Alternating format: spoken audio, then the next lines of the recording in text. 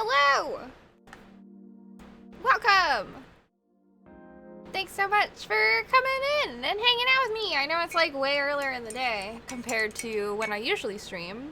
But hey, hi, hello! What's up? Jetsuku, thank you so much for kicking off the subs for today. I appreciate it.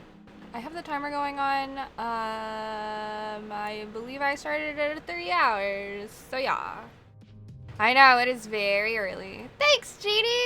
I appreciate it. Hello, Porter Knight, thanks! Thanks so much, everyone. It's really cute that Twitch has picked up that it is my affiliate anniversary as well. To me, it's like an extra reminder. Because a week ago was when I started streaming. And part of me was really stressed that I wasn't able to celebrate my like streaming anniversary when it happened. But I did reach affiliate a week after, which is why it's popping up now. So I think that's really cute and really nice.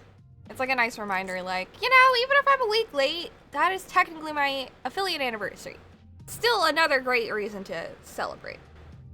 They're just, you know, I can't, I mean, I could, but I'm not gonna celebrate one thing one weekend and then the next. We'll just celebrate both times together. Thanks, GD. Thank you, Raging. It's crazy. Time sure has flown. A lot has happened. Is it speech time? A lot has happened in my streaming on Twitch. I was on Twitch.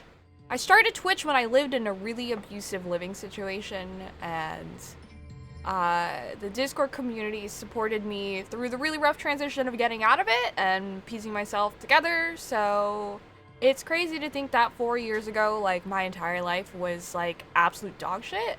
So it's really exciting to have come so far. It's crazy because it also takes such a long time. Like, it's been 4 years since everything happened. But it's also proof that, you know, nothing terrible lasts forever. That's nice. Anyways, let's get into some motherfucking Disco Elysium, y'all. I have had brain rot about this game. If you guys haven't heard me screaming about this game, I've been having, like, brain rot about it. This game is completely taking over my brain. Oh shit, wait, hold on, I didn't mean to hit continue. God damn it. I've been listening to this song on repeat, like, the entire time. Okay, I'm gonna load this one. I believe this is the one before. Oh, hey man, it's good to see you. Okay, we're not gonna dance yet. Thanks, Baker. It's the sort of thing where, like, things were so terrible before, like, literally anything would have been better. Like, I was with someone who treated me like crap. I was really far away from all of, like, I did not have, like, a close friend because I was isolated. It was just, I was working content creation. It was just all bad. There's so much, so nice. So nice to be where I am now. All right. Oh my goodness. Gwendy Woo, thank you so much for the raid. I appreciate it. Hello, Caesar. Hello, Gwendy. Oh, thank you, Baker. Thank you. I appreciate it. Is this from you, GD? Hello, thank you. Okay, $10 is not enough for a Bean Boozled, thank God. If Gwendy says anything, it wasn't me. Thank you. Oh my God, you were playing Baldur's Gate 3? How is that game? Where's Purse? I will feed her a treat. There you are. Hi, you want one? You want a treat? You want one? He's sitting across the way. Yes, please pass the love over to Gwen. Gwendy? Gwen? It was a lot of fun. I enjoyed it. That's good. Thank you so much for bringing your people over. Hello.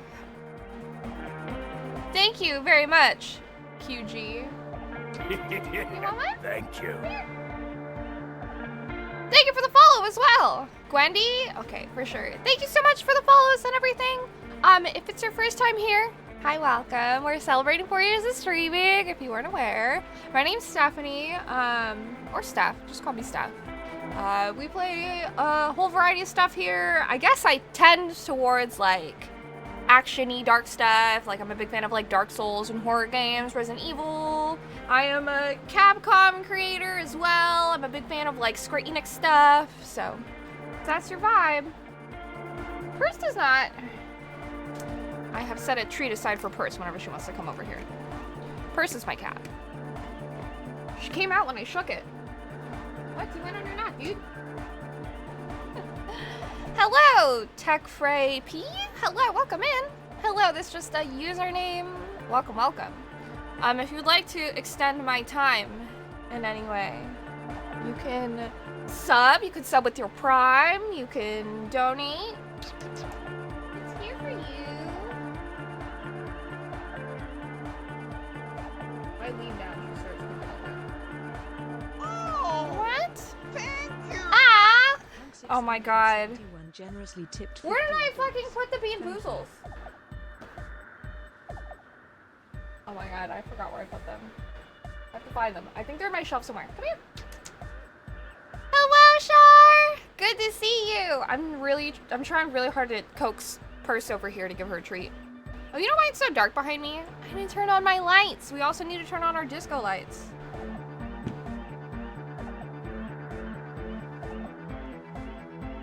Especially because we're at the disco. Come here. You want it? Come on. Thank you. Thank you so much for the follows, y'all. Get some sleep? Yes, please get some rest. Thank you so much for the raid again. I appreciate it. Take care. It was wonderful meeting you. Come here. Come on. You're almost off the bed. You've traversed this terrain before, Purse. Oh my god, where's she? Hello, Jetpack Ninja. Thank you. All right, there we go. Come on. Up, up, up, up. Ugh. Here's the baby. Here.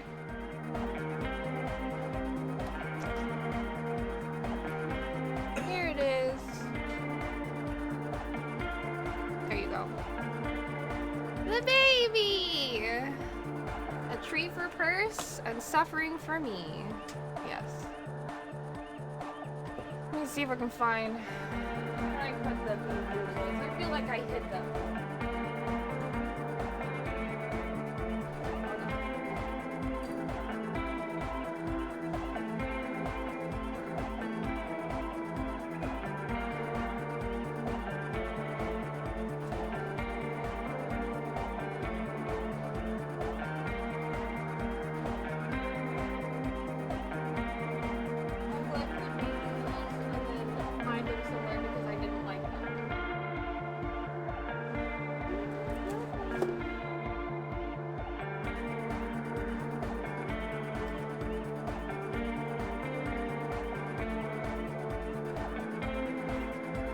So confused. There aren't very many places it could be. Hi, Nike. I know, 4 years. So crazy. Guys, I don't know where I put them.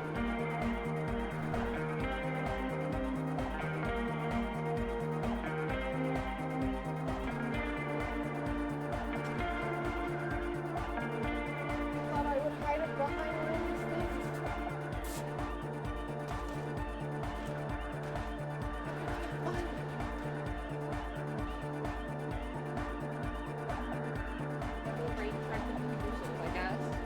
How could I have lost them? They'll be somewhere. They'll turn up. I apologize. I will find them. Alternatively, I can give Purse 3 treats. Alright. Guys, there's ways to improve this beat. I need to know. I need to know how. In church, the place to be. Make some noise, my church people. Oh my god, egghead. Large speakers are set up behind the young man, blasting a familiar song. More donuts coming soon! No rush. I'm just happy to be here with all you beautiful people. Alright guys, he stands on the stage behind a table, nodding along to the music and waving his hand in the air. In front of him, the audio mixer, one reel spinning.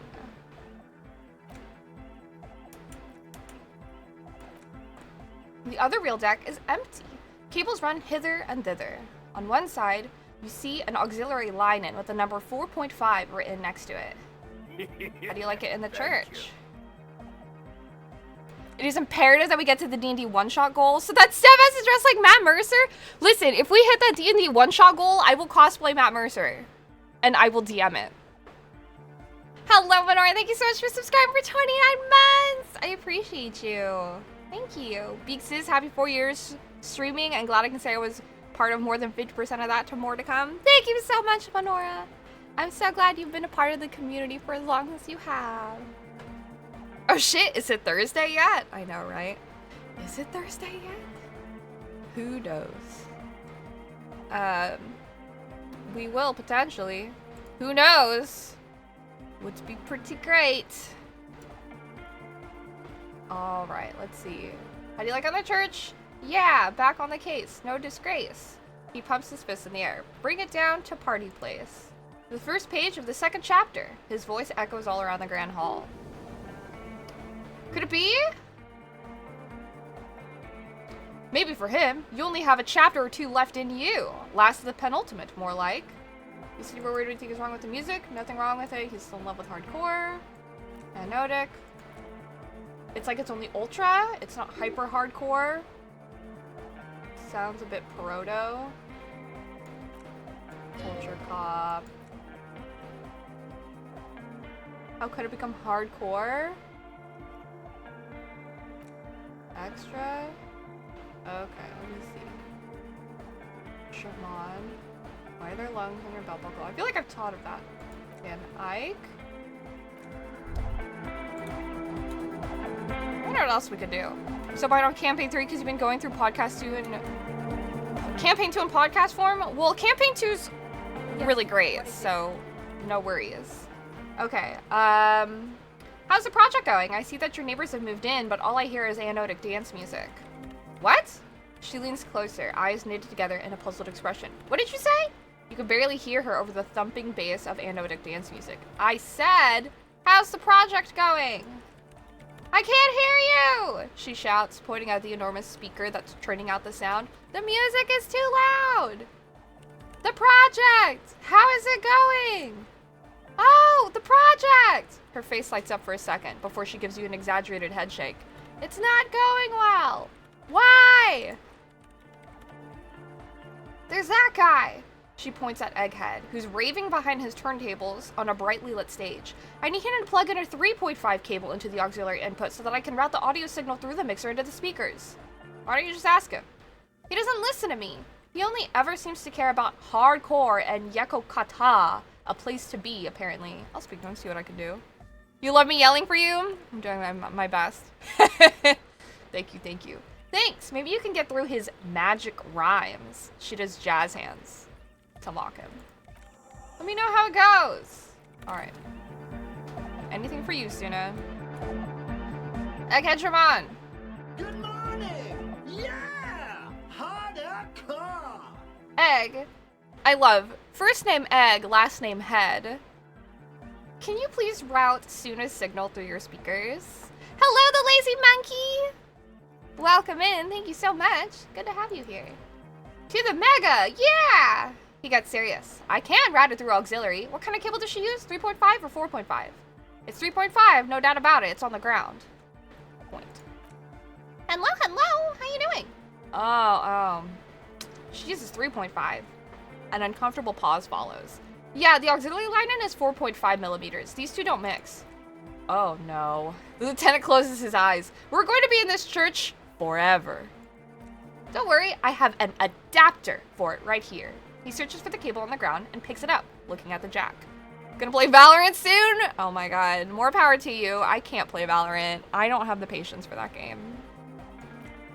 Hang on, this is a 4.5. We're all good, people. With a grin, he sticks the plug into the auxiliary line in. You hear a satisfying click. Woo, thank God. Adapters noticeably degrade the sound quality. This game gives you pain. Great, someone got through to him. Okay, let's get it all set up. Can we turn off the music, please? Egg, the music. Everybody, don't panic. I'm going to turn off the Arno for just a sec, the young man shouts as he clicks a switch on the mixer for a special scheduled event. What's this game all about? If you plan to play it, the less you know, the better, but pause just in case people want to step away for a second. Hello, Bennigans, welcome in. This game is basically you're playing as a detective trying to figure out a murder that happened in this town at its basest, like, plot. Arna will be back, but we're doing something else for one moment. He turns to you. All right, go tell her that Egghead is ready to rave to her tunes, and then I'll turn off the music. Okay. The music has not been turned off, but yes, detective. Yes. A detective trying to find the disco in Elysium. Yeah, it's good to see more people do donathons. I have not done a donathon since I hit my 3-year streaming anniversary since last year, so it's been a hot minute. Interesting game. It is very good. I wasn't sure about it at first, but I had heard it was really good, and then I played it more and more, and like in the last couple times I've played, I've like not wanted to stop playing. It's fucking awesome. I've always hated the idea of subathons unless someone had just hit partner to unlock emotes because of the amount Twitch takes. Yes. I feel that. That's why you're doing a donathon! And we'll do lots of fun community things as rewards. And hello, George, welcome in! It's a brilliant game that takes the dialogue elements from RPGs and focuses on that instead of regular combat. Yes, exactly. It's like a really nice RPG in that way, where there's like, it's like zero combat. You're just running around talking to people, but you have to be really strategic about like the things that you're saying and like doing, so. I wish we'd see a sequel, but it's unlikely. I heard that the company that made this, like, there's like some shit that went down with the game devs and some other people, unfortunately. So, which is so tragic. I would fucking poop my pants if there was a Disco Elysium too. All right. I talked to Egghead. I plugged in the cable. You can now unmute your speakers. Okay, but she seems hesitant, her eyes still fixed on Egghead. Think you can ask him to turn the volume down a bit just in case? Maximum! Shouts Egghead, a great smile still adorning his face, larger than a red dwarf star. That's exactly it. They fired all the devs? Holy shit. That's a tragedy. That's why people always recommend pirating this game. You know, sailing the 7 seas. Oh, Cheaty! Thanks so much for gifting 4 tier 1 subs, dude! Thank you! Wow. You have given Riku his 2-year sub. Sanctferum, congratulations. Koyuki, congratulations. Jonas Jazz, 33 months. I know. Thank you, Cheaty! I appreciate it. They have been chosen! Thank you. Maximum is the only way. I know it is, but could you please turn it down? Just this instance, just this one time. Maximum is not the only way, okay? Pump it to the brick. Pump it to the hard master. There is no other way. Glue style. What the fuck? Glue style? Okay, there literally is no other way. The mixing desk is glued to maximum. See? She turns to face you, ready to give up. He pumps it to the hard master. It's hopeless. I think what Egghead is trying to say here is the volume button is stuck on maximum. Of course it is. She shrugs, consigned to her fate. Hello, Calum. Thank you so much. Oh, it's Gray. Hello, Gray. Welcome in. Thank you. Good to see you again. Yeah, permanent enlightenment. Ray of sounds. The guy who does the voice for Egghead is so good, and there's no way I could never sound like Egghead. He's too good. Never mind then. Let's get on with our project. I am going to unmute the speakers on a count of 5. Everyone ready? She looks around the church. Just warming up. Let him cook. Egghead pumps his hand up in the air, waiting for the beat to drop. Born ready, says Andre. Ready, yells Noid. I'm ready if you two are, detectives. The lieutenant nods stoically. Whoo hoo hoo! Suddenly your palms are sweaty. The church seems cold and large somehow. Fucking do it. Ready. 5, 4, 3, 2, 1. You don't know what's going on? We're amplifying the sound of the negative space hole in the universe that we found at the top of the church. Hello, Jamino Dio. Hello, thank you so much. Welcome in. Nice to meet you. Mute disengaged. She lifts her hand from the keyboard. Complete silence fills the room. No wind outside. No waves. No floorboards creaking. Total continuous silence. This is unnatural. The woman looks around. In the silence, you see dust move on the floorboards. The driver of the speaker vibrates in the air and then stops. Plasterwork begins to crumble down the walls. In the silence, a low hum starts creeping up your spine. It's a song inside you, not in the speakers, not in the room. A great bass sigh in the basement of your mind. Slowly it builds until the air around you starts to vibrate. It will devour everything. The floorboards, the glass, the streets, and the people, nothing will remain. Guys, what's going on? There's alarm in the man's voice as he steps back to scan the surroundings. A slight rattle, like crystal, clattering in the cupboards fills the air, joining the chorus. Oh, fresh cut grass! Thank you so much for the support! If you donate on coffee, it does not contribute towards the subathon timer. By the way, I appreciate it. I can add it manually. Just give me some time. But thank you. I appreciate it. This fragile world is about to break. I'm concerned. It's getting louder, says Noid, his eyes riveted on the strange circle of water basins. In the basins, the water looks like it's boiling. Hosiana, mother of Mega, you hear Egghead yell, then something else, but his voice is growing faint. In his mind, a tidal wave approaching from afar, swallowing entire coastlines on its way. Salvation. Oh my god, I've never heard anything this hardcore in my life. The beauty and the beat, the future of dance, planetary. No, Egg, it's the window. The glass shards around Dolores Day's vacant heart appear to be vibrating from the sound. It almost looks as if she's alive.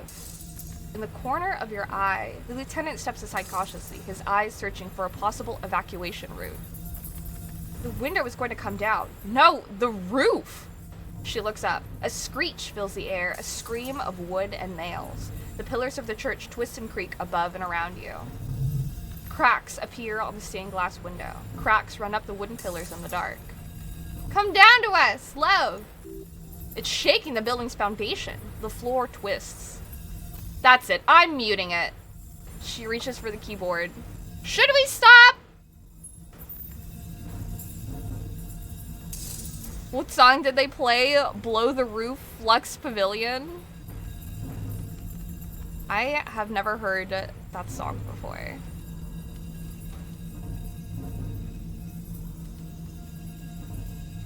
I'm a little concerned.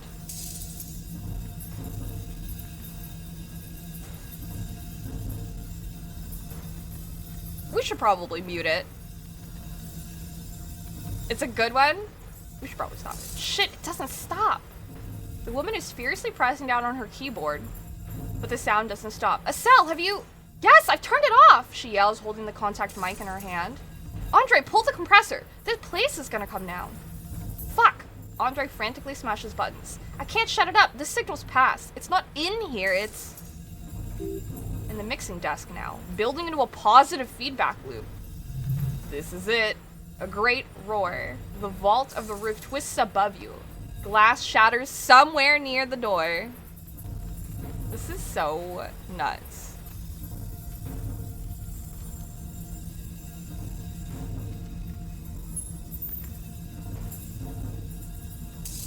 I blame no morning coffee for me. Just go straight to the donations link. It's okay. I appreciate it. Oh, man.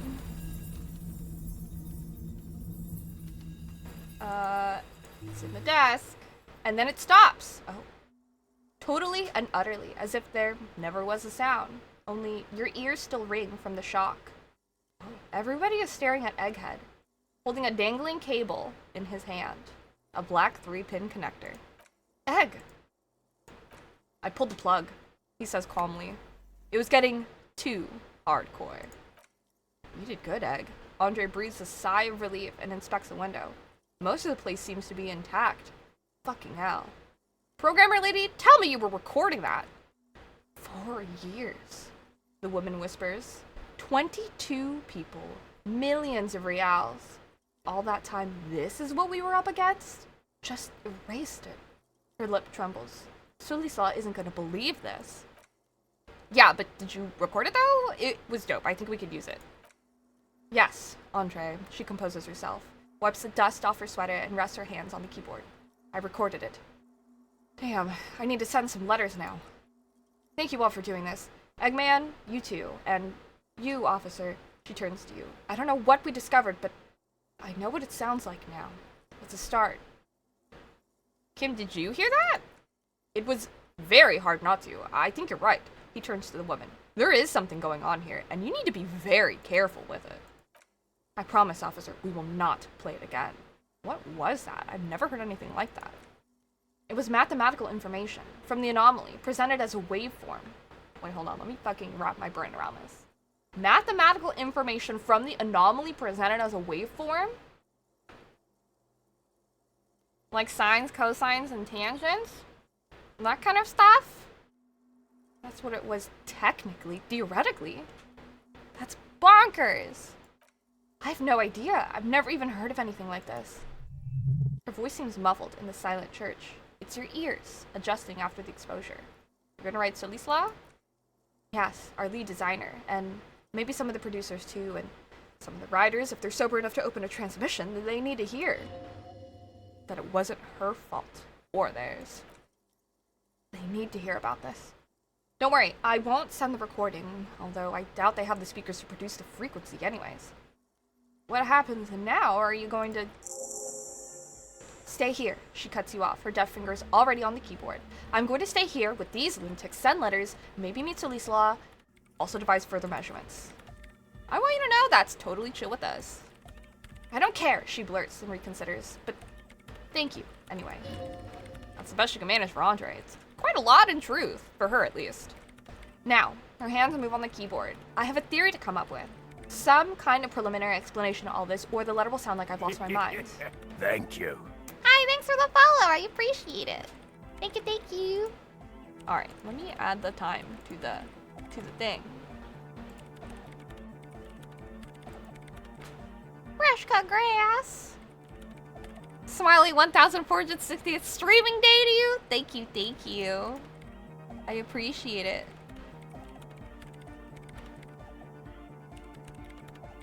Okay, see how much time to add to the clock. Wow, thank you so much. I appreciate it.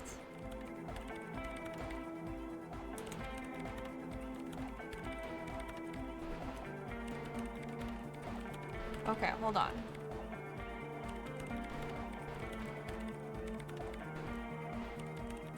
I have to do some maths.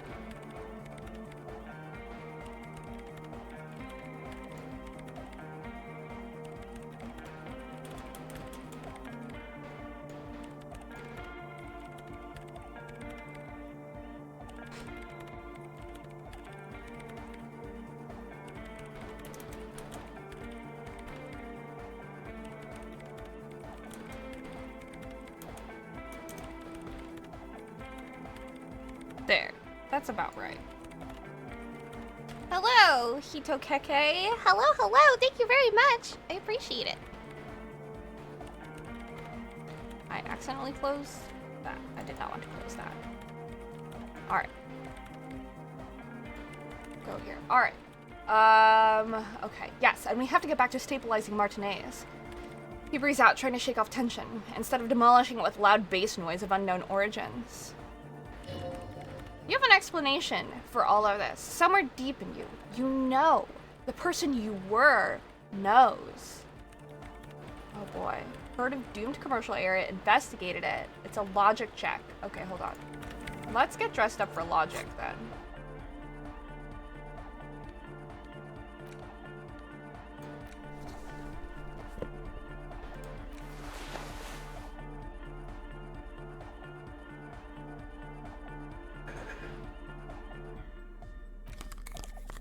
Wow, I have like a lot for logic.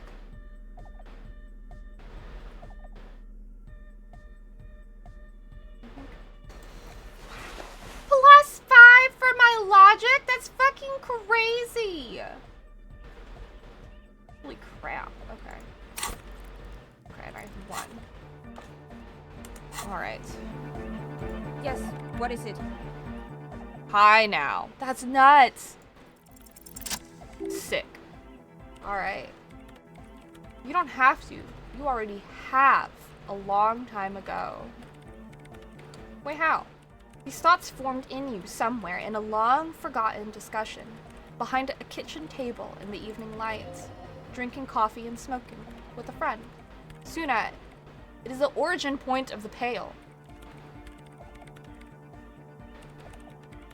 A hole in the universe. The origin of the abyss that consumes us all. Aw, that made you happy. That's so cute. I'm glad. Breakfast was delicious. Thank you.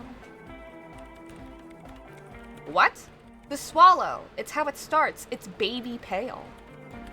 But she looks up and there's fear in her eyes as she considers the possibility. But Pale isn't here. We're thousands of kilometers from the edge. No. We are 20 meters from the very edge. The Pale is only an effect, transition between the world and that. Damn. Hello, no skills. Welcome in. Dude, when I wrapped my brain around the fact that the Pale isn't like somewhere far away, that the Pale is an actual literal, like, yeah, it's just an abyss. Like, it's like if the ocean was just an abyss between plots of land. It's literally like gaps in reality. Crazy. Then, what is that? It's nothing. No, it's less than nothing. No. It's less than nothing. The final rest state for reality. Imagine if all this, spread your hands, never was. Then the Pale is simply a gradient, simply curdling milk. But the milk, it clearly hasn't started curdling yet. We're here and the Pale is not. One day when it's larger, it will be. Hello, Derpy. Thank you very much. I appreciate it. Thank you, thank you. I understand. She closes her eyes. A theory of the Pale where instead of an outer ocean, it metastasizes? Metastasis? Like a cancer or a mold, erupting in points inside the world. This is one of those places. She's silent for a second, then she opens her mouth. According to this, how long until it starts swallowing? It's already started. Starting with sound. And information, she nods, causing data losses in the Eastern Selenian front. Have you considered why it's formed in a church? I know. That is very bizarre. Why a church? Why a Church of Dolores Day? And also, when or how it might start growing, or if it has other effects in addition to sound and data? An intellectual hunger fills her now, casting fear aside. I also have a question, since we're piling them on. How do you know this? I'm not doubting you, he explains. I'm simply curious as to how a detective of the RCM knows how to think this. It didn't form in the church. The church formed around it. The Church of Dolores Day? Of course. A pinewood sarcophagus or a... She looks for words. A containment facility of some kind. Built by the first settlers. Yes, acting on an instinctual level or religious practices we've forgotten. This is fucking nuts. I've considered the same. The bad news is there were 7 pinewood churches built in the first decade of revolutionary settlement. Most of them were burnt down during the revolution or repurposed before during the suzerain. I'm not saying all of them have one in them, but some of them might. A black grain hanging in the air. All the failed businesses in the doomed commercial area, all the failure in Martinez. You think the presence of that puncture has somehow influenced the outcome of events here? Even, say, software development? She already made up her mind when she heard it.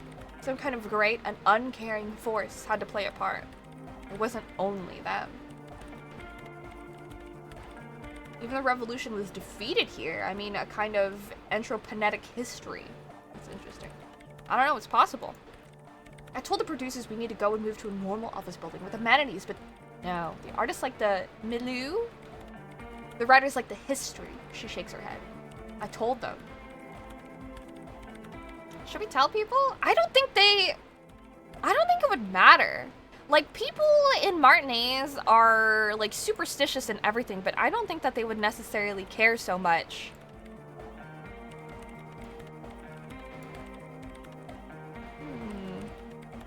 How's everyone doing, by the way? I know it's early for the West Coasters. But I hope everyone's having a nice morning so far. Whew. Freaking crazy. I could, well, but the thing is that, like, even if they don't believe me, I can't make that decision for them. I might as well tell them and let them make their own decisions. Plaisance would probably be very receptive to it. She's already, like, believing things happen. Jamming some really Persona and vibing? Hell yeah. You mean Plaisance and the Dice Maker? There is that Dice Maker, too. She deserves to know. There was almost no one left when we packed up. Yeah, both of them deserve to know. And go tell them. She smiles, suddenly encouraging. I think I've had this thought before, that's how I know. An amateur anthroponetic police officer. I'd like to say that I've heard stranger things, but I'm not sure. This is a hell of a guess, however. Well worded, I might add. Aside of a rainy start, playing some Duel Master and waiting for fights tonight. Nice. It's almost 3 a.m. Oh boy, 3 a.m. You should take a little nap, GD. Hi, Jax. Thank you very much. I appreciate it. Thank you. Yes, it is very interesting, but I wouldn't say you know. This is a guess, one that's going to be proved by anthroponetic scientists. I got that covered? Okay. One day, all the world will be like that 2mm hole. Thought gained cleaning out the rooms. She falls silent. The wind blows in through the hole in the stained glass window, cold and moist. I'm going to leave that out, but the rest? Some of this I can use to start to explain this to the rest of the team. Maybe I'll sound mad, but... Ma'am, you will certainly sound mad. She shrugs. One more thing. Maybe a club for anoitic music isn't the worst thing you can erect around this particular point in space. Perhaps not. Yes, that's still insane, but again, and so am I. The club is the only thing keeping this place and the rest of reality together? Yes. I wouldn't go so far as to, yeah, once the light is on in the universe, it will never go out.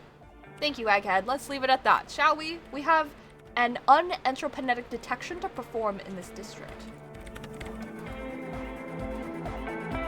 Who wants to watch a stream at 3 a.m.? GD, allow me to introduce myself.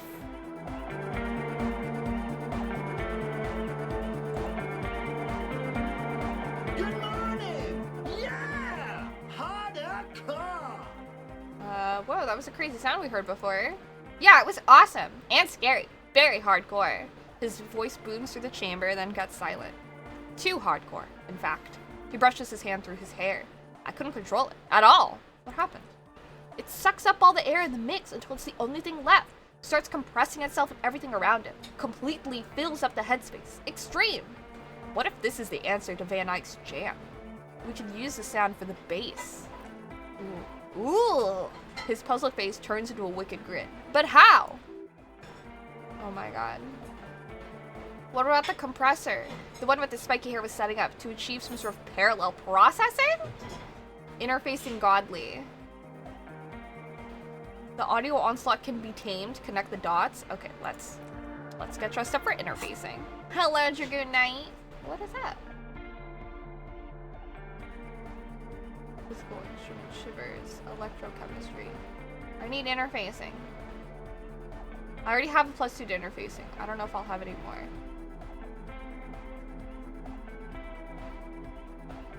I feel like I probably will not, but I want to check anyway. Oh. Nope. Those gloves are the only thing I think that can give me interfacing.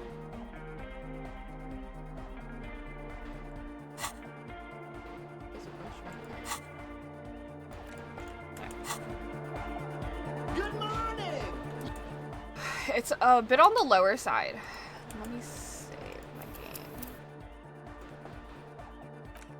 Confirm. Good morning! Yeah!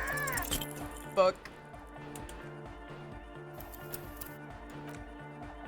Once again, we will be safe scubbing. Good morning! Yeah! Sick! That did not take long at all. Sidechain the beat! Sidechain? What does it even mean? Listen, you can use the compressor to select between which track it's compressing, either the auxiliary signal or the main input from the tape. Make it alternate between the signals. You're literally trying to eat this. You trying to eat it? Yeah, I just pulled it out of her throat. Oh my god. Purse? Don't do that. Thank you for saving It was like slurping it up like a noodle. Purse. Sidechaining the beat like this is really smart. It's pretty badass. The compressor controls the gain based on the level of the signal of the aux sidechain input. It will allow maintaining a loud sound without peaks that fill up all the headspace. Okay, Egg, you need to start sidechaining it. Explain the concept to him. That sounds bonkers. I loosely understand what that means, and that's crazy. Sidechaining it, you said? He turns down the music, his hands moving deftly across the mixer, setting up the necessary controls. Then he puts on his headphones and his eyes go wide. Wider than they've ever gone on drugs. That's fucking crazy. He starts jumping up and down with bliss in total silence, still listening to his headphones. Oh, my quotes. Oh boy. Well.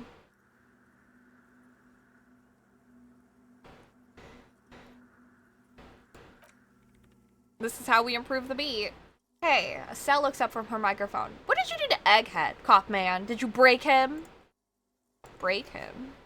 I'm not sure, just wait and see. Let me see if this is the only thing I can do.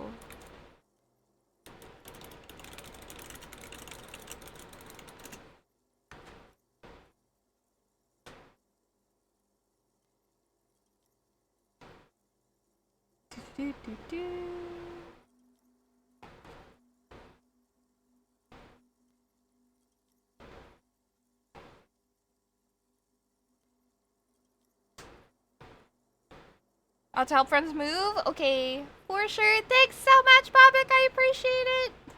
Thank you for being here.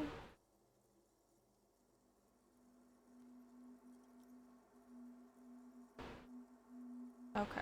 I assume this is like the only thing that I can do for it then. Alright. Are you ready, posse? Nord straightens his back, ready for the beat. I was born ready, Egg. I'm excited to see how this transforms the song. Give him a thumbs up.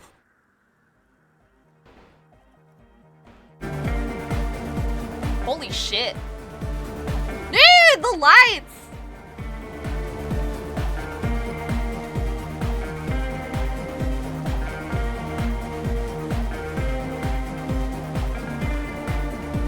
This is really good.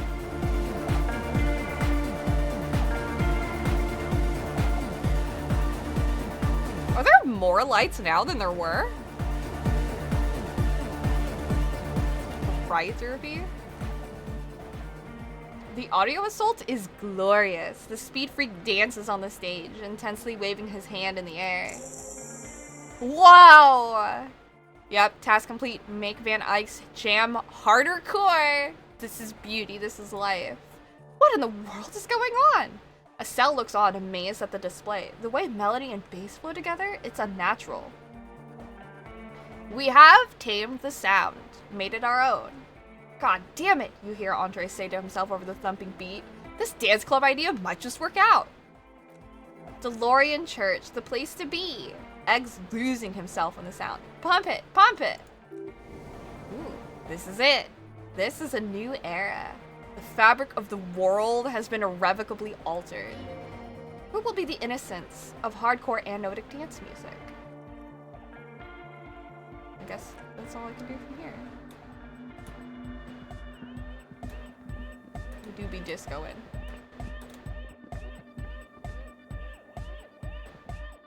You got us in, cop! I can't believe you got us in! He looks around the hall examining the carpentry, with wonder in his sharp eyes. Oh, hello, TikTok Clock. Thank you so much for gifting 5 tier 1 subs. I appreciate it. Thank you, thank you. Congrats to Fahad, Racktoner, No Skills, Cartman, and Kamui. Thank you, thank you. I appreciate that, TikTok Clock. Thanks so much. Thank you, thank you. Between you How are and you me, doing? I don't know if you've noticed this about me. Oh, wow. I'm a little suspicious of authority. But you really came through for the hardcore underground. Got that music in the background. You really came through for the hardcore underground. Kim! How come? Andre is busy cutting some slightly less tame, but still quite ungainly shapes on the church floor, sweating profusely. Estelle is using her contact mic to listen to a tree underwater. The one with the large head is blasting the dance track on repeat while the stained glass window behind him is rattling from the bass. Sire, the tent, 'twas a security risk, and in here, sanctuary. 'Twas only noble of you. Better here than in that tent. It wasn't safe. Okay. The lieutenant keeps it laconic. What he means is, you're right, actually, the tent was a safety hazard and this place was deserted anyway. Noid, what do you think about the church? It's a miracle of carpentry. Dead bodies carved into total shapes. Now it could be something more. He rubs his hands together. How old do you think this church is? Over 300 years? That's right. The first settlers built it, plus 6 more like it on the coast here. It was one of the first things they did. Must have been really scared of something, but I understand. Alone on an uninhabited archipelago, forced to face themselves and nature. Pre-industrial quantities of solitude, the sea, perhaps something more fundamental. He means something paranatural. He must. I would want to build a safe place for myself and my own as well. His voice echoes in the wooden cavern of the church. Something more fundamental? You mean the sound anomaly? Maybe. He looks up under the rafters. Maybe they're unable to face the nature of the world. Perishing. What style is this church built in? A cop who's into building critique. He taps the floorboard. Okay then. This is folk DeLoreanism, lawmongerer. It's a subset of early DeLorean architecture. I'm not just a cop, I'm an art cop! That'd be really funny. But we're just gonna go with okay, and what is DeLorean architecture like? Total. Everything between an ancient concrete cathedral and a glass cube is DeLoreanism. This is just a homespun version of it. Folksy stuff, early mass production. They made thousands like this. Does that help you out? What would a DeLorean building look like? Like that woman there. He nods toward the stained glass window. Vertical, thin, white, a false image of grandeur. The source of the system is up there, you're at the bottom. They really dug that power vertical. Like to show off large and intricate structures, arches, spires, put you down with them. You're really into painting everything white, too. Virginal shit, you know, marriage shit, virtue and tyranny. This church isn't painted white as far as I can tell. States the reason it used to be white on the outside. He peeks out of a small window in the dark before the sea wind took all the paint off. Year after year, flake after flake, white washed clean, then covered in green moss. Slowly peeled by the wind, your skin crawls from the sensation as you look around. What do you mean by dead bodies? Dead bodies of perennial plants. He taps on the wood. Sigma functions have left this place. It's a good thing we came along. The spiritual collapse has been total. Spiritual collapse? I saw some piglets suckling their dead mother. Have you heard this one, cop man? He continues without waiting for an answer. After a short while, they shuddered and went away. They had sensed that she could no longer see them and that she wasn't like them anymore. What they loved in their mother wasn't her body, but whatever it was that made her body live. End of quote. This is a high-quality carcass. He kicks the floorboard. The power of anodic beats and hard bass is needed to reanimate it. What you're saying is you're not a big fan of the inocentic system? What you're saying is religion has stopped being hardcore. A 3,000-year-old tyrannical regime of history built and maintained by hundreds of generations of self-appointed intellectuals? He looks around. It's false core. The way he says it, the false in false core is invested with 20 kilotons of disgust.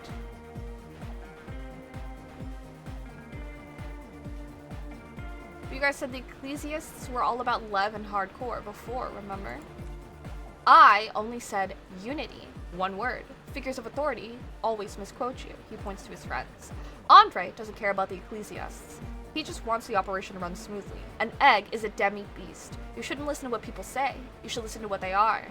And I did right not to agree with all that talk about the ecclesiasts being okay with this then. The founding party doesn't give two shits about this place. Look around.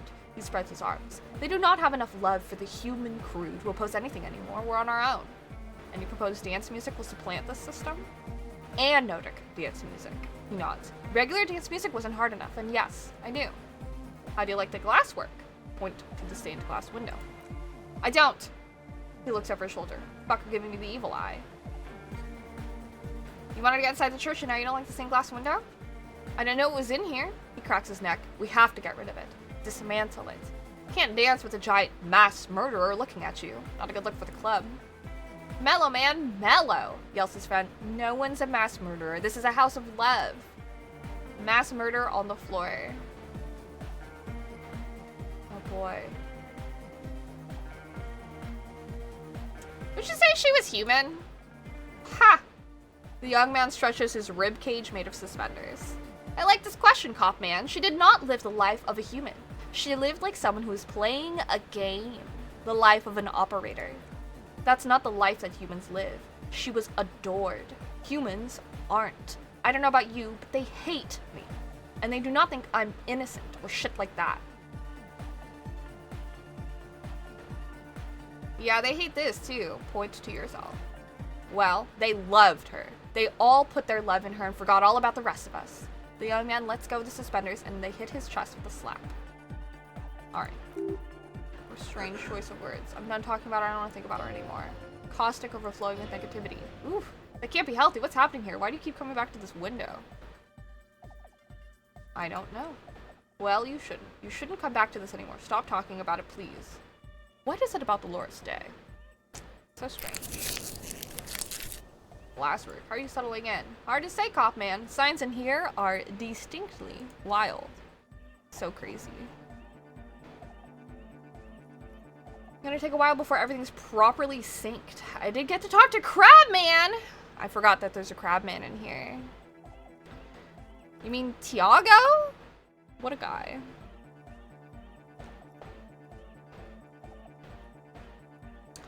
Anyway, he's been giving me kind of a psychic rundown of this place. Dude's seen some crazy shit, but he's actually a lot like us. You know, his mother's love stuff isn't too spooky for you? Have you been listening to what Egg's been saying? Love is hardcore, man, and a mother's love is the hardest core of all. The man picks up on stuff, and he knows a lot about the church. I've got a lot to learn from him. Hello, Danny boy. Anodic dance music does go hard. I love it. Hello, B. McSherry. Thank you so much. I appreciate it. Good thing you didn't squash him.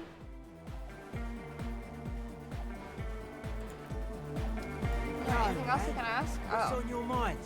More about this place. Talk about something else. Alright. Encasement? Oh, wait. Crabman's been lurking here for a while. The Ubis built this place 320 years ago as a sarcophagus. So this really is a sarcophagus. A metaphorical sarcophagus to encase Pale. Old world shit, and they thought the best way to deal with it is to build a church to contain it. It's not something anyone understood, but it's what Suna was looking for and trying to measure. She won't be able to measure it. Makes you think she's going to fail. Seems to be the trend. You can't measure shit with this. It's not with substance.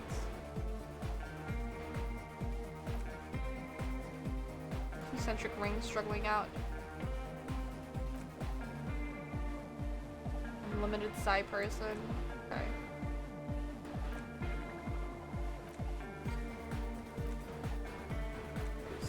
Suspicious people are esoteric. People would go around spilling everything to Johnny Law. They don't call me Noid for nothing.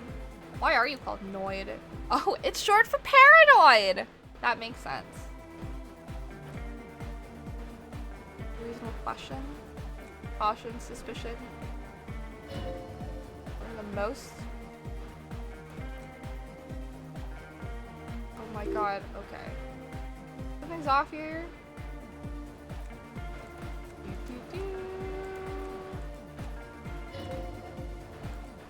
Pork and wheat cereal grain? Oh boy.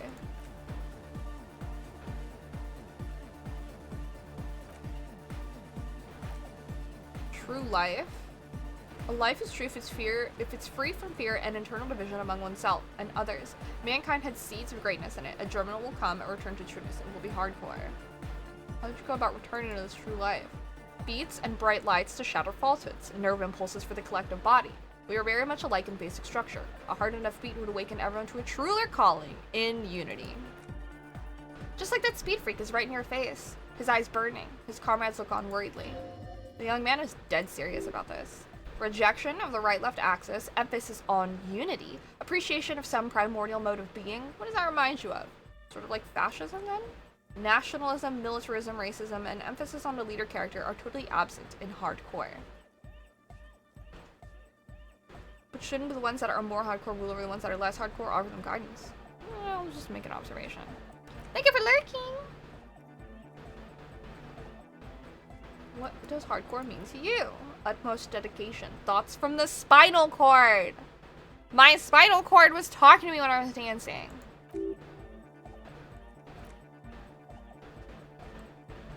Egghead has a better concept of the hardcore. He just really likes saying hardcore. Hardcore! I love it.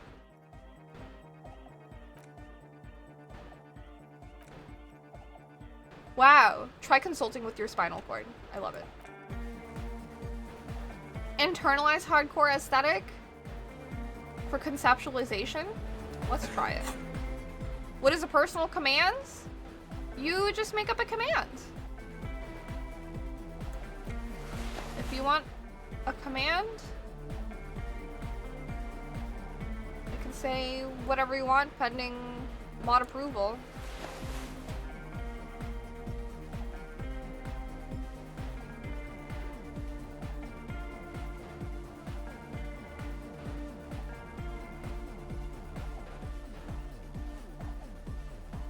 I have a conceptualization? I believe so. Okay. Hi, Clunai, what's up? Yeah. Yo, man. What's on your mind? Sick.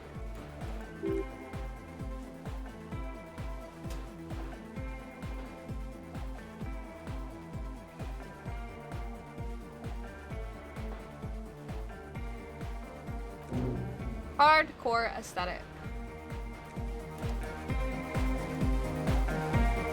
Yeah, like the lurk command. Here's a cell. Hey there. I've been recording some new audio from all these beams and rafters. The sounds travelling through the wood are pretty cool. Creaks and stuff.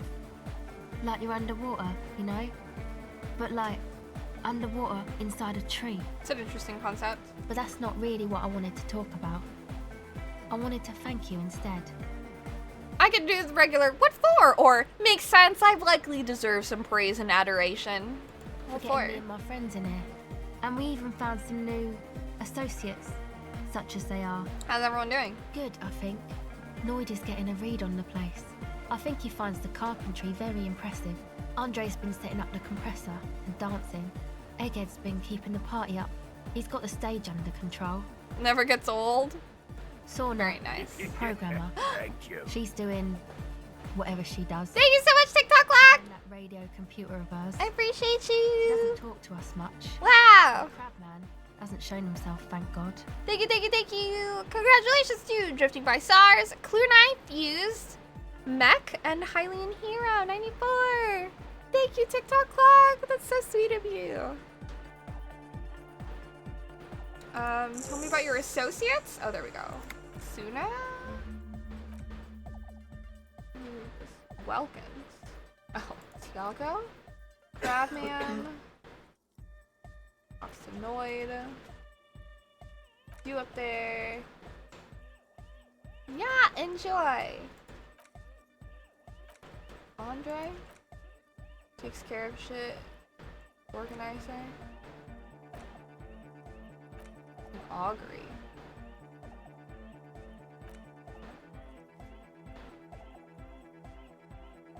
Relax, girl. We're police officers, but we're corrupt. Rotten to the marrow. You can tell us about drugs and shit. I don't give a fuck. Amazing. High on his mother's love. Yes, anyway. Is Andre your boyfriend? She nods. Okay. What about Noid? Bauberg? Making the pilgrimage up north to visit the Elysium. It's real hardcore about the lifestyle. Yes, he's a carpenter. Oh, interesting.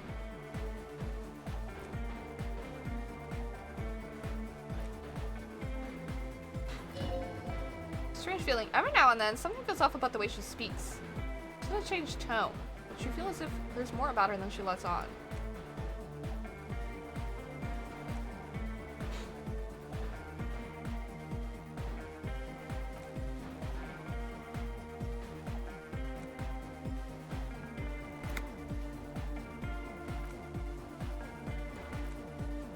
To deal with Egghead.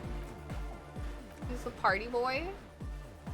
Anodic music doesn't really do vocals in the traditional sense. Vocals are thought of as rock. They're a bit backward. Huh. Your credentials as a resident future man of Redshall are being questioned? Show her you're hip with the times! Raging, thank you so much for gifting a sub! Congratulations to 3 Rakan. Thank you, thank you. Alright.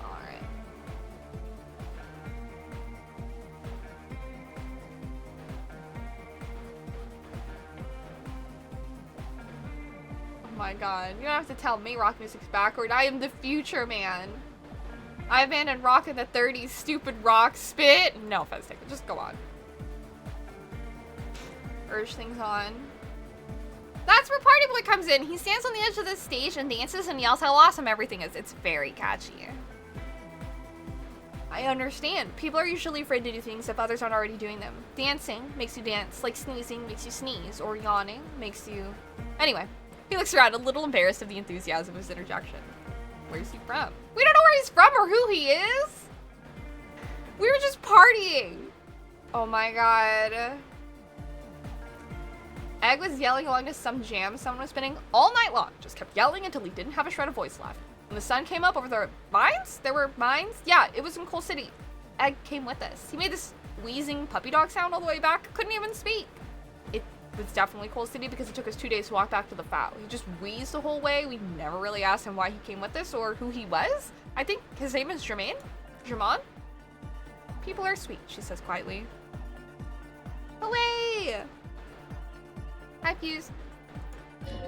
You can see it must have been a great night. The memory causes her to go silent for a moment or two. You wish you'd been there. Interesting. Tell me about yourself. Me again? Yes, tell me about yourself. I'm a silver bird. What does that mean? It means I don't ask her questions about myself. There's more to you than I let on. Hello! Alright. There is. A law that would stop me from lying. Okay. Huh. No. Okay.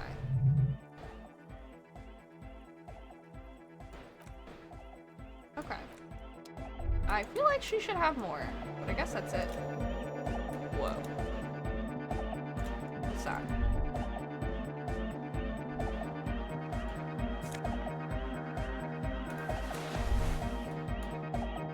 Have I explored?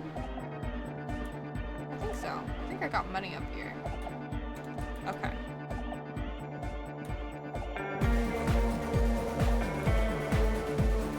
Dude, the music is so much more hardcore. It's so good with that bass line. Alright, alright.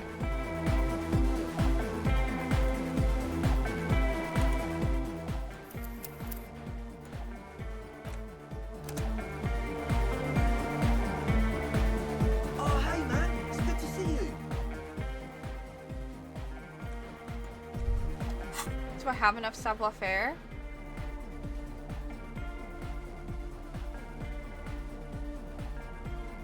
Do I have anything for it? I have a -1. The yellow.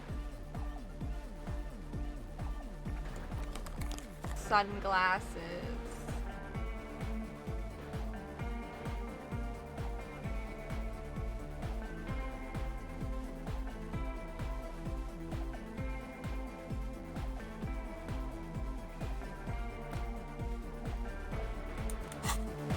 All I got. Hey man, it's good to see you. You know, 72% is like way higher. Why is it way higher? Oh. Aesthetic phonetic music. Dance viewer incoming. Found the melody and found the beat. Alright. Let me make sure I have stuff, I think, for authority as well.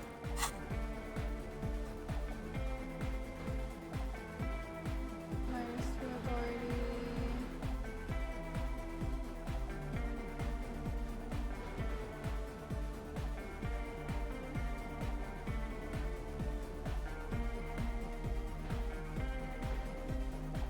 I must have things for authority.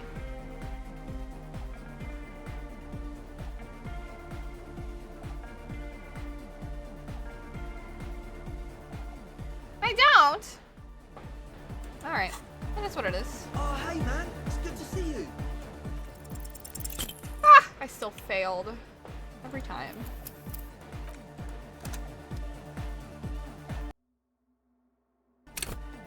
Oh, hey man, it's good to see you. Why am I still failing? It's such a high pass rate. Oh, hey man, Now. it's good to see you. 72%. There we go. Total darkness. You sink down the darkest fathoms of your own personal deep, vertebrate by vertebrate, through the unformed skulls of your mind. Here it will begin. I'm gonna let you in on a little secret. Every vertebrae in your spine is an unformed skull ready to pop up and replace the old one. Like shark teeth.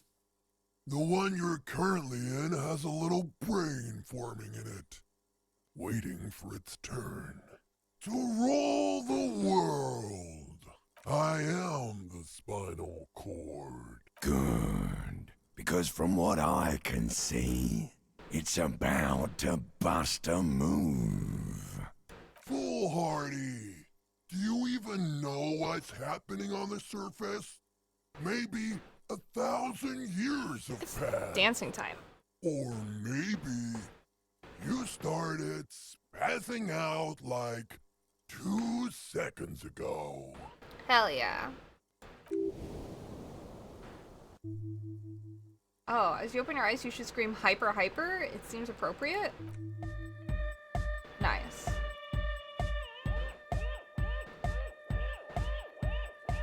Gotta love that. Flawless interlocking mechanism. Hard cop.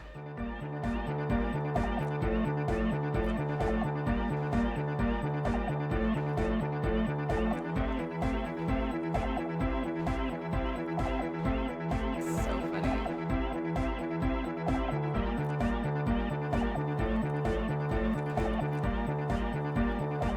All the same. That dancing courage, I feel like if I was here, I would also be dancing. Come on, Kim. My fucking favorite. Code 31!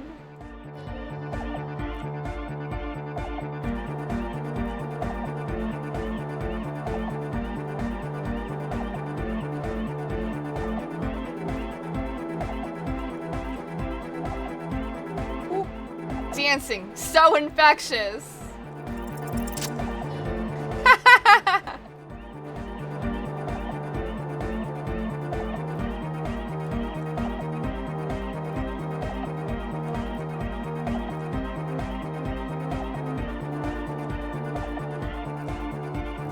I love it. Now check this shit out. And he's just fucking dancing.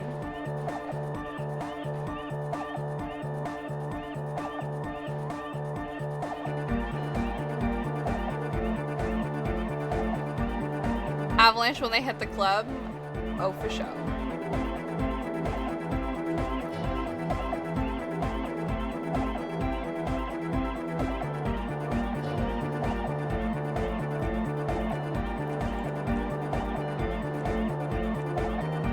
Shivers.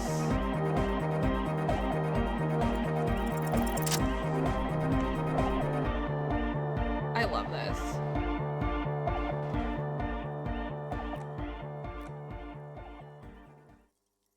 I love talking to the city. I love getting so carried away with a hardcore beat, I just start talking to a city.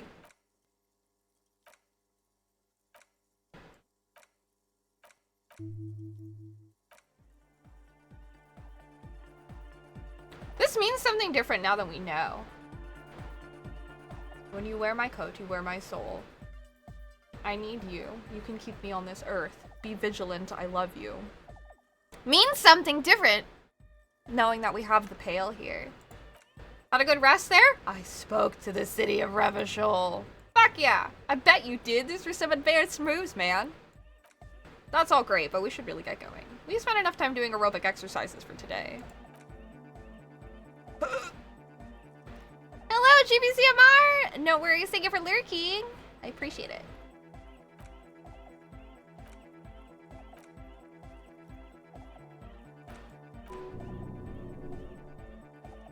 Absolutely beat.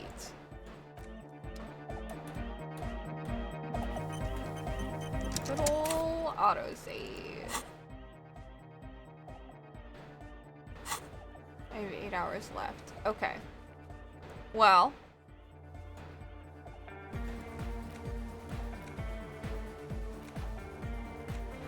We have to confront the pigs at 10. We gotta talk to Plaisance and the Dice Maker. I have to talk to Lena. Okay.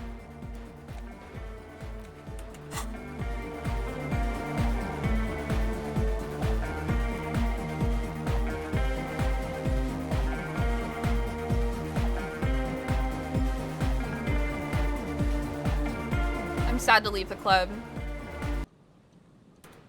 I've been mentally living in the club for this past week. Alright. I want their jackets. Very much conceptualization. Alright. Anyways, let's go in here. It's 5 in the afternoon in game. Let's talk to Lena.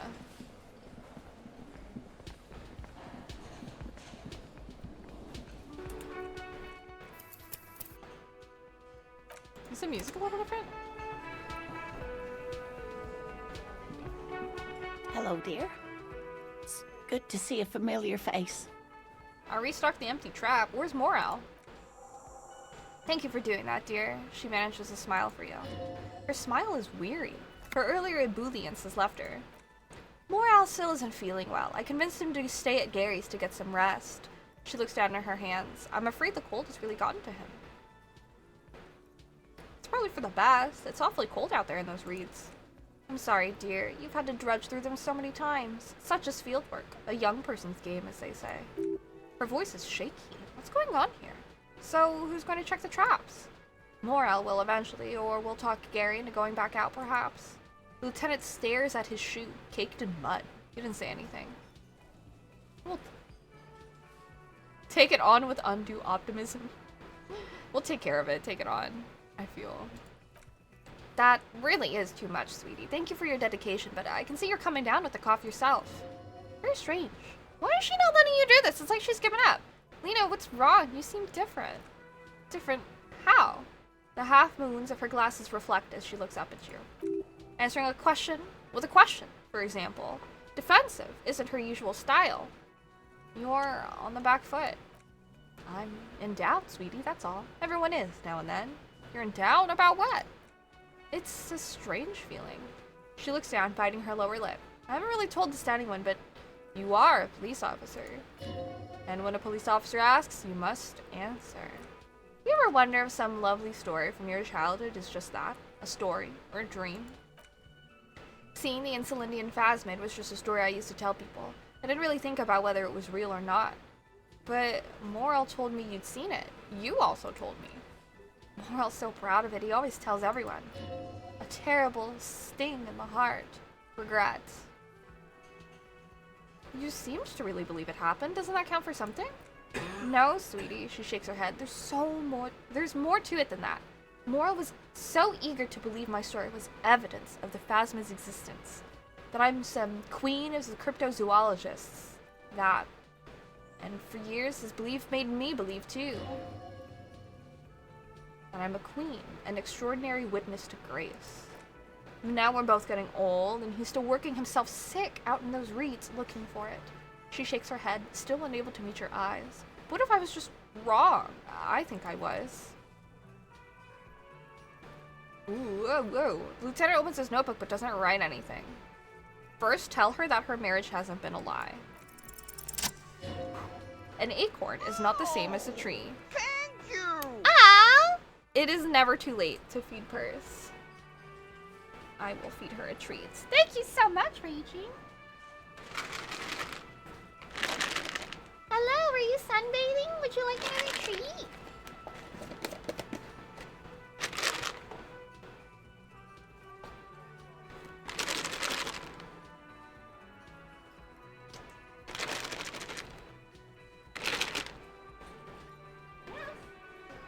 You feel very warm.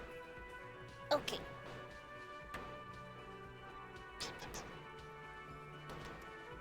Here, here, here. Here, here.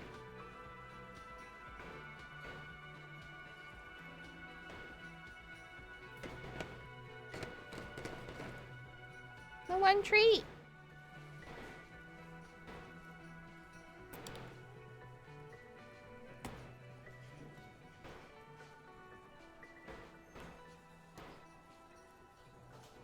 And I need something good here. All qualities these two seem to share in abundance. Oh. Time, diligence, and care.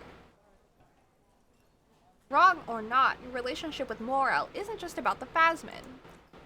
But it is! We've spent years searching for the phasmid, hunting it together. Without it, what are we? Just another pathetic old couple. If I hadn't led him down this path, he could have had a steady job lecturing at a university. Normally, when I think about stuff like women and marriage, I feel bad. When I think about you and Morel, I feel okay. That counts for something, no? Oh, of course it counts for something, but we've had our hard times too. She looks down at her legs. I was a paraplegic before we met. He didn't know before I arrived on our first date.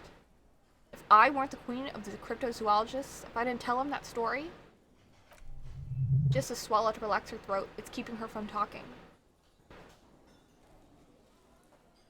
He'd still be into you. That's not how these things work.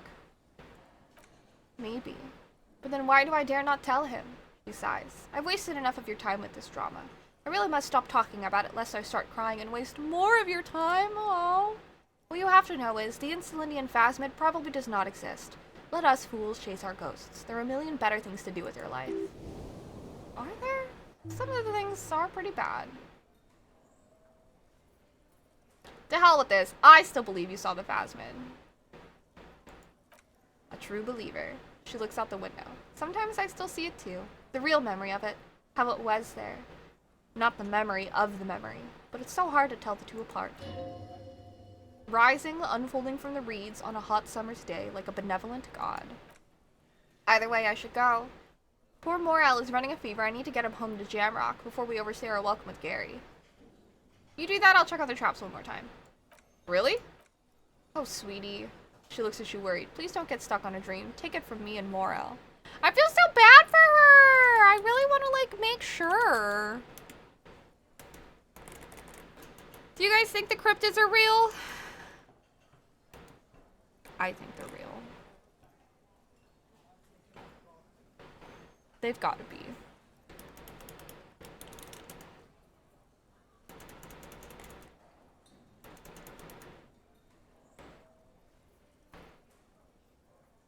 Poor thing.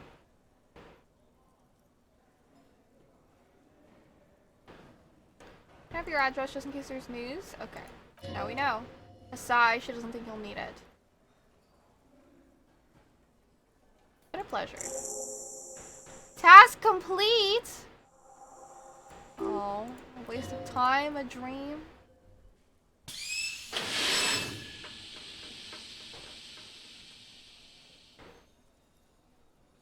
Feel bad for her. We should go too.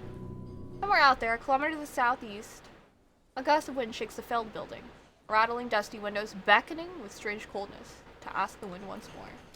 Yes, we do have to get to the Feld building. We have to talk to the people at the doomed commercial area. Sans is over here.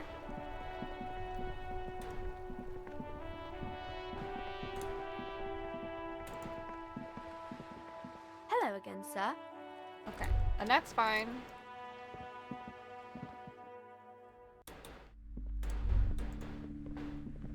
Hello again, esteemed officer, and welcome to Crime, Romance, and Biographies of Famous People. Sans, I have something to tell you. I found the actual source of doom. Do these guys have running shoes? I could probably equip some. I ran around so much, my partner, Kim, was like, we're fucking running everywhere. I don't know why you're running everywhere, but we're getting a lot of cardio in. What do you mean the actual source? She clutches her pendant anxiously. I thought this issue was resolved. My investigation has led me to discover a 2mm entropinetic hole in reality. That is the source of doom, both in the commercial area and in Martinez. A what? A tiny hole in reality. It may be connected with Pale, an origin point of sorts. It would explain why historically so many things have ended in failure here in Martinez. Ma'am, what he's saying is true. We found an entropinetic anomaly in the small Pinewood church down the coast. I don't mean to be an alarmist, and more research is needed, but it's not looking good. But that's not in any of the ancient texts. How am I supposed to protect my bookstore from that? Tell her the truth, it's out of her hands. You can't protect it. Not against Pale. Close up the shop and try to get as far away from this thing as possible. Close the shop? But it's all I have. No, there must be a way.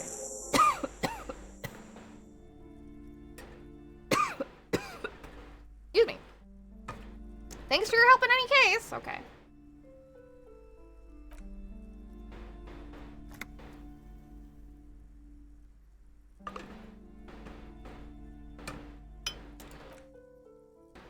Okay.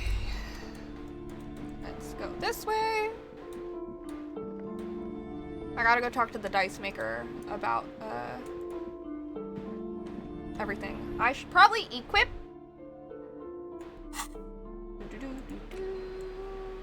this flashlight.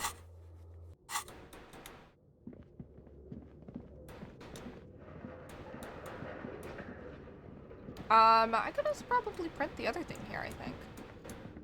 Isn't there something else I can do?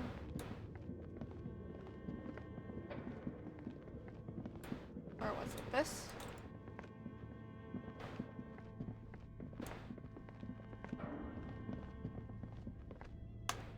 This.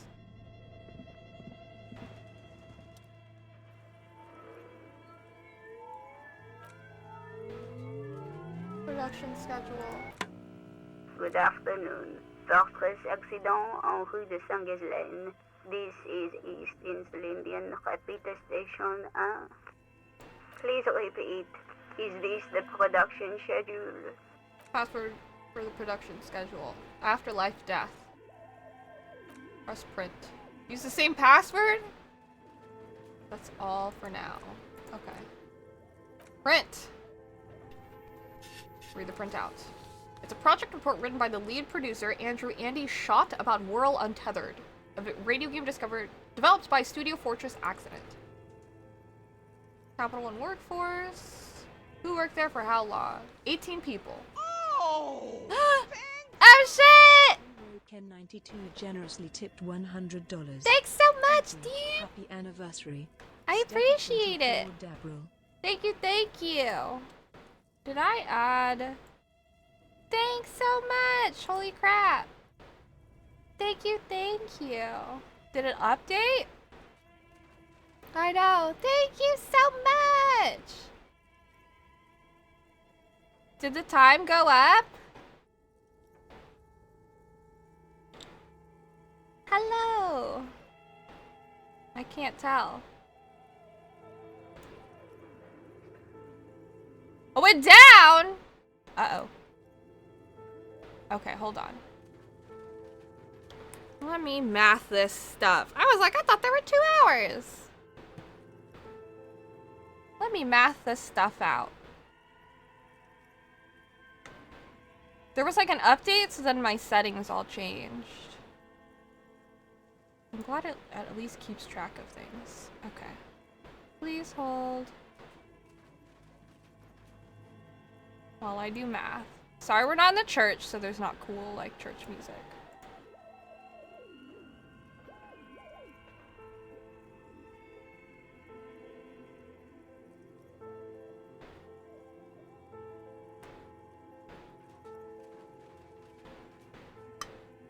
Okay. We're $70 away from unlocking purse stickers.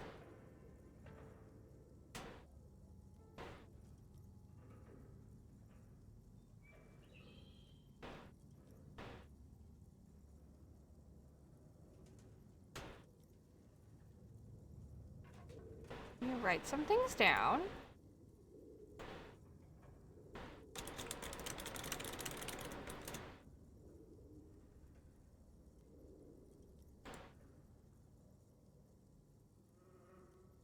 Do.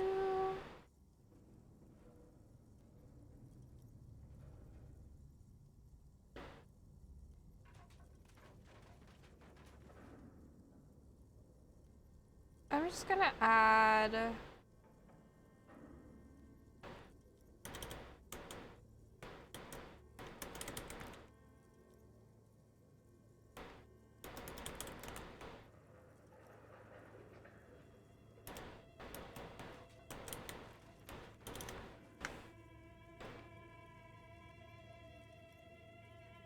Let me think.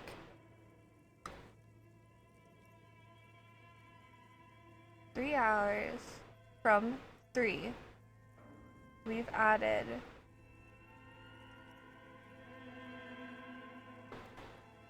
Alright, let me math it out.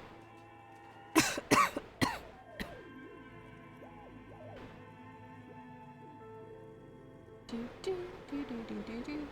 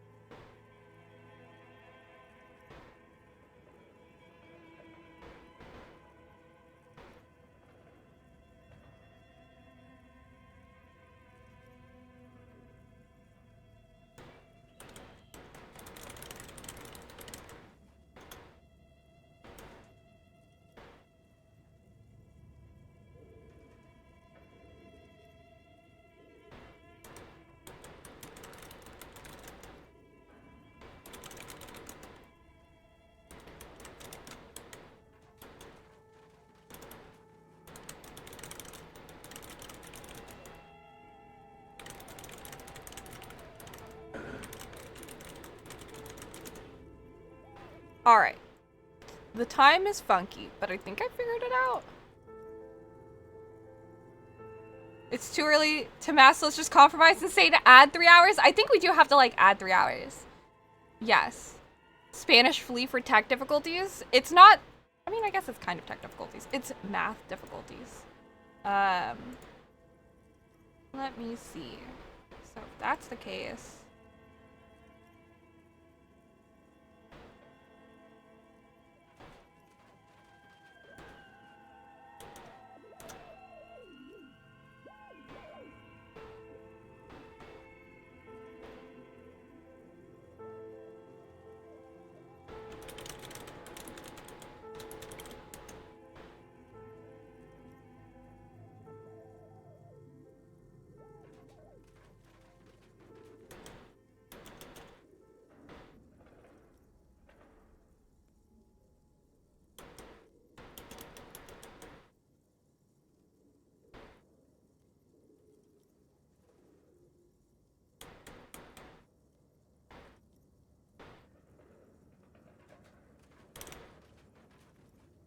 somewhere around there. I think. We should be going on until about like 5:12.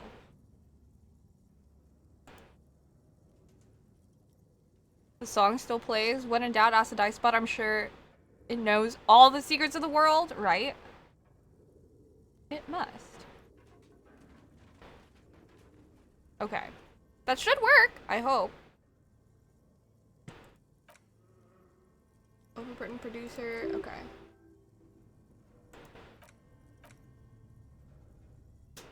Producers.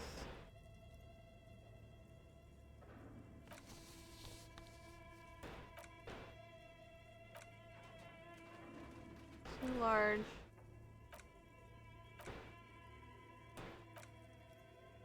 The Valley of the Heads. Oh boy.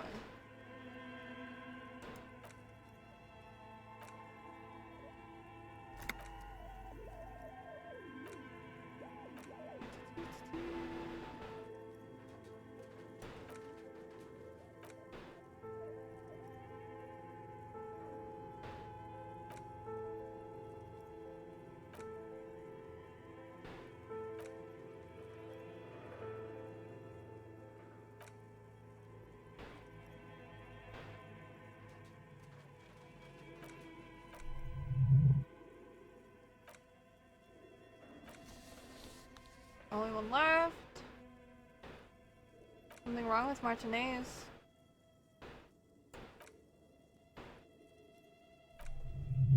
Street sign next to the church. Huh.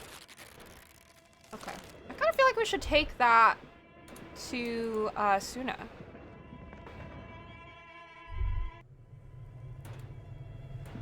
Oh. Other way. This is the bottom portion to get to the dice maker. Go! Go! Go upstairs! There we go. Running again. Yes, up here. Dice maker. I need to tell you about the hole in the world. Oh, it's you again. Are you looking for a die? Okay, shivers. Found the actual source of the curse. A bit more complicated. Just say it. Ooh, she's agitated. 2 millimeter hole in reality? This can't be true. I'm afraid it is, ma'am. Suna Lukanen killed the former lead programmer of Fortress Accident made the discovery. Suna's involved in this? She appears to take this in while the chatter from her headphones continues unabated. So it's even worse than I thought. It's not just the commercial area that's cursed, it's the entire world. Say nothing. She sighs. I guess the least I can do is check up on Suna, see how she's doing.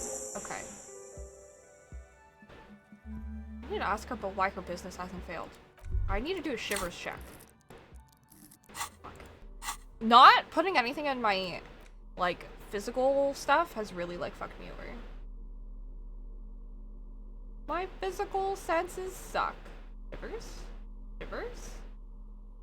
Minus shivers.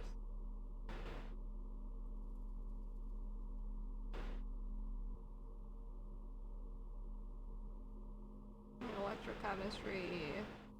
Half-light, half-light. Shivers? Shivers? Oh, it's you again. An even 58. Okay, hold on. Save! Save. Confirm. Alright. Oh, it's you again. Are you looking? A gust of cold air sweeps through the chimney. The stones and minerals on the shelves rattle as though agitated. For a moment, it almost feels as if you're outside the building, exposed to the atmosphere.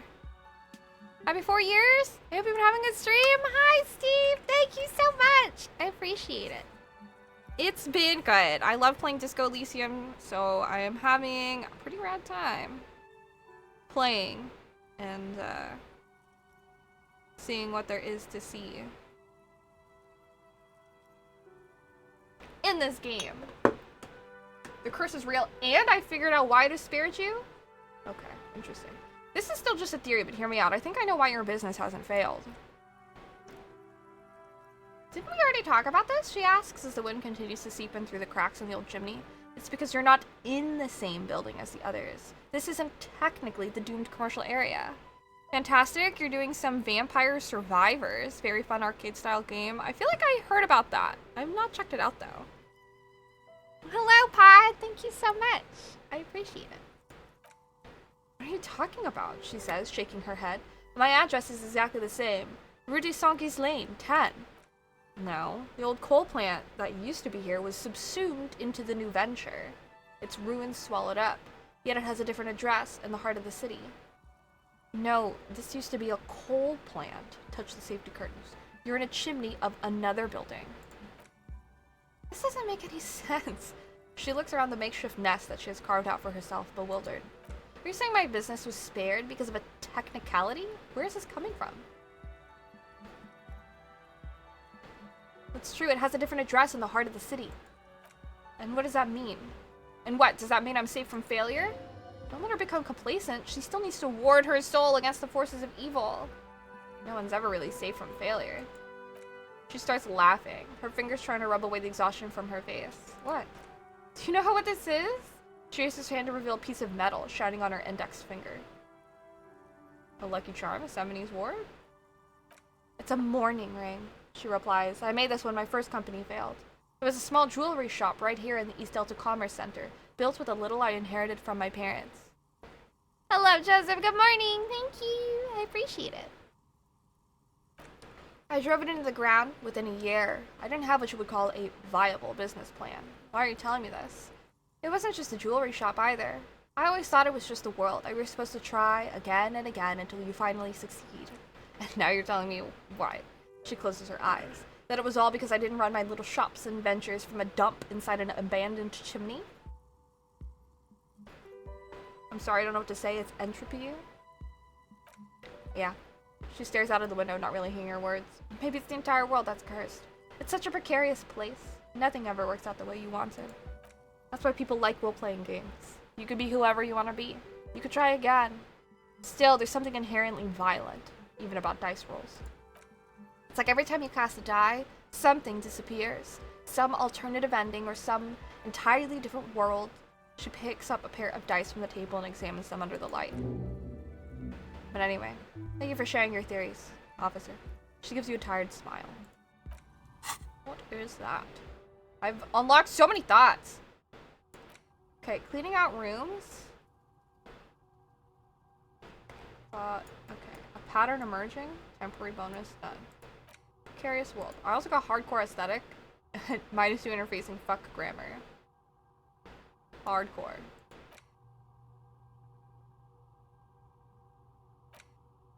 Seems like the point of this game is victory. The absence of defeat. Wow, all red checks fail? That's nuts. How do you not lose? She made a very accurate statement about the die spot. She's breaking the fourth wall. I know, isn't that nuts? Okay, we've talked about her. We've talked to her. We've talked to Lena. We still have to explore the coast. We have to get my gun back. I wonder if I can get my gun back. Or if I should get my gun back before going all the way up. It is now 6 o'clock. I wonder what I can do.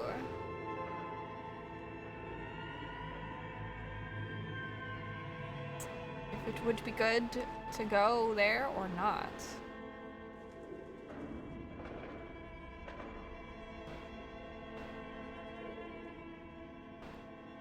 I feel like I should go there on the last day.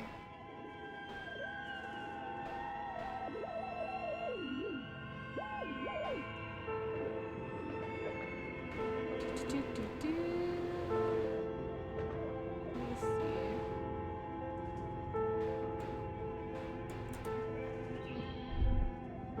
What else can we do? How do we get out of here? The basement and out. Wait, what's that? Poor animals, no rest for their bodies after death. These guys? Yep.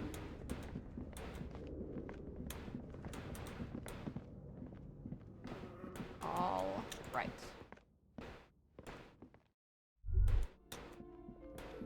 I I want to say I meet with the guy. I might as well head over there. Wait, what's this? Message has been carved into the wall. Trans Nation, Ike Nation. That's really funny.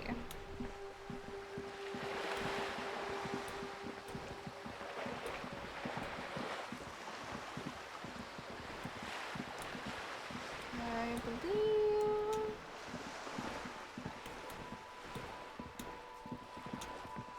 What's this? An old poster hidden below new ones. Arnold Van Eyck 49, the Elysium. Sounds like an obscure live performance in a dirty underground bunker.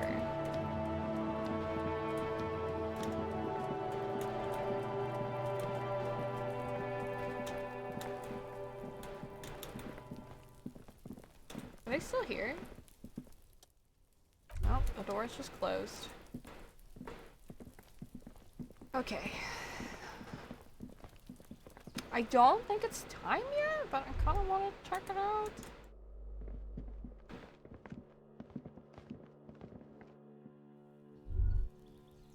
Up here. There's nothing I can do here. Doesn't seem like it, yeah. Just locked.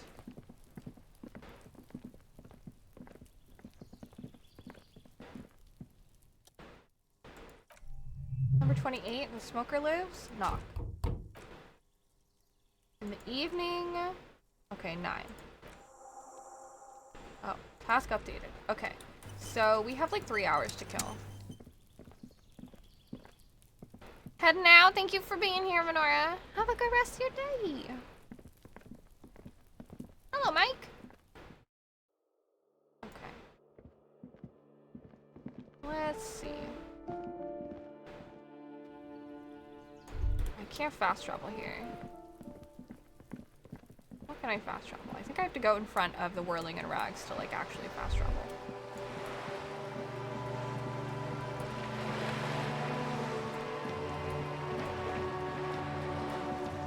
How's your Saturday going, Mike? Anything else? Vigilance officer, what can this old carabiner do for you? Nothing. I don't think I could talk to this dude about It is anything. such a pleasure to... That's it. Oh, I said I would check on the trap. It would be over here. Put my gosh darn flashlight away. I don't need that. Going all right? That's good. Oh. The low rumble of a bass beat. Your heart repeats it.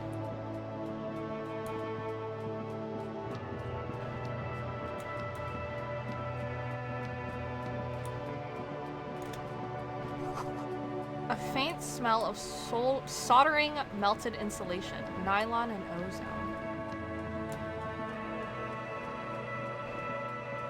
Looks like they're still here. You know what, kid's birthday party later should be fun. Nice, nice. The trap is full of locusts. They seem weak and unhealthy. A few lie on their back with their legs twitching. Still no phasmid. Poor things. Interesting. Okay. No phasmids still. Smoke on the balcony sometime after 9. And then the pigs at 10. Okay. I guess let's go around the village more. I don't have like too many other things to do. We'll do that. Xavier's been wild this morning? In what way? Homegirl's there. I can't ask her out on a date. There's kids. I don't think I talked to this guy. I only talked to that guy? Good to see you, oh yeah, friend. Rosemary. Do I have deals set up for you, buddy boy? Spreads his arms as if wanting to embrace you. What are you talking about? So what do you want? I've got smokes. They're cheap. Very cheap. Oh, shit. I've got Pilsner. Great deal. You won't get a better deal on that piss. Spirits I can let go for 300 real. I also have speed. And by speed, I mean amphetamine. Amphetamine? By amphetamine, I mean speed. I thought by speed you meant amphetamine? It's what I said. Right, got it. Very energetic. Or the business venture you set up here. Oh, he gets a proud gleam in his eyes. The system's been good to old Rosemary here, and I'm milking her like a bitch goat in the backyard. What do you mean? You see, friend, he raises his index finger. Man makes his own luck, and I made mine real good. Got my hands on 3 bottles of liquor exquise. Sold two to the fellas around here, and immediately invested the profit. My man's got away with words. Bought cigarettes, bought beer, even bought a bit of speed. And look at me now, I got everyone on my hook. He spreads his arms and smiles a crooked, toothless smile. The hook? Where is it? I can't see it. Impressive entrepreneurship. Point to his vice stand. I approve. Hook 'em and cook 'em, huh? You want to buy something? Let's keep it moving. Why does a bottle of spirits cost 300 real? See, friend? He brings out a 1-liter bottle with bluish liquid. The mouth is corked shut. It's real valuable. Worth every real if you catch my drift. Got it from a bit of business venture. Nod, let him speak. You know, it's funny actually. He bursts out laughing, then takes 3 gulps of his Pilsner and stares at you intently. What is? What? Keep him talking. What do you mean what? What did you think was funny earlier?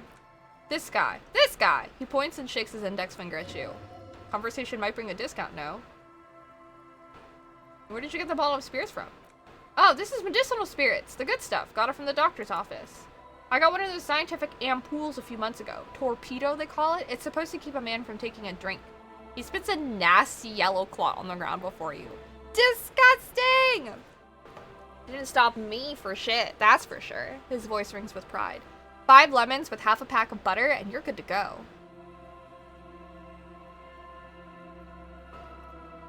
What?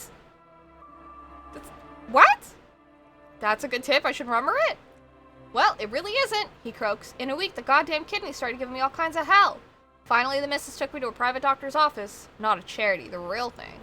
Those assholes. He gets visibly angry. Those assholes charged me 4 real to remove the damn thing. But I came out on top after all. Assholes. But the idiots left me alone in there. Now, I used to teach high school biology. I know what doctors use to preserve dead thingies. He gets an excited gleam in his eyes. Swipe 3 cans of this blue medicinal stuff from the back room. Threw the snakes out and voila! What's left is this beautiful blue stuff. He shakes the bottle. 98.7, almost pure alcohol. 2 I already sold to these fine gentlemen here. He nods at his companions. But this last one is yours for 3 real if you want it. I thought it was 300 real. Yeah, you thought right. Don't even try sneaking anything past old Rosemary here. The man leans forward. I got all senses locked on you, buddy boy, so what will it be? You said it's 3 real just now, but at first you asked me 300. Aye, that's what I said, just now, 300 real. Don't you try to trick me, buddy boy. He points his finger in your general direction. Now you want it or not? No, not really. That sounds like I would die. Hello, Fu, welcome in. You acted with great compassion and dignity, not taking advantage of this man. Praise thine honorable heart. So what do you want then?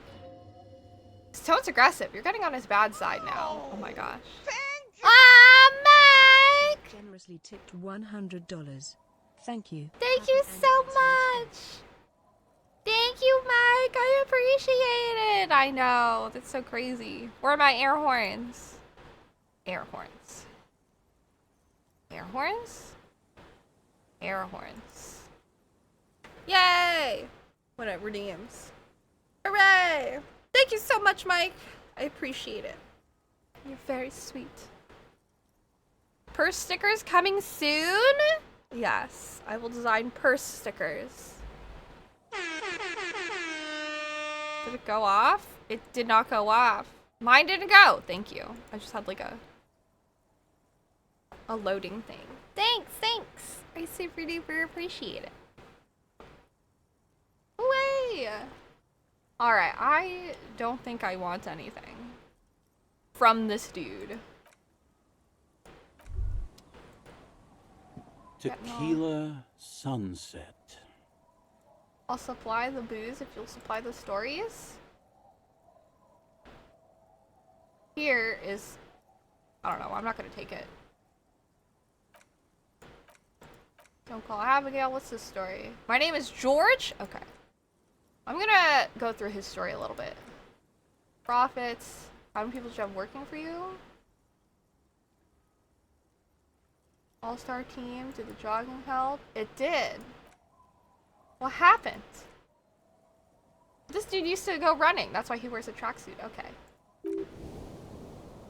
I left on my evening run. As you may know, it's impossible to clear your head when you're distracted by the sound of keys jangling in your pockets. So I removed the keyring and put the keys for the front gate and the apartment into different pockets to stop the jangling. At least that was the plan. Then it started to rain. I made my way back home, discovered I didn't have the keys. Okay. It required me to climb over the gate. There was no climbing down because I slipped and landed. Ouch. Ouch indeed. Reality was looking grim. Got up, made my way across the yard. I'd also forgotten my apartment key. You've got to be shitting me.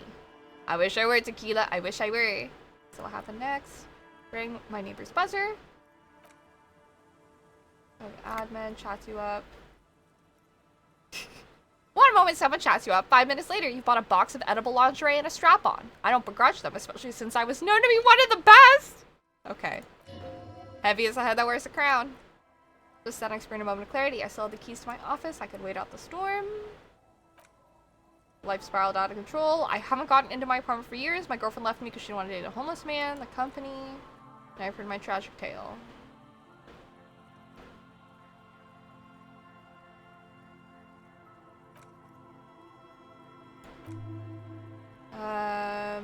That was all the story this one bottle gets you. Almost empty this one.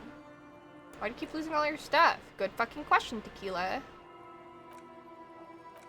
Okay, can't hold on to anything.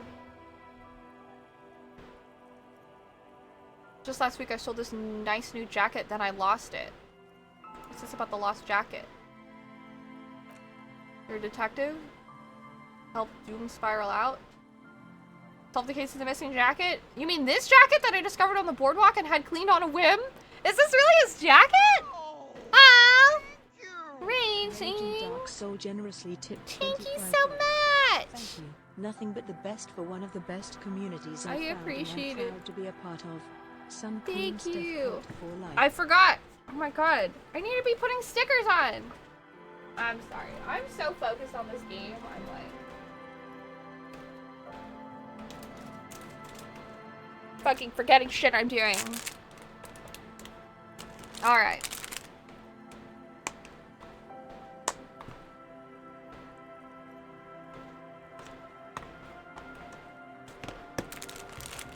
Double check. Let me see if I can check.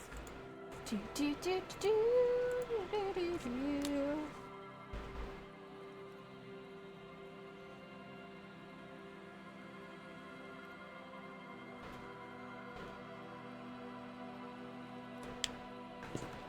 Boop, boop, boop. Alright, let me see.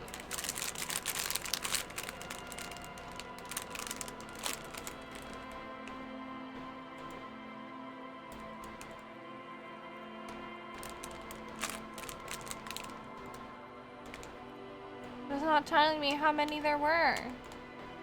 Oh, I think I can check if I go onto my dashboard. Am I hungry? I'm fine for now. Thank you.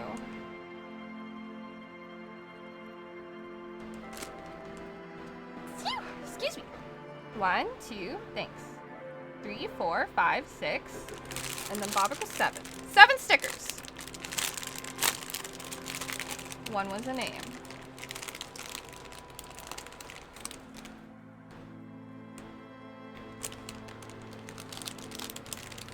Have a billion of these stickers.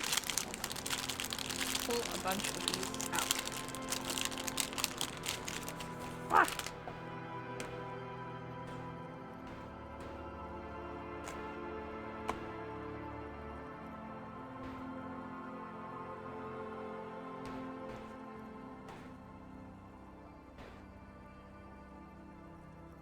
There's a cute little snail.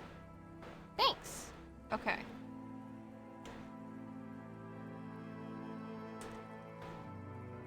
See if I can see myself. You are getting a sticker. Just use an actual mirror.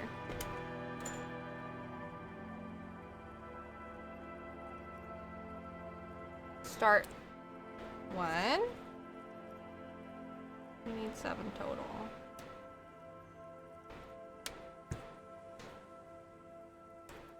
Ew. I love this avocado sticker. Look at him. He's hanging out.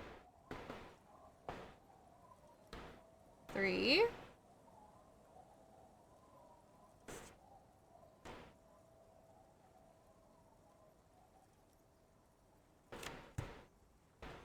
Right. 4.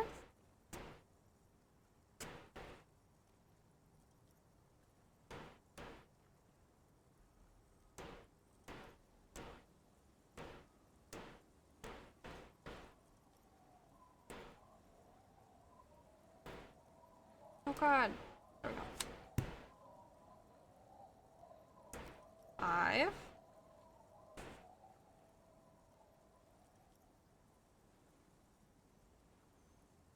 I know, he's very disco.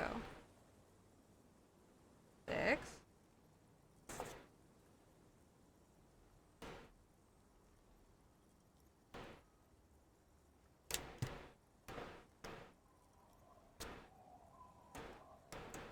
7. So many stickers. Many, many stickers. Thanks so much for all the tips and support, y'all. I appreciate it. Okay. You had to refresh? No worries. All our many stickers. Okay. I have this here, so I'm ready. I'm ready. Alright. I love that I just happen to have this dude's jacket that he was looking for. Huh. The man examines the jacket for a moment, a look of consternation on his brow. Nah, this isn't it. Fawn? That's medium concept stuff. Totally not my style. Think there's another lost jacket out there somewhere? The big world out there, Tequila. A lot of lost jackets in it. Don't know why you think this could possibly be mine. Hey, Doom Spiral, ain't that the jacket you stole the other week? Not on your fucking life, Rosemary. What's wrong with you people? Like I'd be caught dead wearing Fawn like some low-concept bicycle courier. It's a secret task. It's so funny. Tell you what, Tequila, why don't you just hang on to that one? I'll get another jacket someday.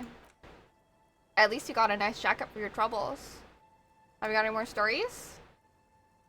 Here's a Commodore Red. Urban legend? Okay, let me see. The headless... Oh.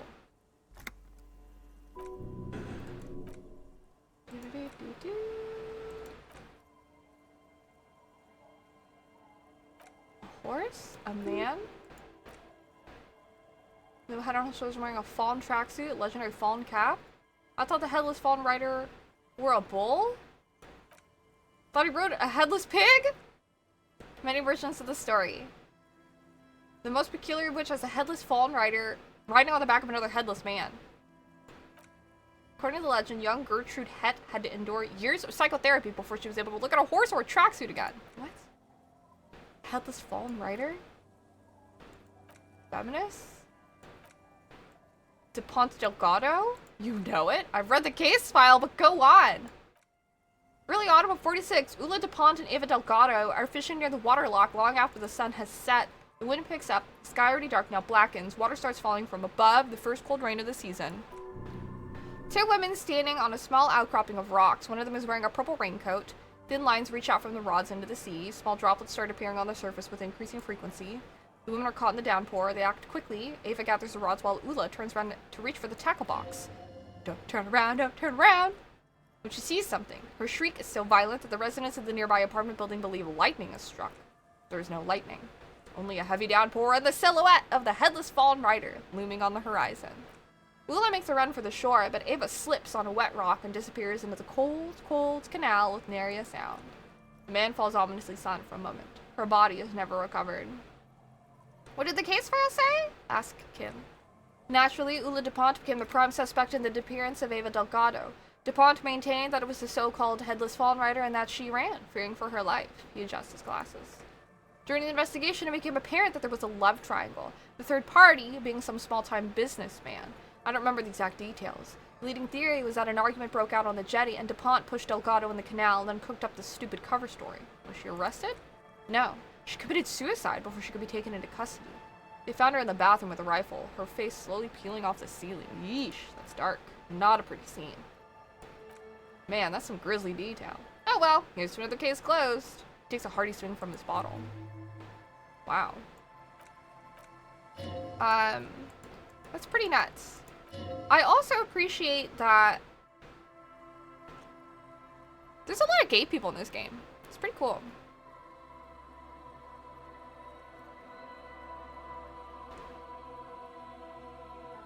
Professional jockey.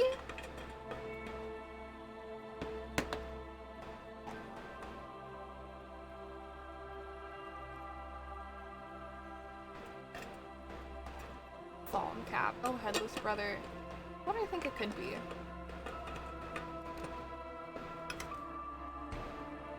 I don't know.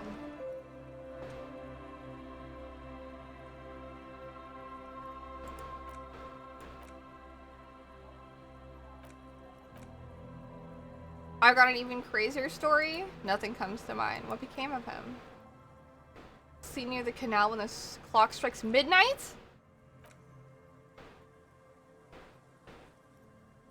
Interesting. I don't have anything on me. Oh! Okay, let's step aside for a second. I have something I want to talk about. Kim wants to talk to me? Yes, Kim? I've been meaning to have a little chat with you about your sense of style. Kim wants to talk about my fashion? My style? What about it? It's just, well, you look more like a high-flying businessman than a police officer. I do? Fucking look at me. Oh, I just thought that this was how professional people were supposed to dress. That's not quite what I was going for. Then maybe you should change your look. You know the expression, the clothes make the man? The right outfit in the right situation can make all the difference in the world? Aw, we're not gonna be mean to Kim. Okay, nod. You're a sharp-dressed man. We could be style buddies. Let's not get ahead of ourselves, detective. A warm smile. Anyway, we should probably get back to the case. Let's go. Kim, do you not like my outfit? Are you offended? To be fair, that shirt is kind of lame.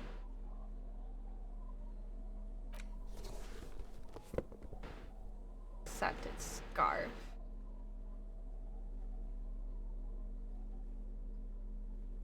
What's killing my physical instrument right now?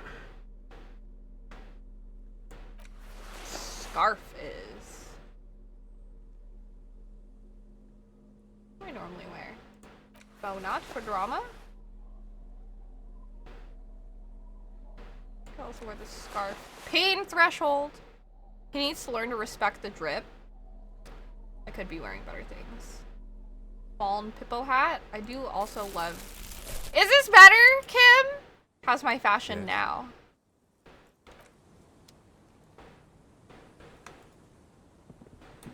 I guess that's it. Do we have anything else? Ruby... I don't want to offer figures to Dolores Day.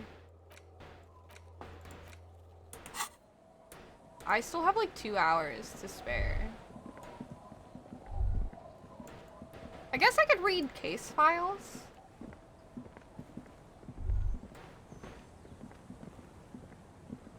Before I go up, well... I can kind of... We can kind of go explore.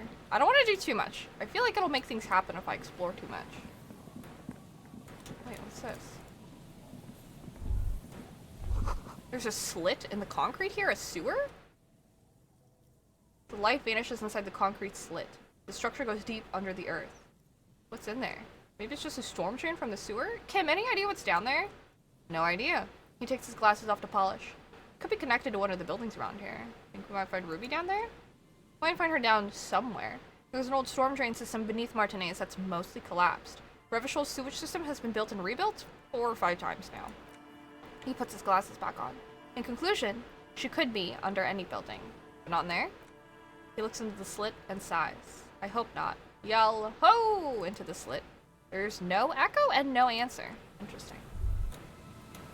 Maybe not in there.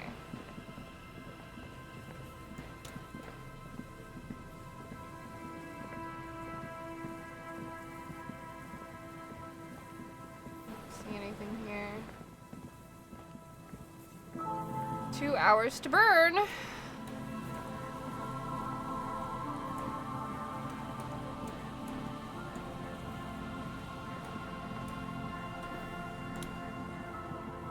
What's this? Arno van Eyck. Oh, there's a person here. Let me save. Just in case.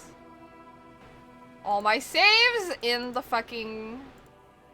I love it. It looks like there were no lights at first until I got the base, and then there were fucking lights. That's amazing. Save, yes. Okay. I don't know these people were here before. And Mikhail noticed the windows, especially with how there are no windows on the south side. This was to deal with. A blonde man stands next to his son, pointing at the weather-worn ruins. He sees you approaching and smiles. You officers, come to investigate the historic subtext of West Martinez? I'm Trond Heilostam. You must be Kim Kisuragi, right? I was just telling my son about this building. Not a lot of people realize the historic significance here. Very rich in hypertext. His name's Trond Heilostam. I'm gonna call him Tron. Feld Electrical Research and Development. I don't know. This game is more French than I can handle. Nice to meet you. You and Kim know each other? Hold on, hypertext? Yes, hypertext. Young Carp and the collection of cultural hyperlinks. Jan Carp. What was that about the windows? Hello, like a somebody. Thank you. I appreciate it. Oh yes, so Mikhail. They had to deal with monitor glare, especially in the summer. They still had vector monitors back then. That was 49 years ago. So they didn't have windows on the south wall. Oh, I don't realize, but there's a ladder here. You and Kim know each other? No, I can't say that we've met before, but I've heard of Kim, of course. Huh. Mikhail, say hi to the officers. He rests his hand on the boy's shoulder. The child stays hidden behind the hem of his father's coat, clutching to his worm-themed coloring book. Mikhail's a little tired today. We spent all night trying to run Orbis on his radio computer. Have you heard of it? It's a programming language used in Grad. Quite tricky, but he wanted to play this Grad-made adventure program. We've been getting really into worms lately. Sorry, his worm-themed coloring book. The man speaks in the artificial cadence of a professor, or someone who's been on too many radio shows. But I assume you're not here for giant worms when there are so many real things to see. Just as I was telling Mikhail before, this is where the Coalition landed in 08. We could be standing on what is the most interesting landmark in Revachol West. He points to the building again. This man is your half-brother. You feel it, but why? Wow, get a load of this guy. He really enjoys his trivia. The Orbis programming language was named after its inventor, Victor Orbis, a cybernetician from Grad. They run Vox in the Occidental countries. Detective, a word?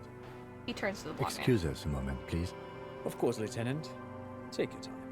Mikhail and I have plenty to keep us occupied. I hope you're having a good weekend so far, like a somebody. I haven't the faintest idea who this gentleman is, but I've got a hunch he might have some affiliation with the Coalition, in case you're still serious about that committee business. Wait. Moralist Committee? Oh my god, thanks, Kim. In any case, I'll let you take it from here. Thanks, Kim. With that, you both turn to the blonde man. Okay, we're gonna... Suspects. Day off. He's telling the truth. An empty old building. R&D department of Feld Electrical. Feld Cybernetics. What's R&D? Research and development? Yeah, they don't use it anymore. RTD, research and technological development. Mea culpa. Man is a bookhead. Feld Electrical. Vestigial ink cartridge and ferrotape manufacturer Remains. Electronics off in coin exchange. Revolutionary tricentennial human interface machines. Developing? Who's the ace? Martinez. A tape computer. Uh-huh. What they're using? What happened? Indeed what? The revolution?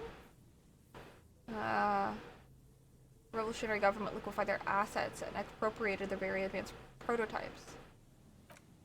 All the This was built by Feld. Wild Pines built Martinez proper as resort for the mill management. Feld built this at a time for R&D. They built a pleasure wheel. Like a Ferris wheel? Isn't there a Ferris wheel on the map? Big computers. The boys got shot by communists. Big computers. Oh! Hello, Dakes! Wow! I need to math that up. Thank you very much. One moment. I appreciate it.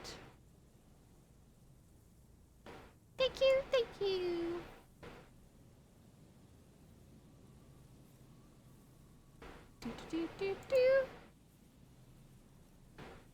What name am I putting on this? Is that you, Derpy? Thank you.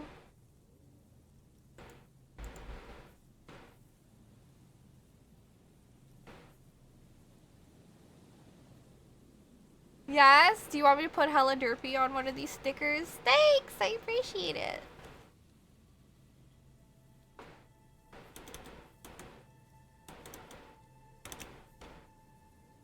There. Sure? Okay. I put it in here. The Clé de Mar. What is that? March Decree. Thanks!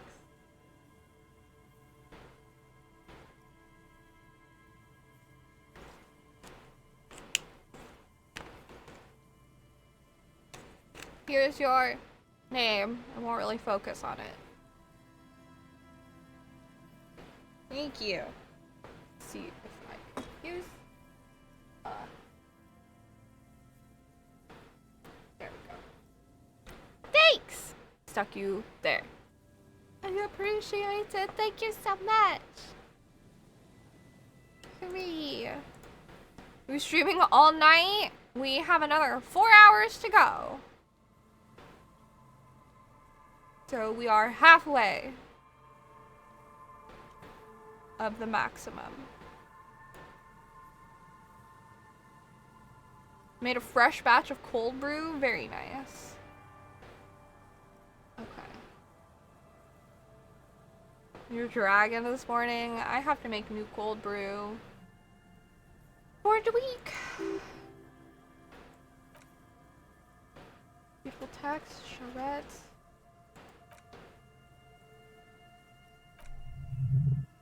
Forgetting about the discussion. How does it work? No one knows. Elegant. Whoa. Wompty Dompty Dom Center? In Redford, Orania? Someone said that to me once. He did! He did it! He said Wompty Dompty Dom Center like it was the most natural thing in the world.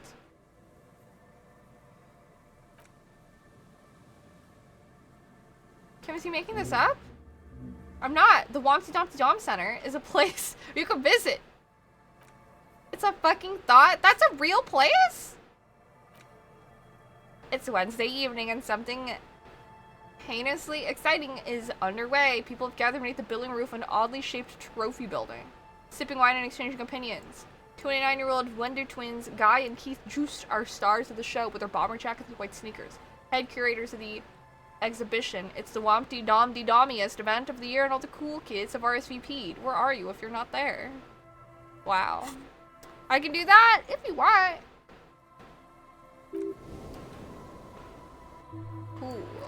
Alright, very cool. Failed playback experiments? With a prototype. Look at all this experience. Shall we contact the coalition? Alright. Money. What if I want to assign responsibility to the Comité de Responsabilité des Revichol? Coalition is like a wheel.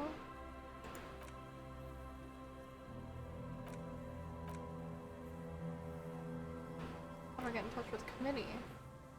You're right, but there's a backlog. Coalition Warship Archer? What kind of name is that?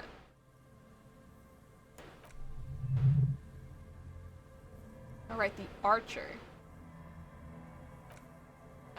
So, okay. It's watching us? It's listening? Okay. There's so much.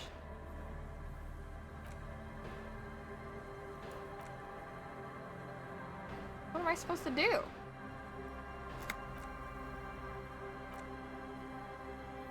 Suna? Great, thanks for the information.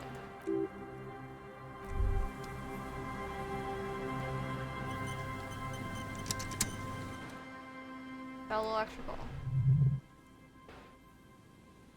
Tomorrow's just a whisper away. Looks like tomorrow never came. Step closer. Above the mural, a collapsed roof, broken windows, set in walls that are cracking will soon also fall, and the coastal breeze rustling and sighing in the remains of the edifice. Feld Electrical. How ironic, all these dark rooms. Feld Electrical. You only know them as a small company that makes ink cartridges. Looks like they used to be big. There's something in the wind. Sometimes the only way to go forward is to fail first. Could Ruby be in there? In there? She could. Or, Lieutenant points behind you. She could be in the identical ruin over there, or in that boat shack in the church tower. Listen to the wind?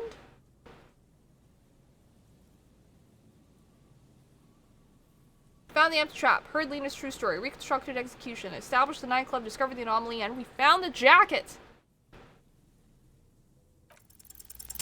Ayy. Steph, you grind your coffee beans yourself or get the pre-ground?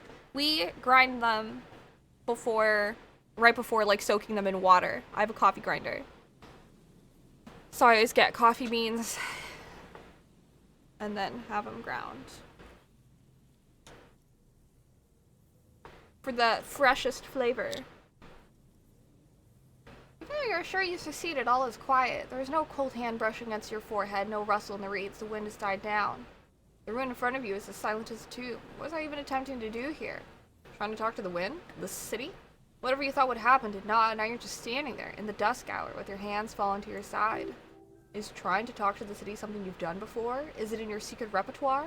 A trick for when you're out of ideas? A prayer of sorts to Revachol? Turn to the lieutenant. She could be anywhere. How do we find her? How do we? I was really hoping she'd be in the village. The lieutenant sighs and gets a hold of himself. Okay. She's probably north of the village, and this place is a peninsula. He looks north. We've already scanned most of the outdoor areas on our wild cryptid hunt, so we have an understanding of the geography, at least. And then there's the church. He looks at the bell tower. We've already searched that and can rule it out. I know it doesn't feel like progress, but exclusion is a step too. Anyway, we do it the old-fashioned way. Oof. Sector by sector. Go over the whole peninsula, ask locals, and to the places where we can't enter first like we did in the village. And if that fails, if we don't find her, then if we're desperate, we can look where we can't enter. Bunkers, storm drainage to this place. I'm sure it won't come to that. Hi, Infernal! Welcome in. Fresh ground coffee smells so good. Kel is usually the one who makes my cold brew for me since I'm like busy doing a gazillion other things. So he gets to really benefit from the wonderful smell of coffee. It's pretty great. I hope he enjoys it.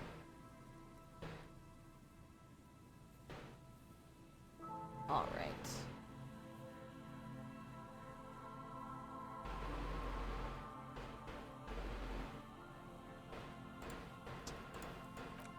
Walk the coast, the old boardwalk, the reeds. You can always come back here and talk to the wind again. Look where it already got you.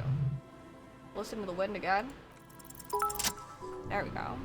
Aw, thanks so much, Infernal. I appreciate you cheering 400 biddies. Thanks.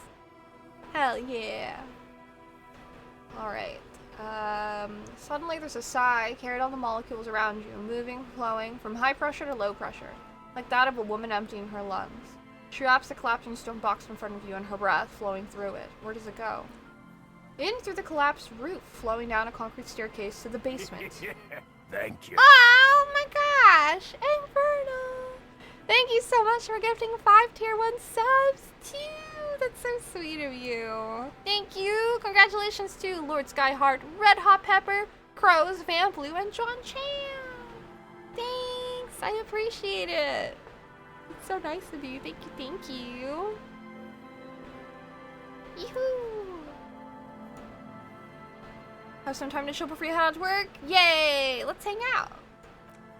What is happening? She's down there. Say, I think she's down there, below this building. Okay, why? Ever since I woke up, maybe even before, I've been getting these strange cold spells. We've looked everywhere else. Right, he shrugs. How do we get in there? The doors were on the collapsed side of this building. They're gone, basically. Finally, my time to shine. There's a ladder. There is, next to the sign. Perhaps we could climb it, enter through the roof? Perhaps you can climb them. We're not climbing anything. I'm 43 years old, and I plan to live to see 70. Okay, we're not going up there yet. What's this?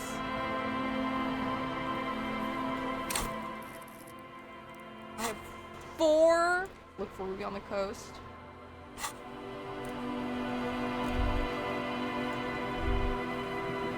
I have 4 level up points to use. It's crazy.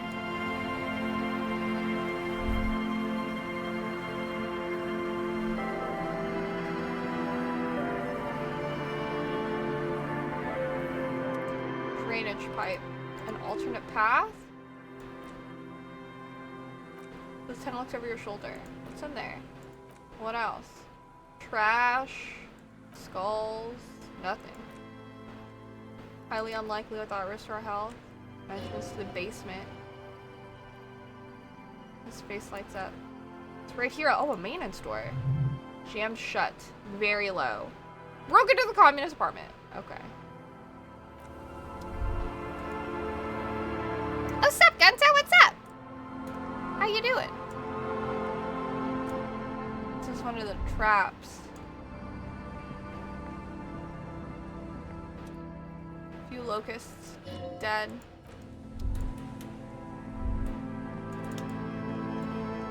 This is empty. I don't think there's anything different with it.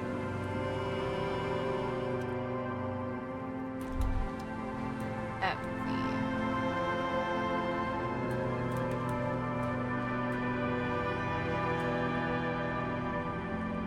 Are there locusts here still?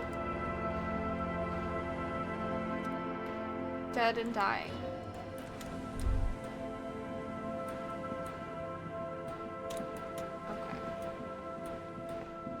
How are you doing, Genta? I hope you are having a lovely weekend so far. Enjoying the weekend? Yay! That's good. Considering Baldur's Gate 3? Relatable mood. I too consider Baldur's Gate 3 like all the time. I really want to make a character. The character creation looks so good. Oh, there's stuff to be seen on top. Wait, let me see the map. Where's Ferris wheel? Okay, this is Feld Electrical. This is that. Where am I right now? I'm up here. Okay, so it should be left. Okay. I see it everywhere. I can't escape it. You're also playing Baldur's Gate 3 on your other screen. Can't stop, won't stop. I really want to play. Was it here? Or around here? Oh, hello, Steph! Thank you for subscribing for 3 months. 3 months? 3 years! Even longer than 3 months. Thank you. I appreciate it. I hope you are having a lovely day so far. Okay, I'm right by the church, so I can fast travel. Oh, but I should talk to Suna because I did print out the thing. Is it better to play with others or is it just as fun solo? I heard that it's really good solo. Like, I heard people recommend to play solo first so that you have like the experience of like the game and the storylines. And then you can like play with friends. My favorite place.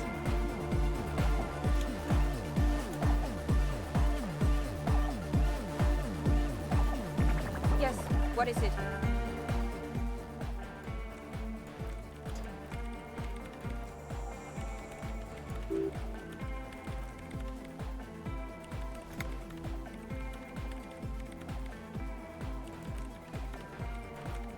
Location. Cool.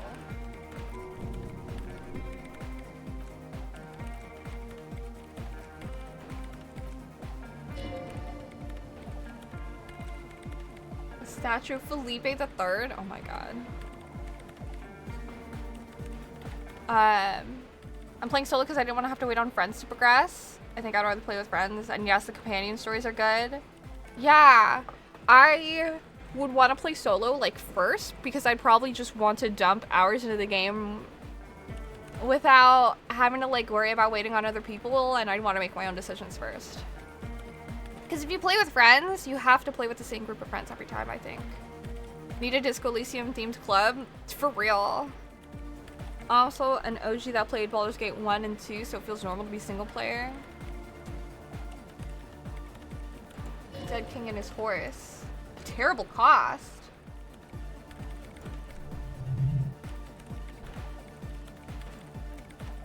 Really ridiculous.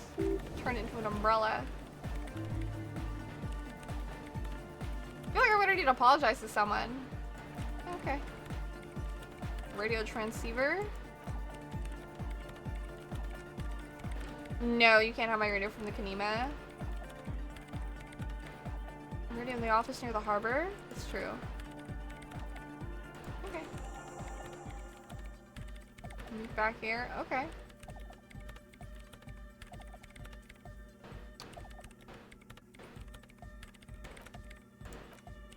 Okay, I thought that maybe I could give her stuff, but maybe not.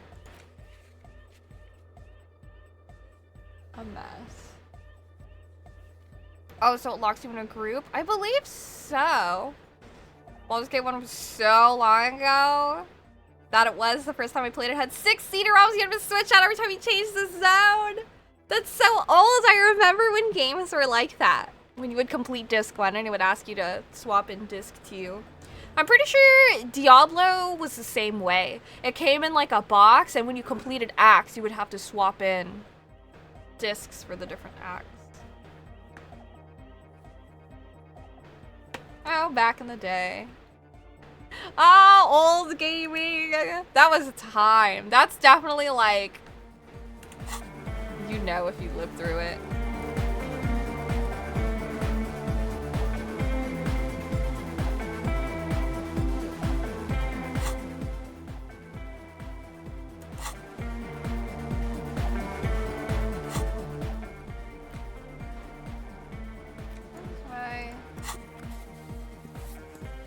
Browse case files.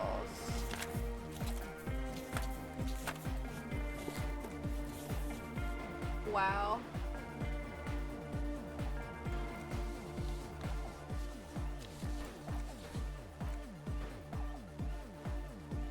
Read a case file. There we go.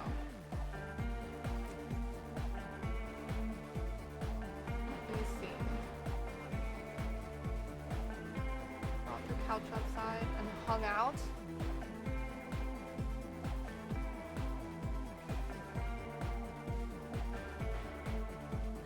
Half an hour to piece one together. Okay. I have about half an hour. Bro, the multi-disc life was cheeks. Imagine having like 10 floppy disks and having to swap those for a window install back in the day. Yeah. My dad always worked in like coding and computers. That's like why we had a computer in our house growing up, because he had one and he really believed in like using computer disc education and stuff like that. So I, in addition to school, my dad had the Jumpstart programs that he would have me do for like each of my grades to like learn how to do things preemptively. So I remember having a bunch of that stuff. Breath of the Wild would casually be like 30 discs. Yeah. Expected whimsical locations. Catch those guys? No, you didn't have time for that. These notes show that you have what's called a real goddamn job.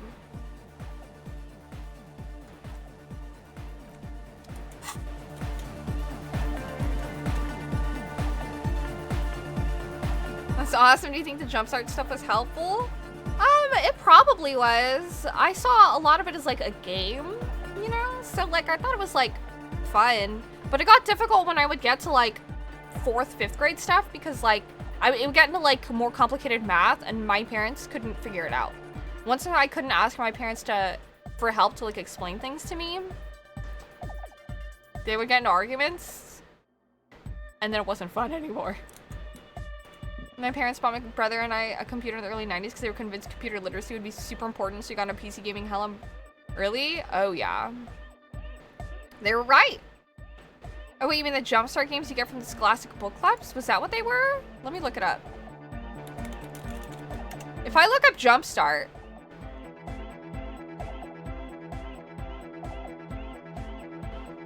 Probably. If you look up Jumpstart, it's like, yeah, Jumpstart kindergarten. Jumpstart 1st grade.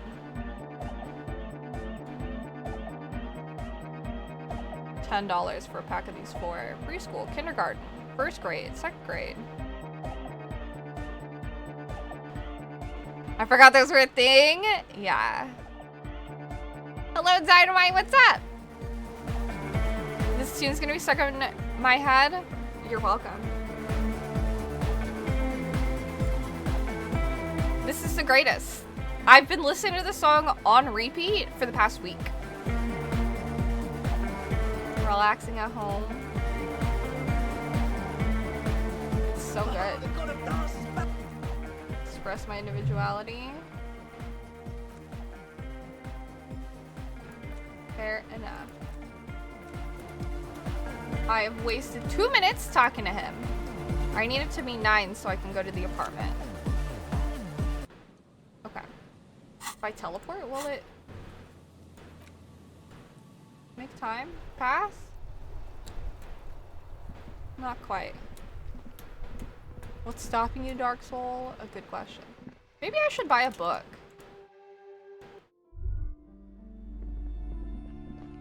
What is this? Any books call out pain threshold? Alright, let's dress for pain threshold real quick. If I can. I have a +1 so far.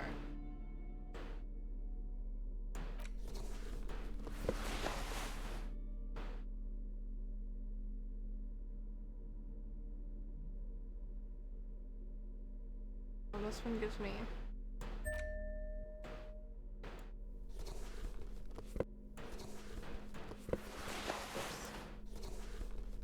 Pain threshold +3. I don't know how to do that. Oh, what's this? I'm the destroyer. Yeah, I rip shit apart. Anti-object task force. Kudos. Nice. Alright, 92%. I start twitching. Ow! Okay. Aren't all women devil women? No. Interesting. Buy that. Buy that. Sure. Can I get a map of other places? Cool. Oh. I can get... It's 9 o'clock.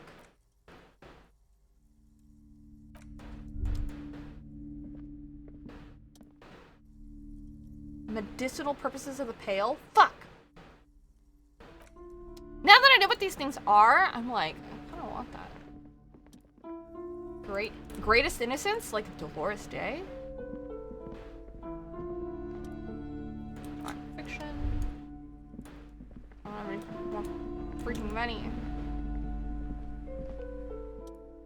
This is a range game, world game. That's all the books I can buy. Okay, it is exactly... Well, now it's not exactly 9. It's 9:01, but I can go... The guy... There we go, that's better. Map.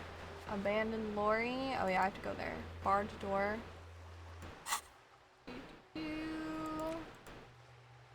How close are we? We're at 74% of the wasteland reality. Okay. Let's go to the apartments. We gotta go to the apartment. And then talk to the guy. And then I gotta go to the pigs to get my stuff back.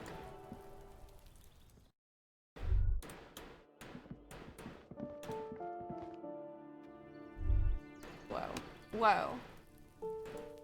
A maroon glow of light pollution rises from the east. You hear distant traffic. Night is falling on the city. Curtain shifts just a little. Someone's watching from within. This guy is outside now.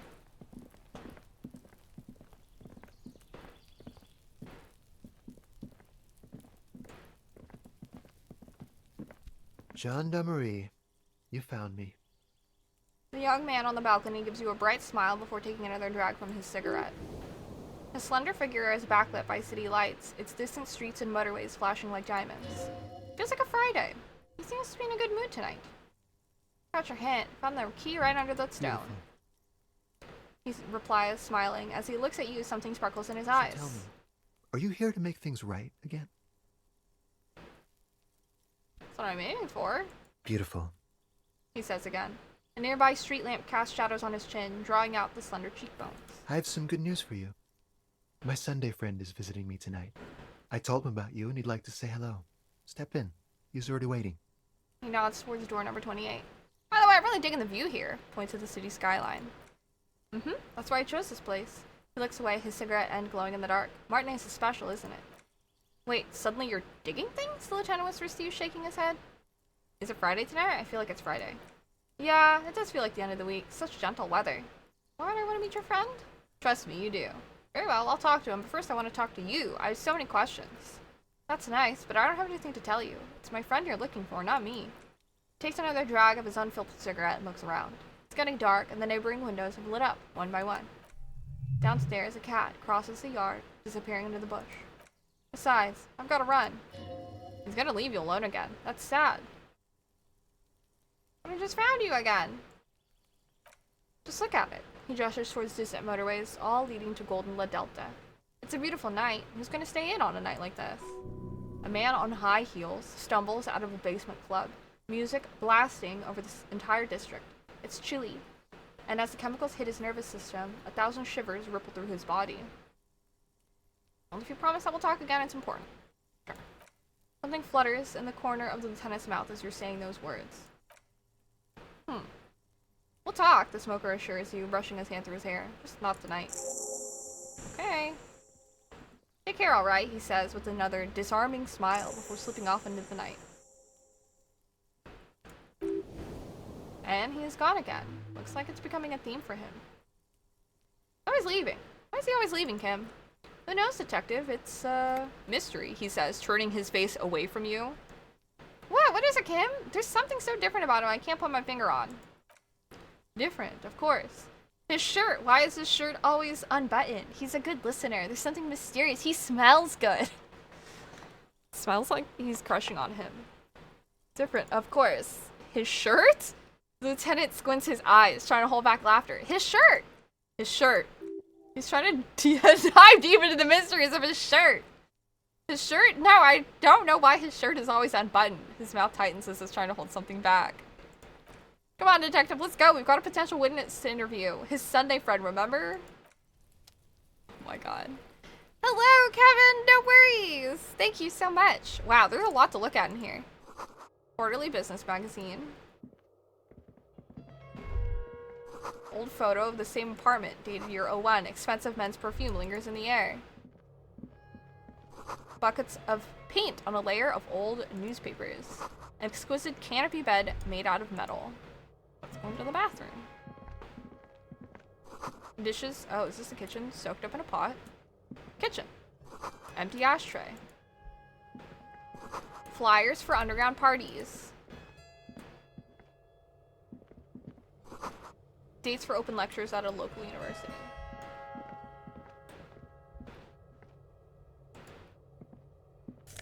What's this? A Samran conical hat? Sure. I will just take these things. What? Party dragon silk robe? I assume that's a bathroom. Okay. Golly, I have so many points.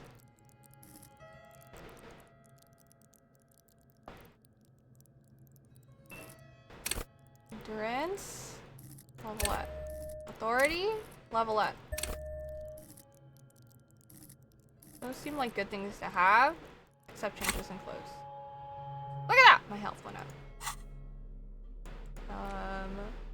This is hilarious. It's culturally insensitive, but only for people who are not from Seoul. The real Seoulites probably don't care. Wow. Okay. I have books. Map of Martinez. Oh, I have another book. How many books do I have? Handwritten note on the bare fridge. Oh.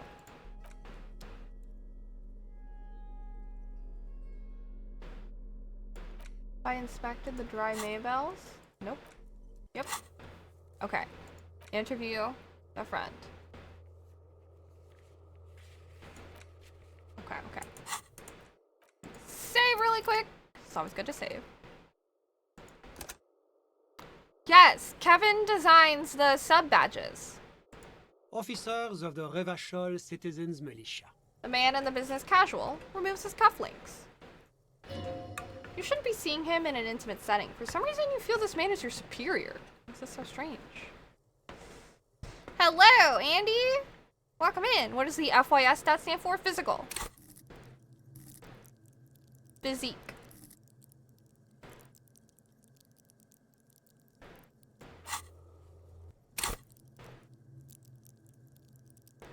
I don't know why they spell it like that. But yeah. It's a little confusing, but...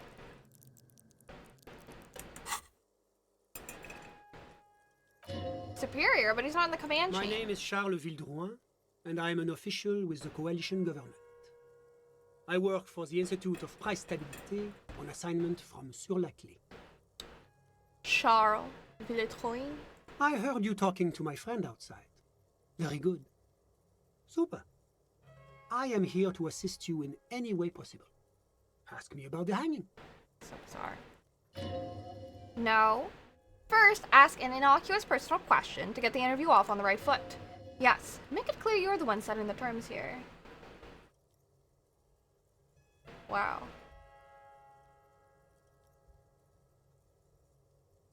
An innocuous personal question?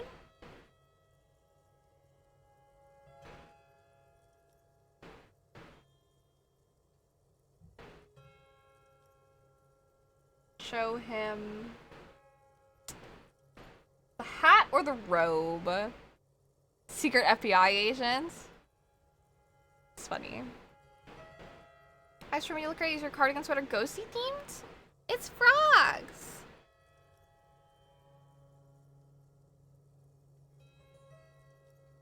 Let me see. Let's ask about the silk robe. We got it from an atelier in the East Delta Commerce Center. Personally, I think it's a little culturally insensitive. It but is. The material is great. Sadly, the shop is now out of business. That's really all I can tell you about it. That didn't work at all. You witnessed the lynching? Sorry to say that I did. He didn't see the hanging, he saw the show. Start from the beginning. Very difficult to describe what I saw that night. It was so surreal to me, like in a play. Frogs, makes sense why it's the best color ever? Exactly. He holds out his hand and blossoms his fingers like a drama teacher setting the scene. Lieutenant is already scribbling down notes. What do you mean, like in a play? It was just so strange, I could barely comprehend what was happening. I was on the balcony when it happened, getting some fresh air. I remember that first, they came in carrying what looked like a body, and then I saw all the surrounding windows go dead one by one. That's when I understood I should not be seeing this. Lieutenant nods to you. That lines up with previous testimony, doesn't it? Well done, detective. Thank you, sir. I think we got the picture. Anything else stand out? Only that there were about 8 or 10? I couldn't make out anything. It was so dark. And that it was quiet, he says, smoothing his hair. Quietest lynching I ever heard of, let alone heard. But I suspect you knew that already. I can't say I'm surprised. The fine reputation of the men and women serving the RCM is well deserved. What's an official like you doing in Martinez? The coalition is only looking out for the price stabilité. He raises an index finger. Inflation is a killer, like a heart disease blocking the normal circulation of the economy. It must be controlled.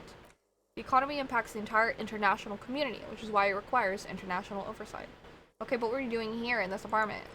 Ah, well, I'm renovating it. It is an interesting project. The building used to be a 12-story skyscraper before the cannons took the top 4 stories off. This of course happened when the coalition forces landed here. He smiles. You could say I am undoing some of the material damage the international community caused when we arrived here.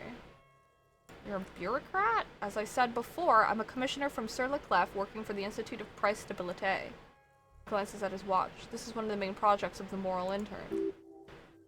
Wait, there isn't actually an Institute of Price Stabilité, is there? Or maybe there is. God, it's impossible to understand whether someone from the Moral Intern is joking or not. And what is this international community? La Communauté Internationale is what Revacholians colloquially call the Coalition. In other words, the nations that stopped the disaster of the revolution. And what do I call the Coalition? Your employer, technically speaking, the governing authority of Revachol. The RCM is but one part of this provisional administration. What is the price stabilité? It is the most important thing. That doesn't tell me anything. It's the central goal of any sound monetary policy. Maintaining the price stabilité is essential to maintaining high levels of economic activity, which is essential for maintaining high levels of employment, which is essential for maintaining the social stabilité. Basically, make sure the price of bread doesn't change. Precisely. Too much inflation, bread becomes too expensive. Too much deflation, it becomes too cheap for bakers to produce. That's why the Institute of Price Stabilité works to keep inflation just below 2%. 2% of what? Not too far below, but not too close. Okay. Would you like an informational pamphlet? Sure, give me the leaflet. Sound monetary policy is essential for addressing uncertainty. Stability is the raison d'etre of the Moral Intern. It's the reason why I identify as a moralist. I don't have my leaflets on me today, that's too bad. You can always call our information line. I've heard about this Moral Intern before, but I want to know more. That nap tore sick you apart in a good way or a bad way? I'm sorry you're sick. International Organization for Moralists, hence Moral International, Moral Intern. Institute of Price Stability is one of its many mind babies. As is the Coalition. Oh my god.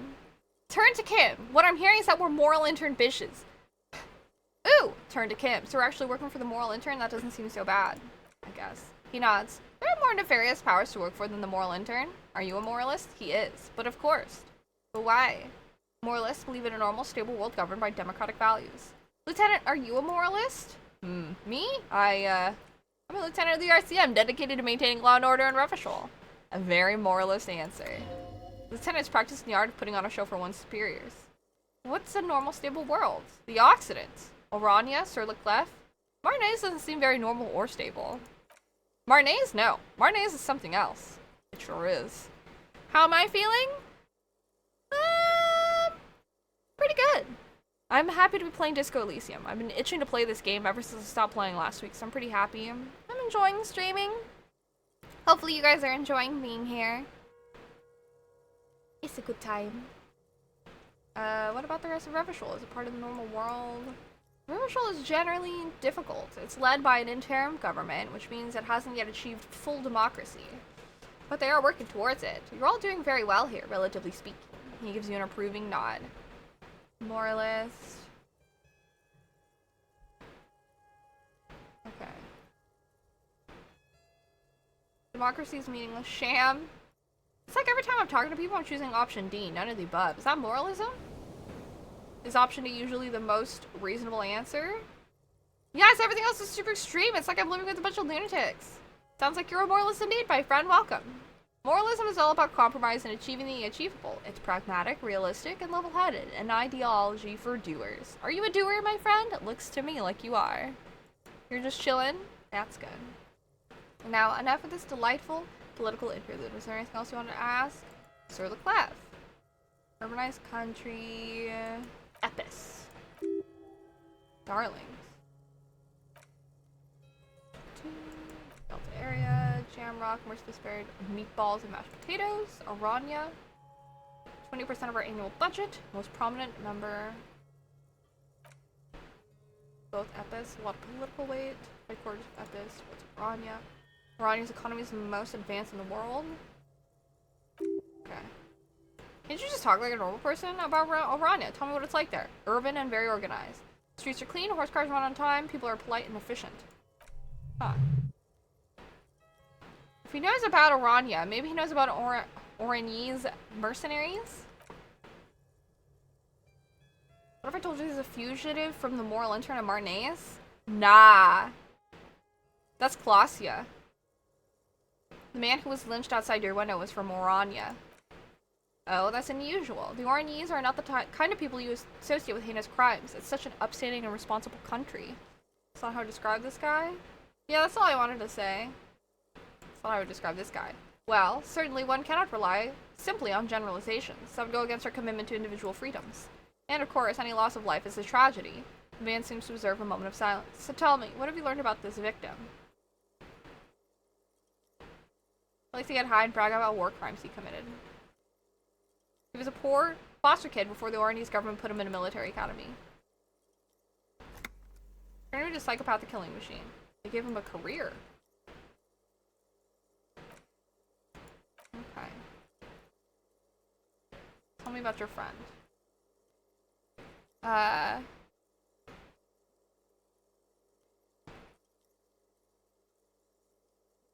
Asking Kel how he's doing.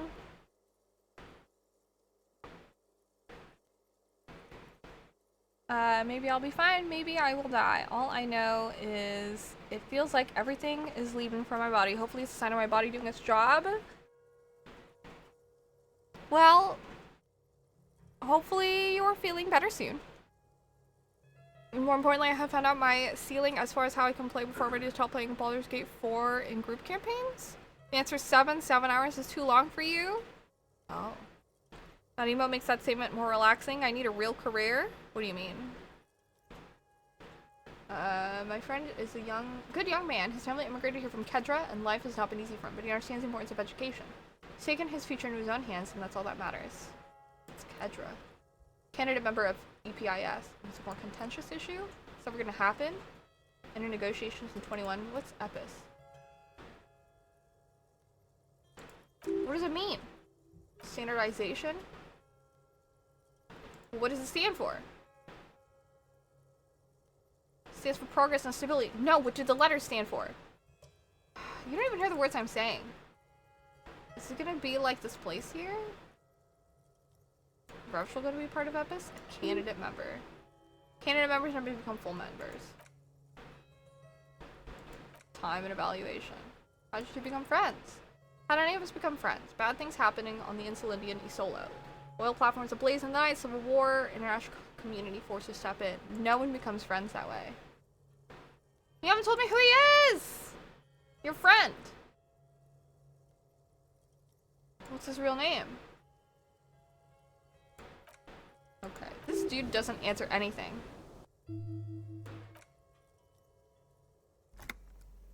What are you doing in his apartment by yourself? I've been enjoying the view. What view? It's dark. Someone's baby is crying. No, listen! The Insulindian Bay. What about it? A luxury accommodation? The mask strap on top of my ears is sticking in my skin, but I gotta wear it. We're almost past 10 days! Almost there. A few more days. I don't know if Raging was talking to me or what emote. I'm still Bambi walking into alertness. Nothing much, just money troubles. Like a better wage. I feel you, Raging. It'd be like that. Luxury accommodation. Apartments were bigger. A few walls have been added, leaving subtenants with a private bathroom or kitchen. Million real view stays. I was asking about your friend. A busy bee. A moment, officer. Why can't we talk later? Then his business would be loitering around in underprivileged young men's apartments. Interesting. I wonder if there's like anything else I should ask him. I feel like we're probably okay. I kind of feel like I should not talk to him about Clausia.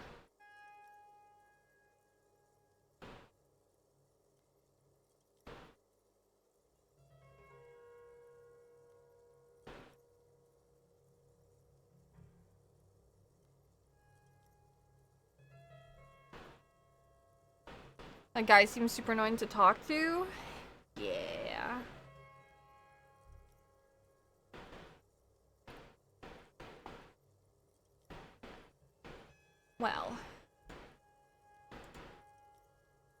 Thanks for the heads up, but my work is done. I'm not gonna tell about Claudia, so. Glad I could help. Okay. I think that's it. I think we're done. I need to confront the pigs.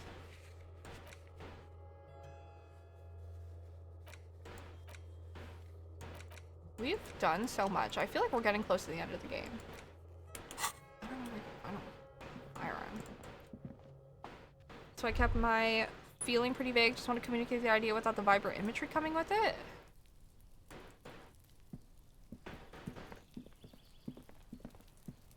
Okay.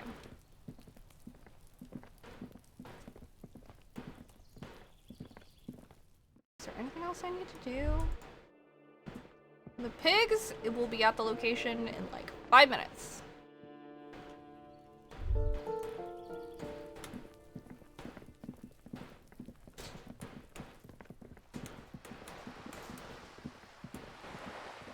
Yeah, hopefully things get better.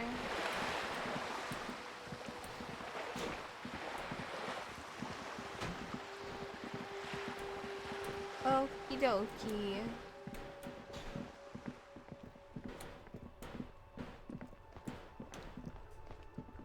Is there anything else I needed to do? Again.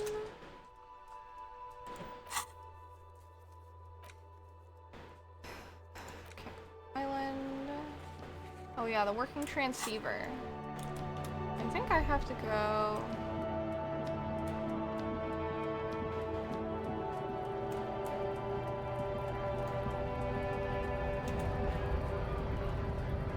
Is it up here? What about that 9 o'clock quest? I just did it. This is the only time. No, this is a 10 o'clock quest. The 9 o'clock quest was to go to the smoker's apartment and talk to the Sunday friend. Which I just did. It is now almost 10. What's this? A giant ass print on the pillow and a pattern of coffee rings on the armrest. Someone is habitually chilling next to the radio. Office radio. Kim, how do we get the transceiver out of this thing? There's a little switch somewhere. Ah, yes, it's the one that says release. The lieutenant points to the side of the radio. Cool. Take the transceiver. What else is there to say? This transceiver were a person, it would be an accountant at a large logistics firm.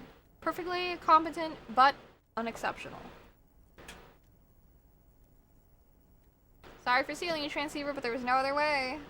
Yeah, this'll do. Very good, let's get going then. Do you think we'll be able to actually reach a coalition with this? You surprised me more than once during the course of our investigation, but I have to say it still seems like a remote scenario. He shrugs.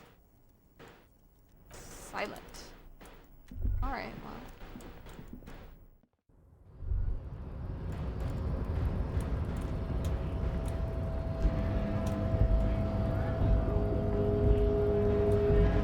What's this?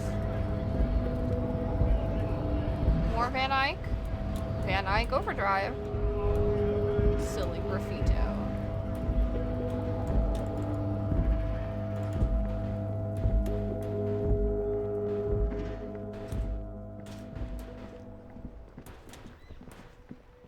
Let me double check to make sure. Is there anything else that I should do?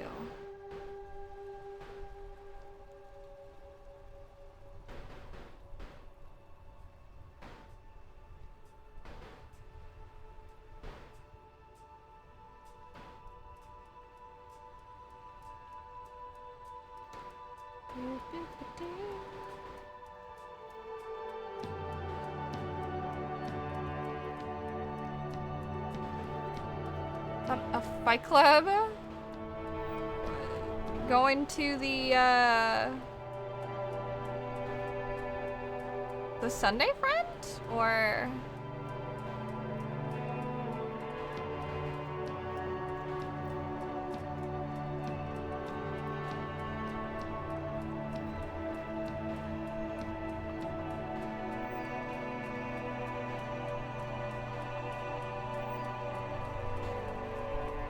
the area I just left? No, that's where the people are, like, striking. Which was, like, the beginning of the issue. Striking and scabbing.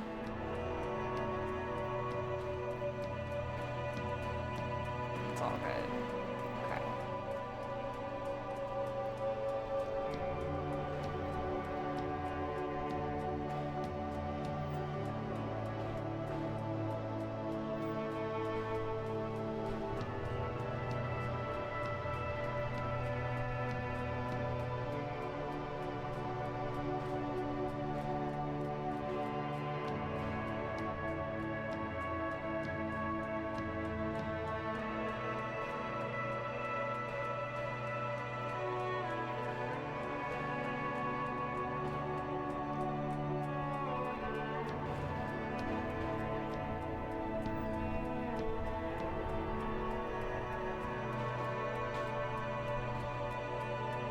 You gonna make a sandwich? Okay. Oof.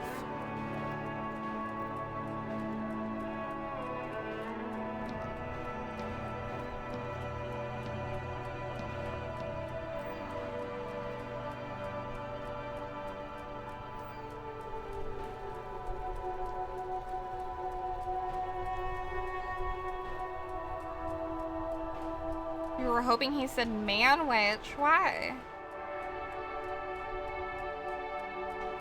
Should I go talk to Evrart?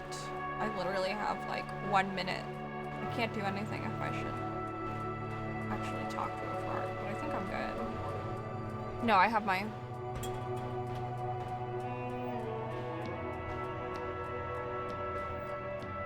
Okay. Futurama gag? Ah.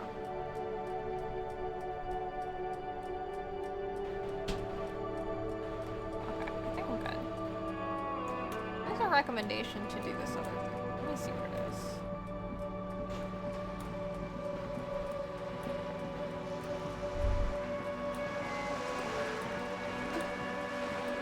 I'm broke all over again.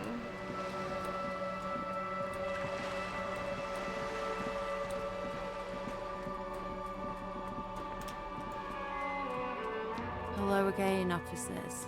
Have you come to admire my mural? Is the bed in the coal room yours? She does have eyes smeared with coal.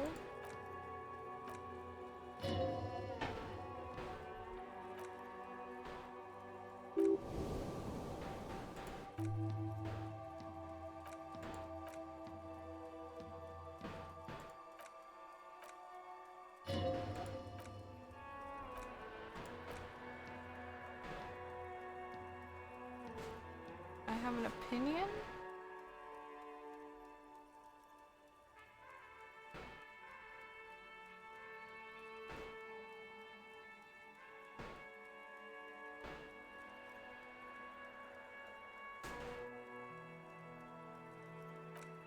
Okay.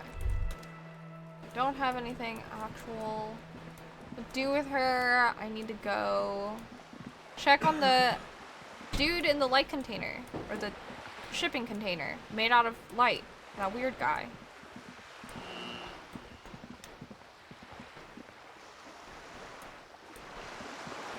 Oh, I see. I don't think I can do this. That's fine. Okay. I think I can just proceed to do other things. And the things I gotta do, I cannot have Kim with me, which makes me sad because I love doing things with Kim. But alas. Let me save just in case. Confirm.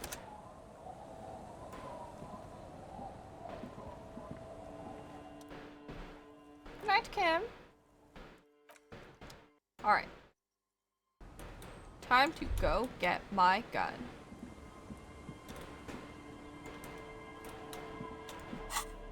What's this?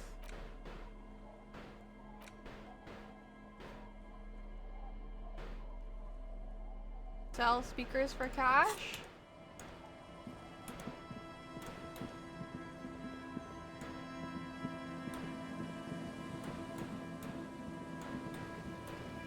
I got those from Ceiling.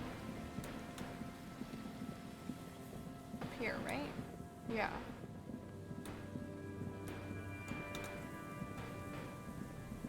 Up here?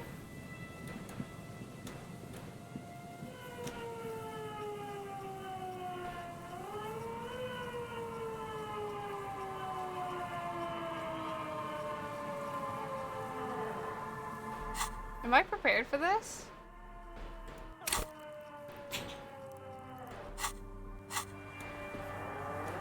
I'm gonna save. This is so alarming!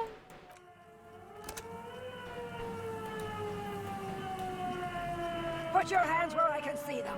The aging woman under a mountain of police paraphernalia mumbles to herself, then notices you and reaches for the megaphone. Show me your hands. This is the pigs. Show me your hands. Right now! Show me your hands! Right now! Oh my god, girl. Scavenged, battery-powered police lights protrude from her back. The flickering light show reveals the gun in her shaking hand. That's my gun. Her hand is trembling from some sort of neurodegenerative disease. Easy, ma'am. Take it easy. To comply. Suspect is displaying aggression. Officer, under duress! Officer, under duress! I am the police. Don't move. Don't move. Hands on your head. Suspect is armed and dangerous. I'm not moving. Suspect is on the loose. Suspect at large. Officer, administer street justice at our own peril. That one extra lick with a baton or extra knee strike above was what was actually required. Suspect is under control. Suspect is under control. You'll have to go for the gun sooner or later. Perhaps you can learn crucial facts before you do? Please identify yourself, ma'am. It's the goddamn police, shitbag, she yells into the megaphone. Hug the pavement, you're under arrest. As she waves her hands, you notice familiar-looking ampoules and packets sticking out the mountain of police gear on her back. Medicine or drugs? She thinks she's a police officer. Try treating her like a police officer. A lower-ranking police officer. Officer Pigs! Double your Ford or Harrier Dubois requesting your sidearm for inspection. Hold out your badge. What? She lowers the megaphone and stares at the gun in her hand.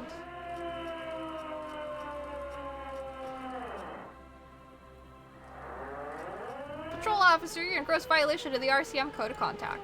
Sir! She hesitates, looking around in confusion. The 3-barreled pepper box wavers in her hand. Patrol officer, I have to sign you up for disciplinary hearing. Slowly shake your head. With a swift, poorly coordinated move, the woman slams the megaphone against her lips and teeth. A trickle of blood runs down her chin. She doesn't notice it. Officer compromise, unlawful impersonation. Pigs en route, engage at will. Okay, she's actually more agitated now. My bad. Are you on drugs? Confiscated contrabands. Restricted access. 2 kilos missing. Eyewitness report compromised. This is the pigs. Road cop on the loose. Let's try this. Back up. Back up, back up. Status unconfirmed. Okay, Lieutenant W. Ford or Harrier Dubois, 41st Precinct. No. I thought Mr. Moran, Gareth, aggravated assault? Oh boy. There's a scenario unfolding in her head, has nothing to do with what's happening. What's the situation? Law enforcement compromise? Does she not actually believe you're a police officer? I really am a cop. Look, my badge. License and registration. Oh god. Well, it's time to get my gun. Oh wait, I can leave? Oh shit. Oh my god. Oh, the gun's empty. I'm fine. What is this? This is a police issue? Police weapons and bullets, this isn't real? The gun lands on the wooden planks and tears run down her scratched cheeks. Police guns always have bullets. What is this? Why did you sell me this? She looks devastated. Grab the gun right now! This might be your only chance. Pickup gun. Wow. I thought that I could, for some reason, walk away and, like, equip stuff for my, hand-eye coordination. But, that was close. It didn't have a bullet in it, so.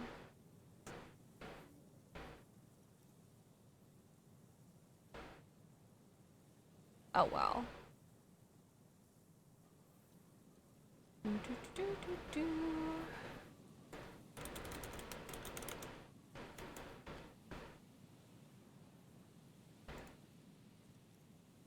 No one ever cares anymore. Why would they cheat me like this? Well, we got a gun. We need to figure out what to do with her now. Nobody's ever around. Nobody ever comes to visit me. Very sorry. Okay, life turned out like this for you. What am I gonna do with you? Catatonic woman doesn't seem like a threat anymore. Titus wants to be a sheriff. I'll tell him where to find you. Maybe he knows your family. Please leave the radio on. Mr. Moran is on channel 8. Oh, is that all? Can I do anything else for her? Police cap? Pick up RCM cap? Confiscate the narcotics, shake her shoulder? I don't need to confiscate the narcotics. Well. Sunrise Parabellum. What? A 3-shot revolving barrel Villiers LaSalle pepper box, typically assigned to officers of the RCM upon reaching the rank of sergeant. The butt of the gun is worn and the engraving on the side reads Sunrise Parabellum. This is your gun, no doubt about it. Medicine and drugs, technically the same thing, but I get it. Yeah. She sounds like she needs some folks to talk to. Assisted carry, at least cannabis tincture for her parent. Neurodegenerative disorder to make her hands tremble, I would bet. Authority. Perhaps this is yours? RCM. RCM.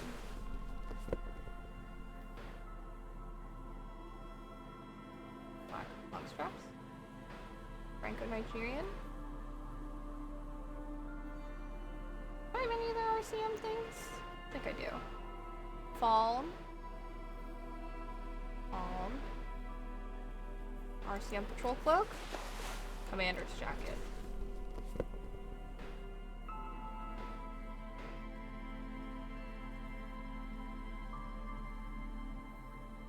Wow. 4 points to level up. Party of the pigs. Okay. I can teleport to... It's late. I don't know if he'd still be there, but I will teleport to the Whirling and Rags to see if I can talk to Hardy. Or I guess Titus.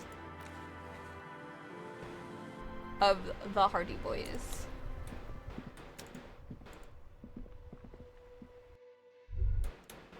He is still here. Hey, dude. The Coppernado is back. What do you want? There's an old catatonic lady in the old fish market on the other side of the bay. She needs help. The big man laughs, nearly spitting out his beer. What's that, Copper? You want us to help little old ladies now? If you want to be the local law enforcement, these kind of things fall on your shoulders.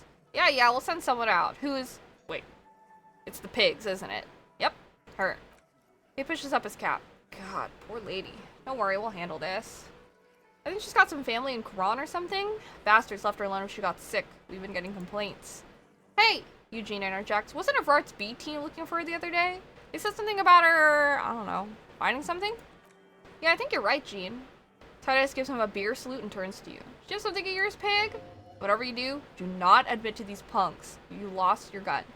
You will suffer if you do. Nope, she didn't have anything of mine. No? Well, whatever then, Copper. Titus chugs his beer down and wipes his mouth. No, they totally said... What was it? He was still thinking over in the corner. Anyone remember? The tattooed man scratches his head with his knuckles. I don't remember, I was fucking drunk. Let me know if you figured it out back there. The big man says, Trunks, do you know anything else we can help you with? Oh, what was her name? Auntie LaPlante? Marianne, amigo LaPlante? Marianne, amigo, he says, pouring himself another drink. Marianne, amigo LaPlante. Marianne LaPlante. Who was she? An old lady, just moved years ago, never came to visit, never took her calls. This was a little off. Us kids? That must have been ages ago. The children kept her together. How did she get like this? Guy wanting to be a cop? No fucking clue who'd want to be a pig. Someone who wanted to set the world right before it ends?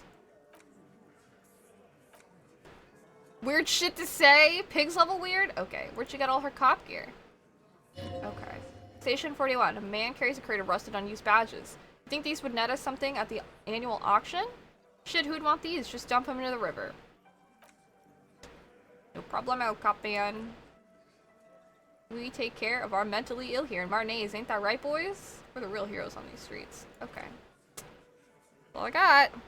If it makes it seem less silly, I keep info like that to myself and never tell people when I'm assessing a patient. Keck. Though bet it goes into your witness assessment for other nurses. My approach to discuss it at a private professional setting.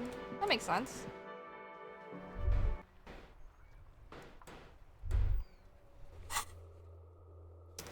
Okay. Golly, there's not a lot of things left on my to-do list. Alright. Now, we can go try to hit on Lillian. I need to see what... I need to equip to talk to her.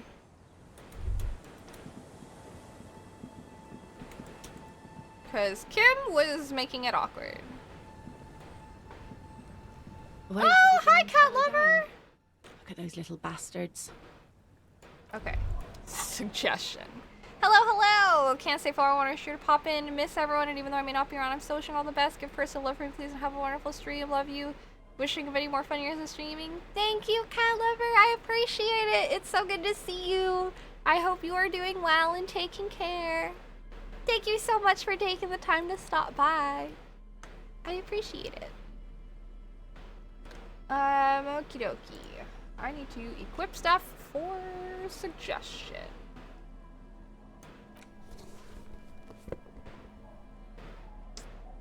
Let me see. -1.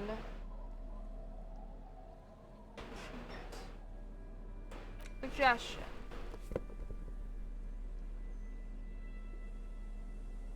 Suggestion is purple. Empire interfacing. Empathy.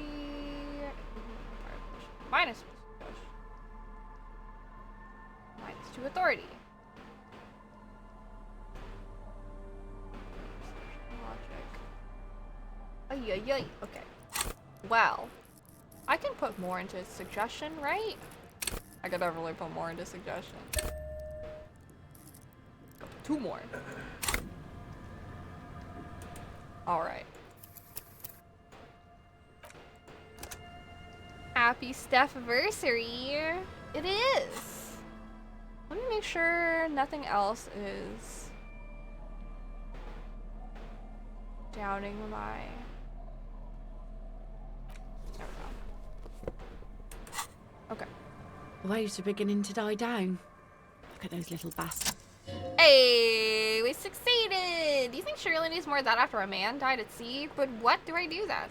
What if I told you it's actually possible to go on a date sober? I'm listening. Before recorded history, men and women were able to do simple, very primitive things together sober. Acknowledge the situation and keep it basic. I'm a drunk, don't know if you've noticed, so I usually ask people to drink with me. I have, and I don't really. She hesitates. Just want to go for a walk? What kind of a monsters want to go for a walk? Walks are innocent. This time, though, imitated drum roll, I thought I'd ask you for a walk. Just a walk? She feigns extreme surprise. I don't know, officer. I would not have taken you for an innocent perambulator. I am. That's why you should definitely agree. Is that a yes, ma'am? Is the walk happening? Please come to a sober walk with me. Is that a yes, ma'am? Is the walk happening? She's thinking, eyes mapping your rugged features. Where would this walk take us, officer? When my dream jobs along with nursing and surgical staff, engineering, fighter pilot, too colorblind for that, so the dream was crushed quick sauce, was being a cop, then a detective? Really? Man, I did not have very many dream jobs growing up. I didn't put a lot of thought into it. Nothing creepy, strange, or out there. Keep it airy and simple. There's a nice view on the beach I found. Point northwest, Land's End. Alright, I will walk with you. She raises her finger. But you need to understand that nothing is going to happen. We're just walking. I understand nothing. It's okay. Let's be cute. Charming. My man was like that too. Had to knock 2 of his teeth out to establish a good relationship dynamic. She chuckles. See you at Land's End in, let's say, 15 minutes. She doesn't wait for an answer. You better get ready. Ooh. Hurrah!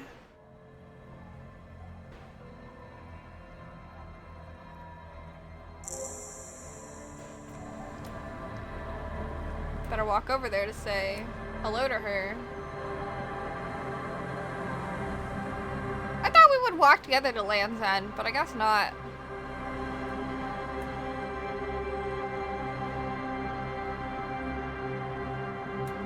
Sherlock Holmes.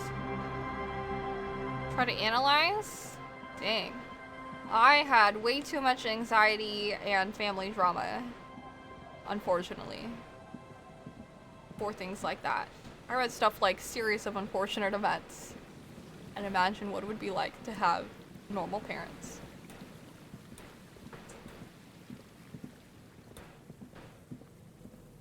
Different lives. I think Land's End is this way. Past the church. Hello, young Ezzy, what's up?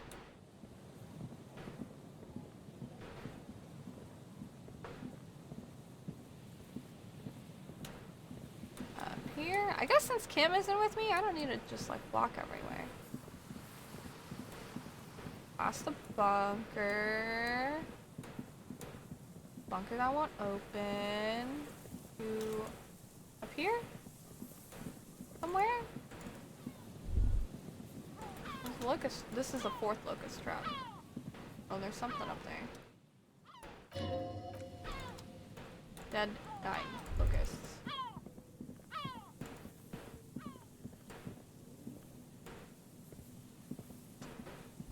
Cigarette butts cleaned away under a rock. Rand's Tio Motiri. You take a mental note. Tio Motiri seems important somehow.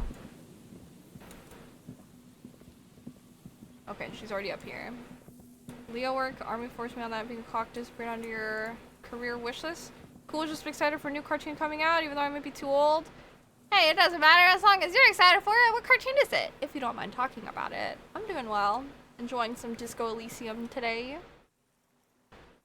The woman gazes steadily at the waves. A sudden gust picks up her dark hair and lets it fall again. Tousled, wild. She brushes a few stray locks from her eyes, and only then spots you approaching. Adventure Time? I watched a little bit of it, but I've heard that it is absolutely fantastic. Isn't it like coming back, or they're like doing something new with that? Sorry, is that what that stuff? Probably already discussed how stressful my family childhood was too, so I empathize as well as my goofy brain can. Oh, no worries. All in the past. Aye, so here you are. It's late and the sun is going down.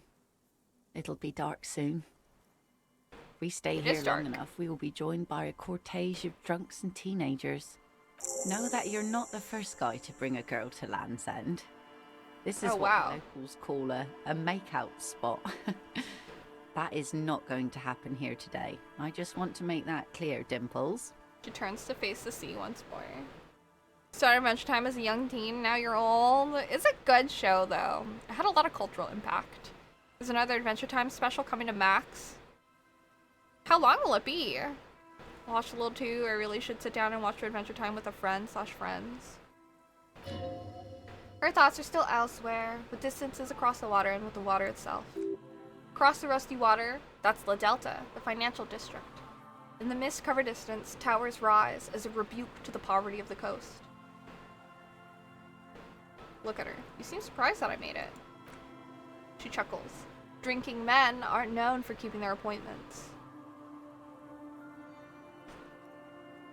I'm sorry you had to wait.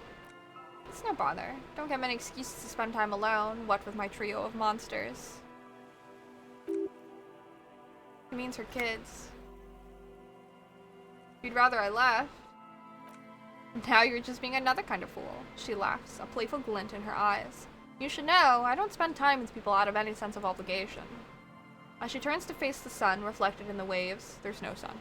And the skyscrapers rising across the bay, you cannot help but follow her steady gaze. You should say something. Anything. Maybe the tequila sunset thing? You know, a past incarnation of myself called himself Tequila Sunset. I wonder why that is. No! Keep quiet about your sordid past. That's so funny. We'll talk about Tequila Sunset.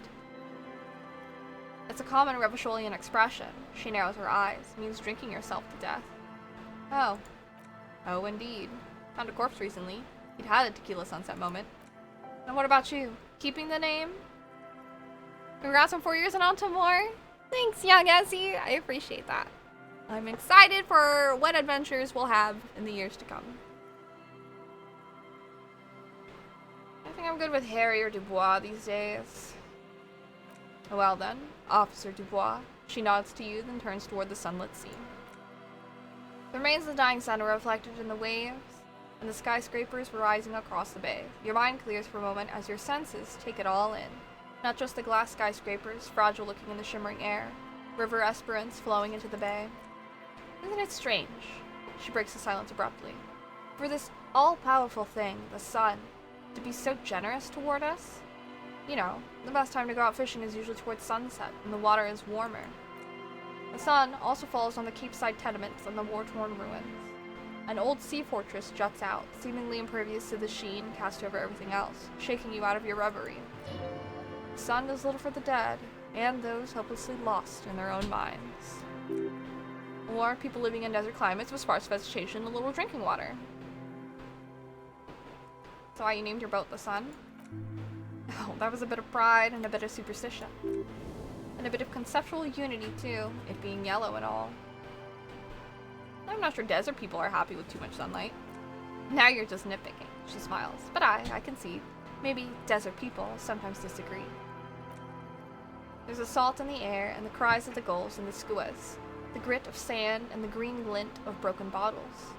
But still, your gaze always returns to the streaks of light, wherever they may be reflected, their fading opulence. I think the other Adventure Time specials were 45 minutes to an hour. Were there a lot of other Adventure Time specials? I never really watched it. I had a lot of friends who were into it, but I never got into it myself. You're among my top streamers, even on the worst brain days. You make an environment I feel safe in. Thanks. That means a lot. I know that there's a lot of people out there, and I do my best to make my space safe and welcoming as much as I can. So, glad you feel that way. It's bringing us spring, summer. It's entirely on our side no matter what we do or who we are. For absolutely no reason. It's unlike no other powerful being. Certainly no powerful organization. Or government? How can that be? Well, something's gotta be on our side. She nods. I guess we wouldn't really be here if that thing wasn't on our team. Maybe some general remarks before you say something big. Work your way up to the cool. Say something about the sun. Artful background. Oh boy.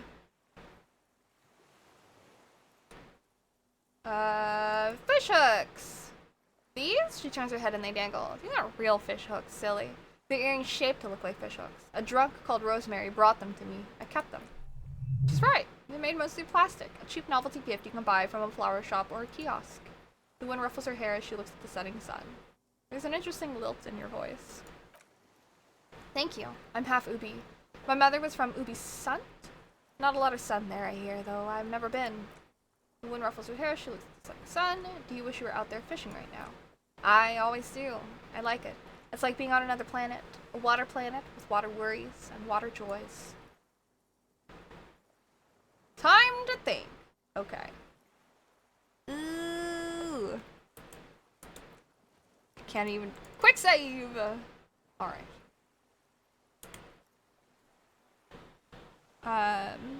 Warner Brothers and Discovery own HBO. If it was up to me, the only work you'd ever need is streaming, modeling, cosplaying, and all your other time could be spent recharging your batteries, chilling with your partner and friends, and crafts and Discord watches. If I could, that would be all I do. Inhaled wrong.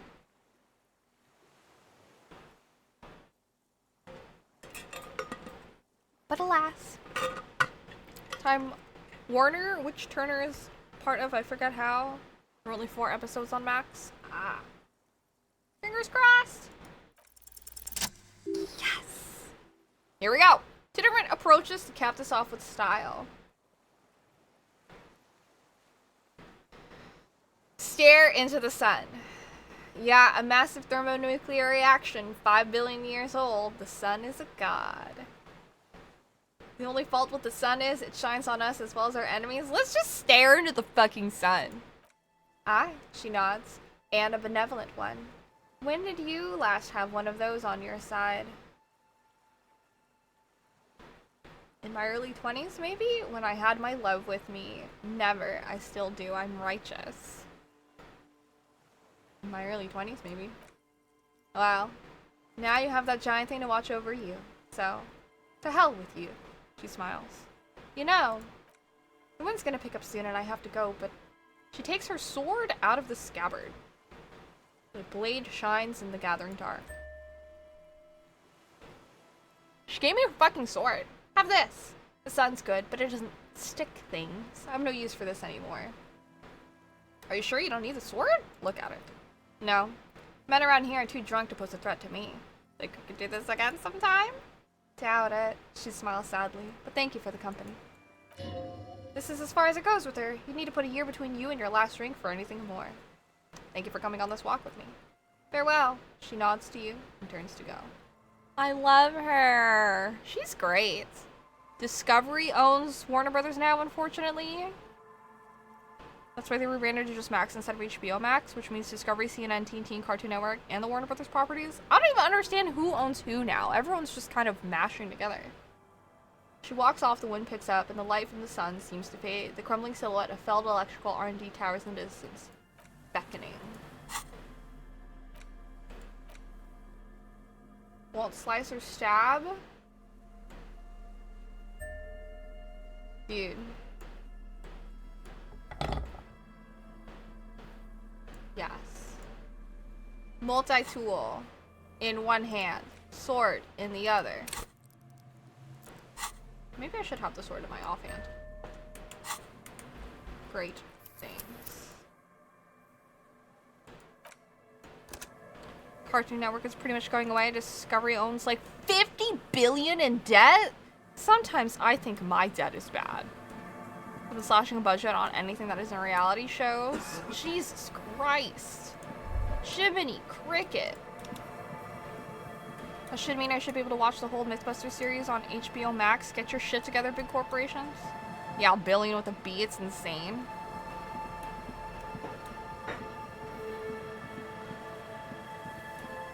That is absolutely bonkers.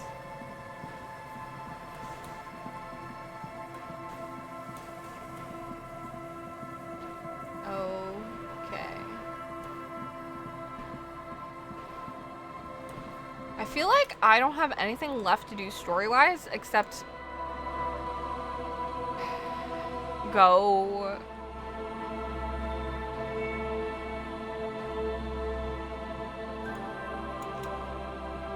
check out the... Oh, I'm at the church. I can teleport.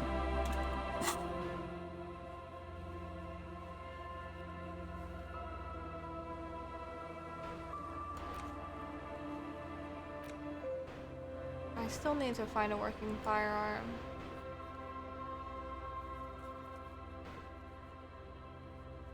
I'm close to the end game! I know. Want to spoil it since you have your calendar? Yeah. I know. I feel like tomorrow's the last day. I feel like, excuse me. I feel like there's not much else to do.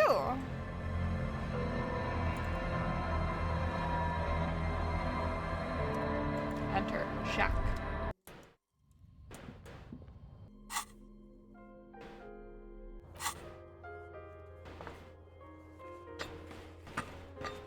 Just gotta look for Ruby.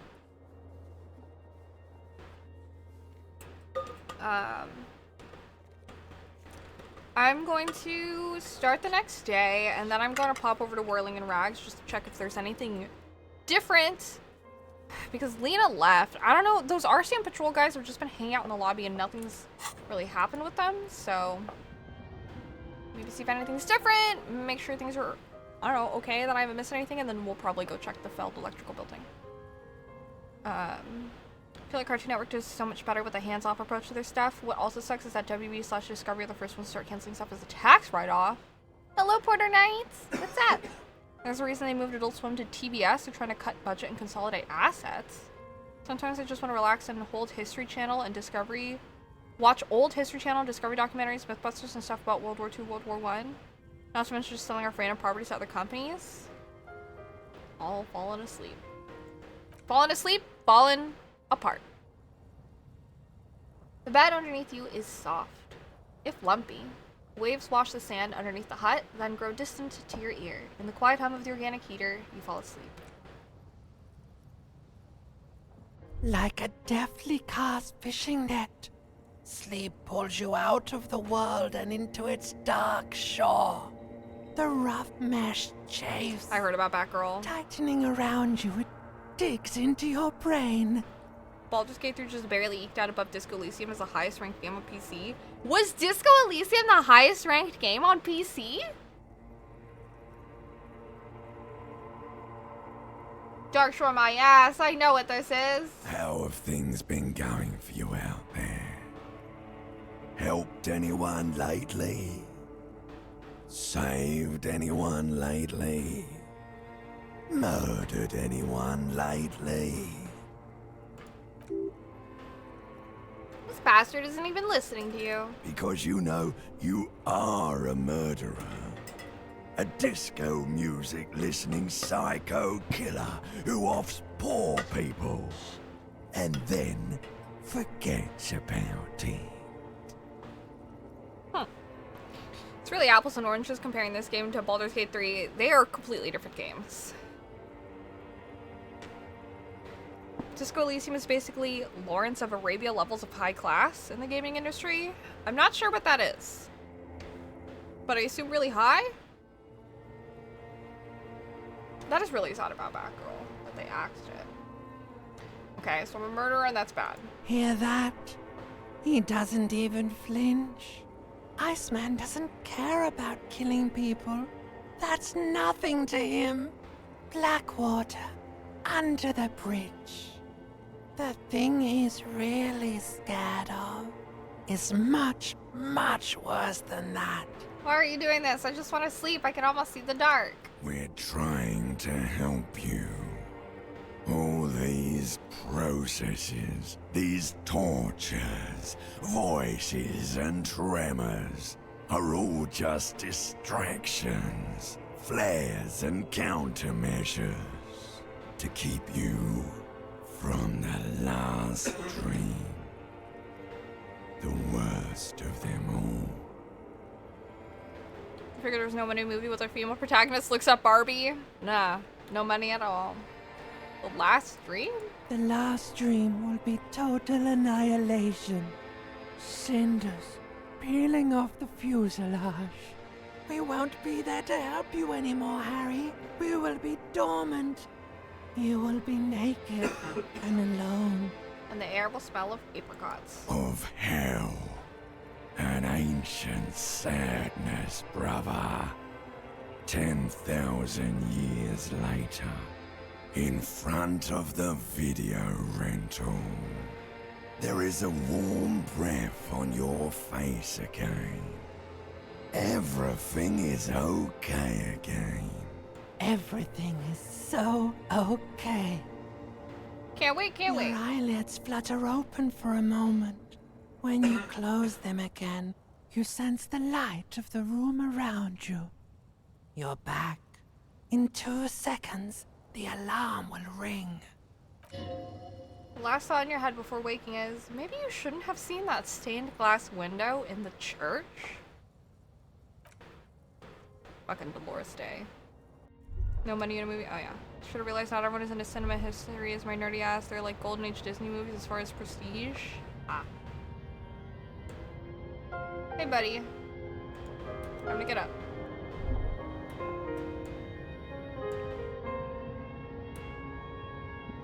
It's 7:30 a.m. Hi Cam. Yes?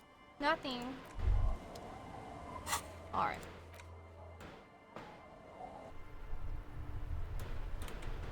Those punks are still there. Thank you for explaining that to me, Andy. RCM patrol officers are here. Is that the guy? This game's probably one of the most crazy games I played in the past decade. We need more games like Disco Elysium. I'm like feral for it. I can't wait to complete it so that I can play it all again. Another rendezvous. Oh. There he is, the smoker on the balcony. Right here in the whirling in rags. You're I here! am. So are you. What brings you here? What are you doing here? Admiring the atmosphere? He smiles. What about you, officer? I live here, my room's right upstairs. I'm here to kick ass and solve the case I'm working on. Well, here's to you. He raises a glass before taking a sip of his drink, froth grazing his mouth. Tell me again about that muscular type who came to investigate the crime. Oh yes, let's see. He knocked on my door a few days after the lynching. I think he was going through the entire building asking questions. What did you tell him? Nothing, that I didn't see anything. And he believed you? Why shouldn't he? Did you tell him about your friend? He takes another drag of cigarette before knitting his brows. What friend? Your Sunday friend, the witness. No, I don't think it came up. What did he look like? Muscular, handsome. He shrugs nonchalantly, strong, like one of those military types. It's probably the undercover guys, actually. So it's not a coincidence you're feeling so connected to this game stuff because this has so much to connect to mentally and emotionally. Oh yeah, I know that there's a reason for it. Like, that's why I like it so much, is because I recognize that I am so connected to this game. I was raving about it the other day that I am very enamored with the concepts that this game tackles. And I'm very much a fan of the writing, so. Was he alone? Yes, but he was speaking to someone on his earpiece. His earpiece? What was he saying? Reporting back whatever I was telling him. Besides muscular, did he have any other identifying traits? Let me think. He had an accent. He sounded like one of those mercenaries. He sounded vaguely Ornese. He closed his eyes. Not vaguely. Scratch that. He sounded definitely Ornese. Thanks for the information. If I was super rich, I'd throw a blank check at the devs and tell them to make another one. I wish we could pool together and make that happen. Sure, anything else on your mind? I met your Sunday friend. You did? A small smile adorns his face. And how did you like him? You were right, he was magical, magically bureaucratic. I didn't like him as much as I like you. Aw, shoot, he bursts out laughing. Why not? Who is he? A visitor from the first world. He's not like you and me, gendarme. He smiles, and his smile seems melancholic. He can always return. Return where? To his opportunities in Occident, Sur le Clef. Still, he breathes in and keeps his lungs filled for a moment before letting it out. His coming and going brings some life to the village. Or is it just money? I don't know. Stares at the bar. What are you two? Why? Dude, Harry's like so, like, he's like crushing on the smoker and like doesn't realize it. So funny. Yeah, and I know you don't keep playing a game unless you really enjoy it mostly. Yes. I track them all down like a nerdy revenge film. I'm sure some rich folks are doing just that. If only for the prestige of being a part of the next CRPG classic. I'd wish. Friends, I told you. Sunday friends. Friends who like to get together from time to time. What does it mean, a Sunday friend? He sighs. He won't be there when times get tough, I guess. Is that even a friend? It is, on Sundays. He smiles. It's the worst to be surrounded by Sunday friends. Why was he staying at your place in the middle of the night? He has keys, and he likes the view. He leaves gently with his cigarette holding hand. To the sea, I mean. I don't want to talk about other people, I want to talk about you. He hums. What about me, gendarme? Okay. I need to equip Steph for a composure check.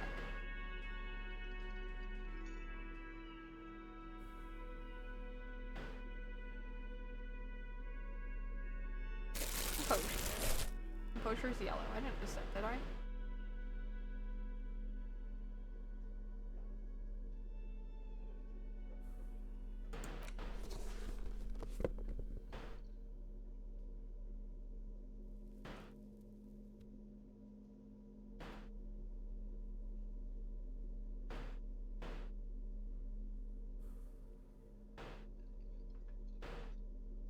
Okay. That. Hi again, gendarme.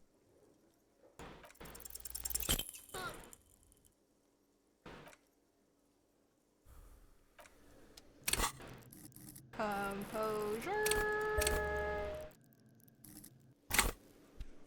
Hi again, gendarme. Nope.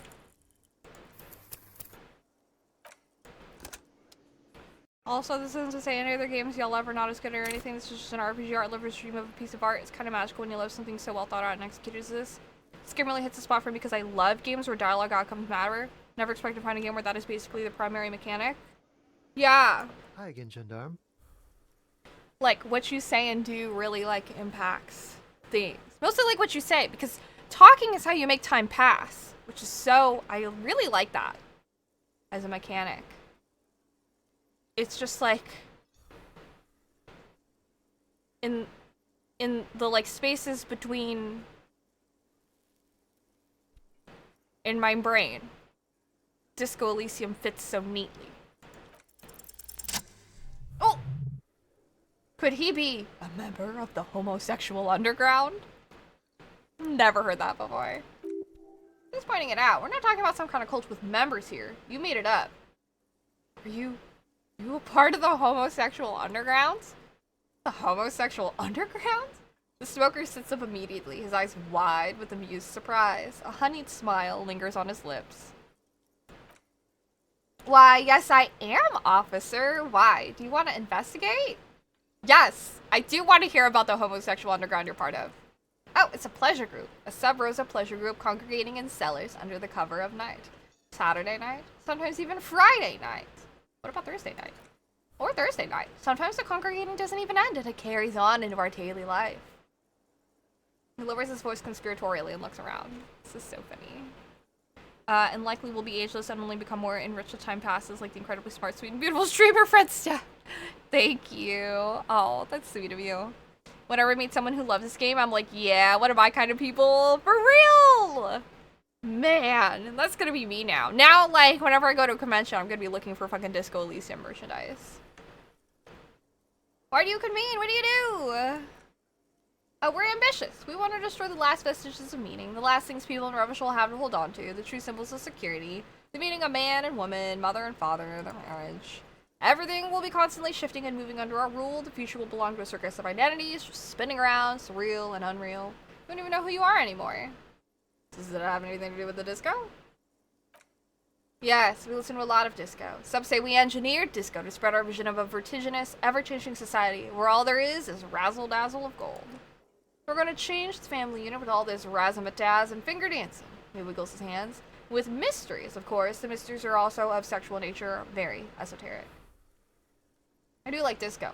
Maybe I should get into it. You can't just get into it, you have to be born into it. One is either already in the homosexual movement or forever excluded from it. What if I can't remember whether I'm in it or not? What if I can't remember anything about my life aside from the fact that I like disco? Beautiful. This smoker crawls up to you like an animal preparing to jump. Beautiful. That's exactly what we're looking for. Who knows? Maybe you were homosexual in the past. Maybe all of that has been repressed. He circles his hands around you. I have to say that you do look like someone who might be a part of the underground. You have that very distinctive, I can't understand what's going on here look. Okay. Blink. Okay, I have to think about it. Do think about it, officer. He starts laughing and leans back up against the counter. This is gonna be like a 20-hour mind project for me. 20 hours at least. Absolutely wonderful. A man like you can figure out his sexuality in a working day. It won't be 20 hours unless you want to enter the heightened realms of phantasma erotique afterward. Then it might be 20 hours more. That would be on your own time. Bye-bye, gendarme. This is fucking hilarious. Do I get to figure out if I'm gay? Wow, it's an 8-hour research time. How much do I have left on Wasteland of Reality? 2.5 hours. I kind of want to figure out if I'm gay. That is so fucking funny to me. This game is definitely one that slowly becomes more famous, appreciated through word of mouth and exposure alone. They had zero advertising budget, yet here it is, making oodles more money than spent making it. Like, Jesus fucking Christ, look how deep and diverse these dialogue options are. There's a lot of gay people, too. It's great. These people say anything new? Again? I can't believe this. Yes? What is it? Did you hear that? Did you hear me sing? Did you like it? That was pretty good, Harry. Wasn't it, Sean? That was absolute shit. Horrible. Truly horrible. I really liked it. She actually did! Are you really from the same police station? You leave her alone?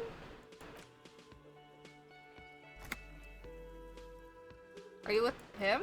Of course I'm with him. Why do you ask? He's an asshole. You're an asshole. Maybe we're both assholes. Okay. Interesting. My fucking outfit, my fucking sword. So funny. Played it before they even added any voice acting. Oh, before the final cut? I knew I had to be doing well and they went back and did that. I'm glad they did. These people. Wait. Bench? Bench? Officer, care to play a game with the lonely old man? Gaston Martin? The jolliness has gone from Gaston's face. Actually, never mind. Wouldn't be the same. Oh, this is Sandwich Man. Where's Renee? The prick is gone, he replies, trying to smile. I can barely believe it, but he's really gone. He's trying to retain his jolly facade, but the underlying sadness casts a deep shadow over his wrinkled face. Gone where? Gaston sighs and mumbles more to himself than you. Hell, most likely. He was an absolute cunt. How did he die exactly? His angry little heart finally gave out. He sighs. The dock workers found him in the guard booth this morning. Wasn't even supposed to be working for another week, but he just had to prove how tough he is. Did he feel like he has to prove he can still pull his weight? Doesn't need handouts? Guess he was about to head home, because when the dock workers found him, he was wearing civilian clothes and not the cockatoo uniform I saw him in all the time. Sometimes I thought he was wearing it just to piss me off. Gaston smiles a sad smile. Now the joke's on him, because he's going to be buried without it. You think our conversation about his job pushed him to go out there? No, he replies quickly. Renee was the most stubborn man in Revachol. Nothing you or I could ever say would ever push him to do anything. The man was completely immovable. Yeah, it'd be almost impossible to not connect with this deeply unless you were unprepared to enter a deep CRPG universe like this with no action game mechanics. Have you even had to kill anyone in this? This? No. You're just running around talking to people. The only action is just running. He has doubts, but right now he just wants to move on and think about it. Was it really that bad? I repeat, an absolute cunt. Turns to look at the crater. Even his old army buddies didn't want him around. He was like an old viper. The only people who could stand to be around him were Jeannie and me. He pauses. She saw something in him when we were just kids, and his voice trembles, and she never lost sight of it. And I thought if the most beautiful being in the world can love him, there must be something worth holding on to. Did you love him? We've hated each other our entire lives. So much, in fact, that he falls silent and looks at you, eyes filling up with tears. Yes, I love that angry prick. He didn't deserve it, but I did. He wipes his eyes with his sleeve. You know what his last words to me were? Tell me. In Guillaume's time, you'd have been shot without a trial. That's what he said to me. The old man gathers himself and wipes his eyes again. He lived a cunt and died a cunt. Let's leave it at that. You know what happened to his medals? Oh, I have a photograph! He looks at you for a moment and speaks quietly. Took them for myself. Took them to remember that old cunt. Nobody knew him better than I did, and I want something to remember that old cunt by. Strange how old cunt sounds almost gentle when he says it now. This guy. Here, something to remember your friends by. Give him the photograph of Renee and the girl. Let me see. Gaston takes a photo, hands trembling. This was 60 years ago. We all went to that parade. Young Renee looked so happy, and Jeannie, eyes blurred with tears, he has to stop. I'm sorry, officer, he dries his eyes. Thank you. Thank you for this little memorabilia. It really means the world to me. My heart. I'm glad that I could, pass that on to him. Fun fact, it was until my early 20s, despite reading bullets since I was 4, that I know how to say facade correctly. You could tell someone is an avid reader when they know what words mean, but don't know how to pronounce them. No shame in it. My whole life. Hello, Swagnarok. Good to see you. I forgot how this game just drops the C word. Dude, Gaston says it so much. That word never enters my regular vocabulary because I think it's very obscene. That was nice, the lieutenant smiles. A small thing for us, but invaluable to him. He probably didn't even know Renee had the photo.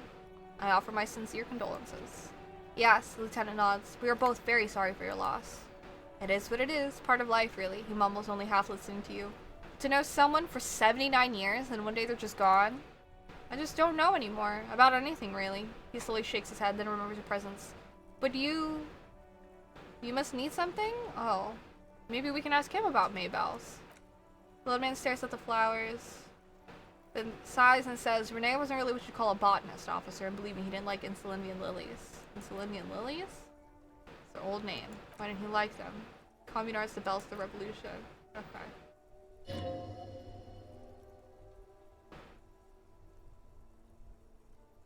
The bells of the revolution. Another piece of old insulin. Royalists had to surrender to the Mazavian insurgents. Okay. So sad. Well, I paused and I was like, she said what? I know you're just reading of a man? Yeah! It's crazy! This game makes me say crazy things sometimes. I guess I'm just gonna have to swear and say bad words a lot. Hydrate. I will hydrate. It's snowing early on in the day.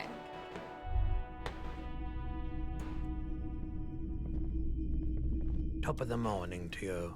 How may I be of service? Celebrate gets the worm. I just like being awake for the transition between night and morning, bearing witness to the first hints of light on the horizon. Pawn menu. Is everything on my pawn menu something that I could sell? It says that the speakers are good to sell.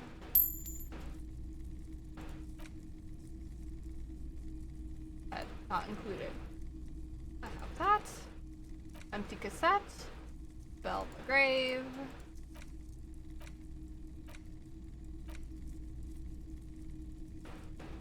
I think that's it. Don't have anything to sell. Other business. Okay. 39%. Alright. Stevie Boy says hydrate too? Okay.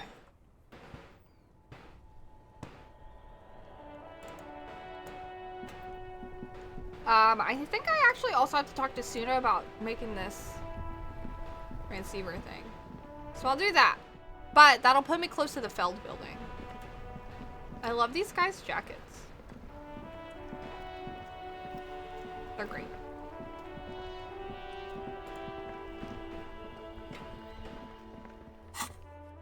It's not close enough to whirling in rags. It is. To the church! Thanks, Andy.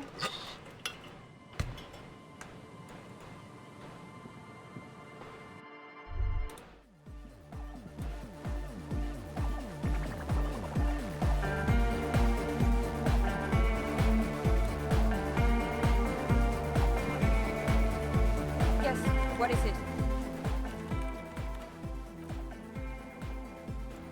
So for our purposes, okay.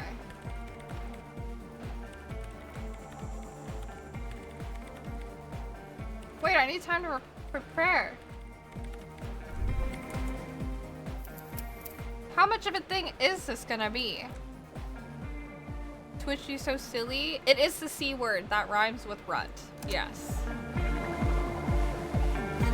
Just finished your first half-hour gauntlet of Vampire Survivors. So many enemies? In like a good way? A bad way?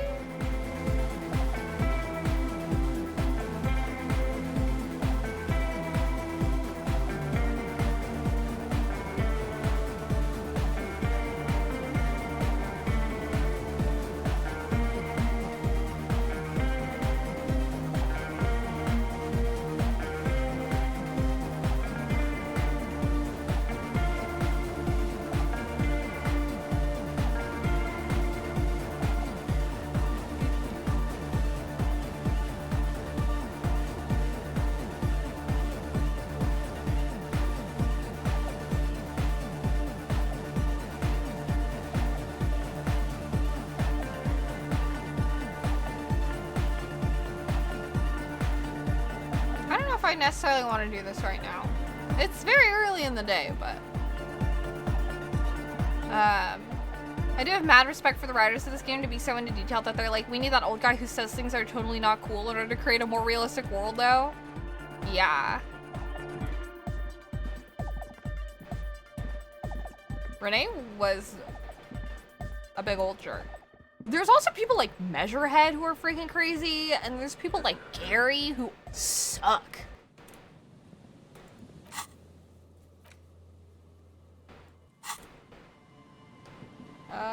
Okay. Vampire Survivors isn't my thing, but I get the appeal, and I get why the people who do love the game love it so much. I feel like I've heard a lot about, what's it called?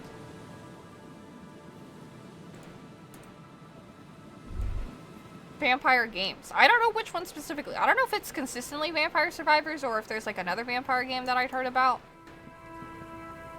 that was like also popular, but bad? The closer got to 30 minutes, the more enemies swarm the screen. You have to survive until then. Attacking stone automatically, so you just move and maneuver, but you can level up your attack, speed, healing, etc. It's surprisingly addicting to try to go for a better time. Interesting. It's a reverse bullet hell kind of game. Super addictive. Isn't it like on sale for like $5 or something? Vampire Masquerade? That's probably another one that I heard of. I've been hearing a lot about all sorts of vampire games. They're still here? Anyways. Ladder. Rusty ladder. Yeah, that doesn't look good at all. Assess the situation. The distances between the remaining rungs are rather wide. You'd have to use the mounting brackets. However, they seem corroded and the peeling rust is razor sharp. In addition, the first rung is going to be tough to reach. It's what, 3 meters above ground and you're 180? 180 seems about right. Not to mention that the roof is collapsing and the wind gets pretty brutal up there. Dismounting from the ladder is going to be hard. Perhaps if you were to not climb the ladder, instead, what if you were to do something more subtle? What if you were to reconceptualize climbing the ladder? Astral projection! Be open-minded about this. What if I don't climb? What if I just teleport? Teleportation is not a thing. Lieutenant stares at you, stone face. I love this. It was on sale for $3 for a while. Did they raise the price? Oh, it's an idle bullet hellish game? Vampire the Masquerade Bloodlines is a fantastic old CRPG. I do recommend that to anyone who likes RPGs and isn't afraid of old games. That's probably another one. Even if it isn't, no one told you. It is a thing for me. I can't remember it's not a thing. Come on, Kim, where's your adventurous spirit? This really has nothing to do with adventure. We're dealing with basic physics here. It won't hurt to try. Oh yes, it could hurt a lot. He's restraining himself from using a parental tone with you right now. We saw Tiago climbing and that gives us a +2. That's hilarious. Hello, KJ. Thank you very much. Yeah, I'd bet on you liking it. Do you think I'd like Vampire the Masquerade? Foodie is a very fun game. What's that? It's super cheap. If you like that style of game, it's a lot of fun. I've been multitasking it with Double Dragon and Decarnation. Oh, what's that? I love Kim, guys. I love him so much. You like RPGs, and it's a very good RPG. Just saying. I'll have to add that to my backlog. Alright, let's teleport to the roof. All you need to do is close your eyes and concentrate. Darkness enfolds you. You can feel the distance between the bench and the first rung of the ladder. All you need to do is do it. Zoop, zap, pow, crinkle. It's like magic. You feel yourself disappear, your atoms fading out of existence. Oh my god, I can't believe it! You find yourself on the roof, having mastered the art of physical displacement. I did it, Kim, I teleported.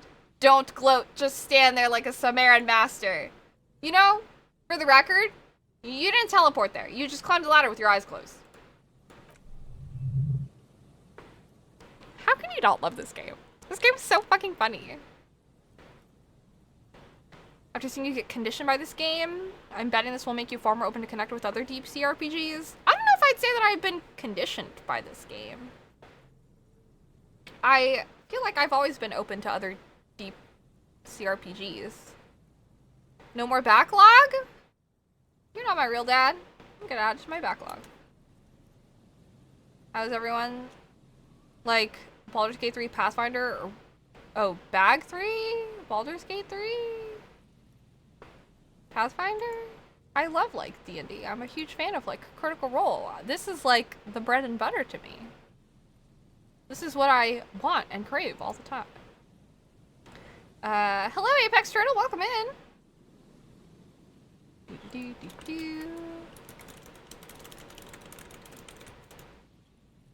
Incarnation is a story-centric survival horror game. Very psychological. The newest Double Dragon is a beat 'em with a level system. Interesting. One of those should have been Pillars of Eternity. Ah. Thank you, Apex Turtle! I appreciate it. Alright, the wind at the top of the building starts howling loudly, blowing away the lieutenant's voice. Faintly, you hear, "Never mind. Find a way to let me in when you're inside. Don't go adventuring without backup, especially if you think the suspect may be hiding here." Okay.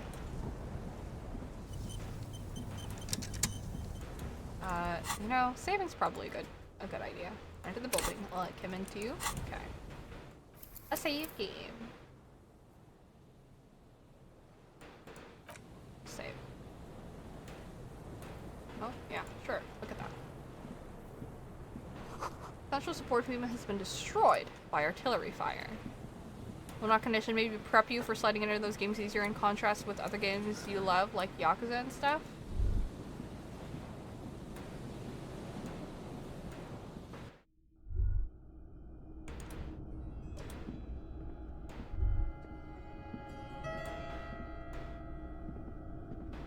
Glass is covered with grime and dust. You can barely see out.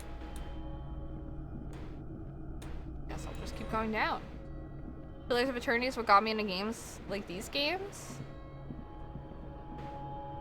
What other games would you guys say is sort of similar to this? Oh my god, there's a lot to look at. You should take out your flashlight. Good idea. No sword. This collapse nearly sealed the basement. One can barely squeeze by. And this is why I'm not lost watching navigate this game. Waiting on next payday to maybe get Baldur's Gate 3. I really want Baldur's Gate 3. I like how there's no combat and yet you're still a dual-wielding build? Yes. This overturned table is covered in orange mildew, crawling with something. Oh, Kim's right here. Oh, let's get Kim. 2 rusty metal plates that slide apart form a crude door. It's been here under the boardwalk for a while. Who's there? What do you mean, who's there? It's me, Kim! Stop playing around and help me get the door open. Sorry, Kim! I love him. The closest game to this is probably Planescape Torment. That is another game where dialogue is some more thing and it's super well written. I would bet the devs of this game use it as a model. I feel like part of the charm of this game is that it is like so very unique. I love it very much. I've always wanted things to matter. And they matter so much in this game. And the things mattering is like a very important part of this game too.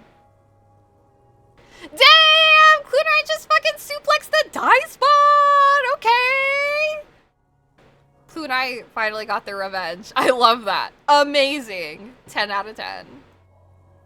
Planescape is more weird fantasy that's super serious, not funny like this game is, sadly. The humor in this game is so good, too. Hallmark feature of any wonderful RPG is the possibility of talking your way out of fights or killing / harm. The doors seem to be on rails, but they've gotten jammed. You grab a side and put some strength into prying it open. With the help of your partner, the 2 metal panels slide open with a creak. Huh, I hope no one dangerous heard that. You ready? Yeah, it's time to investigate these passages. Let's move quietly and not make more sound. Not running is a great way to do that. It's fine. Kim complains about how we're running all the time. Old file folders on the cart. Documents silvery with mold.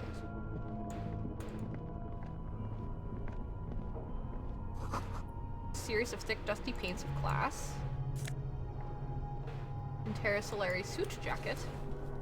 Gives me some suggestion.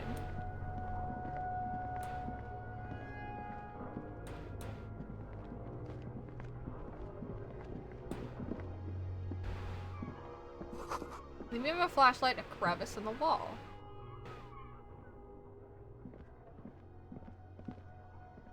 Whoa. Stale fabric small and dust. No one slept here in months, maybe years. Revolutionary propaganda on the bunk bed. Ancient flyers and brochures. Revolutionary's hat? Only a 10. These pots and plates are full of dust and spider webs. Kraz Mazov portrait. A mustachioed and mutton-chopped man, amateurishly depicted, gazes at you with sad eyes. A plate reads K. Mazov. There's a spider web in the lower left corner of the portrait. Kim, look, it's Comrade Mazov. Yes, I can see that. Looks like some communists were hiding out here. They left a long time ago. The lieutenant does not seem to share your enthusiasm. Could it be connected to the Mazov bust we found in the students' room? Millions of depictions of Mazov have been produced. They're not all connected. Besides, that looked like some student. The youth always go for this kind of stuff. Could someone have stopped through here recently? You mean like Ruby? No. I think we stumbled on a piece of history.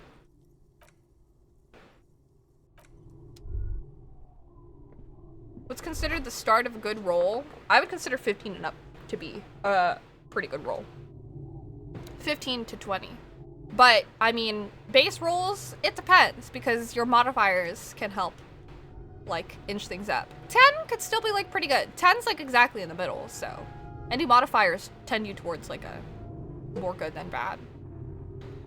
It would be so glorious to get, like, a weekly meetup to campaign together with Steph and people she's cozy with in Baldur's Gate 3. First, I would need Baldur's Gate 3. And one of the rewards for the, if we hit $1,000, magically, we are 30% of the way there. I would DM a one-shot for the Discord. Could this have been the killer's hideout in this narrow window the point of origin of the shot that killed the mercenary? Definitely not. Great place to hide, but anyone hasn't been here in ages. Kim, I can't see the whirling interact. Shot did not come from here. Indeed, no one could get a clear view. Well, at least we've been thorough. I like thorough. The lieutenant's voice betrays a slight disappointment, which glosses over while he reasserted control. In fact, I think we're done with this bunker. He looks to the exit. After you, officer. Maybe in a couple months when I have more disposable income, Steph will find Baldur's Gate 3 in her Steam inventory from Santa. Haha. No worries, though. Magic? Magic? What do you mean magic? Magic. My plus 17 stealth modifier plus rogue ability do not roll below a 10 plus lucky feet. I just don't exist anymore. That's when you start rolling over 30. Over 30 is considered like the highest, like that's like an impossible roll. If you manage to score above a 30, you just phase out of existence. There's something in the air. An unnatural buzzing? Like locusts?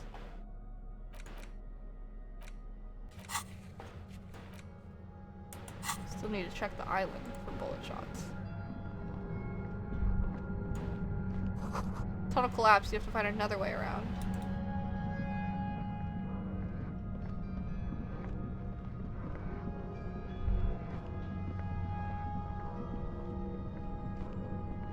You've made a character with plus 20 to their initiative.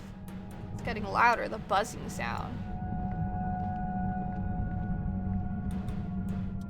There it is again, like a swarm of hornets buzzing under your scalp.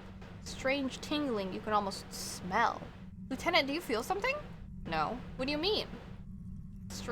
A pain, a strange tingling. I don't feel it, but... He looks ahead, beyond the arch. We should still be careful. There were footprints back there, and I'm pretty sure they were fresh. Hold on, you really don't feel anything? No, but you're the sensitive one. It's not a quib. The situation's dangerous. You trust your gut feeling on this.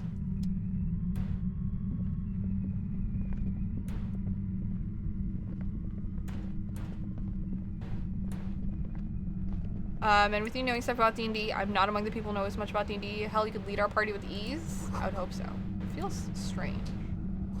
Concrete pipe buried in sand and dust. Bunny? Bunny?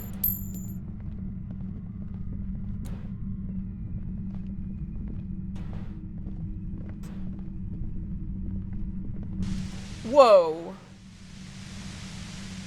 Ruby the Instigator. Suddenly your entire body is Paralyzed. Aggressive white noise fills your skull. A strange pain like you've never felt before. Through the static, you hear a woman's voice. I know you're feeling pretty uncomfortable right now. Don't move too much or fight it. That'll just make it worse. Says the shadowy figure by the machine. Can't say it's a pleasure, officer. I was really hoping not to make your acquaintance. But here we are. The voice coming through the whirlwind of pain is not malicious. She doesn't want to hurt you, but she has to. Doesn't wish to hurt you. Not according to your ear canals. Wait, no, not even your ear canals. This is going directly into your neural pathways. Cover ears. No, buddy, that's not going to help. You can't shield yourself from this. It's an entirely new type of experience, way worse than all the previous ones. Don't focus on the pain, focus on your job. Tell her she's under arrest. You're under arrest! Really now? Check this out. She turns the dial in her hands. Oy, oy, oy. You feel overwhelmed with the new surge of violent static. It feels like a blood vessel exploded in your brain. What's happening to me? I'm using a pale latitude compressor. You and your partner have been caught in its... A pale latitude compressor? What the fuck? How do you even have something like that? The explosion of static you're hearing, it's the ULAN frequency. Blasted from that pale emitter Fat Angus mentioned. I saw your equations. It's the ULAN frequency. Saw my equations? You've been sniffing through my lorry, right? I expected as much. I am a bit surprised you knew what you were looking at.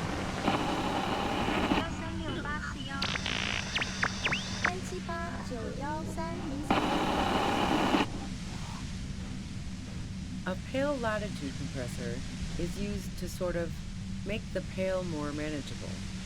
With a lot of these, you can force a radio signal grid on the pale. Literally crunch the distance across it. That's so crazy. Hello, Shiro. Hi, welcome in. My experience with D&D is basically just from what friends have said. Legend of Vox Machina and the newest D&D movie. Signals How you are doing? laid across a series of repeater stations fixed to buoys. Not a fun job manning those stations.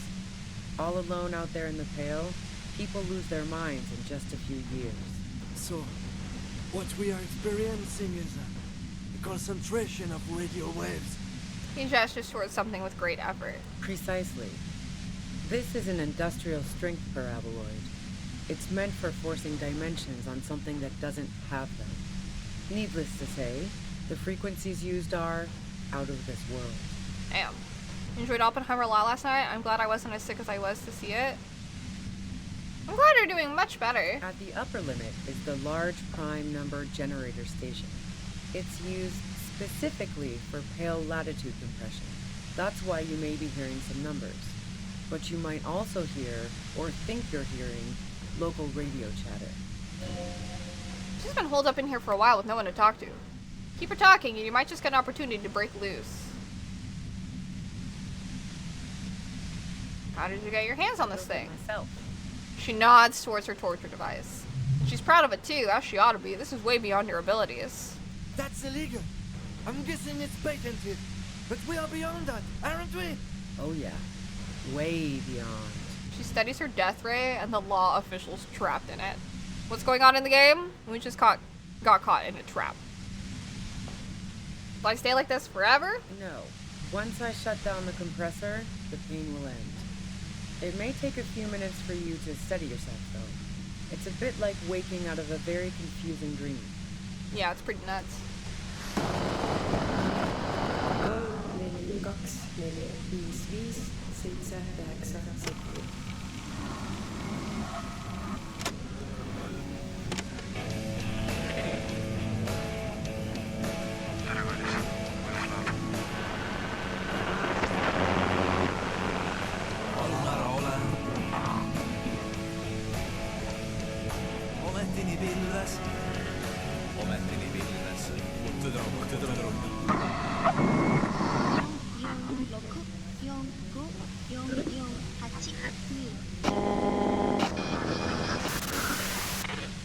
Crazy. Yeah, I stuck my head in there before using it on you. It seemed like the ethical thing to do. Can't say that I enjoyed it. The field was weaker, but I can imagine what you're going through. Damn. To the credit of all three, stuff I learned from them have definitely helped me at least somewhat with have my bearings on Baldur's Gate 3 with friends. That's part of why I want to play Baldur's Gate, is because I feel like I have a good handle on like D&D, so I'm like curious about what I can do in Baldur's Gate. Also, I'm pretty happy that my Clodsire self-kicked ass last night. You did great, Shiroha. It was very awesome. I learned how to play D&D from Baldur's Gate 1. It's possible to learn from playing the games, I'm sure. If they use similar concepts, it's easy. Not gonna lie, I thought I was bugging out hearing radio noises. Nah. This is all great, but let's talk about the man who was killed. Yeah, let's not talk about that shit. You were hunting me and fell into my trap instead. That's all there is to say about it. So she thinks of you as hunters, not cops, and thinks of herself merely as prey. Please, could you just turn it down so I can ask you something? If you've got something really important to say, you can do it through the white noise.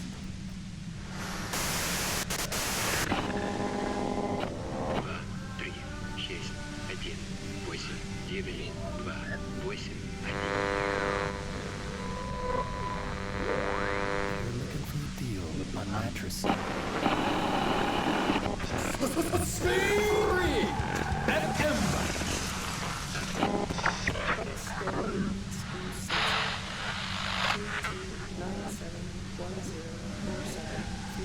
This is so interesting.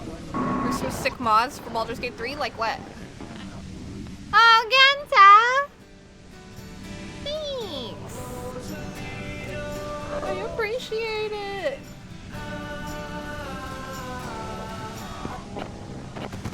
Thank you! This is so sweet of you. Let me calculate things.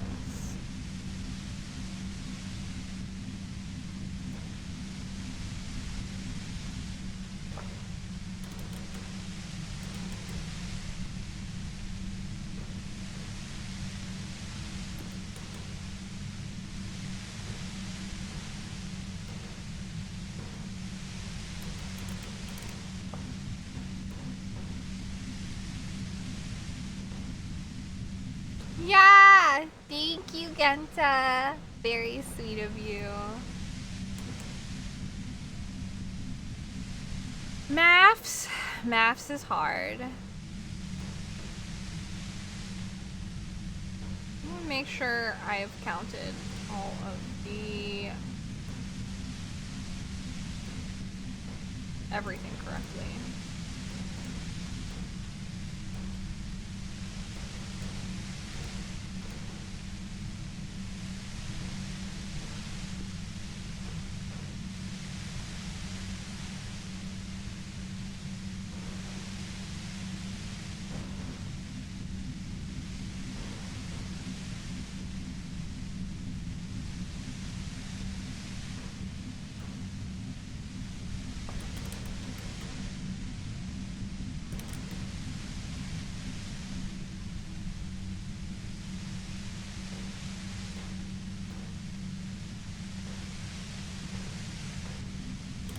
I was missing one. Okay.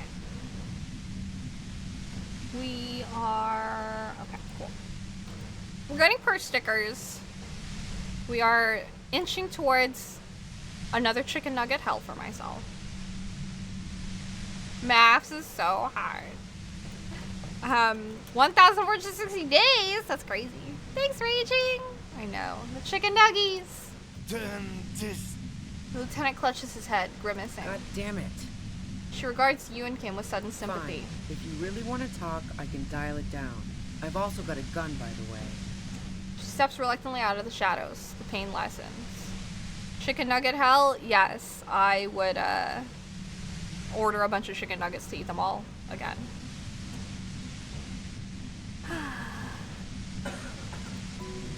Well, it doesn't feel much better, but you can form sentences now. Thinking doesn't seem to hurt as much. Hello, Lynn. Thank you. Just keep her talking and you'll get through this. There's only 3 meters between you and the machine. If you can keep her distracted for long enough, maybe. Be careful when you make your move. That'll be it for questions. Bide your time. How did you know we were coming? I've heard you in the passages, and I've been preparing for quite a while. Oh, interesting. By hiding bullets under floorboards? So you found my shack, huh? I'm not surprised. Oh boy. Her tone is bitter. She thinks she's been betrayed. She didn't rat you out, by the way, Isabel, the washerwoman. So nice. She smiles. A little smile. That's one knife I didn't want to find in my back. As opposed to the other knife she's finding there now. Hardy, for one. Preparing for the worst? I was, before I caught you in the pale latitude compressor. I'm fine now. That's her admitting the bullet was an emergency exit. It was dark in the shack. The waves outside had calmed down. She looked at the loaded gun, then cracked the barrel open and took the bullet out. Not today. Did you shoot Lily? No, I didn't do it. I only helped stage the lynching. So I doubt that makes much of a difference to you. So she says she didn't do it, and she doesn't trust you. Is it you specifically, or the citizens' militia that she distrusts? Who ratted me out, by the way? Was it Titus? No, she hesitates. He wouldn't have broken first. When I threatened to arrest her, Colossia broke. She told me everything. Oh. She smiles sadly. Well, I guess I always knew she was a survivor above all else. But you couldn't have known I was on the coast. How did you find me? Titus told me it took some convincing. Oh, fuck. Took some convincing my ass. And those guys liked me. I know it. This is what happens to people whom people like. A dull despair is creeping into her voice. How the fuck do the rest of you get by? Wait, wasn't it you who called me the human can opener? It's not personal. I opened them up. I did, didn't I? And now you've come for me. She scoffs. Fuck them all the same. That did make her forgive them. A little. I do it by asking questions and I have some for you. Like what? She adjusts her grip on the gun. I already told you I didn't do it. A strong moral compass. She still wants the opportunity to make the case for herself. Would you say that Lely was a likable person? I didn't like him. Hardened mercenaries aren't particularly likable types. You don't feel sympathy from her? 'Cause it's hard work. Plenty of broken people who don't come with that stupid kind of body count. Besides, they're paid well for what they do. There's something more personal that you had against him? Perhaps his way with women? You think I was envious of his conquests? Look, pussy's not a problem for me, and definitely not a reason to off someone. Did you feel protective of the Union? Yeah, sure, and I didn't like Wild Pine sending in those foreign hirelings. Me and a fuck ton of other people around here. She didn't hate him, okay? Alright. Did you have an alibi for when Lily was shot? Man, I was with the boys the whole night. I hope they at least bothered to impress that upon you. There were 10 minutes they couldn't account for. You mean the length of toilet break? That wouldn't have been enough time. Our investigation has shown that 15 minutes was just enough time to commit the murder. Wow, now I'm curious. Please explain. Play pinball much? No, not since I was 14, hanging out at the only diner in Dardan. Haven't been into low-risk, no-reward games since moving to the city. Why? There's some mysterious pinball machines and some pretty mysterious rooms in the whirling. Yeah, and probably some ghosts from the time of suzerain. I'm not really interested in supernatural mysteries.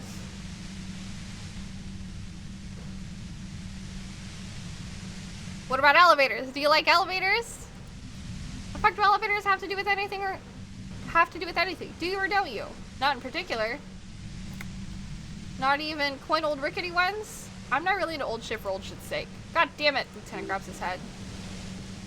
So you know she's not an antiques enthusiast. Not my jurisdiction, man, but it also doesn't sound like she used that secret route at all. Okay. There's a secret way from the ground floor the whirling to the roof. Don't know it, but also, the shot couldn't have come from the roof, or we all would have heard it downstairs. She has a point there, no one mentioned. That didn't go super well. You've got to lay something on her. You have a gun. And? Where'd you get it? The gun store. What gun store? Trigger Happy Jacks. Really? What did you think? That I'm gonna screw up my gun supplier? Sorry, I'm not that kind of gal. I can't tell what kind of gun that is. You sound nice? You ain't lying? He's a little sick right now. It's both true and also a little contentious right now. He could sound a little bit better. He's almost there. Two-barreled, not really what you're looking for. That isn't it.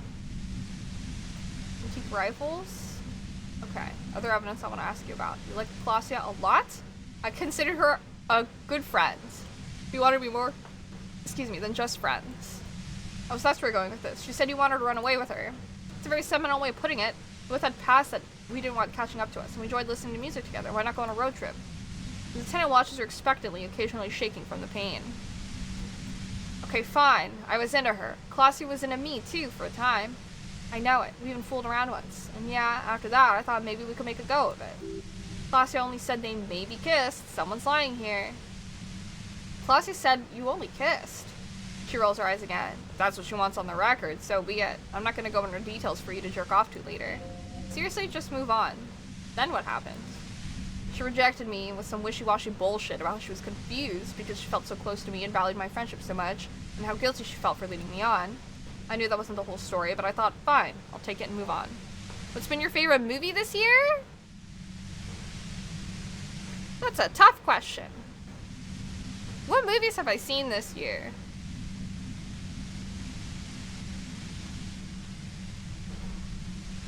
Let me look up a list.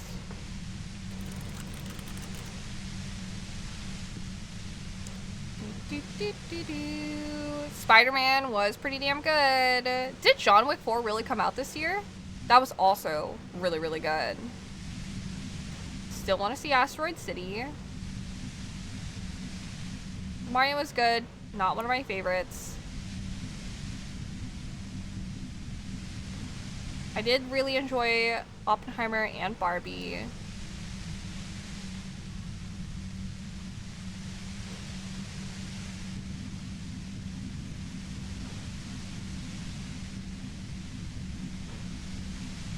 I know you saw Barbenheimer. I did. I did enjoy it.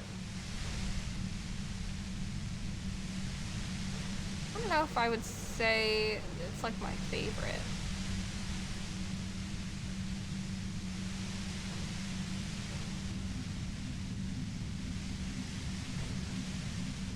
I'm trying to look at like a list, but I'm not sure. Spider-Verse might be like up there. The Indian movie came out this year. That's what it was. That movie was also good. I also would not say that's my favorite. It's a good time. There are a bunch of very good ones. I wouldn't necessarily say that there's like a lot of like super great ones up there. Like John Wick is probably a personal favorite for me. Barbie, I like really enjoyed and I think everyone should like see, and I want to like watch it again because I love all the references and the music and stuff in it. But I also don't think that it's like as a story, it's not the most like compelling story. I think it had a lot of really great like lessons and stuff in it, and it's like iconic. Oppenheimer was like, it had a lot of really great, it was like a great artsy movie, but like a technically well done movie. So I'm not sure. Spider-Verse though was the only movie that I feel like when I was enjoying it so much, I didn't realize how much time had passed while I was watching it. And then when it was like almost over, when I realized that the movie was wrapping up, I felt really sad because I was just enjoying watching the movie so much. I would probably say that movie blew me away the most this year. I hope everyone's seen that. The Spider-Verse movies are freaking phenomenal. No ill will there. It wasn't a problem for her. Colossia said you got very angry when she started seeing Lely threaten her. Yeah, one time when we'd both been drinking, I said some heated things about how dangerous her patterns with men were. I was a little worried she'd blow it out of proportion in her head. All the drugs she was doing can make you feel like you're living in a DeLorean tragedy. Despite everything, you helped her by staging the lynching. Guardians of the Galaxy 3 also came out this year. I don't know. I'm not a big fan of like Marvel movies. So, like, it was like good, I guess, but I'm not like a huge Marvel movie fan. So, that one falls into the okay category. Not my cup of tea. Yeah, the girl seemed terrified. The Merc was beyond caring what happened to his mortal coil. It was a no-brainer. Other things I can ask about? Go ahead, it's your body. And mine too, he thinks, but keep on, this must be done. Do you like to hang out on rooftops? Who doesn't? Oh, you mean Colossia's rooftop. Sure, I've hung out there. She's got this great antenna. Is that the only reason you hung out on the roof? The view's pretty bomb too. You might say the antenna was the main attraction there, along with Colossia. What's so great about her antenna? It's very powerful. I used it to tune into RCM frequencies. That's how I knew to be prepared for your arrival. So you're sure you didn't shoot the Merc from the roof? Yeah, I'm sure. And anyways, I said before, the shot had to have come from afar. Did you leave any flowers for Classy on the roof? No, gifts, flowers, and candy aren't really my style. Those weren't just flowers, symbols of the revolution. Okay, you didn't leave Maybells. No, I did not. You're running drugs for the Union? So, Heart of Gold Tommy fucked me over too. Never trust a musician. That really comes as a blow to her. No, he didn't. I found my way in. Okay, great. You got my lore on your own. What now? You're gonna arrest me for drug trafficking? You had a financial incentive to kill the merc. Man, it's to get away from all the murderous shit that I left Jamrock, my previous employer for the Union. They really avoided naming the mob she worked for. You might be able to find this out later. I got lucky being a dispatcher. I never had to do any of the really dirty work myself.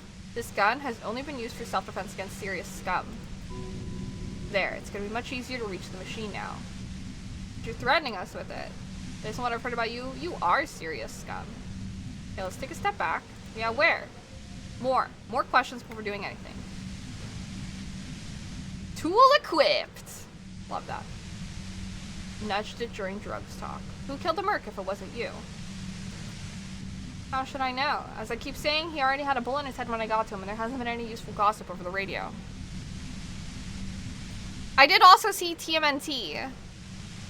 It was a very interesting experience. It made me feel very old. It felt like a movie for the teenagers. I was like, oh boy. This movie is not for people like me. This is for people younger than me. It was very TikTok. I got sick of the Marvel movie pretty fast. Yeah. The indie movie was great. Too bad the next Spider-Verse movie got delayed to WJ and SAG after strike. That's fine by me. They can take all the time they need. If they're going to be making works of art like that, they deserve to be compensated fairly while they're doing that. They're not going to produce our best work unless we give them, like, what they deserve. Fast X also came out this year. I have not seen that one. Hello, Jacob. Hello, welcome in. Good to see you. LMAO, Steph, please, you're not old. I appreciate it. I certainly feel very old. And wow, especially watching that TMNT movie. I gotta say, those kids talking about being sus and having Riz.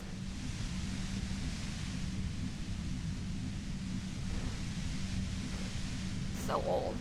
Plus lousy working conditions on Across the Spider-Verse? Yeah, like, I will wait 5 more years for the next Spider-Verse movie.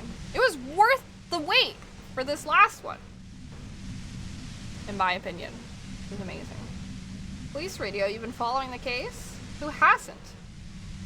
She shrugs. You know, I can still see him there in Clause's room, lying on his side. He was still warm, but the bluish light coming through the broken window made him look as though he'd been dead for a good long while. What happened Sunday night? Tell me your version.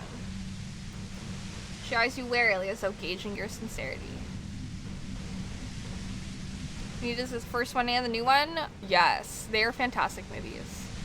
You want to see the new Spider-Verse movie? Maybe tonight? You haven't seen it yet? Please go see it. It is so good.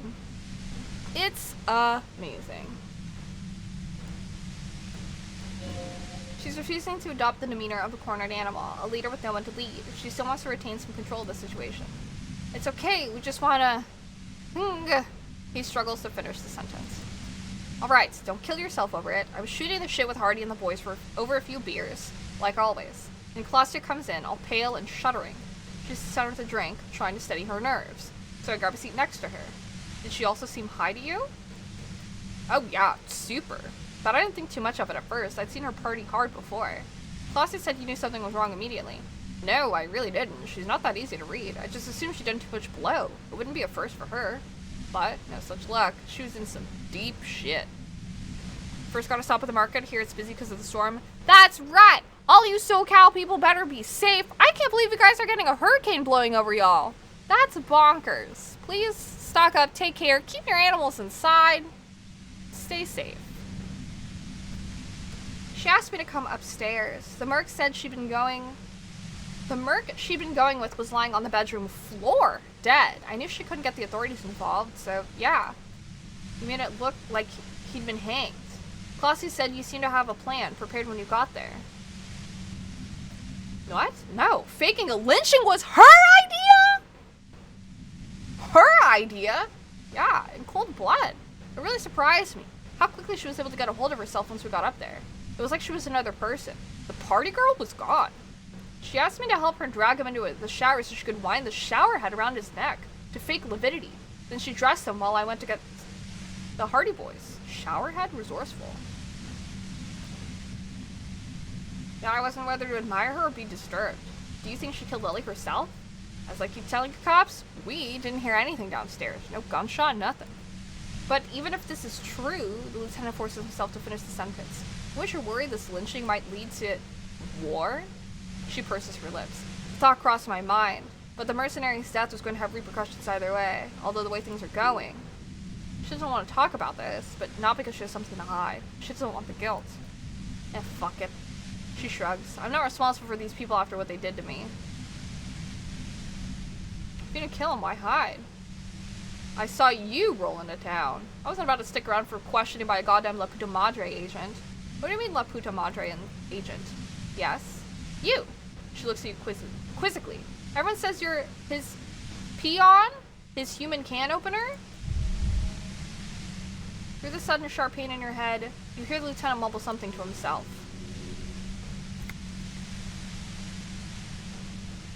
It's especially bad suddenly. Felt like a vein exploded.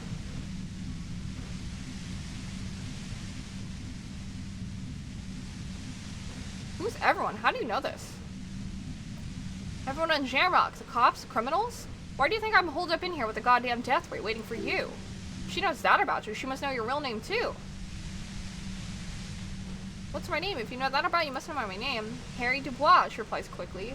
One corrupt motherfucker with the disco pants and the funny tie. Agent to La Puta Madre. So she knows your name. That doesn't mean you're on the take. Criminals make up boogeyman stories about cops all the time. La Puta Madre? I've heard of La Puta Madre. He's dangerous, right? Yes! Purse stickers! It will definitely happen. For some reason, I don't have stickers of her. So, you know, now that will be fixed. Is that a joke or a threat? I'm guessing both. She doesn't believe me. What do you do to this Madre anyway? Even in my lore, you think the biggest player in Jamrock appreciates competition? And now I have Harry can opener in my lair, fucking Titus. I thought we had an agreement, she thinks. This was not supposed to happen. She's not going to change her mind that easily. She still perceives you as a threat. Wait, one thing, possibly small. She said you rolled into town. Was that you, singular or plural? She might know something. When I came into town, was there anyone with me? Yeah, you had your death squad with you. What happened to them anyway? Who was in this squad? Well, it wasn't this scrawny dude. She nods towards the lieutenant. 2 guys and a lady. The guy looked buff. Lady wasn't bad? What else can you tell me? One of the guys seemed chipper, a blonde, and the other had a brooding something or other about him. The woman was the only one in uniform. All were carrying. That sound about right? No idea who these people are, literally. What? I wonder if they're the people in the whirling in rags. What the fuck? Satellite officer Vic Mayer looks out of the window grimly, then puts his coffee down and turns to patrol officer Mino. We can either take a room here in the whirling or go home for today.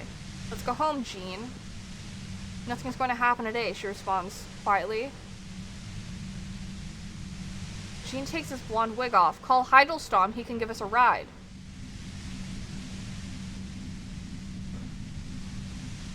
Heidelstorm's the guy outside. I think I know them, they're Martinez.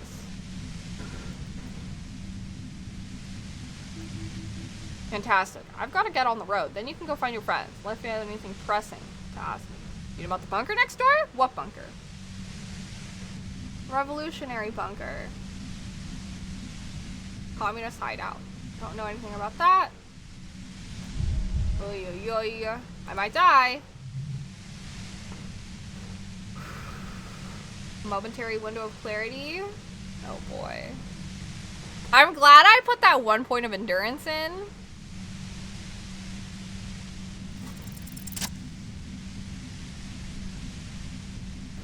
We succeeded! Craziness. Oh.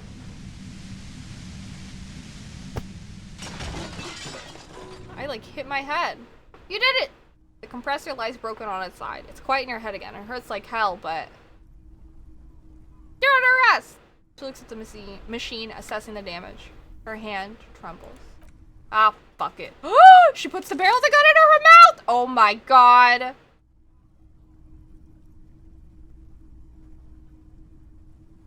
Oh, this is a red check, guys! Holy fucking shit.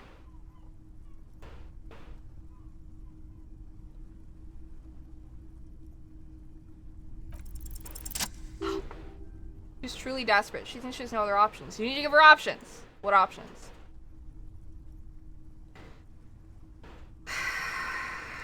Put my hands up. Please. Just walk away. She stares at you frozen, the gun still in her mouth, eyes filled with dark intensity. Then something shifts in her. Gratitude, doubt. She's still ready to go. Her neck and shoulders relax, and her grip on the gun loosens. You don't have to do this. You're not cornered. I'm letting you go.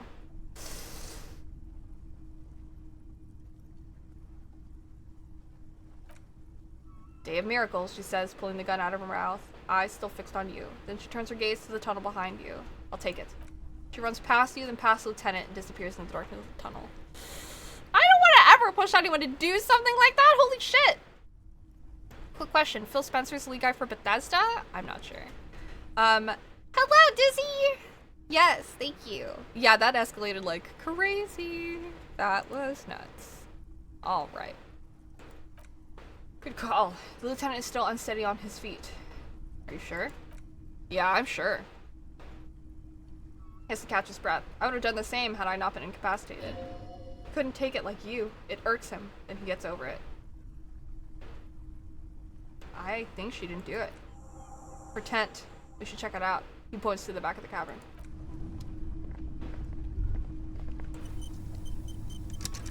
Bro, my freaking HP! Today I learned that The Dark Knight and Mamma Mia came out the same day and people called it Dark Mama. I don't know if they really did or not. A lot of people reference that as being like another like... People keep referencing these things like it's Barbenheimer. But I feel like part of the artistic merit of Barbenheimer is that they are both like conceptually like very similar films.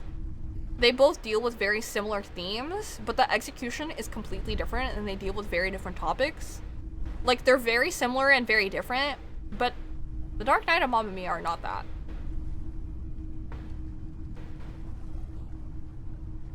I feel like Doom and Animal Crossing are a more similar parallel of Barbie and Oppenheimer. But it is true. Apparently, there's like a whole bunch of Christopher Nolan films that had that. It's like gritty Christopher Nolan films versus like very light movies. Like people are trying to do Five Nights at Freddy's and Paw Patrol is like a thing. Dark water trails into the distance. There's no way out. Dramamine? Fucking take that.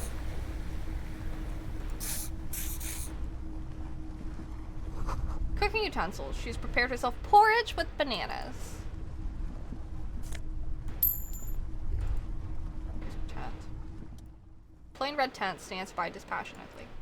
It was pitched by practiced hands. She's used to camping out. Look inside. The tent looks old, but well maintained. In the darkness of the tent, a rolled up sleeping bag, cooking utensils. Thank you, Porter Knight. I appreciate that. And some books and a kerosene lamp. Shine your flashlight on the books. Sorted soft covers, mostly pulpor. A motor carriage lies buried in the snow on one cover. On another, a ghost airship. You also see a collection of radio enthusiast magazines.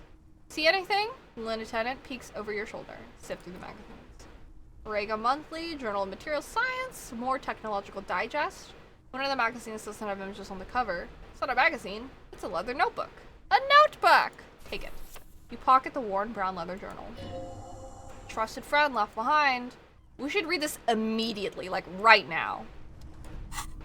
Yes, we should. A well-loved journal with a brown leather cover and the brand name Schneller embossed on the back. It seems to have served as a loyal friend to a lonely traveler. Thick journal. Ruby's journal. Cover is worn like someone used to carry it around in their back pocket. Made of full grain leather. Okay. She's got good taste and must have taken whatever she recorded here seriously. Unwinds the strap. Journal falls open. About 2/3 of its ruling page have been filled. Study the handwriting. Large cursive of someone who writes quickly and confidently. Perhaps too confidently. Many phrases and even paragraphs have been crossed out with tiny corrections scrawled above and in the margins. Flip through the pages. It's a mix of logistical notes, diagrams, and personal reflections, all dated. It's good she left in a hurry. We could learn a lot from this. All right. Logistics, code, diagrams, empiric radio technology, spiral shape. Anything personal?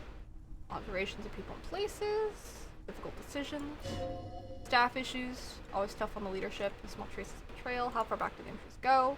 August 2nd of last year. No one is indispensable. What did she write the day Lely died? Nothing on March 4th? March 5th? Well, that's bound to come back and bite me in the ass. I'm bad at this, so it's to a fault. Except, but that's another matter entirely. You have no idea what she means. These are personal notes. Don't expect to understand all of it. Anything about La Puta Madre? The name isn't mentioned as far as you can tell. Small wonder. Would you talk about La Puta Madre in your journal? You just see an M, though. La Puta Madre? M is mentioned on March 9th and March 15th. Up, yep, great. M's peon is coming to town. No doubt to investigate the lynching, but also I feel it in my gut to finally put a bullet in my head. While I'm napping in my lorry or on smoke break. What am I doing ever since I got the call? Were you supposed to find her, even apart from the investigation then, on Emma's request? You wouldn't do something like this. There must be a mistake. Am I sure this is a mistake? Look at me. You don't feel like a hired assassin. March 12th. Oh, hello! Oh, you're so warm. You enjoy sunbathing? Alright, 3 days. Leave, rat it out. They will rat me out. Experience tells me, did M feel truly betrayed by me? I was feeling threatened. I'd have to know if he threatened people, they'd take measures to protect themselves. Even I that. Economic measures first of all. Gotta make a living. I can still hear his voice in the receiver. Taste the plastic.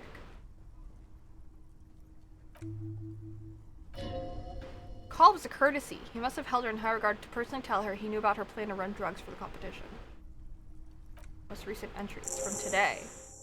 Even when I leave here, if I leave her alive, what's my next move? Staging a lynching is a crime, even if I'm not accused of murder on top of that. Forever on the run? Not really my idea of the open road. I was really looking forward to winning. Looks like she might have been framed. The lieutenant tops on the page. That would be a first or a fourth. Oh! Thank you so much, Jacob. I appreciate it. Hold on. Thank you, thank you. It's nom nom time. Thanks. 1 second. When we tip through coffee, it does not automatically feed into the subathon timer. Let me figure out.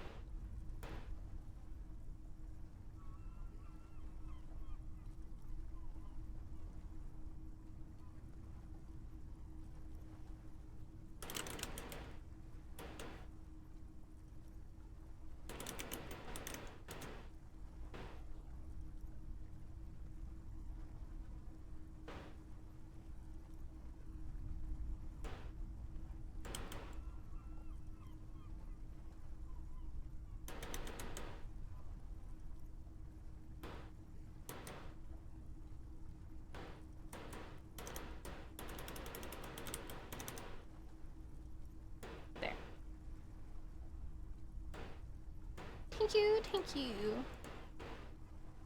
Alright. She is sitting on the ground right there. Cute little baby. Alright. You want a treat?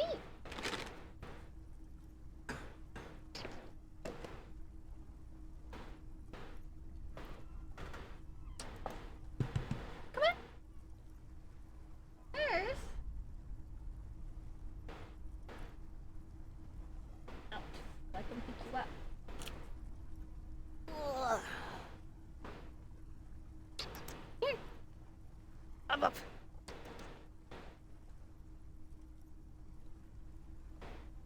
Ah!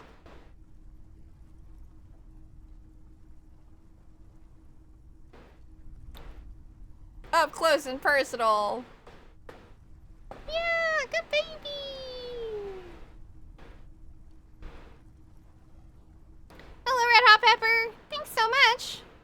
purse a treat.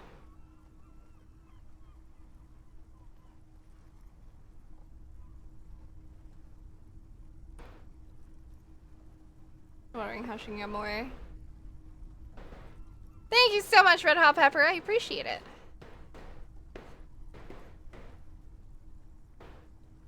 That's all for now, dude. Alright. Well. Gonna do it. Maybe it's a good thing we didn't catch her? I wouldn't go so far to say that. We have other reasons to arrest her, he frowns. Besides, I'm not sure her life as a fugitive is going to be much better than with us. Especially if she has problems with the Madre. Kim, am I really a La Puta Madre agent? Are you La Puta Madre's peon? No, I don't think you are. He looks you straight in the eye for a moment, then sighs. Ask someone in your precinct if you want to be sure.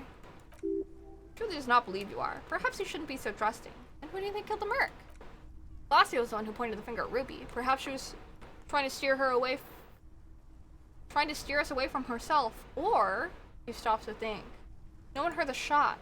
Maybe she's an accomplice. Either way, we need to keep an eye on her. One thing's for certain, we have business back in the Whirling in Rags. Questions to ask. We should get to it. How's Saturday? It is pretty good so far. I am enjoying it very much.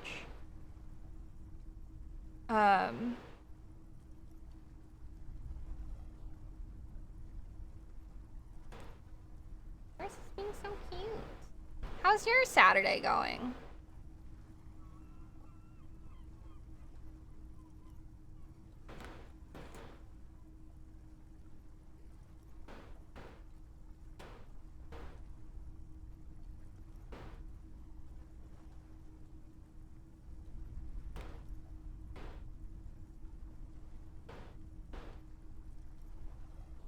Puffs. Alright.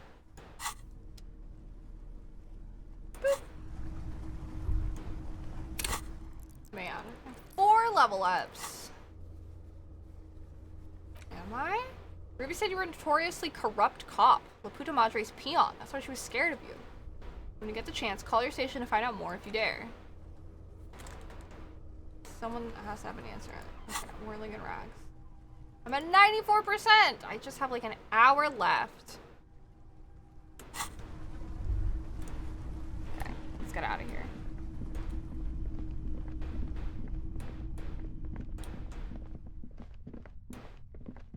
It is almost dinner time for you, Purse. You got a little snack, a little treat. Purse, you can't put your butt on my hand. I'm using the wasp case. Purse.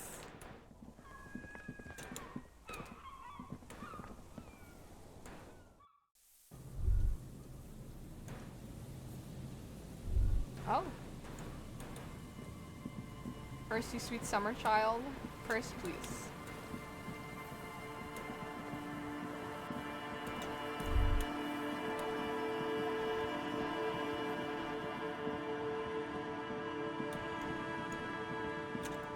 Alright. Church!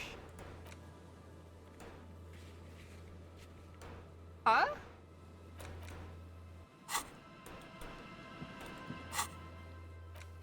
It's not letting me fast travel.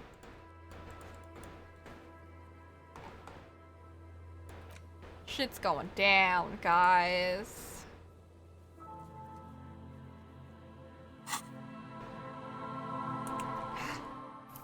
This is what I'm dealing with, guys. She just has her whole butt on my fucking hand. Purse! It's my life now. Save. Confirm.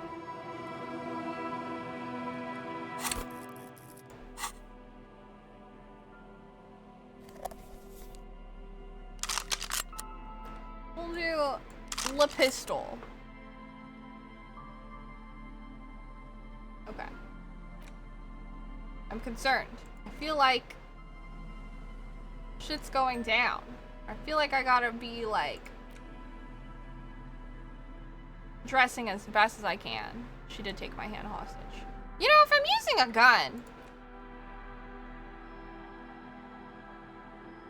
equip this when times are most dire. Oh. We're keeping that on. I kind of feel like I should keep the tool. What about this? Equip this to impress yourself. Nice. Okay, I'm gonna leave the tool on because the tool is generally great. I don't need to impress myself. Is the cuirass actually good on stats? Well, pain threshold's pretty good. Interfacing? Sure. I feel like I should do some hand-eye coordination stuff. Authority? I wish I could just, oh shit, sort by perception.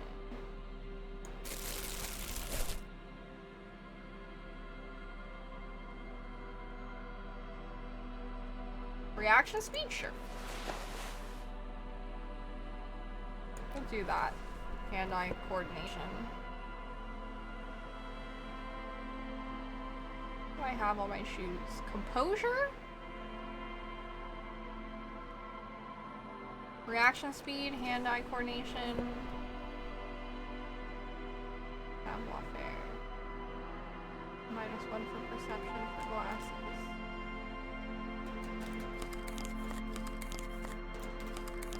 It'd be nice if all of these could be a little more organized. Perception, electrochemistry, encyclopedia, geologic. Sure. She did. She finally got up. Hey, stinky butt. Pain threshold? Do I care about that?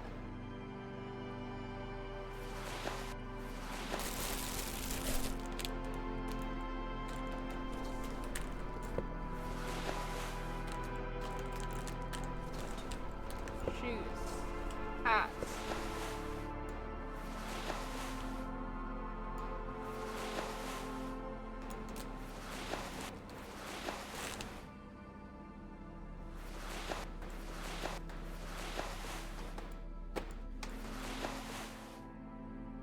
I'm now taking the time to organize my inventory. Very important stuff. Neck?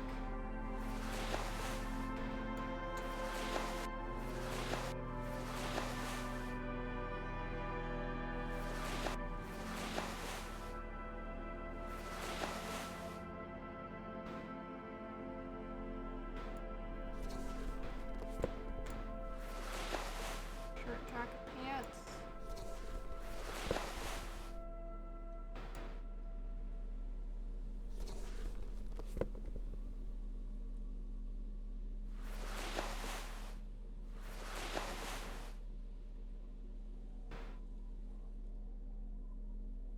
Pants? I don't have a lot of pants.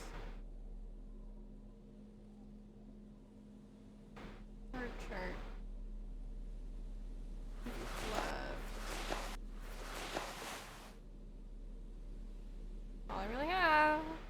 Damn! Hi, Victor.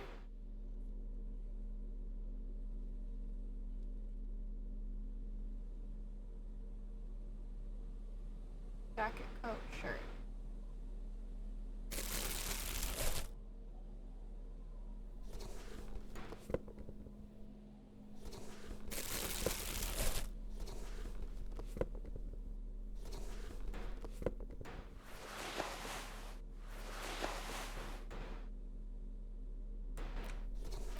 There's a jacket. Ooh. Okay. I feel like I've organized it, kind of.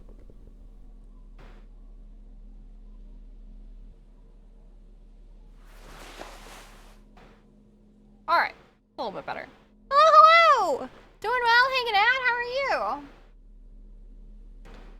Kingdom of Conscience? Savoir-faire. -1 electric speed. I don't know about that. What's savoir-faire again? Sneaking under their noses. Interfacing. Anything better for my gloves? Half-lights or electrochemistry?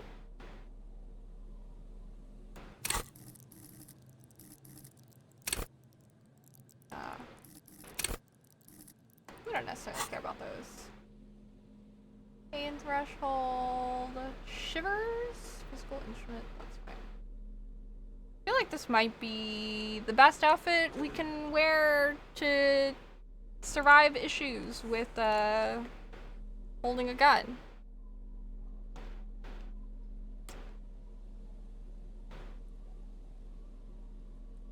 Oh well. Other than that, I guess I gotta walk over there. I want to make sure I get what I'm trying to internalize. So. Interact. What is this? Oh, communism? Interact. Go back cover. Flip through the book.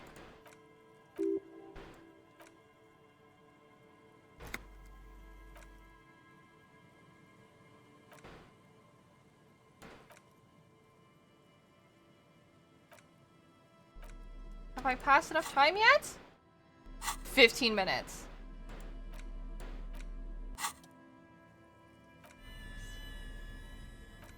Okay.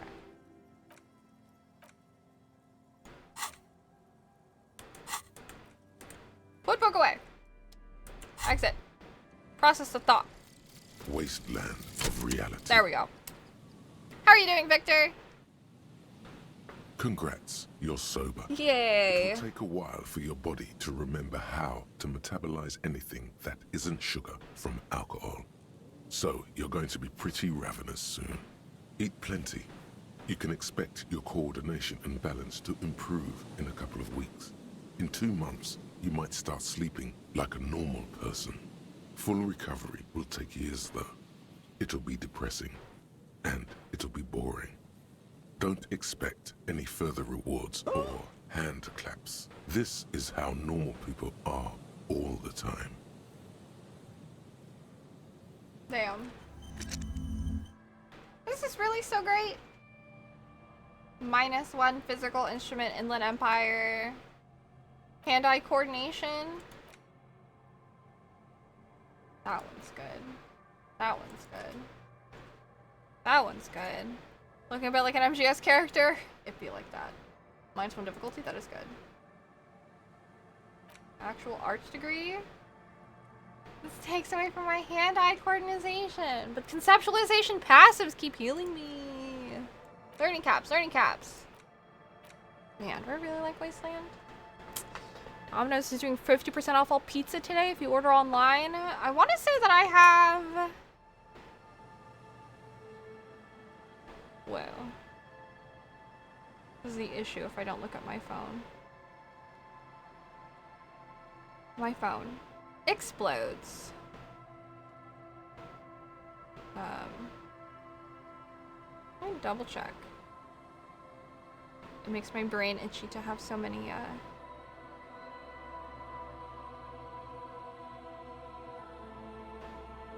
notifications. Raw.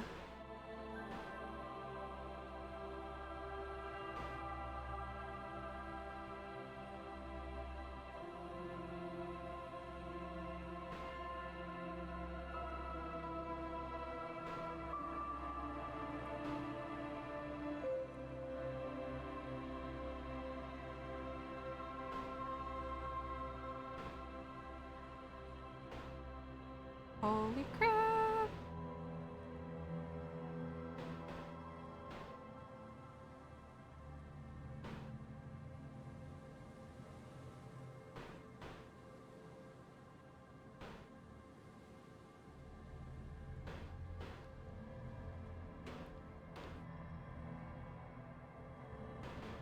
That comes with the cost of having Domino's. Domino's is not that bad. I agree with Victor. It is not great, but it is good. I used to eat Domino's a lot because it's like cheap pizza.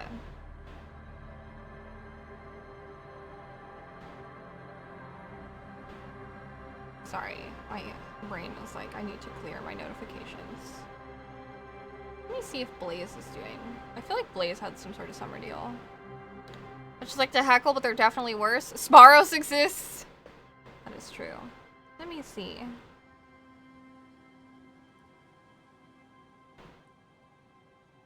All rewards. Yeah, there's a 15% off your next order or more. Valid until tomorrow. So technically, Blaze is also 50% off. Pizza Hut at least here has a special for an $8 large if you order carry out. Find a car. These things would be a lot more feasible. But alas. Okay.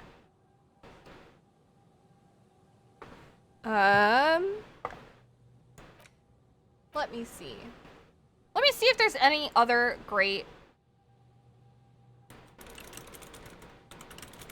thought cabinet. Is there anything I should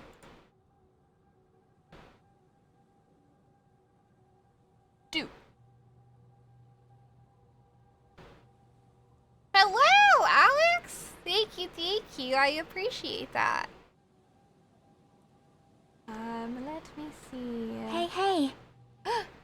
Hi, Argentum! Welcome.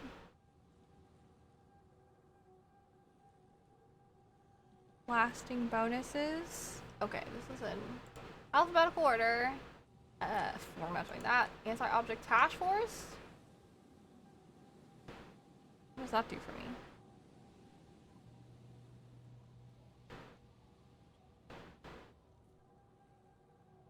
It's here for too long. Just got back from birthing class and you're going to dinner with your mom? I'm well. How are you? I hope the class went well. Attacking physical objects heals damage. Amazing.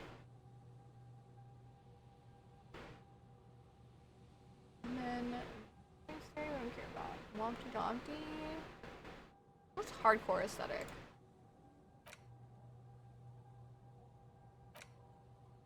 How hard or core?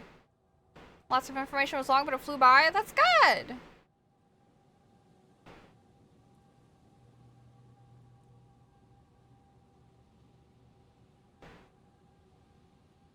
Some of these, I have like no idea. Oh, thank you, Victor. Hold on. I have to math these things out to add to the timer. Wait, what? What? Victor? Victor, what? Thanks so much, dude. Holy crap. That's so kind of you. Do subs count towards your donable rewards? They do not. This is why I be banning bots for the subathons. I appreciate it. We are getting close to chicken nuggets. I think we might... Well, let me see. It's hard because I have to math it out. Yes. Yes, we are like $50 away from chicken nuggets. Thank you, Victor. I appreciate you. Thanks so much, dude. I love you so much. You're a blessing. Okay. I believe it would be...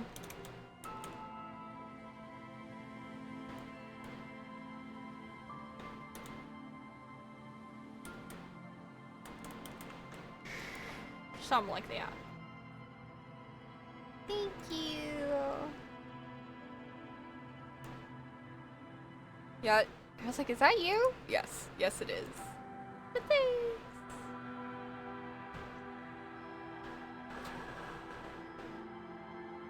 Let's see. Well, one of these is actually pretty good. The Fairweather T500 that I have would also be pretty good. Hardcore aesthetic, also pretty good. Would not take that long. It's like early enough in the day where I think I could internalize a couple of these things. I have the spots. Unlock. Unlock. Hardcore aesthetic, internalize.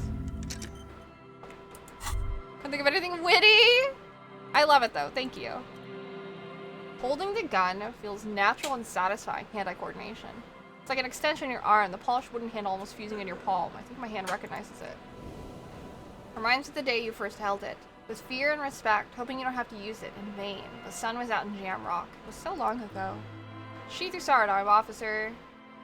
A serious law official caught by the book should know to only unholster their service weapon when using it is unavoidable. Ooh. Thank you so much, Final Heaven. I appreciate it. Also, I don't know if I already said that. If I did, I apologize for the redundancy. book. Thank you. Give this a chance.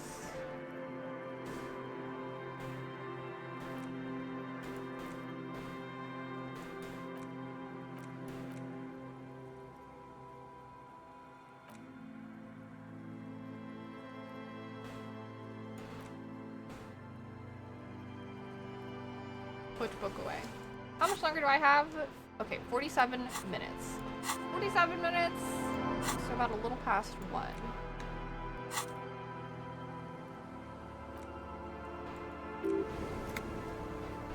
Healed morale. Heading into work? Okay.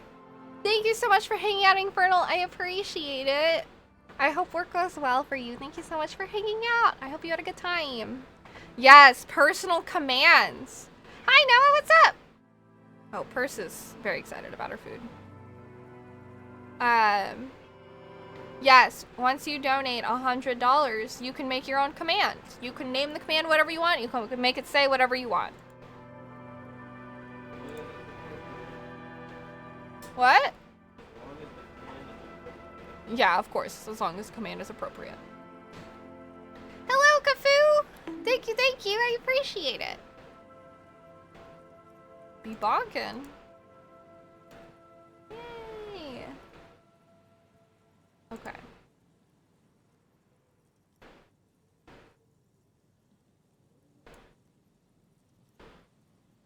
Back cover.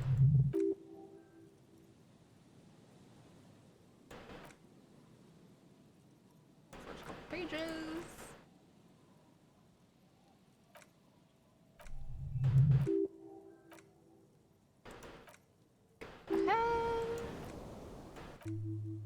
That's enough. Put the book away. We're not there yet? Oh. Thank you! Oh my gosh! Thank you. Enjoy the chicken nuggets. I feel like I shouldn't comment about that. But thank you so much! I appreciate that. Thank you. Oh. Thanks so much. I don't know how public that information is. I know. 5 hours of stream so far, that's awesome. Oh. Yes, we are. I used to stream 5 hours, like, on the regular. Hello, Theory, also welcome in. Hello, Desi Spark. Thank you so much. Thank you. You're not hiding it anymore? Okay. Well, thanks, Argentum. I appreciate that. Thank you. What did I say was the 50? I am so bad at keeping up with the stickers, guys. I'm gonna just slap a bunch more on me.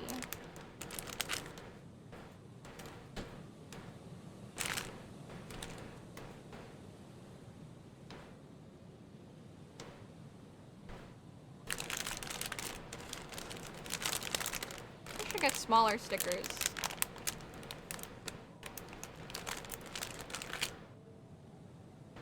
Isn't it a beautiful name? Yes. That was Argentum who tipped. Thank you.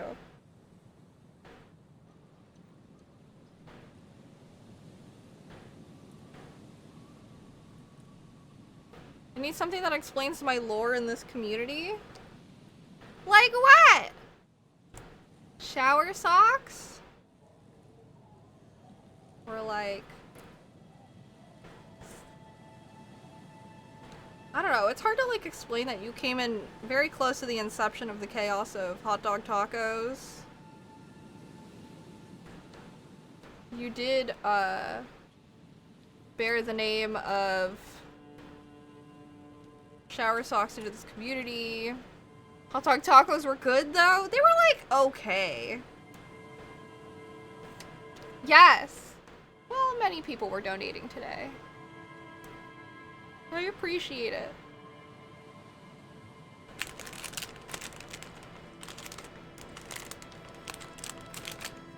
I know. I love you all. Thank you so much for all the support.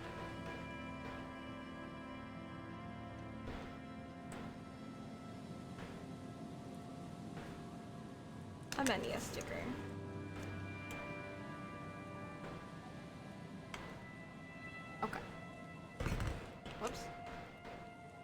close am I to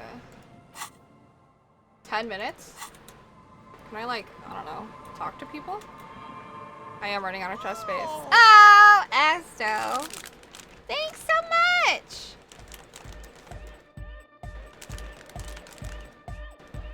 This plant one is very cute.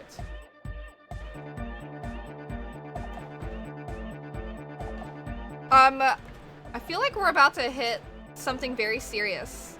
So I'm like trying to do a couple other things. Like min-maxing my, some things. Well, not min-maxing. Like equipping more skills. That's why I'm like reading in the game. I'm trying to pass the time to like solidify more concepts in my head. Oh, hey man, it's good to see you.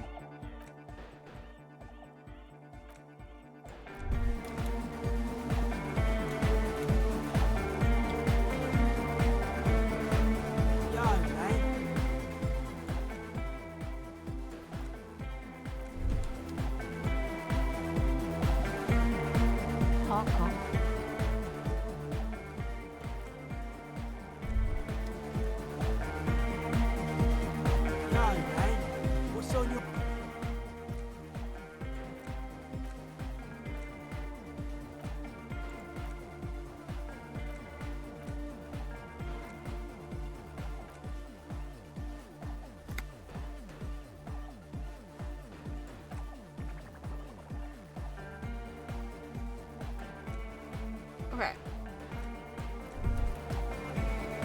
Come on, do I not have the thought yet? 5 minutes! Oh boy. Hi, Jopium! Thanks so much! Yes, what is it? I don't want to contact Archer yet.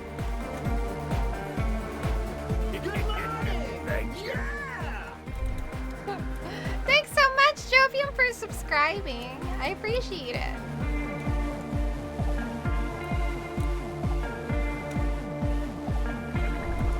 I love that church. I love it so much. Okay. Yeah, thank you. Man, I gotta walk super far.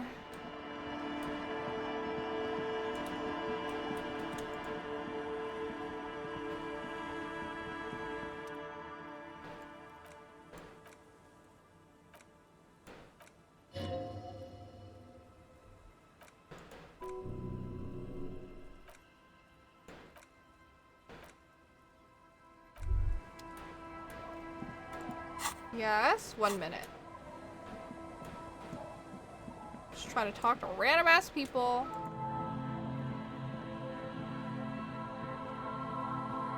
The legend returns.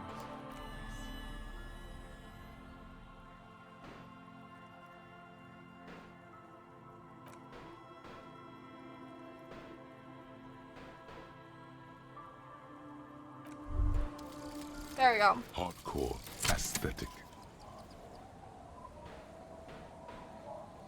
Oh yes, drugs.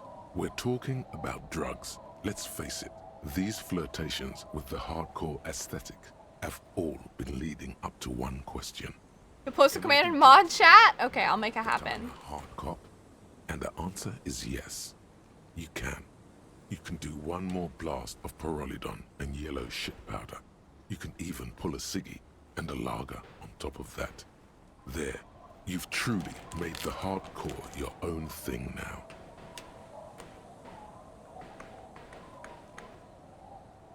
Okay. We go to elements.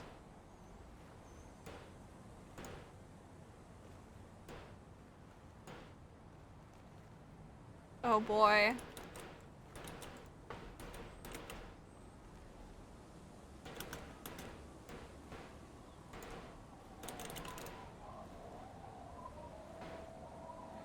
There you go. I think that gives me more health. Sure does. Alright, that's good. Thank you, thank you. It's very well deserved. Oh shit. I need to go around. I need to go like that side.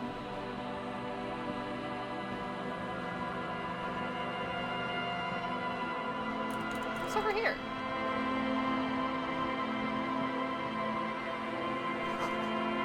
Oh, polychromatic flyers.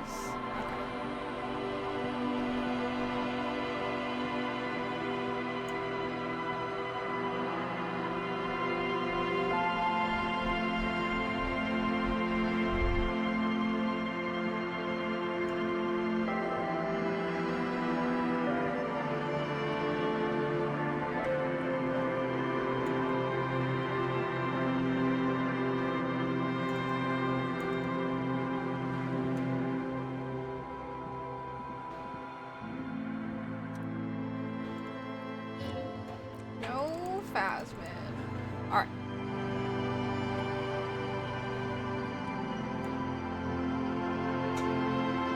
Shit's about to go down.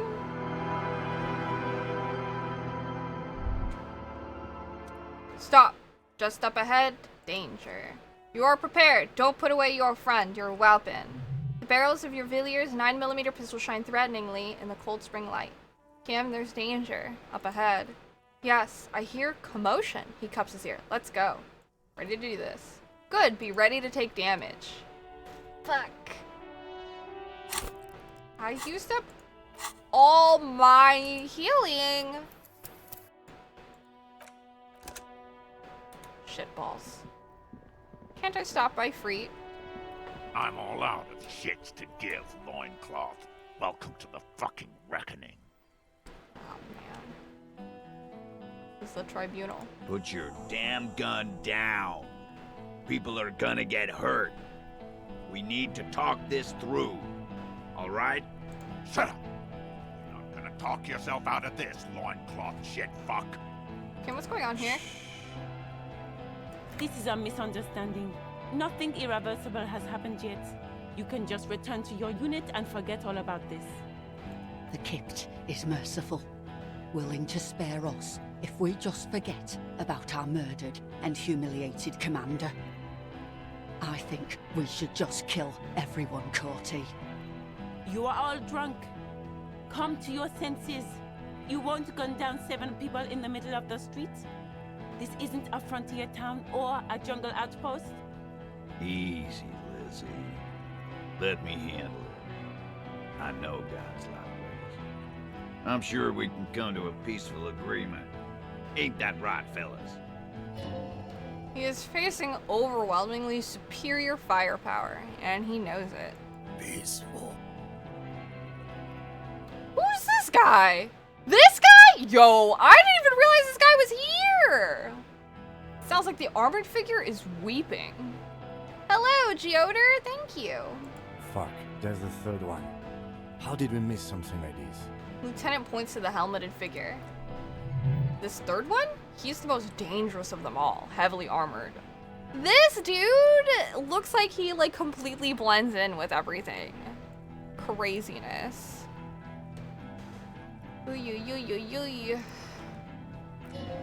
Lieutenant is genuinely worried for his life. You should consult him before getting in there. We're out of time. This is Mercenary Tribunal. Lieutenant nods. What do we do? My plan is not to get killed, but we have to intervene. He puts his hand on his holster. He doesn't want to, but he must. The big one is the mercenary at the gates. If this turns into a firefight, we should take him out first. He nods. Sound strategy, he's the leader. We can't walk away. Stop, this is the police. Get between them.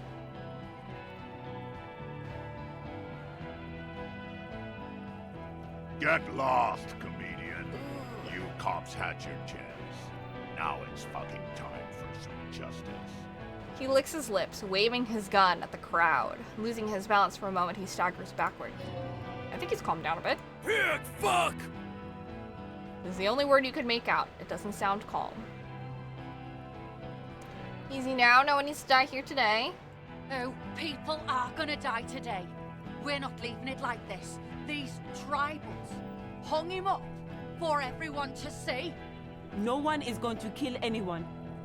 Let's just put the guns down and talk like civilized human beings. With a wordless gurgle. Oh, fuck no. Loads his long rifle. The leader gives a small nod to the helmeted man. Suddenly, the grip of your sidearm feels comforting and warm in your hand. Feels like it's saying, do it. Shoot him in the mouth. Shoot him before he shoots you. What the fuck? No, wait! It's good you have that gun. It really is. Just soften him up first. Present an argument. Even when it comes to a fight, it's always a good idea to drag it out first. Get under his skin. Holy shit, guys! Peace. Always peace. It has worked out thus far. Start with the first idea you have, then move down from that, please. Who was that? Point to that man. I didn't know you had a third guy. Rude? Rude is the killer. The armored woman smiles a vicious smile. Rude the killer Hone Clowen? He doesn't talk much. Hello, Tariq. Thank you. All of you fucking cunts inside out. What was that, Rude? Rip you open. Perhaps it's for the best. Him not talking too much. The killer? The gunner. He gestures toward himself. The raddest. He nods towards the woman. The killer. He points to the the figure clad entirely in ceramic plate. What do you think he does? He kills? Smart loincloth. He stares at you with his watery eyes. He fucks natives up. Soldier of the apocalypse style. Easy, easy now.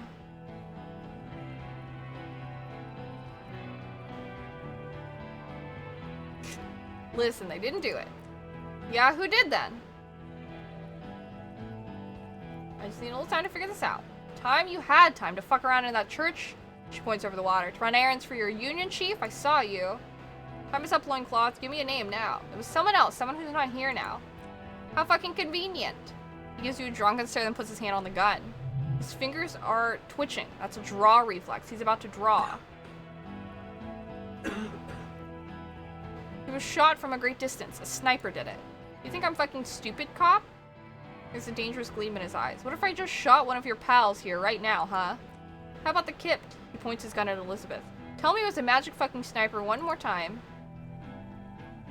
Oh boy. Red check? Oh god. Listen, please. She raises both hands. This cop and this drumhead court martial won't decide who... This is really stressful. The Hardy Boys confess to hanging him. All together. Titus said we took him out back and hanged him. He said it loud in a public place. Okay, hold on.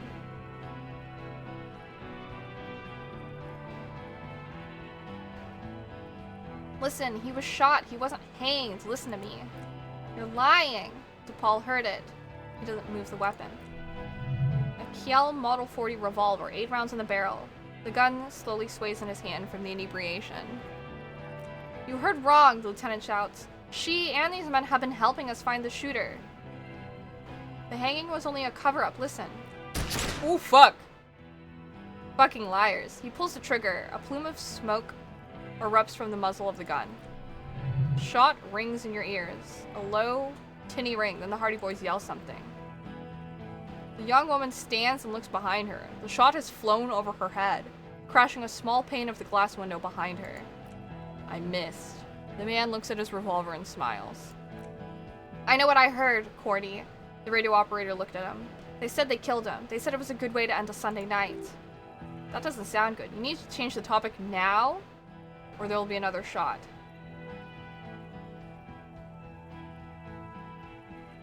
You're all drunk. Look at yourselves. Yes, so what? Your judgment's impaired. You'll regret this. Nah. He wipes the sweat from his brow. I'm clear as day. Fucking government-ordained super soldier. Enough already. What is this? The woman's voice is furious. We didn't come here to fucking chat. Interrupt me again and I will execute you on the spot, Lance Corporal. Where's Clausia? She can explain this. Who the fuck is that? Clausia? The woman upstairs. Where is she? She left. What the fuck is Gart doing here? Gart, what the hell are you doing here? What am I doing? My fucking establishment is under fire. He points to the armored figures. Do you know how much windows cost? What do you mean she left? She left. Her room's cleaned out right before these assholes showed up. We should have arrested her. Fuck. Lieutenant whispers, his eyes still on the armed mercenaries. You can feel how upset he is with himself, just for a second. And the fear takes over and he's back in the moment. Hey, Bushman. The veins in the man's neck expands as he yells. Your little cunt isn't gonna help you out of this one. She's gone. Forget about it now. Concentrate on this. Okay. We're gonna do suggestion because it's higher. Dangerous. Ask about him first. You don't want personal facts about his dead friend coming out of your mouth. He has to start it. Okay. I knew you weren't a goddamn scab leader. Who are you? Cordy? Sergeant Major Raoul Courtenaire, reporting in to burn this fucking mud hut to the ground. He points at the whirling in rags. Click, click, click. The realization comes to you like a picture puzzle coming together. His name is Raoul Courtenaire. The dead man's name is Ellis Courtenaire. He's brothers with the deceased. No, probably foster brothers. Ellis was put into a foster home, remember? And then he bellows, for killing, maiming, and humiliating our commanding officer, you'll be sentenced to death by lead. Time to go? Okay, thanks for hanging out. Enjoy your dinner. Oh, man.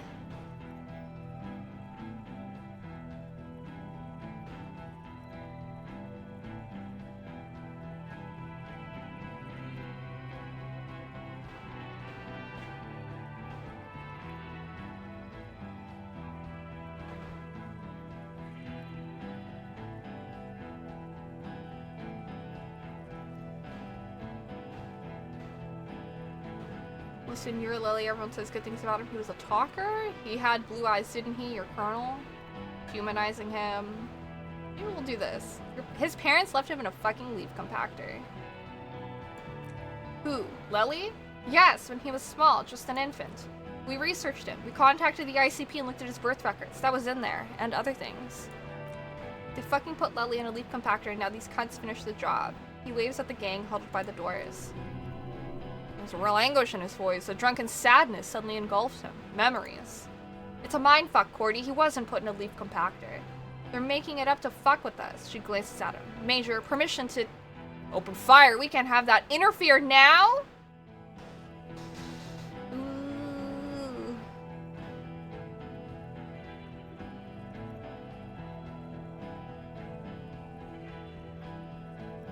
He had blue eyes? Sure. Baby blue, yeah, like someone fucked up and put a baby's eyes on a grown man. He smiles, pulling his face in a strange way. It was creepy, but bitches like that shit, I guess. Or, I don't know what bitches like. I just know how to mow down cloths. Listen, you're Lily. Everyone says good things about him. He was a talker. The fuck do you mean talker? We heard testimony. People say he was charismatic, a nice guy to be around. Yeah, he liked to chat up the natives. Share leaflets, squeeze a bit of kipped ass here and there. Great fucking idea that turned out to be. He pointed towards the yard. If Lily was here, he would spare the lot of you. Maybe shoot one for show, but me? I'm not a big fan of public affairs, claimed Monkey. I'll gun every one of you down for what you did. Ready to open fire? This one isn't used to being suited this long. She's uncomfortable. We'll open fire just to hurry things along. Your colonel did not deserve to go out like that, I promise. I will find his killer. Find his killer? Cop, his killer stands right there. He waves at the men behind you. Shitting his pants? And you're standing in the way protecting them. I know what this tactic is, Silo Sam. He stares at you, eyes pinging from the alcohol, fingers tapping the pistol. You're gonna die for them, right here, today. Big talk, but that leaf compactor won't leave his mind anytime soon. It's a small thing, but it got him off center. Hello, Dragoon Knight. Thank you. Okay. Let's try this one. These checks are so scary, guys. Alright, here we go. This is an illegal tribunal. Cornell would never sanction this. Who's your commanding officer? Take your pick. Really? None of this is gonna do anything but piss him off. Well, there's time for one argument. Hello. Hi, Purse. Hello, Kakarot to Vegito. What's this game like? It's a very, like, talking, based, like, dialogue-based RPG game.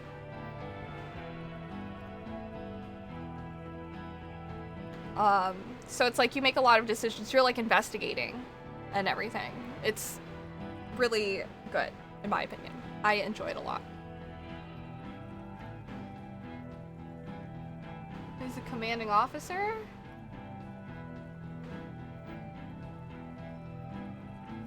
Sure, just to be clear, are you officially in charge of this unit after the death of your colonel?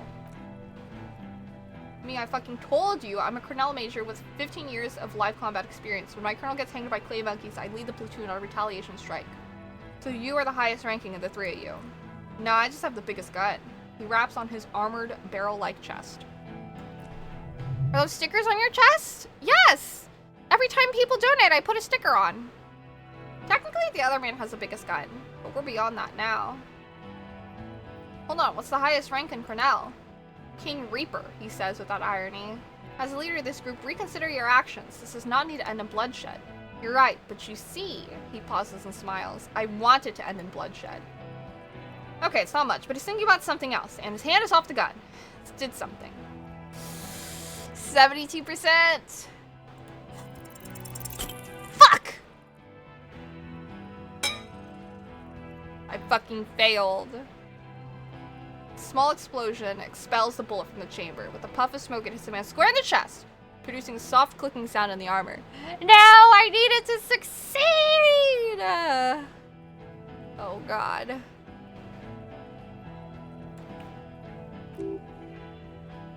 The kinetic energy of the 9mm front-loaded bullet is distributed evenly across the chest piece and into his hands.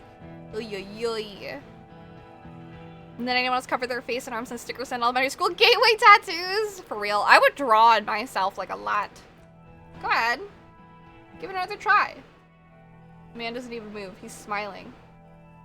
Shoot him again? Didn't do anything?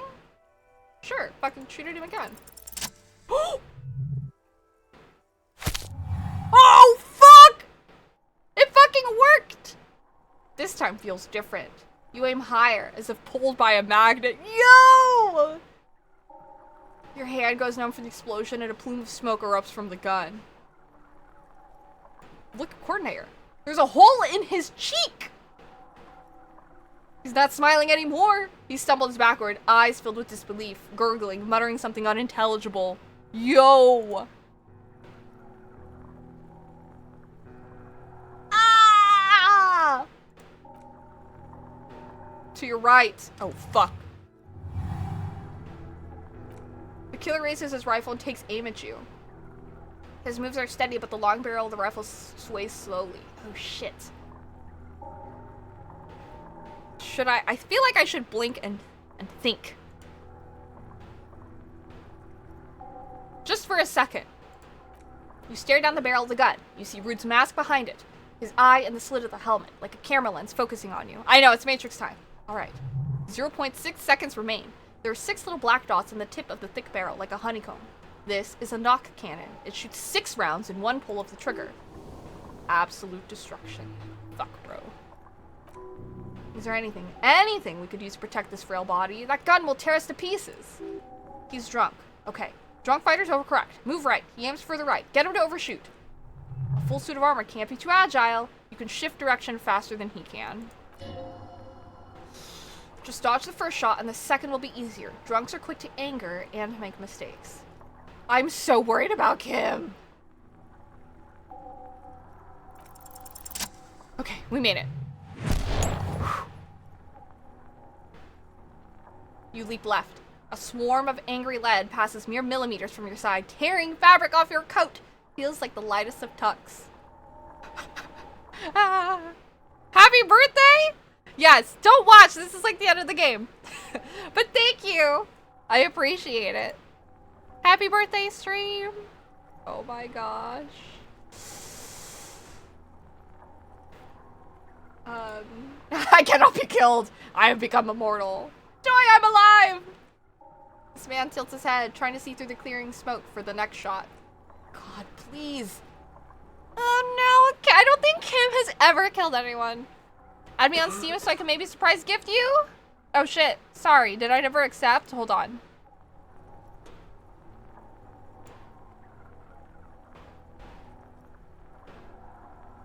I thought I accepted. I did accept, we are friends.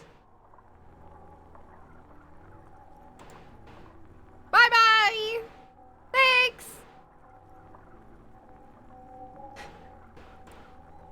Guys, he's aiming. His face is pale. Oh, The lieutenant says quietly without trembling. He is fucking ready.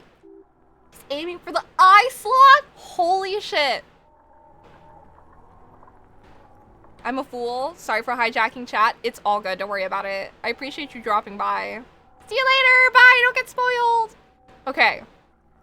This is a really important distinction, guys. If you remember, he's aiming for the eye slot in Root's helmet. It's an extremely difficult shot. Do you remember there, on the first day where I fucked shit up and I tried to shoot the belt? And I missed. And Kim tried and he missed. And he was so upset about his glasses because he doesn't have great vision anymore. And he used to be such a great shot. He's still pretty good. I fucking believe in Kim, guys. He has to. Oh, the rifleman will fire at me again. Oh my god. Holy shit. 2 shots ring at once. Oh fuck. One from the lieutenant's pistol and the other from DePaul's. It aimed at the lieutenant, but it misses. You hear his scream behind you. Kim, did he hit the rifleman? Blood gushes from the helmet's eye sockets as Root staggers back disoriented. The sounds coming from his helmet are not human. Holy shit. Success. An unbelievable shot from the lieutenant. Oh my god, who screamed? Glenn! Thank you. Oh no! Thank you so much for the follow. I appreciate it. Oh man, his mangled torso has 2 gunshot wounds. Blood gushes out of them like red geysers. Oh god, watch out! Oh no! You see 2 crazed eyes stare at you. Through all the smoke and the panic with blood gushing from his face, the man raises his pistol at you. Then he squeezes at the trigger. Very low.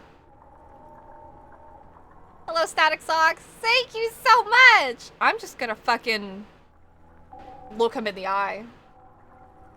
It's literally impossible. It's 3%.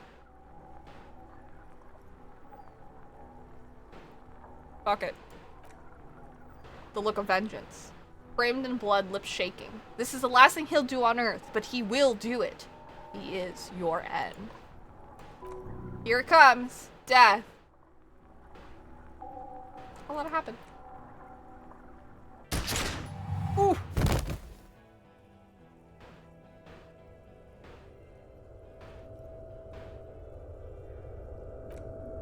You simply blink. Then, something inside your pelvis explodes. Your entire lower body is on fire, and your legs can't support you. You fall down like a rag doll. The pain is too immense to scream. It pushes the air out of your lungs. Everything goes dark, a distant blur as you recede into it. Listen, through the darkness and the pain. The Hardy Boys are screaming, fighting, dying? Someone jumps over you, nearby gunfire shatters glass. Stop! Oh my god, Gart. The cop! Protect the cop, he's down! Titus wants to protect me! Touch your lower body. Oh shit. Try to open my eyes. You're bleeding out! Oh my god, Kim! Oh shit. What the fuck is happening? Nothing, darkness, blurring lights of pain. Out of it, a silhouette emerges, crouching over you. A familiar voice filled with urgency and fear. No one wants to do anything with me. No one wants to party with me. It's so dark, I can't see anything. Kim, I lied about not remembering who I am. I made it up. I remember everything. I like want to choose that to see what else he fucking says.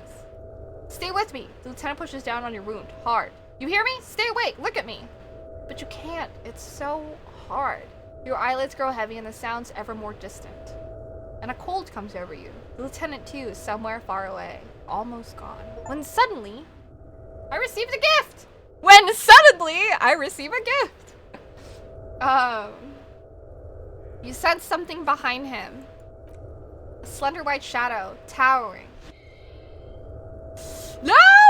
Someone stands there raising her pistol at them. The lieutenant does not see it. He's pushing down on your wound with both hands! Guys, I cannot. Scream immediately. He's gonna die. I'm gonna fucking cry. Do you see this? Authority 8, very high. +1, Lieutenant trusts you. +2, Kim truly trusts you. No, you scream, behind you! From your bloody lips. Your eyes are full of fear. I fucking die. I got an ad I didn't hear after I received a gift. That's fine. I've been doing story stuff. It was really good timing. Yes. We can chat in Discord after. Thank you so much. I haven't seen what it is. I have a suspicion, but thank you. Thank you so much. I will let you know. This game's definitely wrapping up.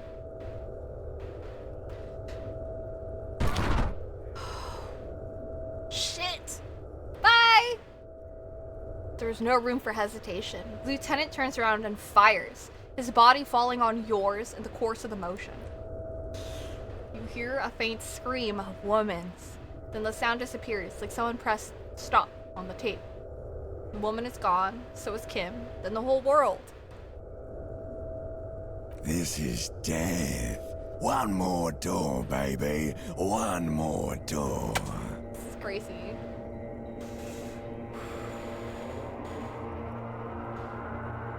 Will I be a ghost now? Brother, you already were a ghost.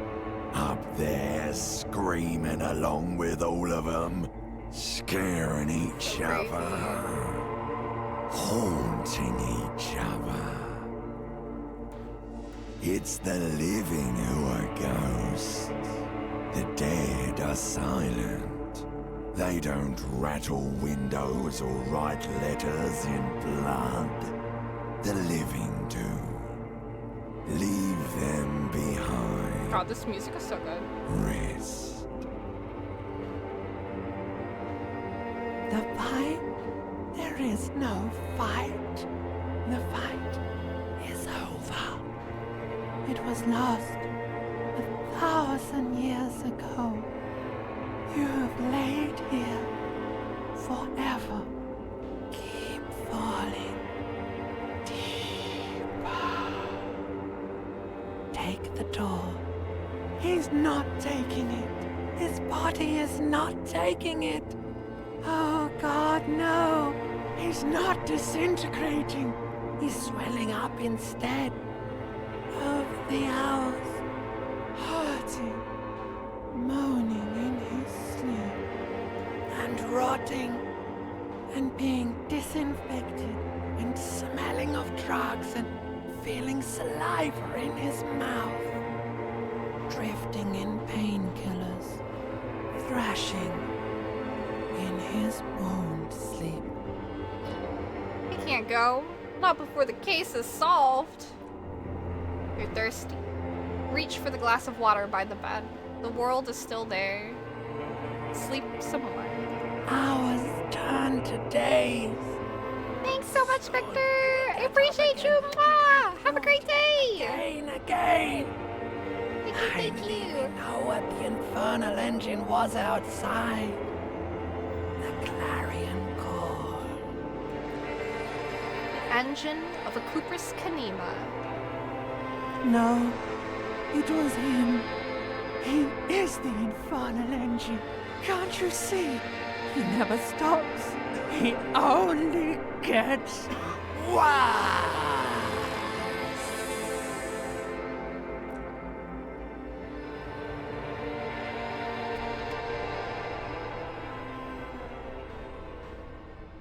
You see the lieutenant's familiar shape in the orange jacket. It turns double, then triple, from the pain. They cleaned this room up. Kim? Sunrise, Parabellum. Lieutenant says. Sunrise, Parabellum. That was on my gun. He's in the middle of a fresh, clean room with the fan above his head like a halo. His face is covered in bruises. The piss jacket, Kim? You took it off? What piss jacket? What did you say? Sunrise? Sunrise, Parabellum. Sunrise, prepare for war. It's an old revolutionary saying. Yeah, written on my gun. It's engraved on it. It served you well. Is it war today? The gates of the harbor are boarded up. The streets are a little more empty. Apocalyptic violence is yet to erupt, I'm relieved to say. He looks out the window. I think we may have held it off for now. He unzips his bomber jacket. Barely. Good. Yes, we have also completely failed, but that's okay. Ouch. It's not ouch time yet. You just got a Dramamine pill an hour ago. Wait until it wears off. The room, it's clean. Mr. Gart cleaned it. Took him an entire day. How long have I been out? 2 days. In and out. You've been up enough to take Dramamine and curse and drink water.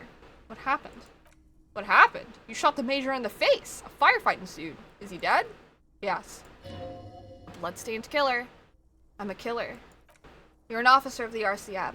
He continues without waiting for a reply. As retaliation, the rifleman tried shooting you. He missed, or you dodged. I dodged. Then I shot and wounded him, while Glenn took a bullet in the spine. He nods. It was meant for me. Glenn did not survive. There was a pause. This is not the first person to die in his place. He goes on. Titus, Fat Angus, and Theo charged. Angus and Theo did not make it. Damn. They both died before they made it to intensive care. Titus survives. Sidhu Elaine and the musician, I forget his name, Eugene. Yes, he's still alive too. Nuts. Have to leave stream for work, no worries. Thanks so much, Stevie boy. I appreciate it. I hope work goes well. Thanks for hanging out. Nod. You were bleeding out. You said something, I don't know what. He thinks, and she warned me. I was able to disarm Officer DePaul before she got the jump on me.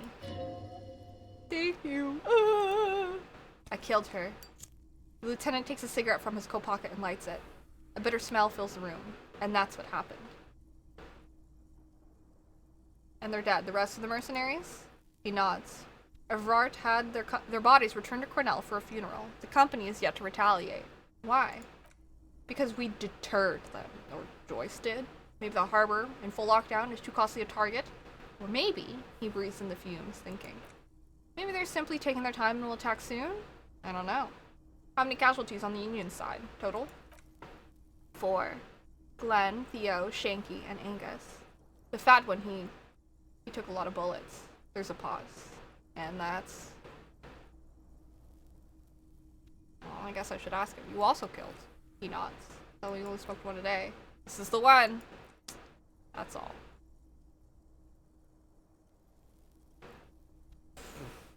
An absolute disaster. Yes, officer. He says calmly. 6 people are dead. It's not a success. But what's done is done. The violence is cordoned off. The Hornets did not get into the beehive. He rubs his swollen chin. The worst scenario has not materialized yet. And he smiles. We are alive. Both of us. He did not expect you both to survive once you stepped between those 2 armies. His smoking, his hunched back. You have it worse, but he took a real beating. That cigarette has medicinal purposes. How bad am I hurt? Reasonably bad. You were shot in the left quadriceps. That's your thigh. The outer side, thankfully, no major arteries were nicked. The bullet was removed and a bacterial infection treated with mercurochrome. Like block? Hypers. We will see. If it's possible, then by pure willpower alone, you're going to have to become psycho-locomotor. I'm a psycho-locomotor. Good. You'll need to be whatever that is. Has anyone from my station been to see me? No. A man and a woman sit in the front seat of an armored motor carriage. The woman is driving. The man lights a cigarette. John Vic Park is his name. The asphalt vanishes under the wheels of the machine. Ahead, harbor cranes rise to the sky. Back to that shithole, he says. Isn't that strange? Called your station after the fight. The injury was logged in. They told me they've sent officers to join you on the site. Okay. I'm sure they're worried about you. No, they would be here if they were truly worried. Better not agitate yourself further. Sorry. That's between you and them, he thinks. Are you hurt? Not very. He rubs his chin. I have a concussion from that woman beating me with the butt of her gun. I'll try not to move too much. Things would be worse if you didn't warn me. There's a pause. Thank you. I did not see her coming. Stupid of me. He was concerned about us. Not my station. Who treated me? I did. Thank you. No need. I'm gonna fucking cry. Okay. Time to get up.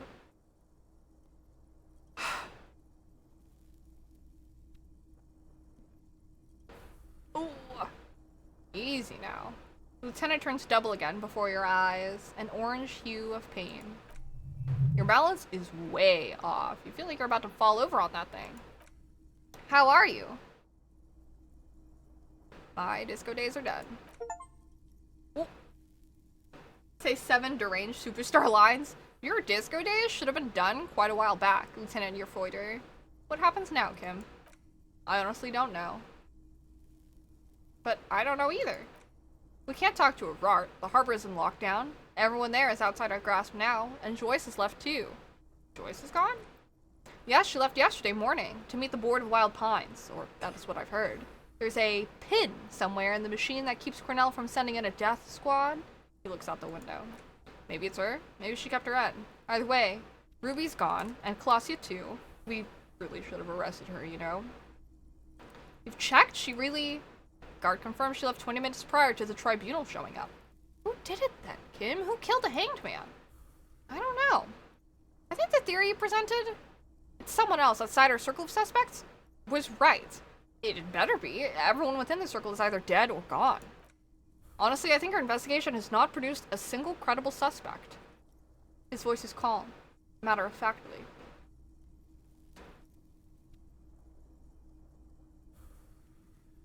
It's because I'm Lepitu Madre's peon, isn't it? Don't be narcissistic. Half the cops in Orbital West are his peons. Even if you are, it's not a decisive factor in this case. Doesn't make some sense. The fucking Maybells, Kim. The flowers. What? Yank it out and show the dried flower while it falls to pieces. This one, remember? Every piece of garbage in the city is not connected to the case. You don't have to keep everything. He's wrong.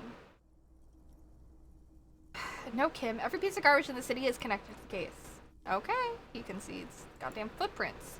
Yes. God curse the footprints. Not solving the case for us. Oh, diab. There's still a 20% possibility the shot came from a distance. We should go upstairs, rethink the ballistics in situ. A light nod through some pain. I agree with this. What else? See, there's that. You can do ballistics. Antique bullet from a Bell McRae of 4.46 millimeter. How hard can it be to find one? How hard can it be? It's extremely easy. There are thousands lying around. We found one, all completely unusable. It's precisely how easy it is to find one that makes the bullet useless. Are all these old bunkers and weapon caches? Revolutionary era? You know what I think about solving crimes? He arches his brow. The ceiling fan patiently spins overhead. Solving crimes is hard. It really is very hard. He sounds surprisingly weary. That concussion must be making him dizzy. You're not ready to give up, are you? No. There's a short pause. Are you ready to limp? I'm ready. Good. There's a pause. Where do you want to limp to? Lieutenant did mention doing more ballistics. Also, it's just close enough to endure the walk. We should check Colossia's room upstairs. Why not? He extinguishes his cigarette on the sole of his boot. And another look at the window, perhaps. The one he was shot through? I don't know. I can't think of anything better. Window's fixed. New replaced glass shining in the morning light.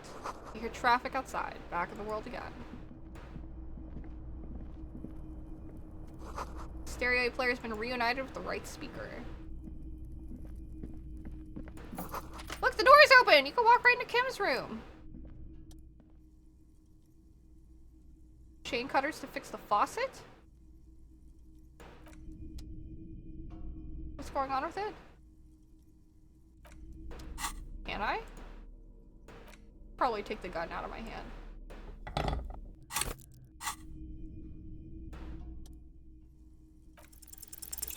Ah, shit.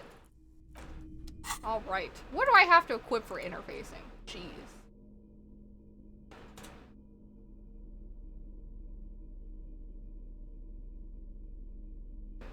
I already have a +2 to interfacing.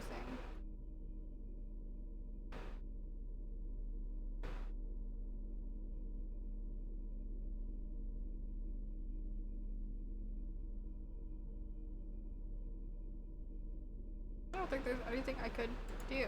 Is my interfacing also maxed out? It freaking is! Ah, well. Kim's room? Kim's room. Alarm is set for 6:50 a.m. Medicinal supplies on the cupboard. Yep. Mercurochrome, scalpel, antibiotics. Is this his journal? Half-finished paperwork! Papers bear the stamp of the RCM. They appear to be fragments of the lieutenant's paperwork, half-finished. You make out notes on this and other recent cases. Guard opened the door to your room. He closes the notes. You're running a low bacterial fever in the night. Thank you for keeping this thing alive a little longer. Point to yourself. Would have been easy were it not for my concussion. We both got lucky, considering the odds we face. There's a pause. Let's go? I love you, Kim. Crying for forever. Okay. I owe my life to Kim.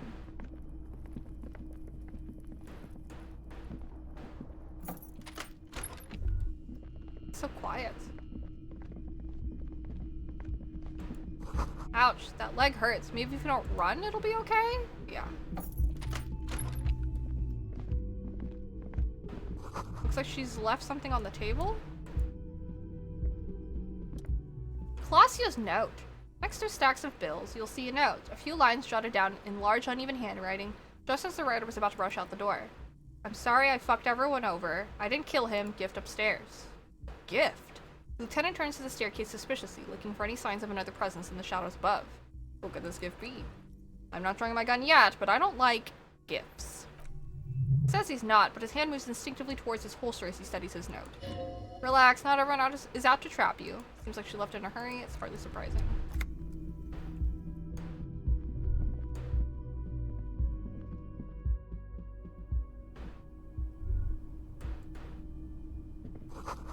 Red thread made of nylon. It leads out of the room and onto the roof.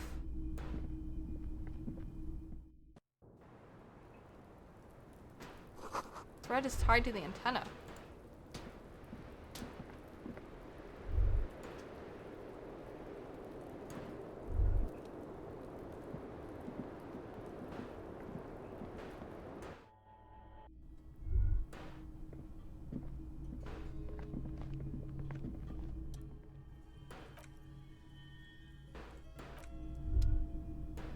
What is the gift she left us upstairs? The red thread?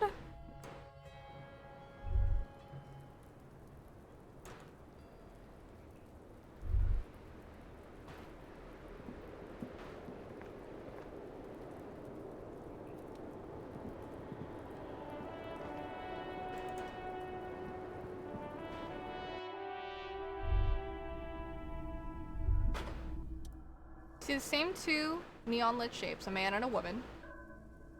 Only now, a red thread bisects the room, pointing to the antenna outside to the cupboard, pointing from the antenna outside to the cupboard in the wall. This is ballistics. She's left a trajectory for us. The lieutenant tests the thread with his finger. Drawn taut, it rebounds instantly. A ray of backward motion explodes from his mouth to the roof outside. A prime, and then widen into the radius of locations in Marnay's. B prime, B double prime, B triple prime. Where does the thread lead? Suggests the bullet came from the extreme upper quadrant of possible angles, from a point beyond the roof. B triple prime? The island in the bay. Is she trying to tell us the shot came from the islet? Unless she thinks the perpetrator was standing on the ring antenna, that is where the thread seems to point. How does she know how to do this? She was there the night. She would have known precisely where the bullet hole was in the glass. Took a long time to think about it after, standing on the roof, staring at the glass. Also looks like there may be more to her skill set than we know. Question is, should we trust her? I don't know. Hello, Vashette? Thank you very much. I appreciate it. Welcome in. I just don't know. Indeed, neither do I. He's used to knowing who to trust. This makes him uncomfortable. This is also the only point of origin we haven't ruled out yet. So it is. For a second, he seems tired. You seem unenthusiastic. I just haven't gotten a lot of sleep these past few days. He doesn't really believe this will yield anything. Maybe we need to go to the island? The wind blows in from the open window. The lieutenant sighs, looking into the cold distance across the water. He's trying to justify it to himself. I don't have anything to say. This is just something we have to do, Kim. I understand. He will. He has it in him. Feels so bad for him. He's like so tired.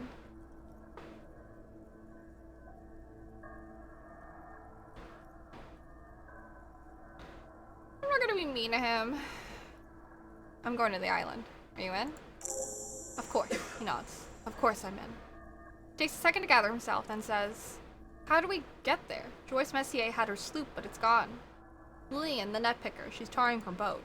Ah, yes, of course. The village. Let's go.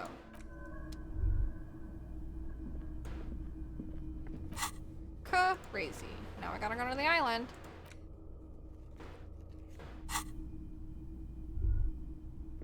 Why are you like napping on my desk, Purse? I'm gonna go downstairs. Ooh. No running. My leg hurts.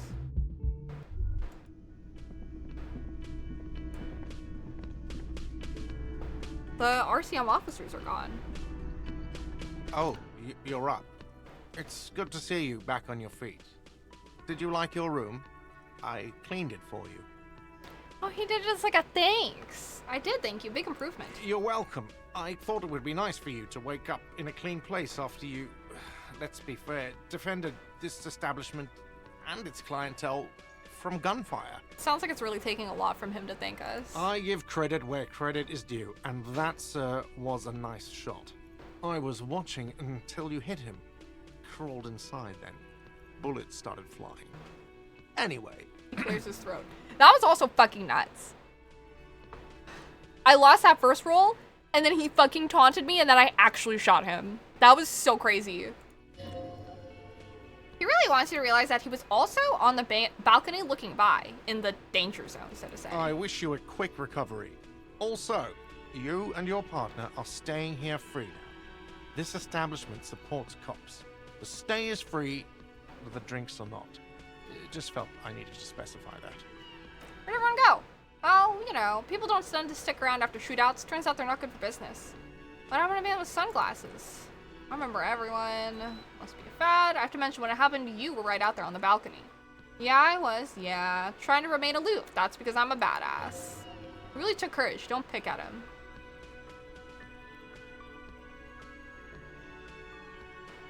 Yeah, I guess you are a badass.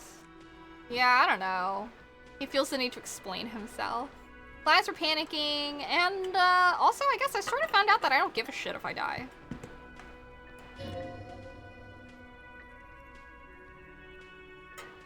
He means it. It's not just boasting. It's something he discovered about himself, stepping onto that balcony.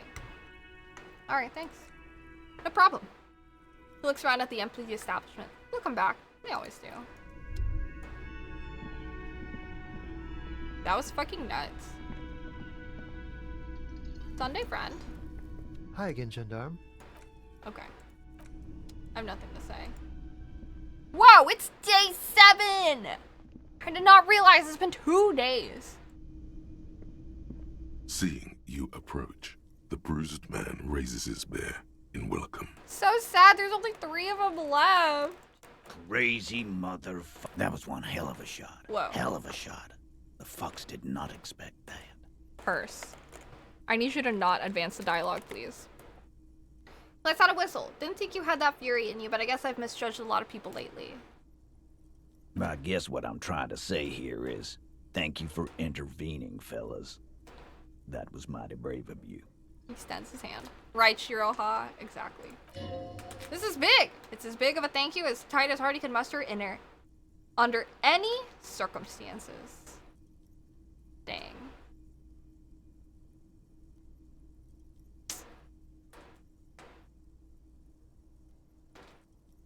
No need to thank me, just doing my job. Well, cheers anyway, Copper.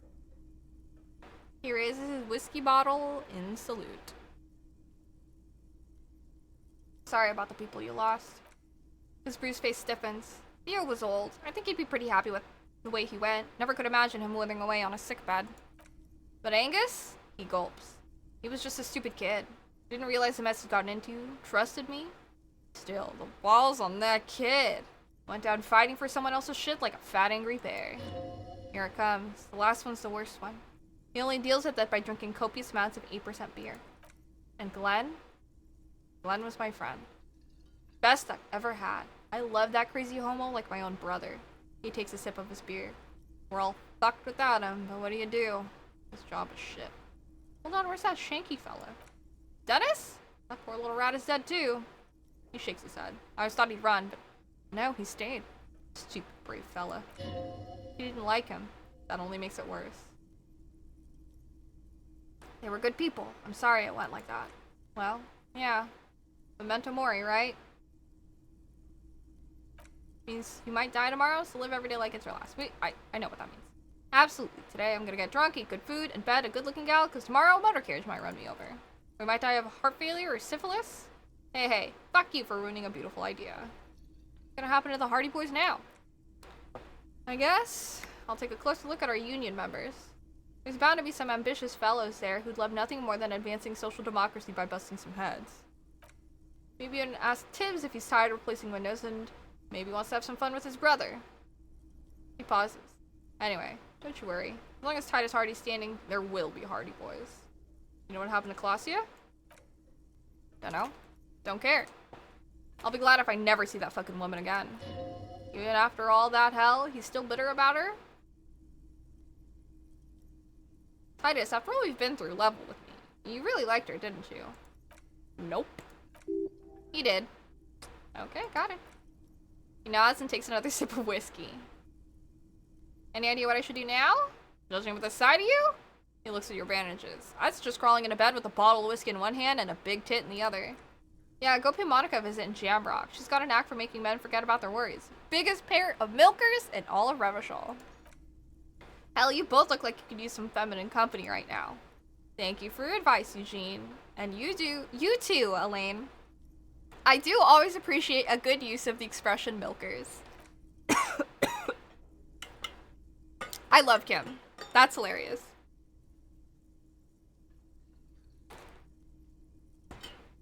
Hi, Purse. You're welcome, Binocular. Titus's response is completely unironic. You're alright in my book. So long, fellows. Be good so I don't have to come back here again. Take care, coppers, he says with a warm smile. You two look after yourselves now. Death passed on you today, but men don't get that lucky twice.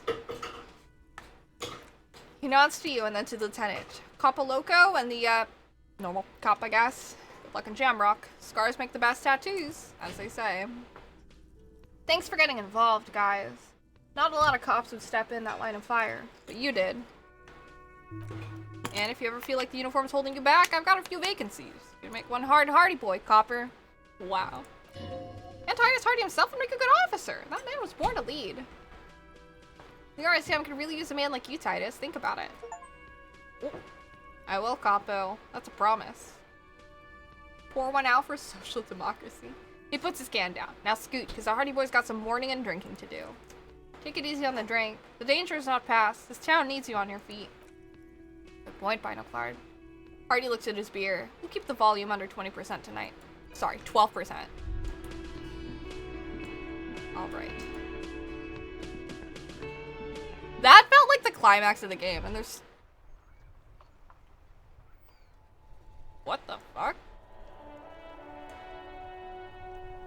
Un jour, je serai... I can't read it. Je serai de retour près de toi? What does that mean?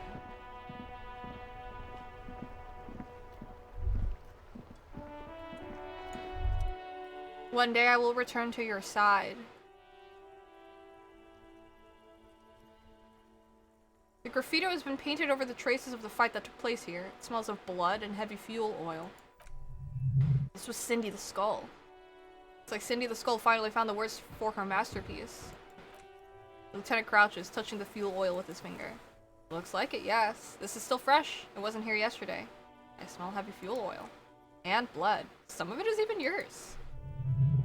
Heavy fuel oil. Isn't that flammable? Nope, nope, no, bad idea. Okay, sorry. Whew, close call. Why? What would that be? Oh.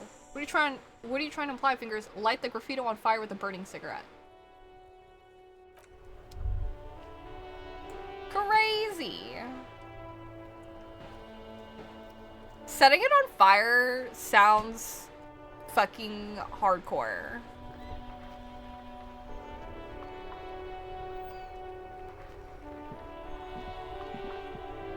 I don't think I have a cigarette, however.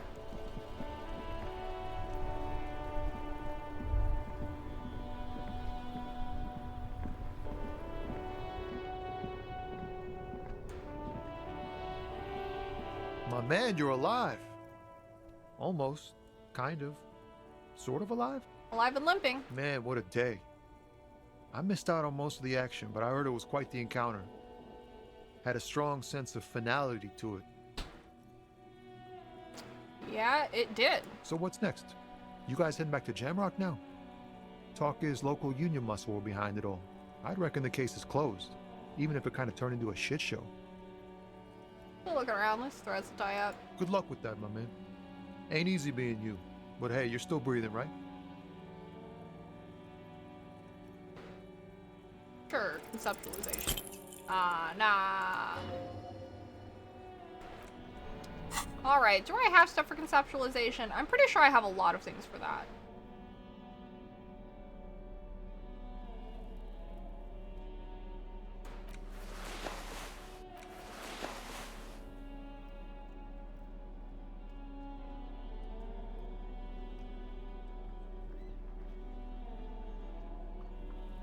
+2. Still here. Stuck in this damn jam, my man. Oops.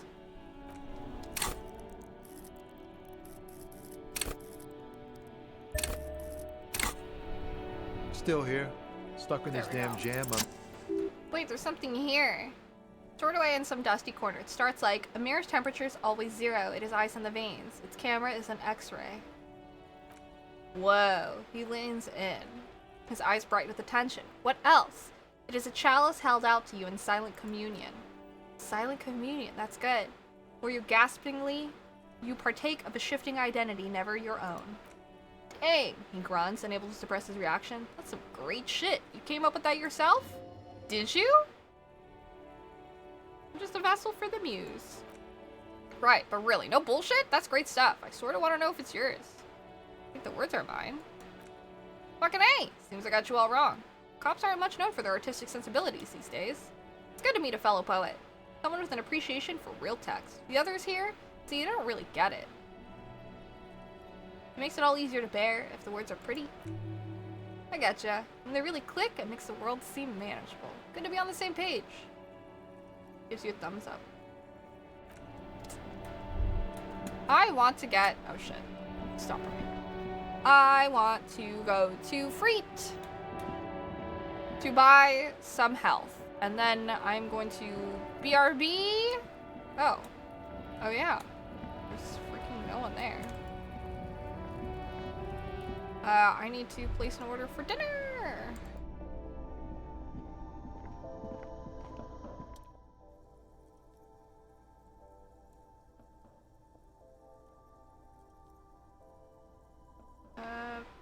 Dramamine. Always good to have.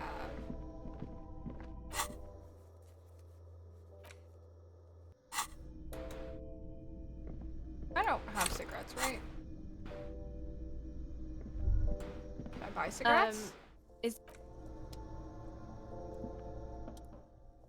Again, I'm obliged to inform you that both alcohol and cigarettes damage your health. Give me a... yes, Astra cigarettes.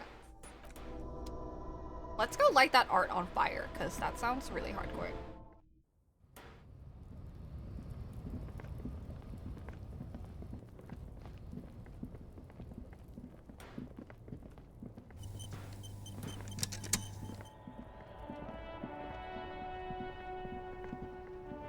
I hope it stays, though.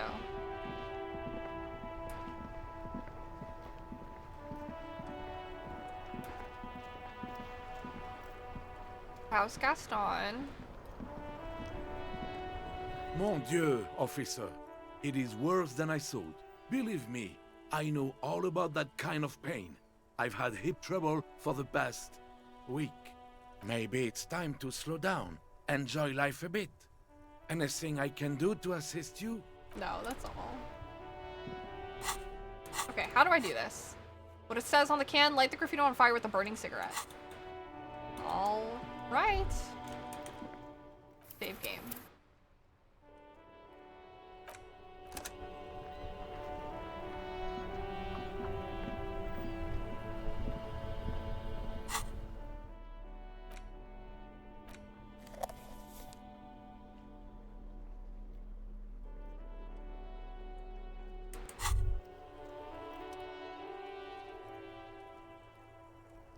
Pull one out. Pick the best one. Light it up. What are the repercussions if I do this? It will help you concentrate. Intellect raised. Damage my health. Find smokes to smoke them. Secret task. Cigarettes button? Whoa! This is my first time doing drugs. Holy shit.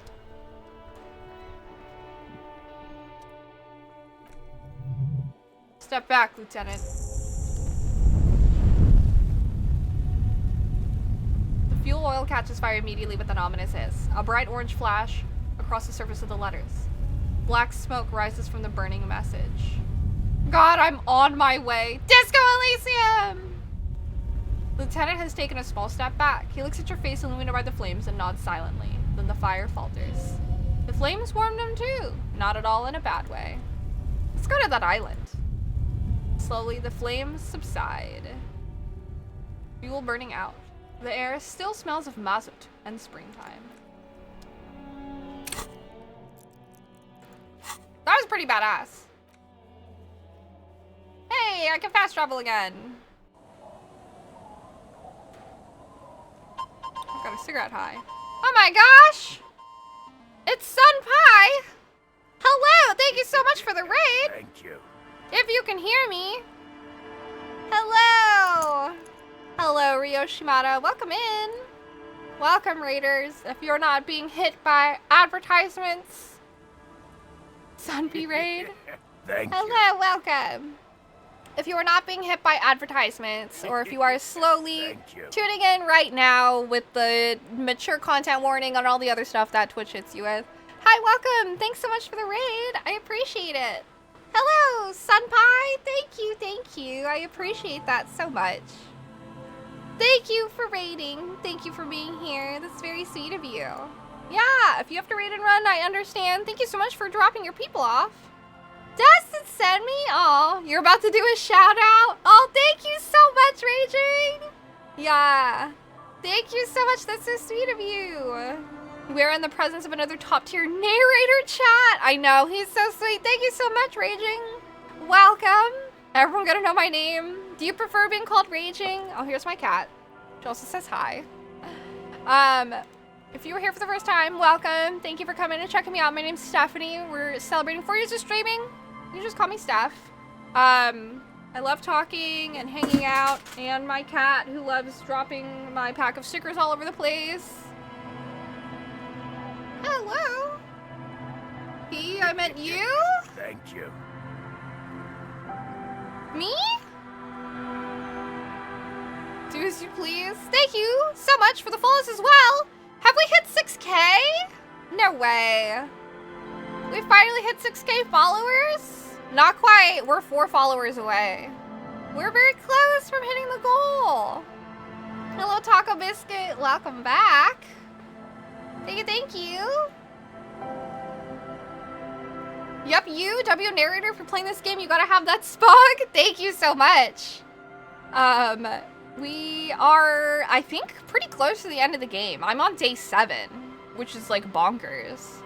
I love this game so much. It's a lot of fun. Thank you, Andy. You're so sweet. Yeah, I love playing a lot of different games. I love like Dark Souls games, from Soft games. I love horror games. I'm a Capcom creator. I'm a cosplayer. I don't know. I do all sorts of crazy stuff in here. Big on chatting, mental health, making sure this place is a safe, fun place for people to hang out. She won me already. She said Dark Souls. Yo, we love to praise the sun in here. I have my little... I love, like... I'm also a big fan of, like, Monster Hunter, Final Fantasy. There's a ton of stuff behind me. I'll switch over here. This is one of the last things I bought at a convention. I'm a big fan of Artorias. I think he's so badass. He's very cool.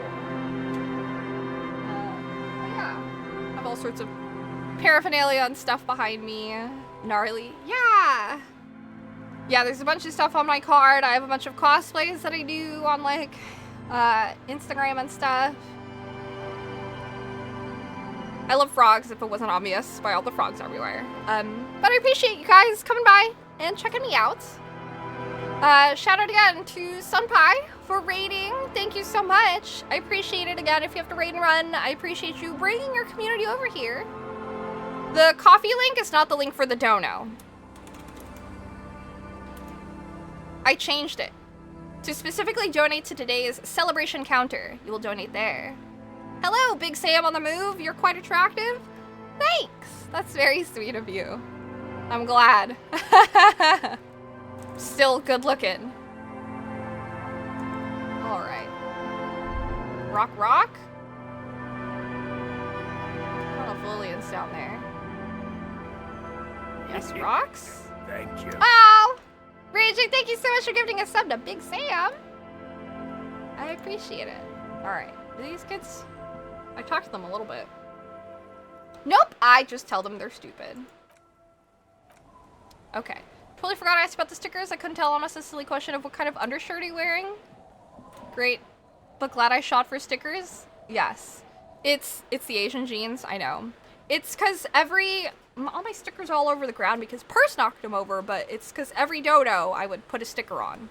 But now my cat knocked all my stickers on the ground, so.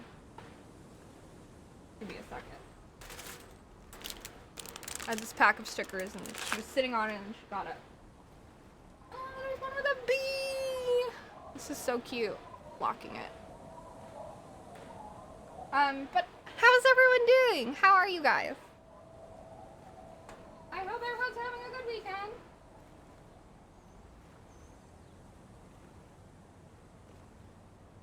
I try to collect all my stickers. Okay. All right. I have to talk to Lillian. Go back to the game. Chillaxing before you hop on some gaming action. What are you guys playing these days? Oh, Persephone. Yeah, Persephone's also my cat. I love her, even though she's kind of a butt sometimes. But, you know, that's cats. Yellowfin season soon. Okay. She's quite a stinker, but I love her. Purse is the cutest cat ever. Harry, what happened? Yeah. You're limping. Why are you limping? You look terrible. I'm sorry, Lillian. The link just takes you to Stream Elements? Yes, it will be through Stream Elements. Stream Elements is what makes the counter go, unfortunately. It's a thing that's connected to the subathon. Don't break her heart, her stinky Percy heart. I know. Oh, Purse. Tipping through Stream Elements will automatically make the counter go. But if you'd prefer not to, you can still tip on coffee. Or Ko-Fi, I think is how they actually want you to pronounce it. I just have to, like, do the math and then manually add the time to the timer if you tip through Ko-Fi. Also, because I haven't addressed it yet, thank you guys all so much for all the follows. I really appreciate it. We do also run with anonymous follows here in case people don't specifically want to be called out. But if you'd like me to thank you for following, I do have like a redeem under my channel point redeems if you want a notification that you've followed and to say hello. You don't have to say much, but if you want like a shout out, I can shout you out that way. It just takes you to the login, not to tip. Oh, I see. It should take you to the tip page specifically. It will also ask you to log in, but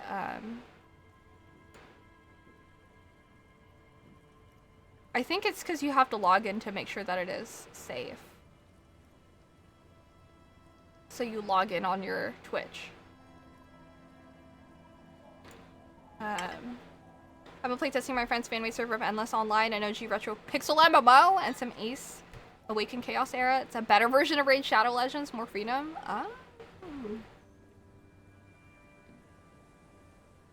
That sounds like a lot of fun. Can I vent to you about something personal in DMs? Discord? I do not have my DMs open. The closest that we have is just, the big comfy couch, or if it's super personal, you can DM me on Instagram. I only have my DMs open on certain social media platforms, because otherwise, I'm already really bad at checking DMs. I've closed my DMs everywhere except for Instagram and Patreon. People, like, my patrons can message me on Patreon, but yeah, unfortunately. But you could send me a message there. Alright. You're not limping, you're you.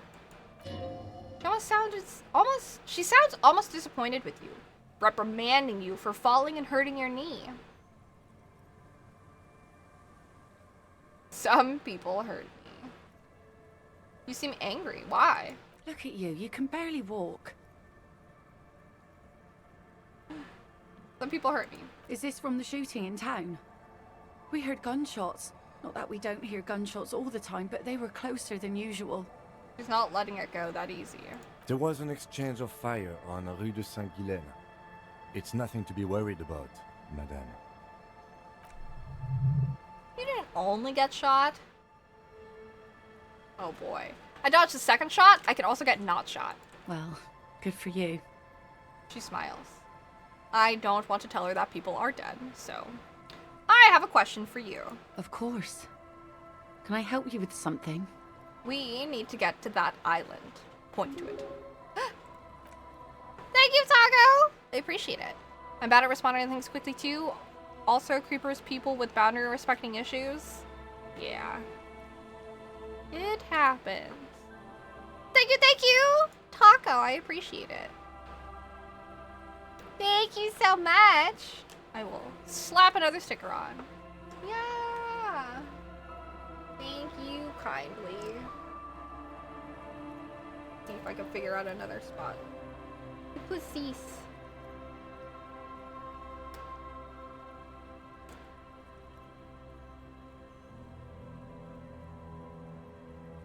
Running out of room. Stay alive session starting soon. Good luck. I hope it goes well. Roll high. Okay. Math. Sure.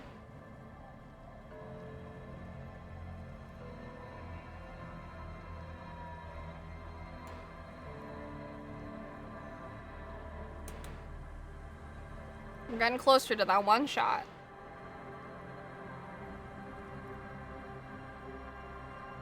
Okay, math.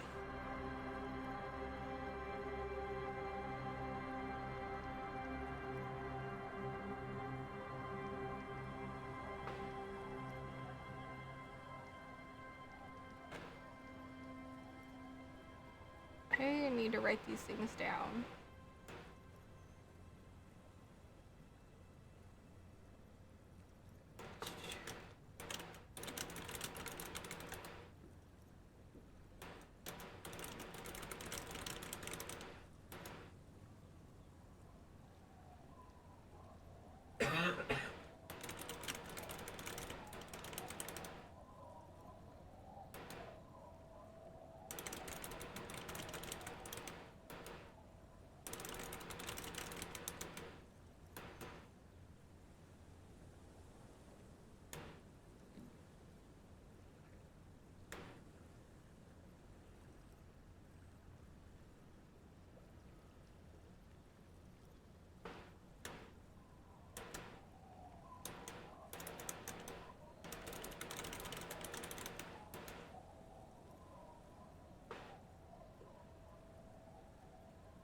Have you been using that rice maker we talked about like months back? Thank you. Yes, I've been using it a lot, honestly. Thank you so much. And hello, J-Dub, thank you so much for subscribing. I appreciate that. Thank you so much, friend. Happy 37 months. I hope you've been doing well, too. Okay. I don't think I've been mathing correctly.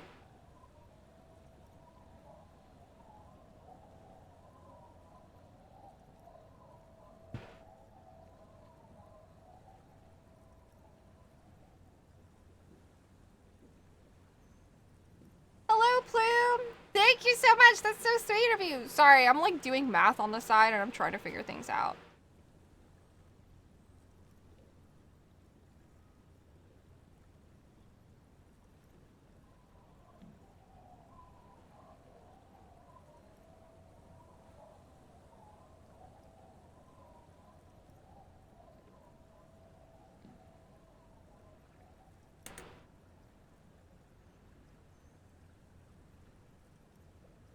How do you turn off mod mode when stream is over and join another stream mentally? It'd be like that. Oh, yeah, they are fantastic. Thank you so much, Andy. I really appreciate that. Doing better, got a new job. Congratulations on your new job. I remember seeing you complaining a lot about your old job, so I hope the new job is much, much better for you. Okay.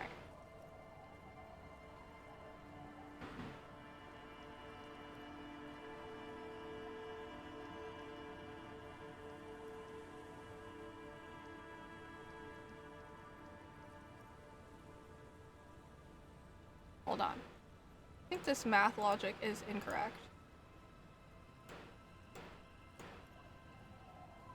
Hey, hey.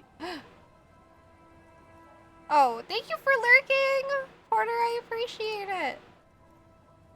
Okay, hold on.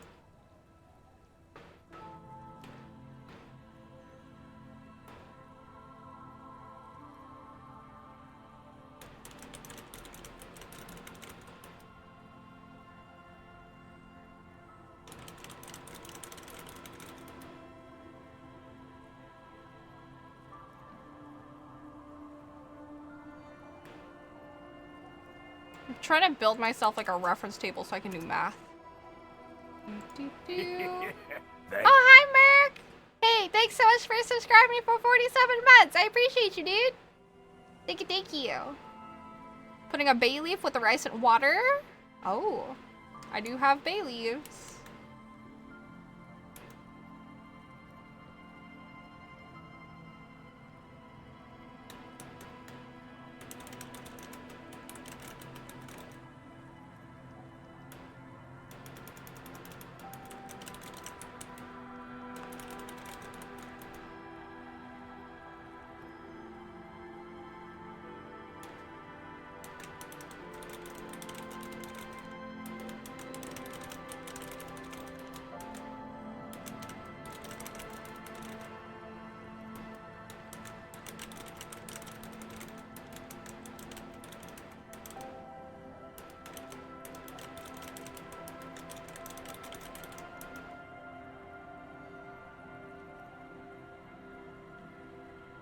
Okay.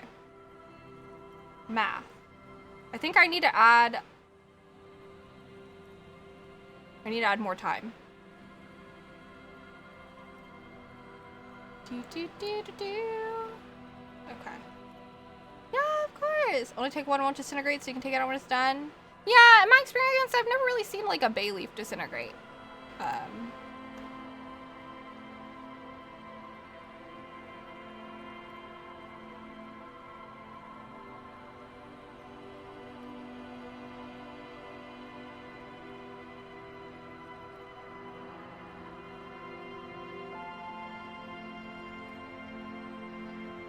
I have to just add 45 minutes. Let me just make sure.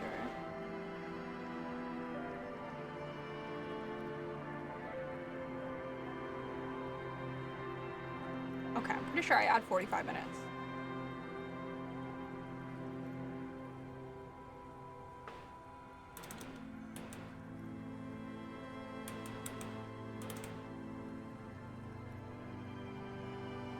There we go.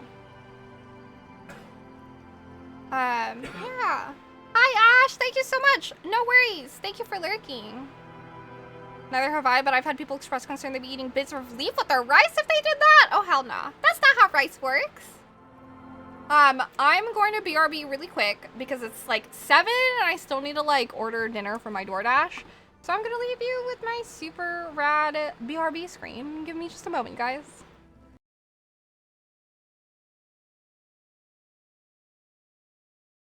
On my way back. I'm going back to looting. Yes, dude. She really wants... She's loving this. She really wanted to be brushed. Did you want to be brushed? Is that what you came here for? We can do that. Yeah, are you happy? Happy baby. Happy baby. Yeah? Okay. No biting, dude.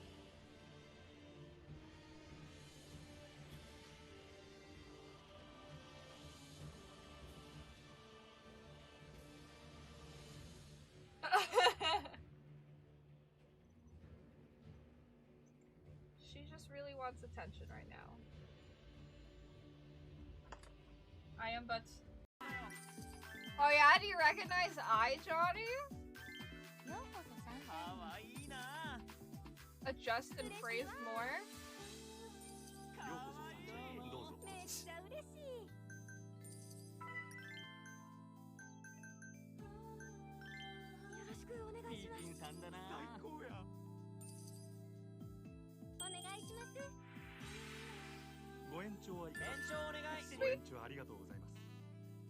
Oh my gosh, y'all.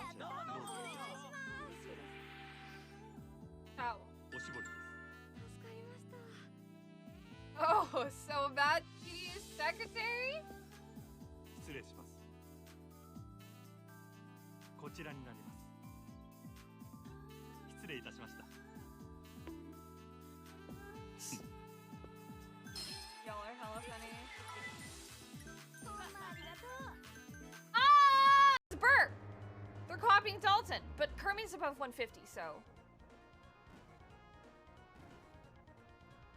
Kermit clutched it, guys! He's our fucking guy! Let's go!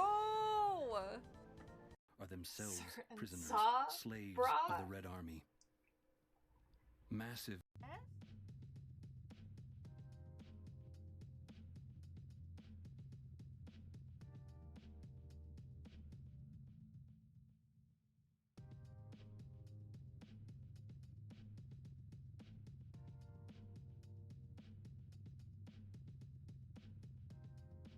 I heard this is so stressful day to streams what you need. Gotcha.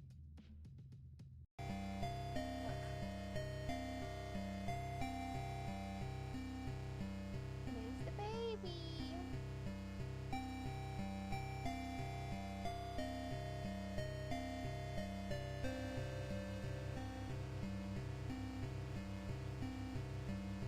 Why do you keep puking?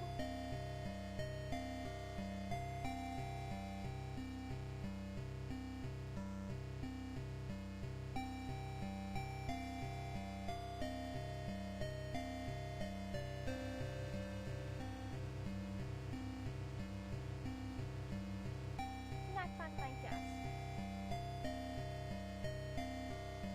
Fine. Alright. Who's OP? Ah!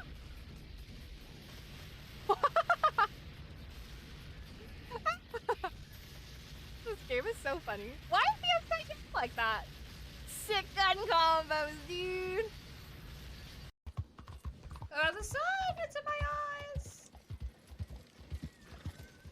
Oh, Lord! Ah. This is what happens when I take a glance at chat. I was about to read Good Boy Horse. It's completely random. Russian roulette for dinner! I don't know who's eating what. Who was that? Was that Cal? Hold on. You ate grass, gruel, and poop? Did Cal eat it and survive? Saw you butchering dead follower. I know our leader has their reasons, but still. Oh my god. Happy to see death? Yo. Did Cal eat it? Cal ate plume and survived? Oh my god. Well, he survived Russian roulette.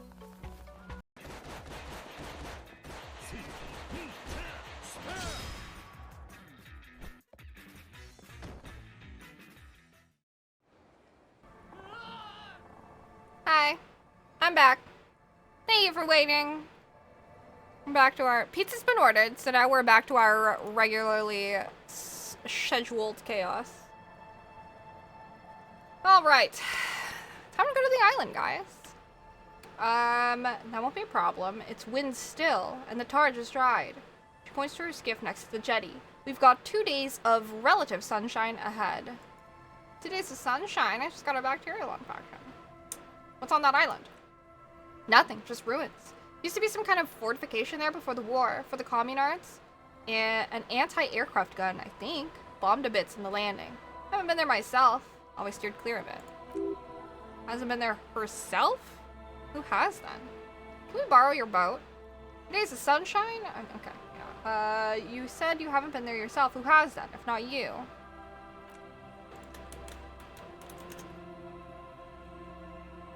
My husband used to drink there.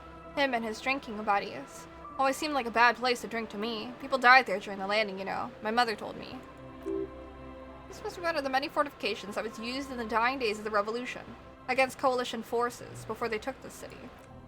She looks around. The kids sometimes go there too. I know they do, on rafts. I'll tell them not to, but they bring back old bullet casings and such. Which kids? Oh, Lillian's twins. The twins. God forbid they bring the girl along on some rickety barge. Can we maybe ask your twins about that place before we go? Would that be alright? Be my guest. She looks at the boys. I got a strange way of talking. See if you can get anything useful out of them. I seldom do. Is there anything I should know about getting there? Well, most of it's sunken, underwater. That means concrete underwater. Cut your boat if you're not careful. Be sure to enter from the south side. Water's deep there. Aye, aye, Captain. Can we borrow your boat? If you promise to bring it back. And no scraping the hull, I just got it nice and yellow. And no drinking on the boat. Her eyes narrow. And no joyriding either. Of course, ma'am. It's only for a day or two. Official police business. Aye, she nods. Nod along attentively. Crow's feet disappear from the corners of her eyes as she smiles at you. Thank you. We'll use your skiff to get there then. Oh my god, Thunder! $100. Thank you! 4 whole freaking years. Congrats. Thanks for making this awesome community and letting me be a part of it. Aww. I appreciate you, Thunder. Thank you for being a wonderful part of my community. You are amazing and phenomenal. I'm going to look for a cat-themed sticker for you in my sticker pile. I know. Thank you so much, Thunder. That's so kind of you. Let's see. These are all the stickers that first knocked to the ground. That alien one is cool. There's gotta be a cat-themed one in here somewhere. Whales, a koala.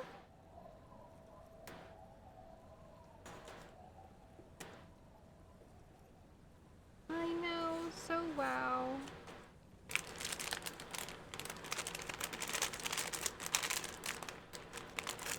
Oh, the strawberry milk one is very cute though.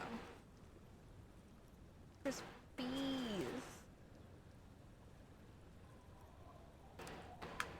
I can't tell if that's a hamster or a cat. Oh, here's a cat one.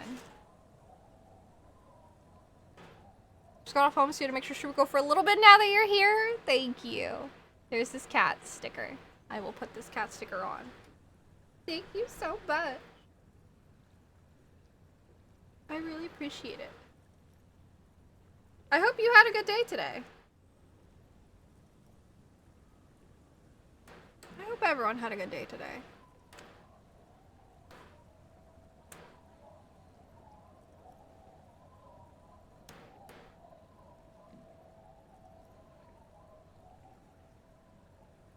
Okay.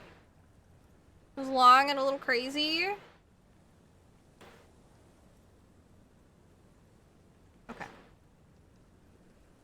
Set that over there for now.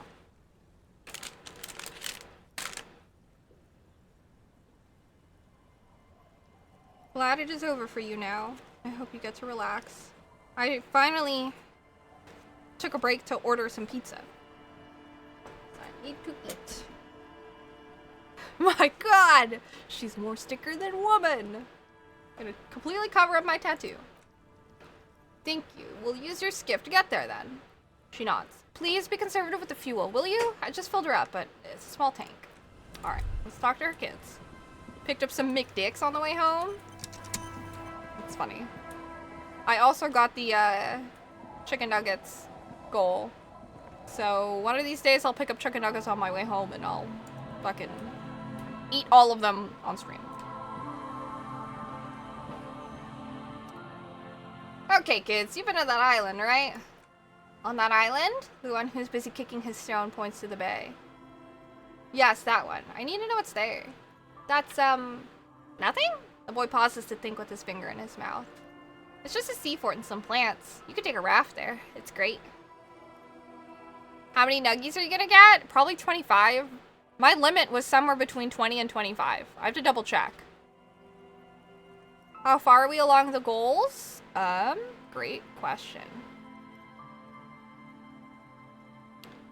We are at 650. So we're 100 away from me designing a brand new merch line. One of the things that will definitely be on the merch line is that we will have Persephone-themed stickers. I always forget about the tattoo. I think my brain either registers it as making a part of a necklace or part of your bra or something. Yes, brand new merch. Because I haven't had merch in so long.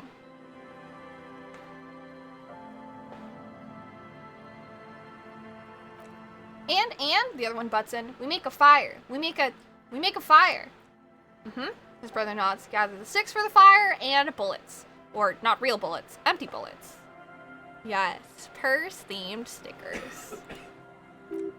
Bullet shells? There are a lot of them left over from the war, but this could be important. Wait, you mean shells? I don't know what those are. What then? There are lights. The fire guy comes and asks us to put the fire out. Your nerve endings sting from the mention of a guy. Oh, you're wearing your Sun Cold tank top? I love that. Hell yeah. You must meet a human being on that island? But it's cut off. Someone lives on the island? No, the boy answers, shaking his head vehemently. Yes? His brother looks at him, then at you. Let's go with yes. The lieutenant raises his eyebrow and then whips out his notebook. Why is he the fire guy? Because... The boy pauses to think. Because he asks us to put the fire out, the other explains. Why does he ask you to put the fire out? I don't know. He doesn't like it. He doesn't like people to be there. You shouldn't go. Yes, the other one adds laconically, standing with his hands glued to his sides like a little tin soldier. Because he doesn't want to be found. Smoke traces. You mentioned something about lights? Starts one of them. It's hard to tell which one now. I don't know. Did you mean there are electrical lights? He points to the street light. Yes. The boy looks at his toes. Is there anything else you can tell me about this guy? Age? Does he live there? No, he doesn't live there. I don't think. No, he lives there. The other nods. He's been there twice? 2 times. Huh. The first one pauses to think. Then comes to some kind of conclusion. He doesn't live there. He isn't there sometimes. Anything else? What does this guy look like? I don't know, they say almost in unison. How come? We ran. He just yelled that we shouldn't be there. Your father used to go to that island too, didn't he? Our father killed himself. Wow! Wow, okay! Don't say that! He didn't! His brother punches him. The boy's eyes well up like he's about to start crying. Your father did not kill himself. I don't know. The boy who made the claim finds himself unsure of it. He looks around. The other watches him, brows knitted. It doesn't even have anything to do with this.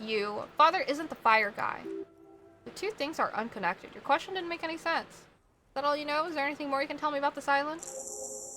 The boy says, rubbing his eyes. It's clear that he has no intention of finishing the sentence. Lights? Fire guy? We should check up on that island.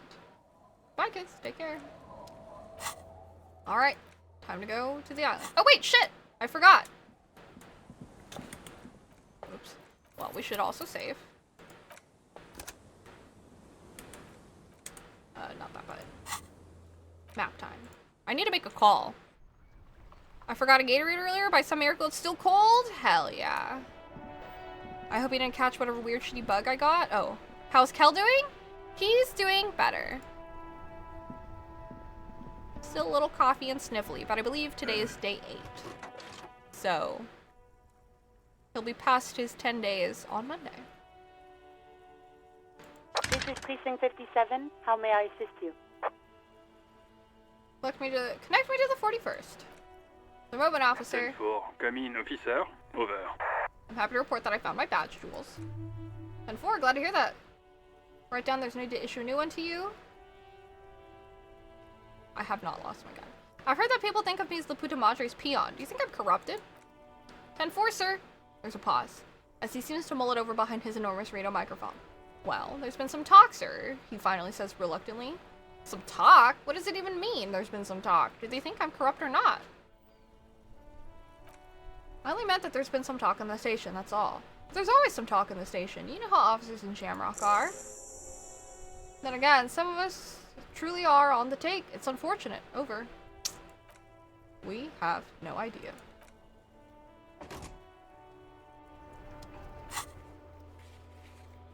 What does it say? Oops. Done. Ruby on the coast. Titus give up Ruby's location. Whirling secret passages. Gosh, we got so much done. Ruby said you were a notoriously corrupt cop. Laputa Madre's peon, that's why she was scared of you. Yeah. We have no idea. Alright. Well, I guess I will save again for the hell of it. And let's go take the boat. Alright, I remember now. I'm glad he's getting better. I hope his ability to taste isn't messed with. I think it's fine. He hasn't said anything about not being able to taste things, so I'm sure he's fine.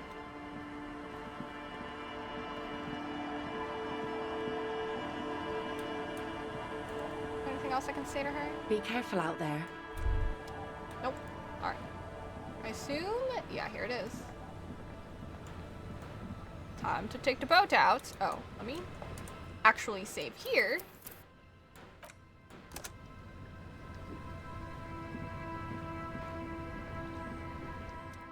A skiff with a small steering engine in the back floats in the calm mirror of the sea. Its 2 seats are empty. Convenient. I am going to touch the butt. It's a good plan to touch the butt.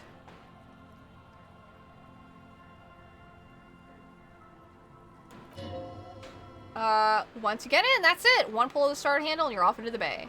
A strange trepidation comes over you. Are you sure you want to go now? Yeah. Have you made all the necessary preparations to close all your accounts? Remember what Netpicker said, it's a small tank. You won't be going back and forth on this. You take the engine, Kim. I'll hold the boombox. What? Say nothing. Fine, why not? He shrugs.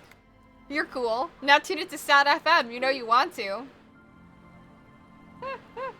Sad FM is a radio station specializing in sad, slow rock songs. You seem to know its frequency by heart. Let's go to the island.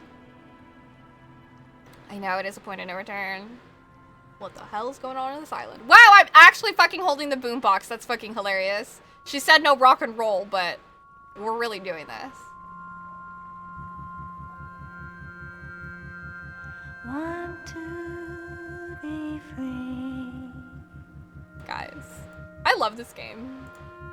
Want to be free. It will last forever.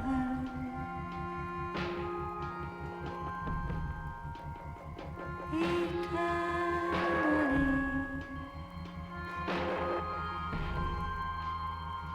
Want to be free.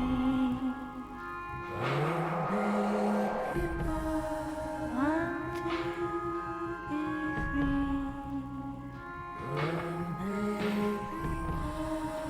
It will last forever.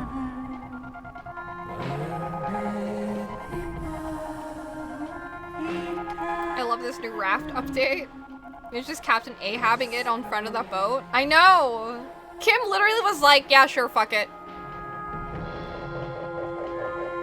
I love Kim. I know I say that a lot, and I've said it a lot today, but I really love Kim. He's great.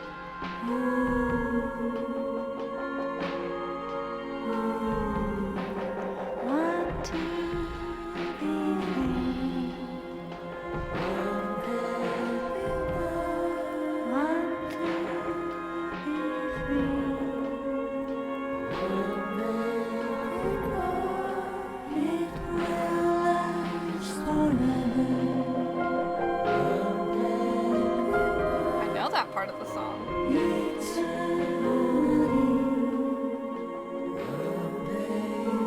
Listen, Kim is piloting it as best he can.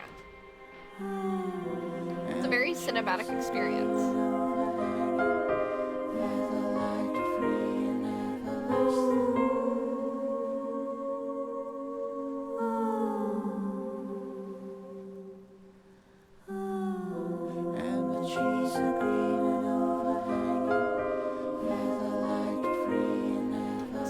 oil spill?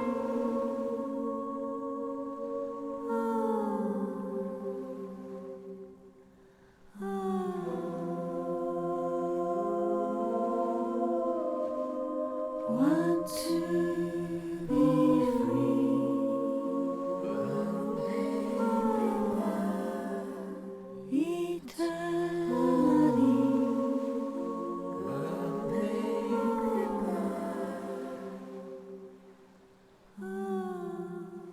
Disco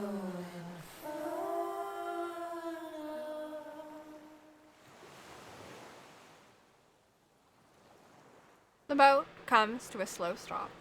The lieutenant turns the engine off. Then there's silence. Let's go. He whispers. Nice. Do I have a boombox in my fucking inventory? Hold on. I need to know this first. I don't. Where the fuck did I get the boombox? Alright, well, whatever. Not that important. Makeshift bridge. The bombs were powerful enough to break the foundation. Rusted chain trails off into the ocean. Is there anything else over here? This. The tires are falling apart. They're at least 50 years old. Okay, I guess we will go up there. No running! There are birds. There's snow. What's that? Chain trails off into the ocean, connecting the island to the supply depot on the coast. Point to it. This leads to the depot in Land's End. The lieutenant looks at the mechanism overhead. Ah, yeah, so it seems. What do you think it was used for? For bringing munitions to the island, maybe? And supplies. You could also lock the bay when you raise the chain. It is a defensive measure locking off that side of the bay. Lock it from whom? From enemies. He looks up ahead. Enemies of the commune of Revachol. This sea fort was a revolutionary fortification, I believe.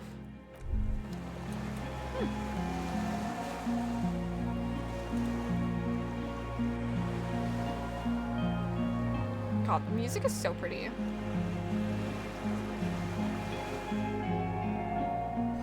Some fuel has leaked out of the barrel. Black, viscous. Attention! Inflammable.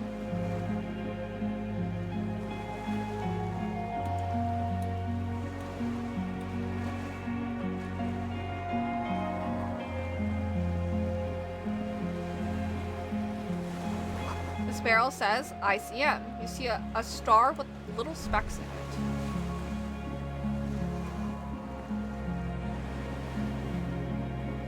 No way to get up there. The stairs are gone. Okay. ICM. This feels familiar somehow. Kim, what is the ICM? Insulindian Citizens Militia. It's the official name of the Communards Army, the Black and White Army of the Revolution. Sounds an awful lot like RCM. Sounds like RCM, Revachol Citizens Militia. It does. Why? The RCM may descend from the ICM. May. It's impossible to say. He looks towards the darkened doorway. It was chaos after the war. The name was good for getting people to join us. Revachol West was mostly workers and criminals. Nice political thoughts rush through your neocortex. A mediocre athlete would pant from dragging around his body on a busted crutch. Not you. You're thinking about politics with blood dripping down your thigh. What I'm hearing as we descend from the glorious Revolutionary Army, it's a little embarrassing in 51, no? Maybe we need a rebrand? Just catch your breath. This is better preserved than the others. You can still read the sign. He bows to inspect the barrel. A white star. Point to the star on the label. No, he looks at it. An upside-down star. With its horns in the sky, the symbol of the commune. Are those speck stars, too? No, that's the uninhabited archipelago. A DeLorean-era symbol of Insuland, known as the face in the sea. Looks old. What's this doing here? After, he thinks, 44 years? It's not nearly enough to hide what happened here, Lieutenant Eurfeuter. One of these barrels was still leaking fuel, as you saw. The city's full of things like this. Old bullets, guns, fuel. Okay, there's no way for me to get down there. So we gotta go inside. Flip our flashlight here. Still carrying cigarettes in my hands? Jeez. Get out of there.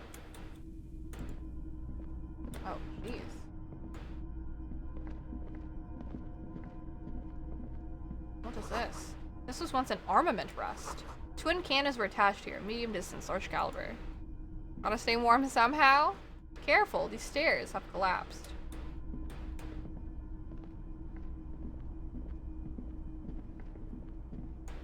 Oh, I can actually inspect this.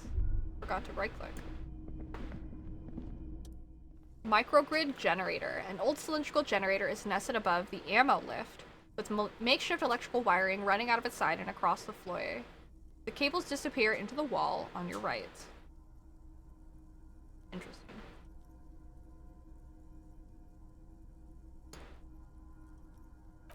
The lieutenant puts his hand on the metal barrel, checking for warmth. It's cold now, he concludes, but someone has been maintaining it. The wiring has been repaired. Where do these wires lead? He looks at the wall socket downstairs somewhere. What kind of generator is this? Liquid carbon. I would imagine it takes Mazut. He points to the open fuel cap on the side of the dynamo. The kind that's favored by vagrants and fuel thieves. It's been a long winter. Long and cold. If anyone stayed here, they'd need a generator. Tap on the side. A hollow ring. The canister's empty. Dust falls from the generator and down into the ammo lift. What does this mean? A generator here? I don't know. I'm not a philosopher. That is his idea of a joke. I am. This generator proves the universe's material. Kick it! Terrible! Why is it here? Someone with basic electrical skills has restored it in order to keep the room warm. Maybe it's the fire guy. The wind outside picks up suddenly with a faint howl. Inside, it's warm. Indeed. Books, mainly fantastique and historical fiction. There's a bed. Someone's definitely been living here. Dishes stained with sauce and fire. A survivor's kitchen. Spring mattress. There's a greasy old spring mattress in the corner, resting on piles of softcover books. White linen and pillows and a pillow are visible under a worn-out Karakul blanket. Someone has been squatting here. The lieutenant inspects the bed. The linen is fresh, recently washed. How recently? You feel the rest of the sentence out through pain, thick as molasses, no longer able to hear yourself speak. You know, officer. He looks at you with a touch of concern. You can rest here if you're feeling tired. I will keep watch. You could use some rest for what's ahead. No time to rest now. Yes, anytime. If you need a rest later, it's okay by me. You don't have to be a hero. Do I need a rest? Rest in the flak tower? Your damaged physique has earned its rest no matter what thoughts and dreams it may bring. No, there's still so much to explore. You see candles planted on a broken rangefinder. Books and magazines lie scattered on the floor and on the makeshift cupboard. They are not particularly well organized. Sift through them. Most are soft covers. Serialized fantastique and detective stories from the 20s and 30s. This disparate digest includes the classic Animal Adventures. Popular depictions of man versus nature by amateur naturalists T. and T. Harpin, husband and wife. Widely read by people from all walks of life. Who doesn't like nature? Who doesn't want to survive? Among what is most commonly fiction and serialized stories, you find a magazine cathodique for electrical engineering. Then it's back to pulp, light erotica, an international thriller about circuit benders. Someone's made themselves at a home. Lieutenant inspects the softcover. Does anything stand out as unusual? Not what you can tell? Nothing out of the ordinary? My conceptualization, man. You think? How far until the next McNuggets mukbang? We've reached it! We are now 100 away from a new merchandise line. So one of these days, I will order chicken nuggets. Ah, yes. Under the bed, there's a rather extensive collection of critical theory. That is, dour, life-not-affirming left-wing literature, published by small imprints such as Abattoir, Firm, and Ouija? It's not exactly light reading.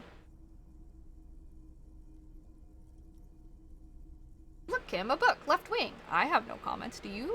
How many bags did you get last time? Way too many. I got like 100 and I was only able to eat like 20 of them. Ouija, he enunciates the word diligently. Humanitarian sciences.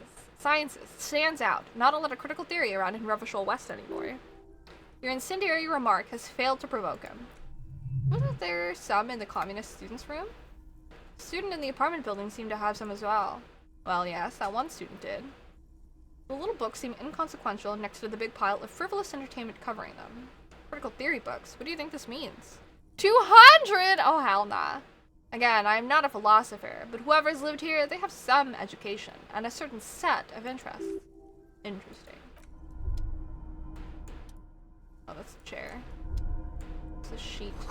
Moth-bitten bed sheet keeps the wind out.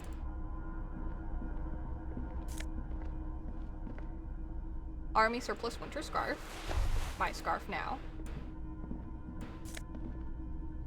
Fallen arrower shirt.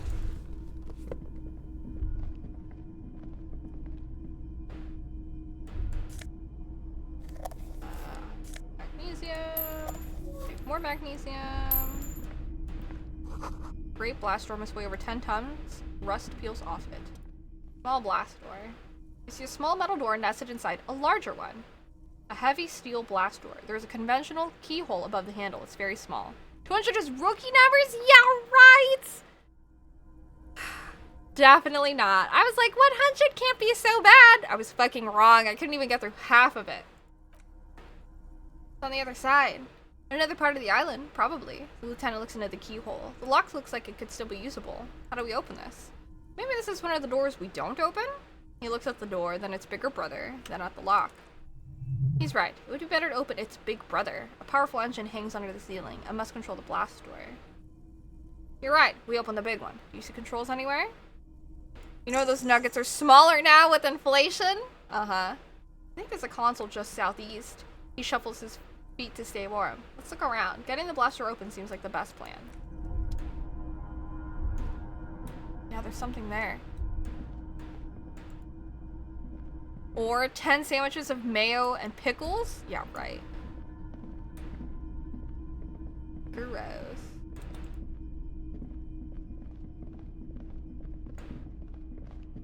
What's this? This hatch is jammed shut. Felled insular console. Green paint flakes off the monoblock aluminum cabinet. There are rows of switches on the front panel, a frequency band, and even a keyboard. 10 sandwiches of mayo pickle sounds like a way for me to vomit on stream. What is this then? The console of an antique computation device. The lieutenant points to the wires running into the machine. The generator upstairs with wires coming out. They terminate here. Could this open the blast door? Possibly. He inspects the dials. Urgence, ouvert, allumer, radio diffusé. Sounds like this device was used to control the electronics here. Maybe it still does? Stop! You do not want to see me vomit on stream. That'd be so gross. This device was used to control the electronics in the room. It could open doors, control lights, functions, radio computer. Turn emergency open. Nothing happens. We need to restore power before using this, officer. The generator? He looks upstairs. It didn't look like there was fuel in it. We should look around outside. There are barrels all over. Maybe one of them still has something in it. He looks into the dim light on his right. 10 sandwiches of mayos and pickles it is. Pretty sure I would just be miserable.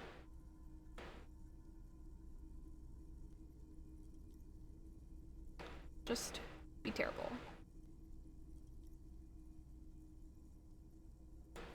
Alright. The boat engine! Oh, shit.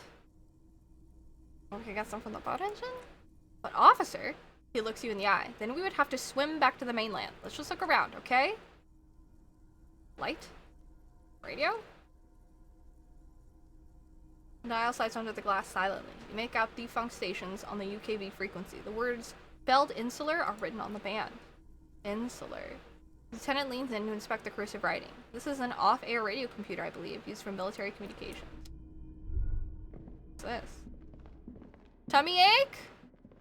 Tummy ache. Oh. A bunch of shit there. Nice. How did I lose health? Firing slit. You can't see inside. What the hell am I? I'm gonna save. Just in case.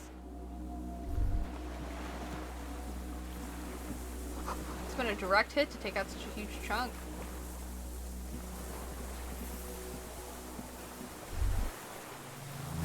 Sound of cargo ships. Signal horns echo on the water.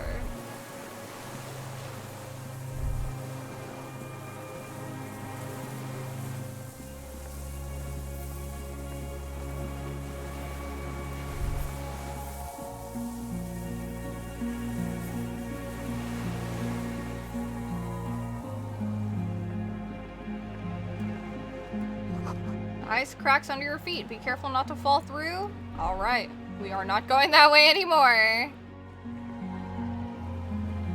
I really like the thought bubbles as a mechanic, where I'm like walking around and then like being in certain proximity. Being in a certain proximity of things, like, it triggers like certain observations by Harry. Oh. Pain in your pelvis makes you wince, then you continue. Inside of the fortress, you make out the console and the blast doors.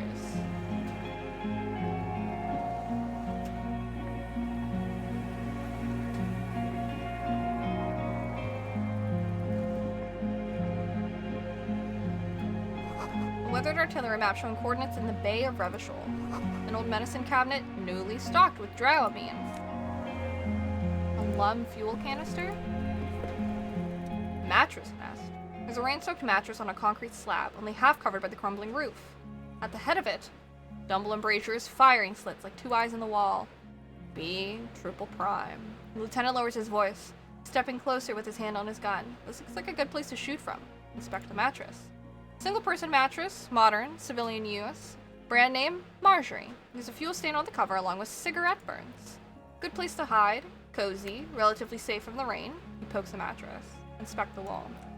There's a firing slit in the wall in front of you, like a little window. Touch the concrete first. Quite old and grimy from years without cleaning by anything other than the rain. Look through the hole in the concrete. The springs screech as you lean on the mattress and crane your neck to look out. Trepidation, a tingling feeling in your stomach. Small piece of Martinez coastline opens up in the square in front of you like a tiny landscape painting. 1 kilometer across the water, the ruins look familiar. On the left, towering skyscraper. Its top floor is shaved off by artillery fire. Capeside Apartments, Rue de Saint Lane, 33A and 33B. On the right, the red chimney and collapsed back of the 4-story tenement in front of the Whirling in Rags, Rue de Saint Lane 10, the doomed commercial area. And in between, the box-shaped silhouette of the Whirling in Rags. You see a small fleck of white on the rooftop. The upstairs window of Clausia's room in the snow, reflecting light. Motherfucker. What does that mean? You have a line of sight out the window? Yes. There's an opening between 33A and 10. I can see to the roof. I can see it, he nods. Through the scope of a rifle, the shooter would be prone, lying on the mattress, barrel resting on the embrasure. Cheek against the cheek rest, hand on the hair trigger. On a calm day like this, Kim, I could make it. I could make the shot. Good. He pats you on the back. 3 small pats in a row. I think we have it, detective. The origin of the shot. This is the sniper's nest. Affirmative. Better late than never. He nods. Nothing pointed here. Many leads pointed elsewhere. You're right. He looks north over the fortification, then at the mattress. He's conflicted for a second. There's guilt there. It takes him a moment to rationalize it away. Could the shooter still be here? Where? He looks behind his back. In Martinez. I've always assumed it's someone local. He nods. We should move now.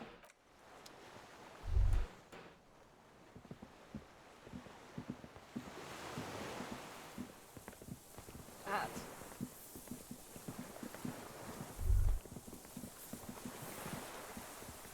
Feel your eyes. Someone's watching, but you can't say where? I don't like it.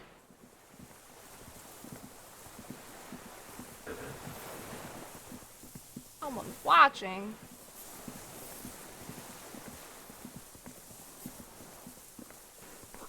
The winch is broken. Rest is eating what remains of the chain. I have to sleep here. That's one of my goals. Open the blast door. There was fuel tucked away on the island.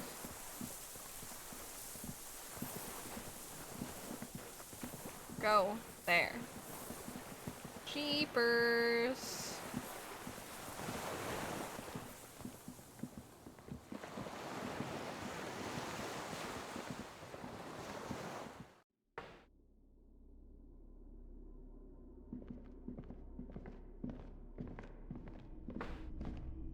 Okay. I feel like...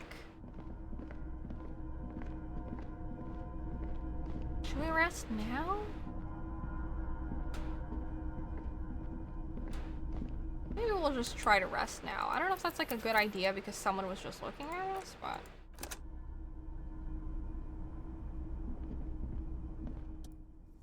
Okay. The offer still stands, he says, looking out the pillbox window. Take it, you don't look so good. The bed is quite inviting, all things considered. It's much warmer inside than out there. Maybe a little shut-eye, just an hour. Go to sleep.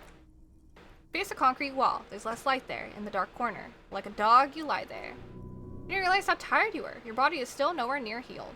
Curl up with your knees close to your chest. The blanket feels cold.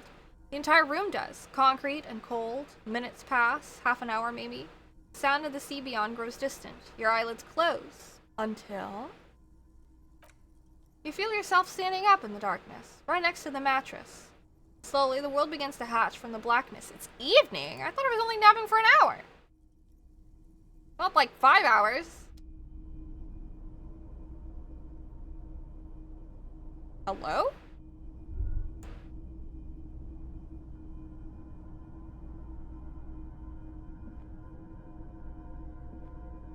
Whoa. The lieutenant's no longer here. Go outside to the beach. Was this always there?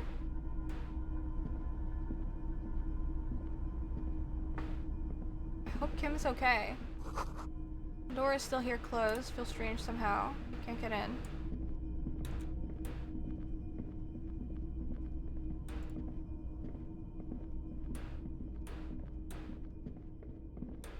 I hope Kim's okay.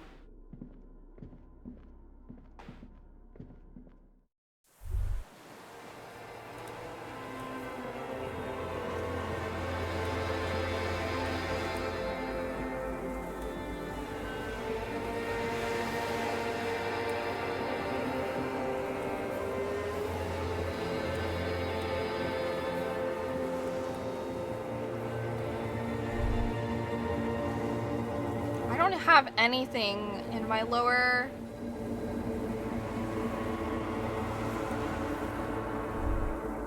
Yeah, the music is great. Go down to the chain. There's something there? The chain that was up here? There's also the chain on the other side, I think.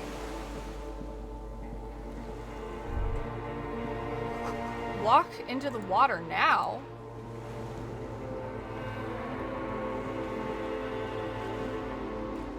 You see her footprints on the water. What the fuck? Further?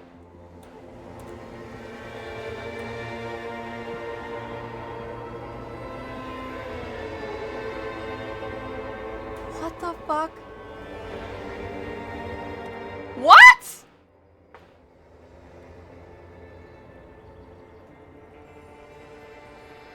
Dolores Day? The innocence of humanism, internationalism, and the welfare state turns around to face you? She's an airshot bag in her hand. She seems to be in a hurry. Okay, don't say you need to talk right away. Melt the ice first. This way you're already talking. But you wouldn't even want to talk to her. She would only be cold and mean. Let her go. Let her go? This is a holy queen of the territories of Mundi and Insolent. Think of the historic knowledge we could glean. This is a once-in-a-lifetime opportunity to win her back. What's in the bag? Where are you going? I'm going to Morova. To live there, in Grad. It's 1 million kilometers away, Harry. Might as well be another lifetime. What's in the bag?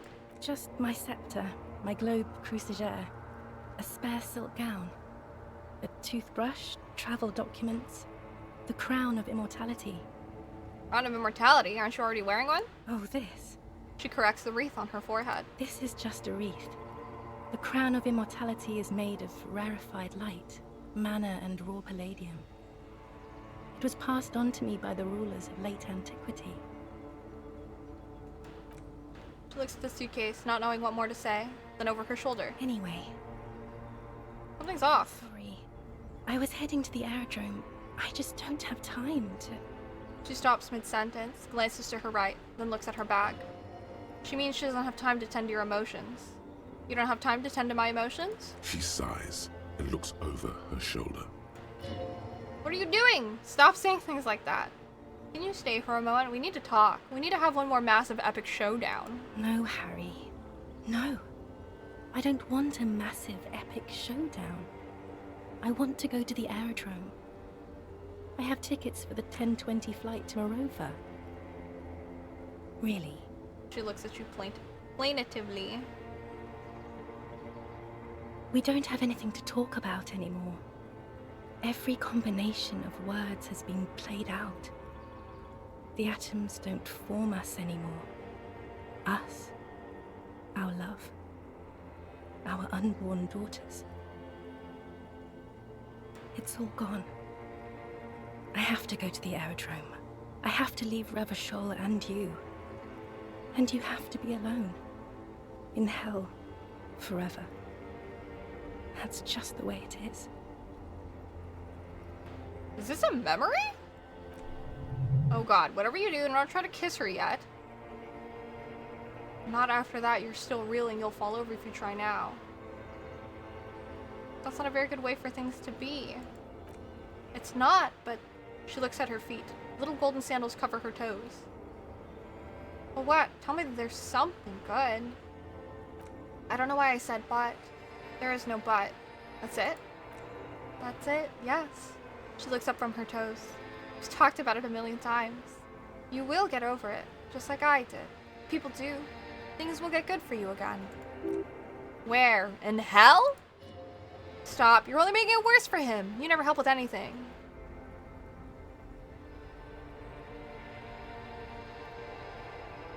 I feel like yelling at her.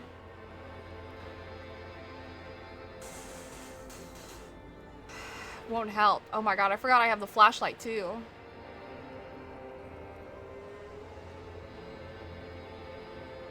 It's crazy. Maybe. I think I've reached the end of the investigation. You're right, I don't even remember who you are anymore. Haha. See? Her eyes widen. It just takes some time. For you, it will take something like 20 years, maybe? It was hard for me too. I used to think I couldn't live without you.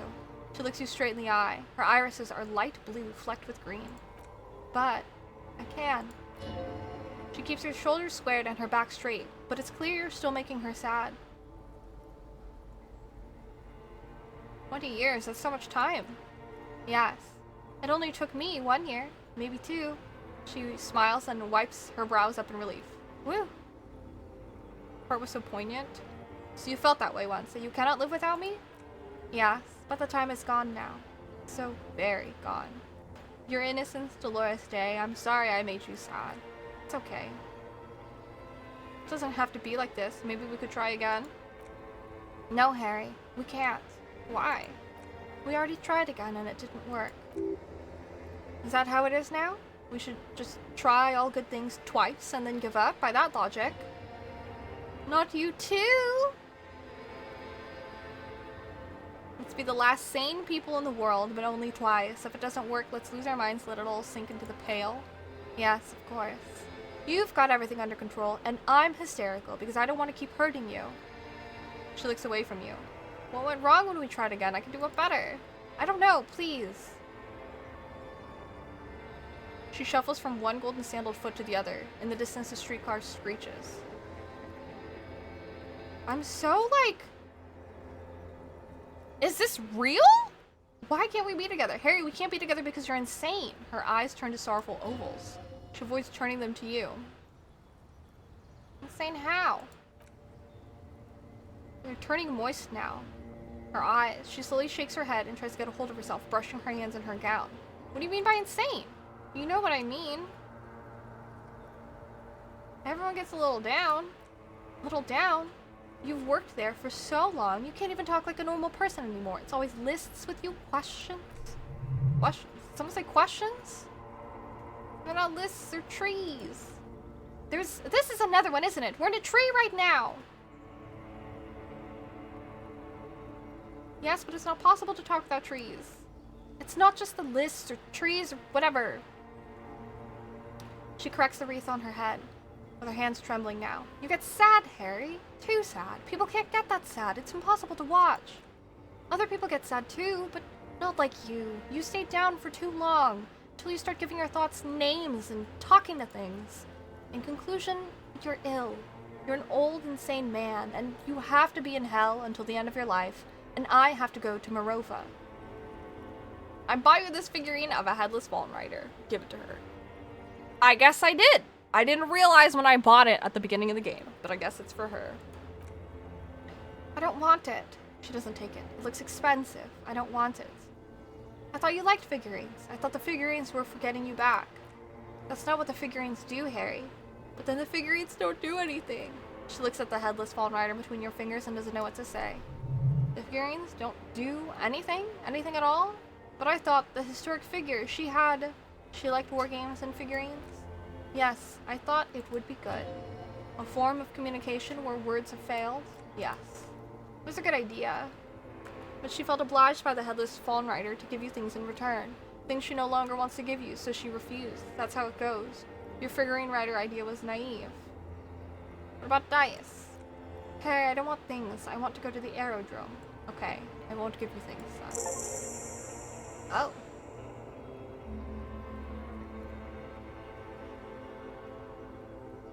I don't really want to call her a mass murderer.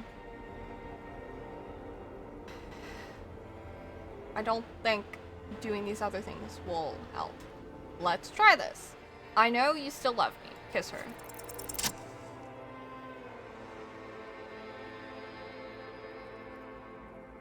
We knew Harry was in love a long time ago, but was it really Dolores Day? Or was it someone that he's projecting Dolores onto? With your feet trembling from the steps you took, tepid and fearful, you stand against her, her body close to you, radiating warmth. With your eyes closed, you move your lips on her mouth. She's not kissing you back. But I succeeded. I feel her breath, her cheek against mine, cold silver against my forehead. Squeeze her wrist, move your mouth. You're not kissing me back. End. The moment is ending. She's going to move her face away from yours.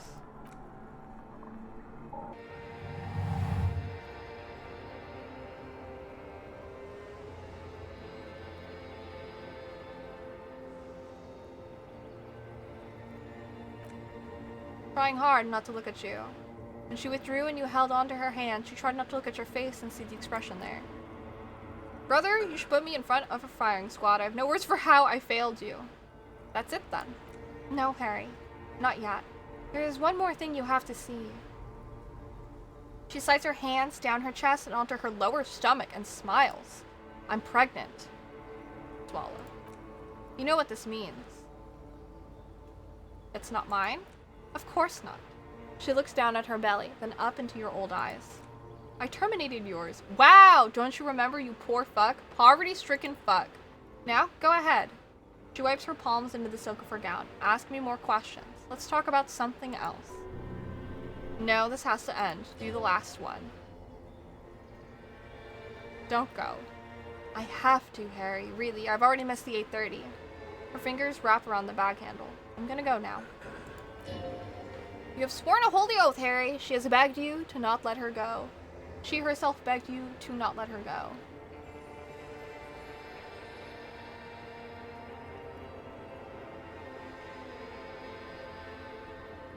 Hold on, what is there to do in Morova? Light, life, culture? It's so much better than here. Everything here reminds me of you and the horrible times we had. The nights we stayed up fighting for our dying love. I have to wipe it all off me and be clean again. I want to be a good person again, not this. Not what you made me into. But I swore I wouldn't let you go. You told me. You asked me to be this way. That was someone else. I betrayed her, overrode her, and I'm happier for it. And I'm really going now. The time is up. I must be on the 10:20 flight. She turns. Will we ever see each other again? I won't see you, but you will see me. How can that be? Oh, Harry, this is a dream. Can't you see? I'm already in Morova by now. Who knows how long ago this happened? She looks around. A year, 2, 5 years ago? How will I see you again then? Right here, tomorrow night. Once the stream starts happening, it keeps happening 3 times a week, at least. And Harry, it really, really looks like it's started happening again. There's the video rental. I'm suffocatingly beautiful and young, and I smell of tutti frutti chewing gum, like I did that time when I asked you for forgiveness after leaving you the first time, so long ago. But this is intolerably bad. Oh yes, this is real darkness. It's not death or war or child molestation. Real darkness has love for a face. The first death is in the heart, Harry. See you tomorrow.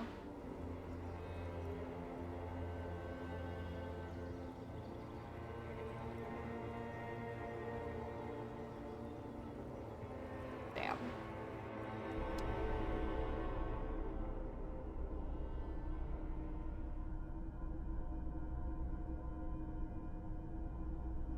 Was that the final dream?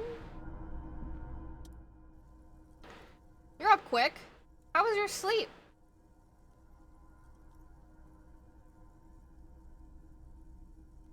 Wow. Well, our choices are, let's solve the fucking case.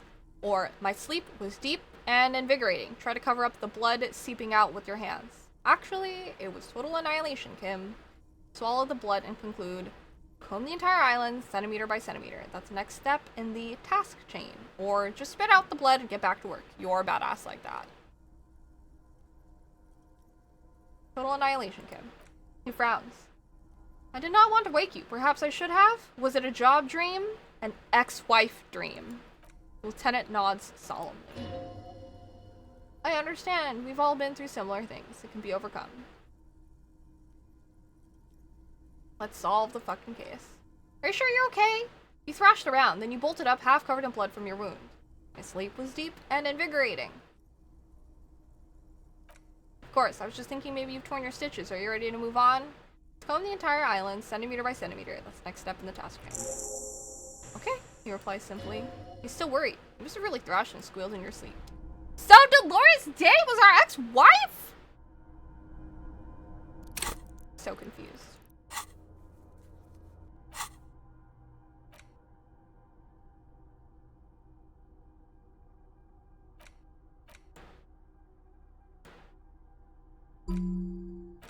Oh, these are around. Hold on. I should have realized that. Sure. Also internalize that. Let's put some fuel in the generator. That was insane. Pour fuel into tank. Lieutenant assists you, holding the canister up to the fuel tank as you tilt. Dark brown viscous liquid pours out and fills the room with a chemical smell. There's a red starter switch on the side of the cylinder and a start rope on the other side. The lieutenant flicks the switch. Pull the rope. The recoil start wakes the old generator up. The machine sputters like an old war horse before settling down to a rattle. That should do it.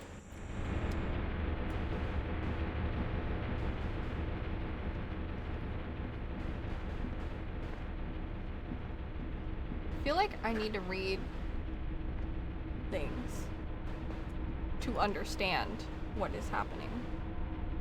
Let me double check.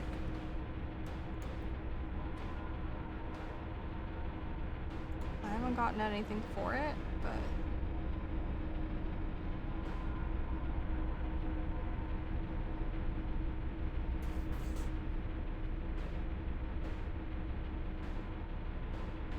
five-minute delivery time. They should be here shortly.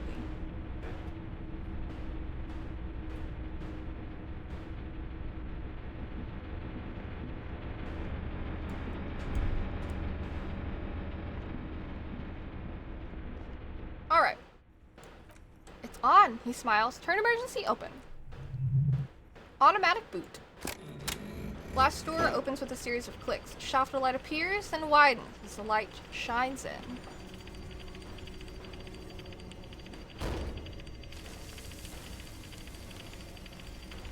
Crazy.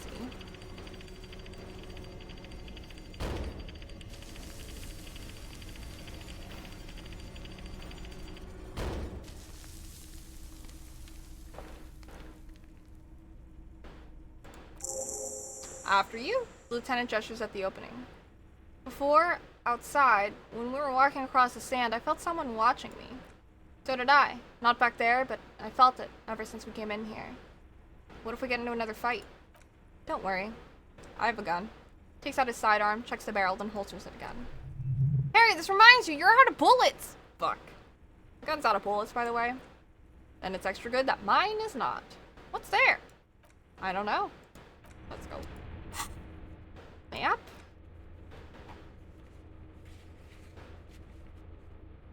Why map? Is this like a place I can fast travel to? Somehow?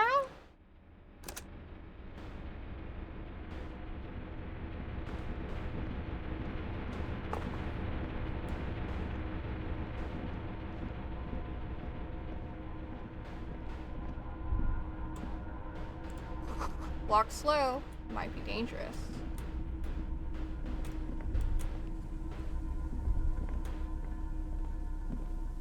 Oh, this is outside.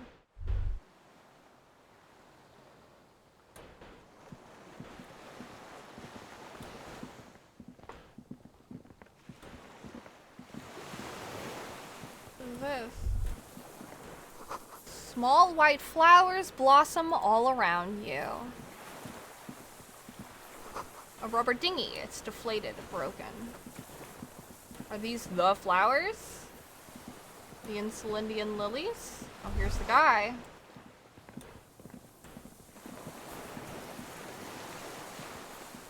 An old man wearing tracksuit trousers leans on the frame stock of his rifle. He gathers a big ball of spit in his mouth, I did say dinghy. then spits it out into the extinguished fire before him. He raises his black eyes, hooded by creased eyelids, to meet yours. He's practically tearing up from spite. Tearing up from spite. Hatred got the best of him a long time ago.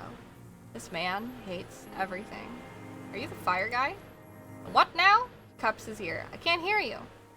Did you recently tell 2 kids to put out their fire, 2 twins? I may have. All sorts of little rats come sniffing around trying to give up the position. The position? Sounds like a hiding place. Fire guy. He shakes his head. Regressive bourgeoisie henchman. Can't even talk like a grown-up. Did you close the blast door?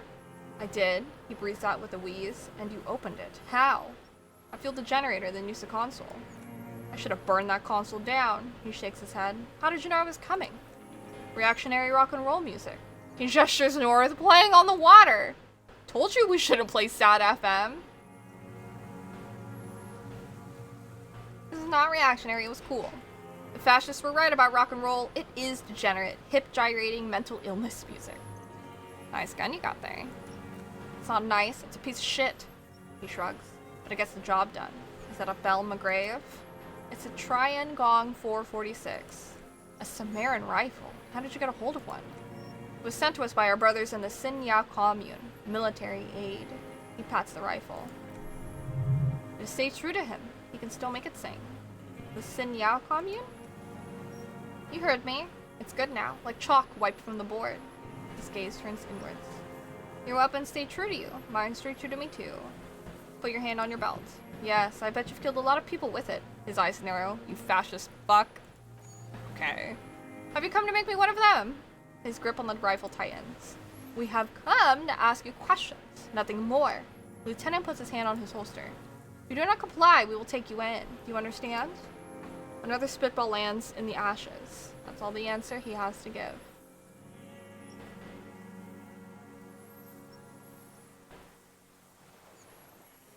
So I need you to put down that gun so we can talk further. We're with the police.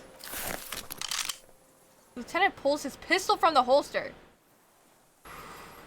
You're a glorified night watchman. He looks you in the eye. This is a service rifle. I can only lay it down before an enemy commander of corresponding rank. I am an enemy commander of rank. Put it down. Whew.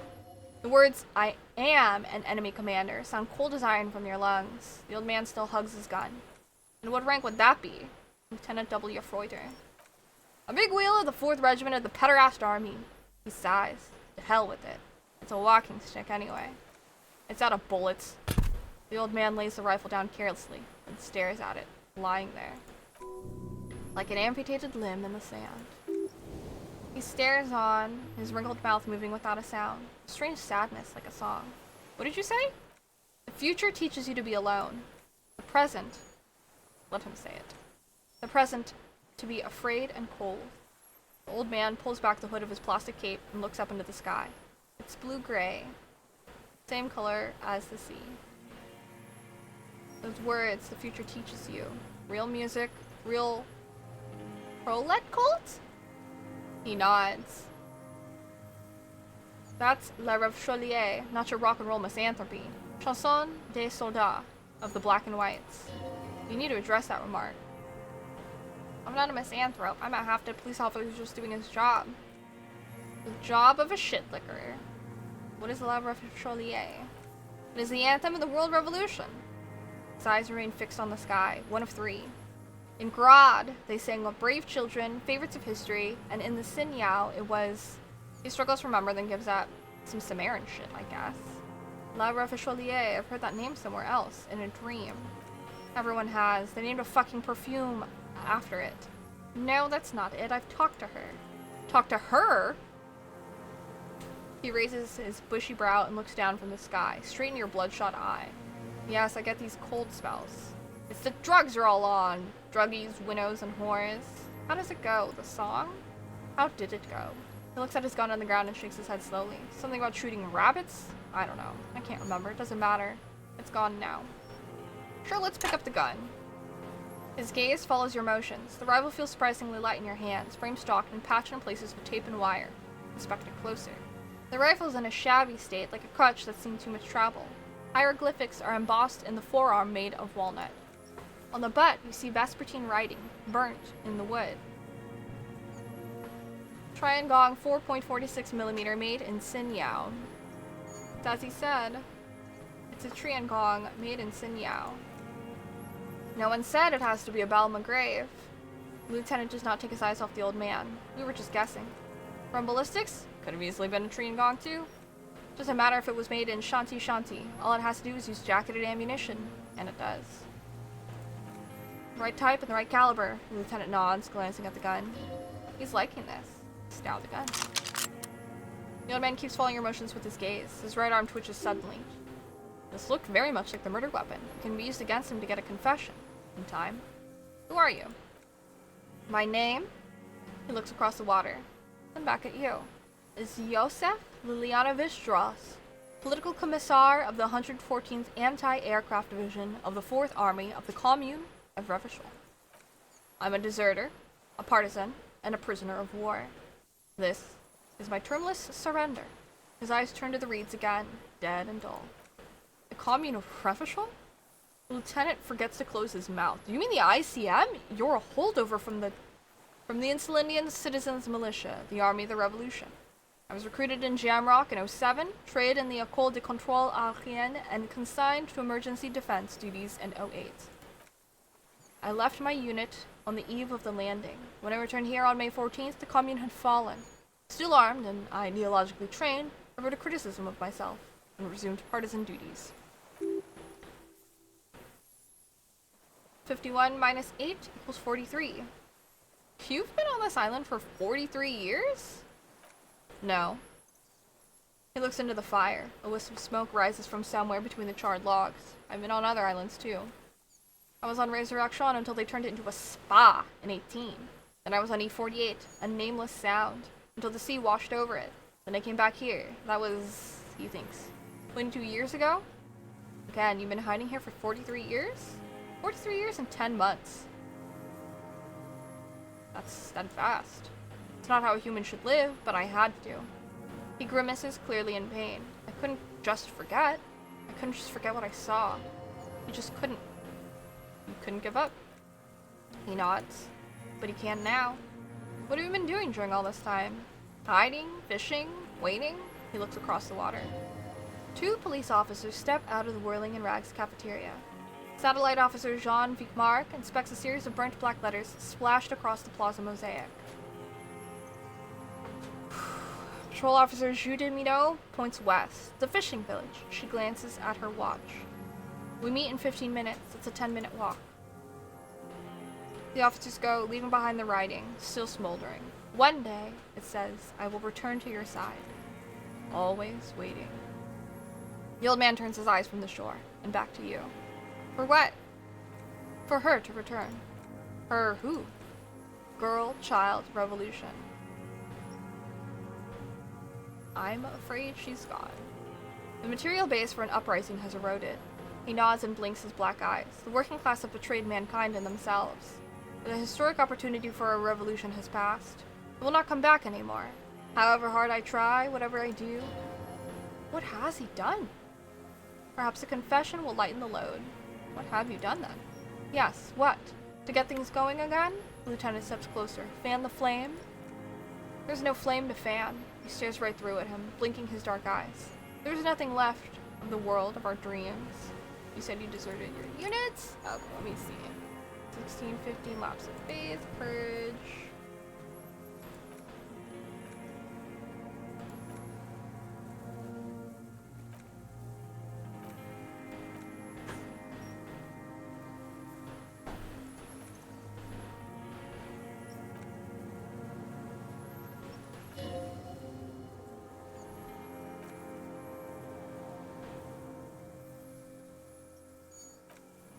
Airships. All around. If it was real, I'd seen it in reality. Seen what? The mask of humanity fall from the capital. It has to take it off to kill everyone. Everything you love. All the hope and tenderness in the world, it has to take it off just for 1 second to do the deed. The bourgeois are not human. Let him finish. I had to fight it. I had to never stop. What is this place, this island? It's not an island, it's a defensive fortification.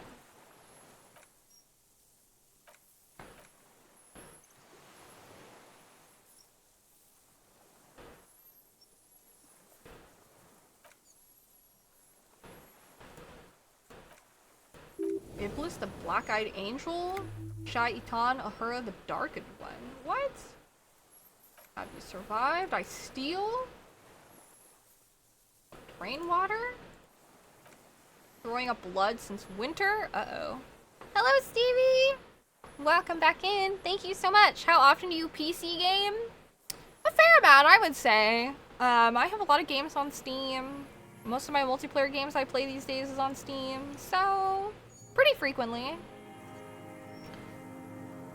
Play a lot.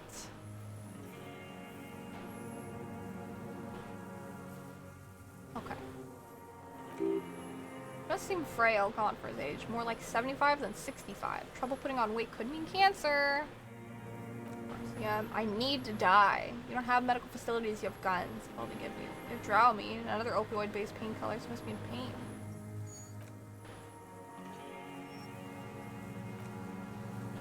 There's a wince of pain. Have you concealed yourself? Oh.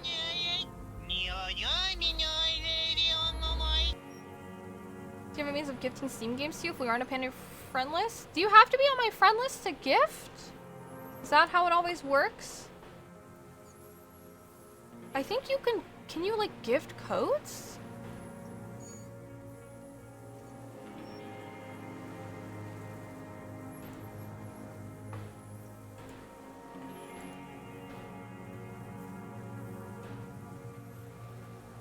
Yes, you can give codes? Okay.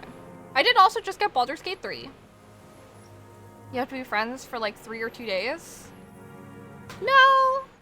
One of my friends and I just added each other. For some reason we were added and he just sent me Baldur's Gate. Or I guess got me Baldur's Gate.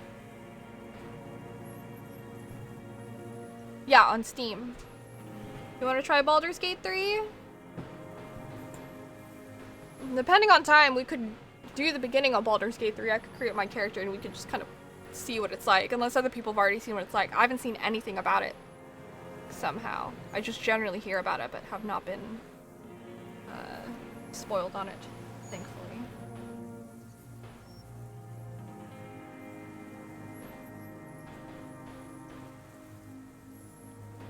The character creation, and you'll spend like 2 hours on it? It stopped you from gifting? Let me see, is there like a little cruel to start it for a short time and then stop? That's so funny.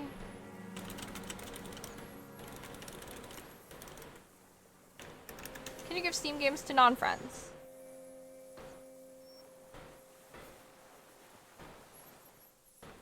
Unless you're playing it off stream, I probably would. It depends. I don't plan to play it on stream. I have an idea for a game I want to give to you, but I wasn't sure if I had to be your friend to gift it to you. I'm double checking. I think you have to make sure they're on your Steam. But I can just drop my Steam code and then tell me who you are, and then I'll accept.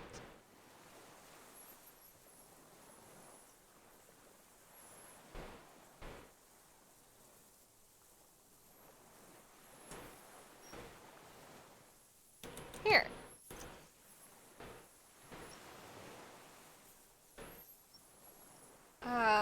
Partisan train switch for stragglers, floodlights on the water at night. There were posters, campaigns. This poor old guy. How'd you go between here and the mainland? At night, I used a dinghy. City move underground from bunker to bunker.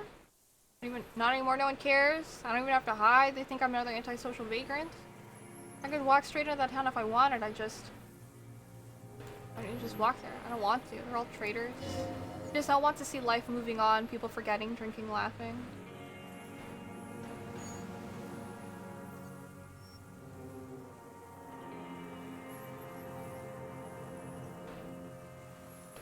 I can relate to this guy. Well, you know, let me go do that right now. No worries. No rush. So you finally found it. He looks at you, then pulls the raincoat tight around his neck. There must have been a small squatches worth farms in there. Belma graves, right? They were. Useless now, rusted away. Thank so you've you. been there. Thank you for the follow! Sleeping, he coughs. Some nights, ammo scrounging on others. Those graves were shit even before they corroded. Some had bullets in the chamber, however. You feel the dots connecting. Little dots on the map he's walked across. There's a small bunker under the felled building. Have you stayed there? Propaganda bunker? He coughs. I used to, but not anymore. Propaganda bunker? They stored leaflets there, broadcasting equipment too. Made broadcasts, I think? Propaganda officers? I buried them with their leaflets. They killed themselves. 2 young boys. Killed themselves. A lot of our boys did. I spent some winters there, never liked it. Kept thinking of them. He stares at the ruins of the felled building. No need to go underground anymore. It's better in the ruins on the ground. Tell me another thing. You said this is your termless surrender. You're with the URCM. He waves in your general direction. The coalition-appointed mob that enforces bourgeois morals in Revachol, a so-called Lieutenant W. Feuter. We're with the RCM, let's leave it at that. Let's. He looks you in the eyes. You represent the Moralist International, the enemies of humanity who took the city. I represent their adversary, Le Parti Communiste d'Insulinde. Take me to them as a prisoner of war. I'm relinquished my weapon. I can no longer serve. My superiors can relieve me of my duty. You bulldoze them all to a mass grave for trying to free humanity. His hand shakes and he breaks into a coughing fit. Rene, the royalist on the coast, said, "You never signed the Revacholian Instrument of Surrender." Liberal reactionaries signed that instrument. Traitors who should have been burned alive. He draws his breath. I answer to the Communist Party. Is that a part of why you've been here all this time? Because the party didn't surrender? If the party had surrendered, then it would not be the party. Understood. I don't think you did. He stares at the fire pit. You live in a delusion. Radio shows speed racing and sporting goods. It's not real. I have another serious question for you. There's nothing serious in this world. He looks at the gun in your hand. It's a farce. What have you been using this gun for? I've used it for killing people. Killing people? It's a gun. That's what they're for. You want a moralist euphemism? Defending your family and property? I haven't done that. I've used it to kill people. Interesting. Lieutenant nods. During or after the war? There's no after the war. He shakes his head and smiles, his teeth rotten black. Last war is never over. So he's continued killing after hostilities ended. Okay, okay. This is it. You can feel it like battery acid on the tip of your tongue. Something you haven't felt in a while. I saw your friend request pop up.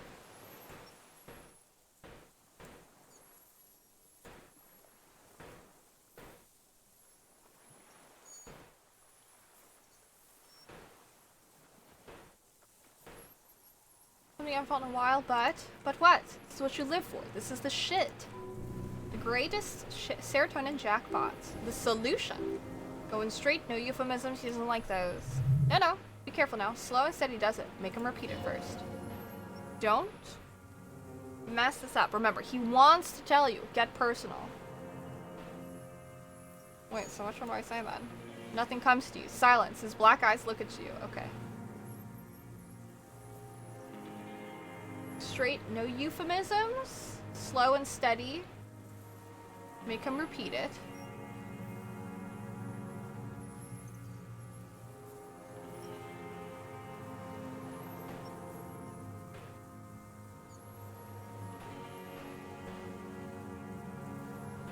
You're saying you killed people after active fighting stops. What did I just say? He keeps shaking his head erratically suddenly. He brushes something out of his eye. What did I just tell you? Don't drop the ball now. Did you use that gun to kill a colonel of the security contractor Cornell? The who now? He leans in and cups his ear. He heard you.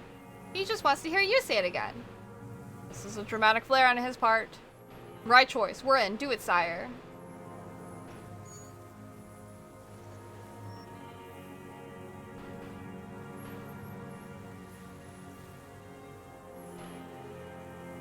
Fascist death squad who took a bullet in the mouth on the night of March 4th.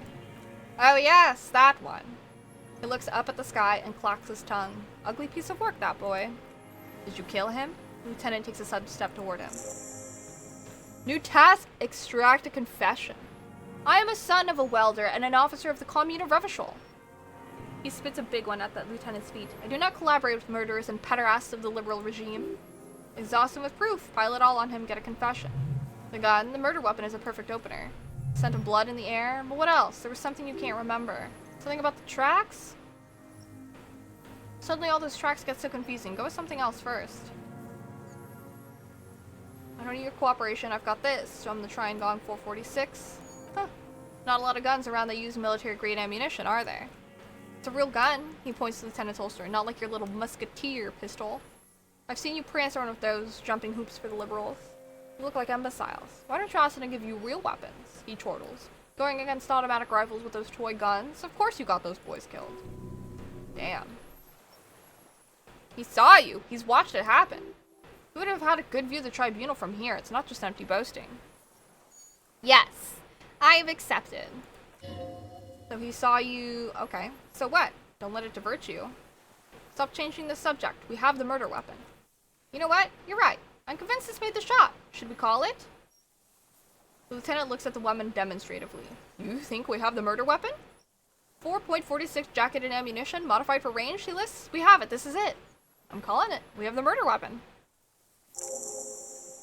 Good. The lieutenant takes out his notebook and draws a single line. This feels good, doesn't it? Tying things up like this, when you have the murder weapon, you have the killer. Murder? The old man does not say more. He glances into the reeds and then twitches once more. Like a marionette on some invisible string. This pushed him, but not enough, just a little more. We've done the ballistics. Point to the tower. The shot came from this island. I'm about to dongered rope with this game, right? I saw you poking around there looking for evidence. You're damn negligent when it comes to dead fasces. A jitter passes him. Did you like the view? You had direct visibility. There are embrasures in the concrete, specifically meant for a top faller to use. And you had a long-range rifle in your possession. The lieutenant softens his voice. I've been here a long time, Mr. Dross. Too long. You clearly need medical aid. I'm ready to die, the man interrupts him, then coughs. I've done my part. He's practically admitting to it. Dead fasces for fascist on his part? He said fasces? Faces? You're admitting you killed him? The best uninterrupted. Let me do that. You're sad for your fascia brother, aren't you? One twig got broken, now the others are sad. He waves his hand. There's a twitch, then one more in his right eye? Almost. He almost burst out there. Keep piling arguments, anything. What am I forgetting? Wait, here it comes. The goddamn Maybells! The dried Maybells on Clausia's roof! Oh, right! There were Maybells in the grass when you got here. The revolutionary symbols from the war! Wait, don't forget the footprints. Oh! The diagonal prints in the dust! Of course. Thank you, Head. Thank you. You got it. Remember, the boot prints were like no modern soul. Maybe don't beat yourself anymore, though. You're not immortal. There were Maybells behind the victim's window. Show him the dried flower. Damn Maybells. He looks at the blossoming field behind you. The whole island is turning white with them. He seems tender, suddenly. Nostalgic, even. Strange mood swing. So many this year, too. The spring is coming. No, it's already here. Wash the filth away. I haven't seen these flowers anywhere else in Martinaise. Only here. They blossom on the islets before. We fertilize them with our blood. He looks to the water. Resurrection was snow white in May before they ruined it. The coast too before they piled the containers on top of it. Filled with broken useless trash for fat-fingered bourgeois children to play with. Not yet, raging. I don't know what is going on.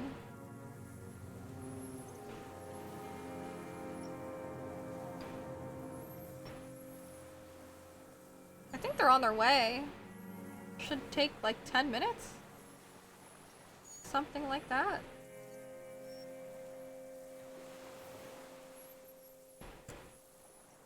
Should have been here like 20 minutes ago, but I don't know. We must get around a lot to stay undetected all these years. Lieutenant's voice is soft, friendly. Do you know any secret paths, pinball workshops? I may. A curious tremor passes his face. A young woman named Clausia? Ring any bells? These dried flowers were behind her window. Clausia? You know her, right? She had intimate relations with the victim, the mercenary. Who did you order from? Blaze Pizza. The estimated delivery time is in like 10 minutes.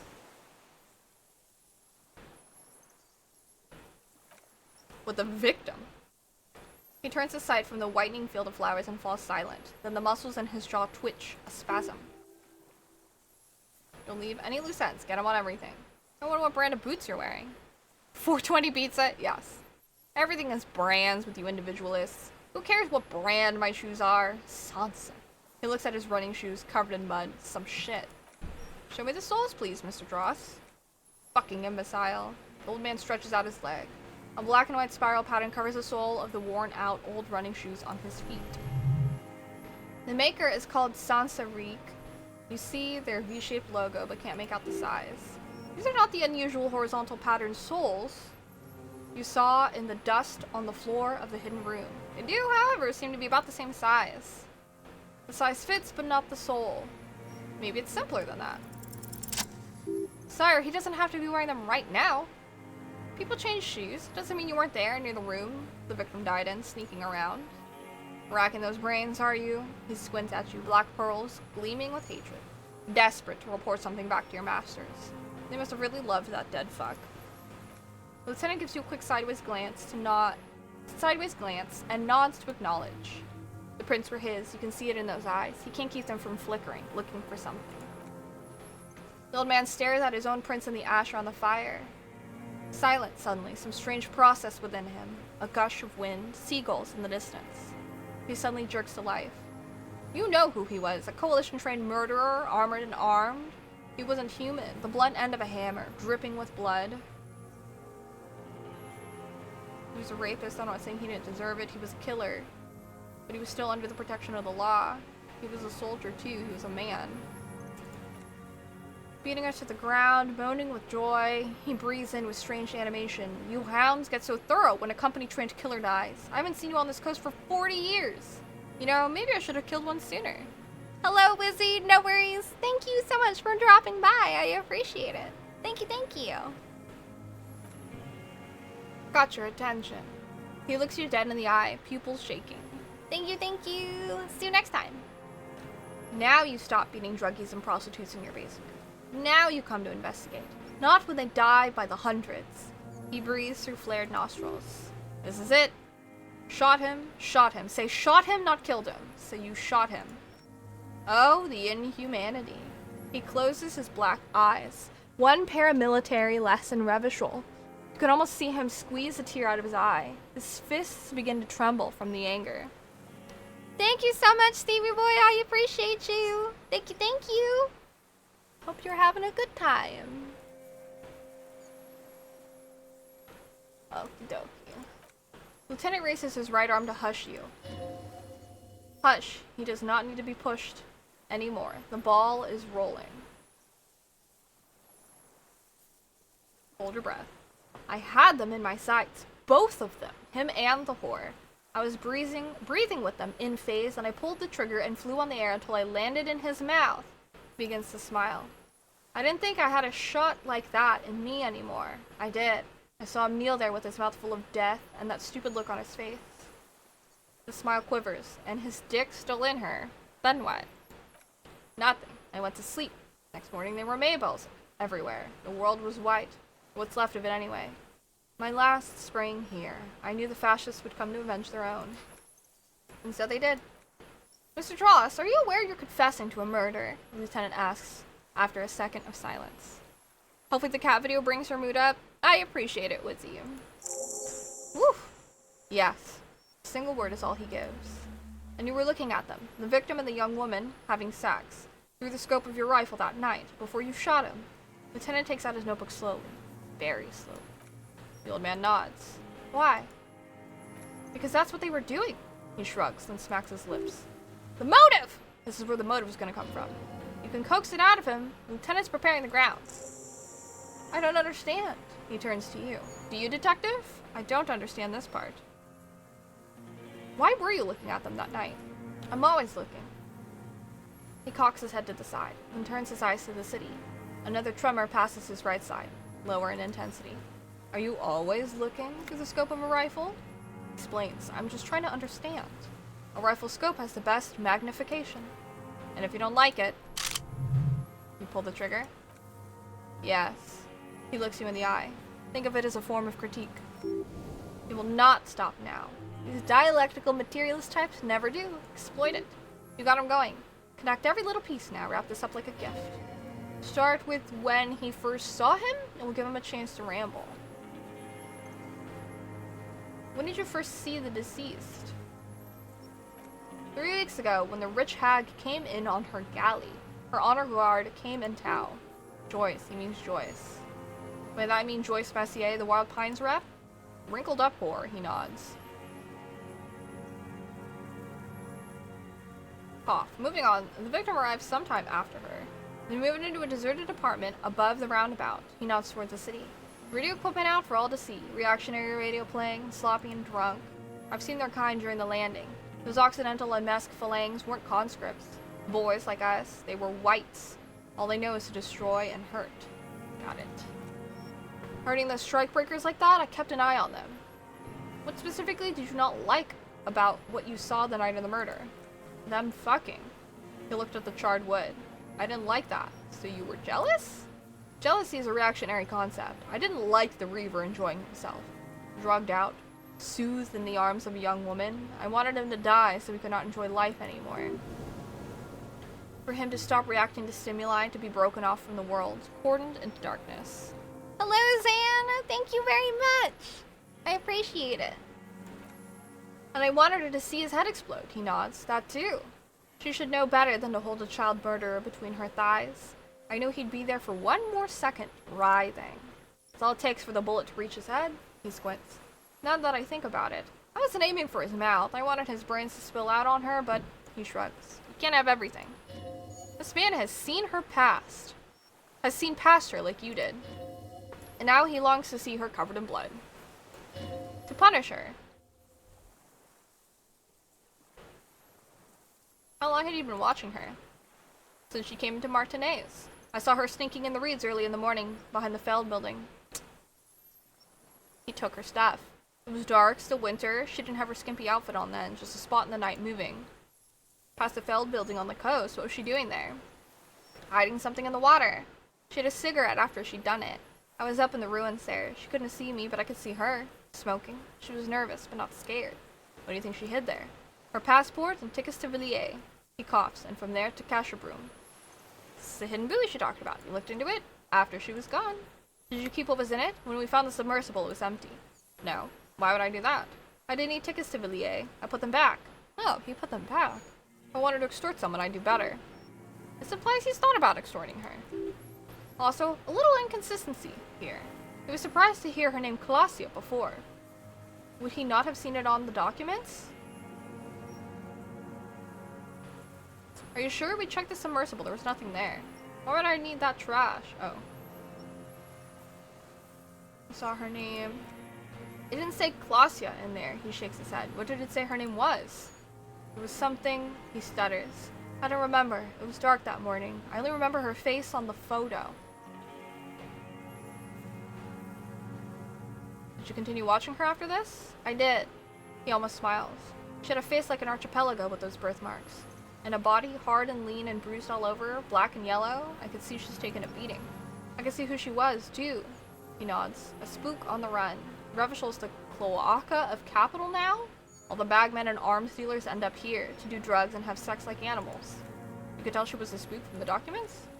She had different color hair on the photo and glasses. Forged. Some sordid bourgeois affair. I've heard about this kind of thing on the radio. He's setting it up for you.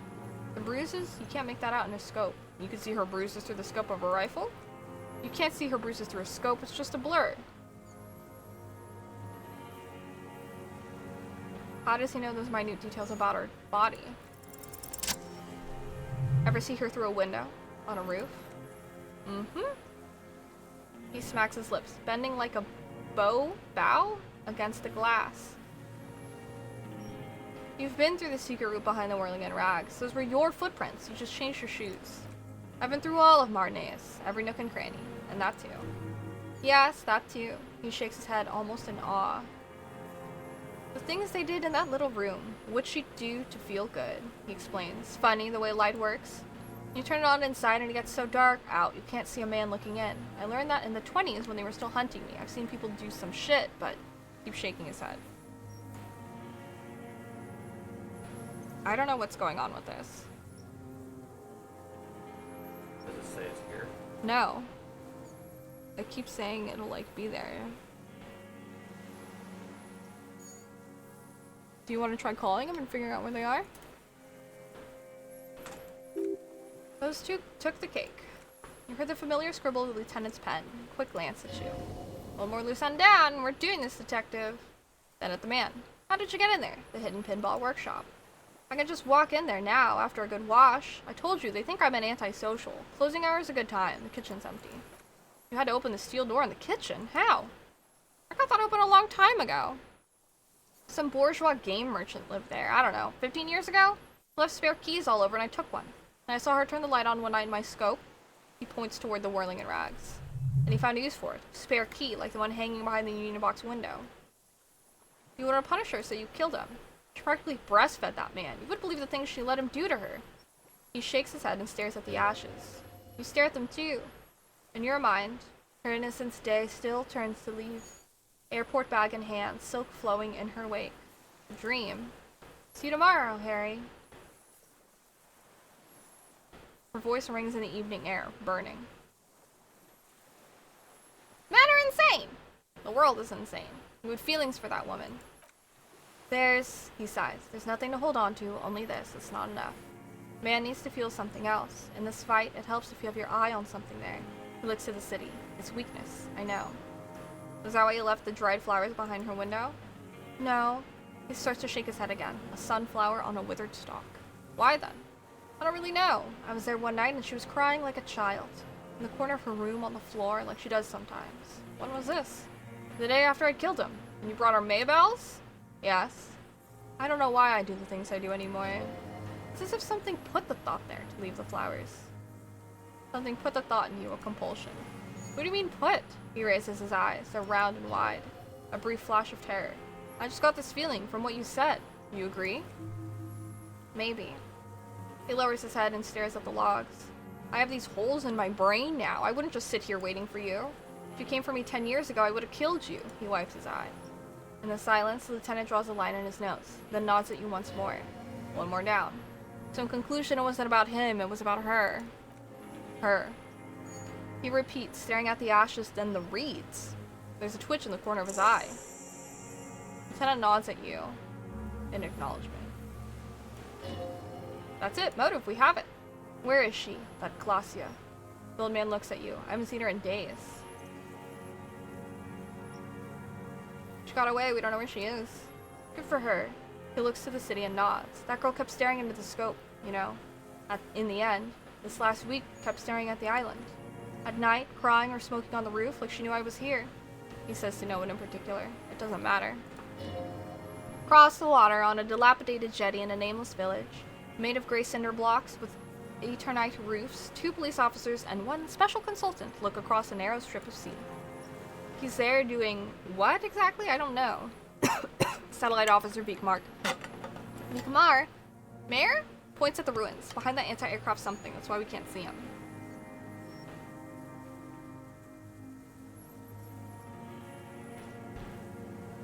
So much reading! Thank you for being patient. Special Consultant Hydrostomp is optimistic. We'll see the boat when he comes. Go get a coffee until then. I know this interesting little place where... His voice trails off as the 3 walk down the jetty. As the men go, Patrol Officer Minot looks back over her shoulder at the crumbling fortification like a rotten tooth rising out of the water. It is day 7. Day 5 was fucking insane, and then we were out for a whole day. All of day 6, and then now it's day 7. Good luck, Harry. She thinks you need something good for this. There was like a whole big shootout. It was crazy. It was awesome. Could get more. The lieutenant uses the opportunity to tell you in a lowered voice. Got him talking. I thought it would have been over at day 5 too. Who knows what he's seen and done over the years. We can get more out of him. He likes talking. Been looking at anything else you haven't liked? Tragic comedy. He shakes to life. Druggies, prostitutes, and rentiers. More specifically, the whole city is a charnel house, stripped clean and draped in neon. But Martinez? He shakes his head in grave disgust. Martinez is the worst. Because of the racists. Everyone's a racist in Martinez. It's the favorite thing to do in the whole world. Listening to race-themed radio shows in the ruins and their lorries. He points inland. Pumped full of steroids and radio rubbish will 92. Race this, race that. It's all sanctioned by that Social Democratic Union and the farce of a social democrat who runs it. Mr. Clare? Yes, the fly larva in his container. He let some nihilistic advertising yuppies erect a statue of Felipe III, a syphilitic murderer, on the town square to spit on the working class. Let him finish, do not interrupt. Not since the serfs or ancient Pericarnassus has history produced a more inert social class than the Martinez proletariat. The rest of Evershall at least pretends to rebuild. These people still live in ruins. I've not eaten yet. We're trying to figure out what is going on with our pizza, because it should have been here like an hour ago. Intense, like animals, he points to the church, like those boom morons on the ice. A pity they didn't drown in that tent of theirs. He keeps shaking his head with sorrow for the sights he missed. That's all? I know. Blaze Pizza! The worst of them is the blood-drenched Socreant in her yacht, licking her lips. The old whore's gone now, her gun-toting porcelain men are dead, so actually no. The worst is that old cock parading around in his uniform throwing balls all day. It's not enough that the racists and liberals are dancing on our graves. The old loyalist ghouls still parade in the ruins too. Every morning he is there, while the parasites he fought to protect are off in Ozone or Koyon Moraine or some other island they've built their palaces on, feeding on drugs and having sex with their own children. Okay then. That's all the rich really want, sex with their own children? Throughout history, even the royal bloodline of the suzerain. It's all an excuse for them to have sordid sex. At least that old cunt Fristle is now dead. Okay. Just not. He's just rambling. Disco horse. There's something about a statue?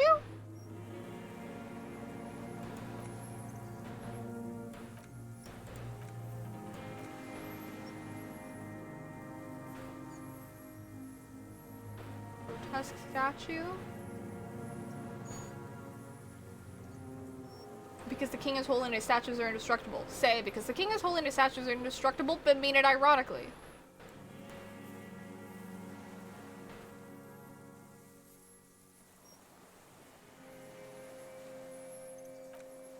Single design, we tore it down.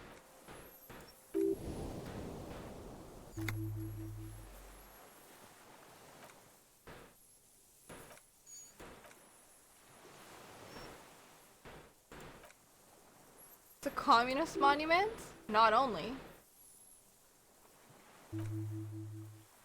Prettiest posters.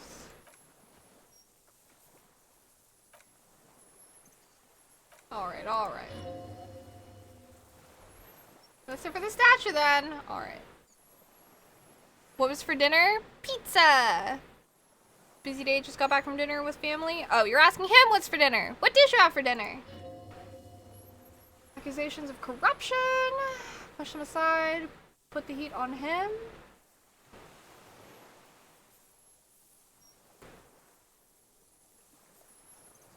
Oh, thank you. Oh my gosh, Thunder! $100. Thank you so much. Stream. Your Aw. Thank you so much, Thunder. Aw. I appreciate you. Did you call? You know what? I don't have the energy for that. Oh. I don't think we're getting it. Okay, well then, I thought you were gonna call. That's why I handed it to you. Okay. I just wanted to look at it. Okay, I'm going to call them to figure out what's going on with this, so I will BRB real quick. Sorry. 1 second. Oh my gosh! Oh my god! That's so much money! Holy shit! What? Thank you so much! Oh my god! I also am realizing that the donation bar isn't even there, but holy shit, thank you so much, who's Steph fan club? Oh my god! Thank you! So I'm asking you. Oh, overtime?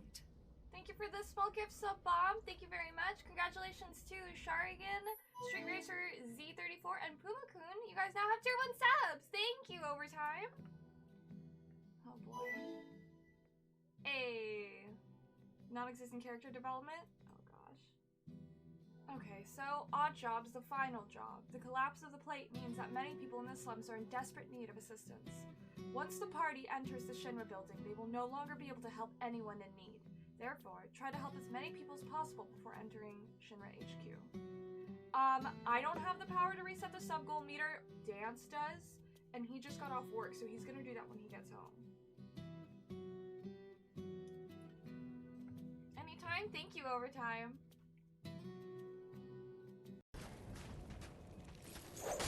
You are a flea thing! Oh my god! Yes, first.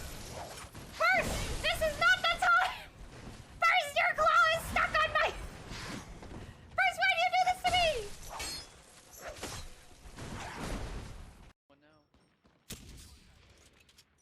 There are some accounts. I'm gonna fucking... I got it. I see him. I see him. There's an OnlyFans for a cat. You followed it? I'm gonna fucking make an OnlyFans for my cat.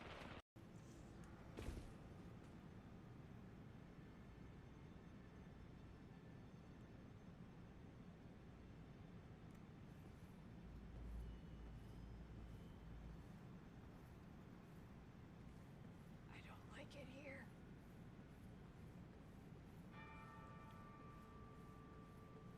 I don't like it here.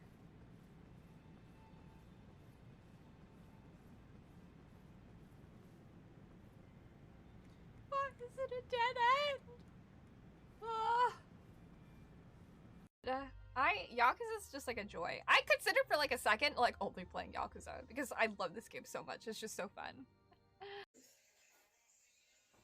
Ara.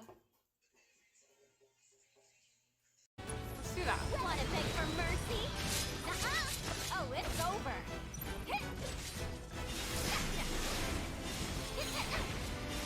What are you doing up there in the sky? Okay. We're fine.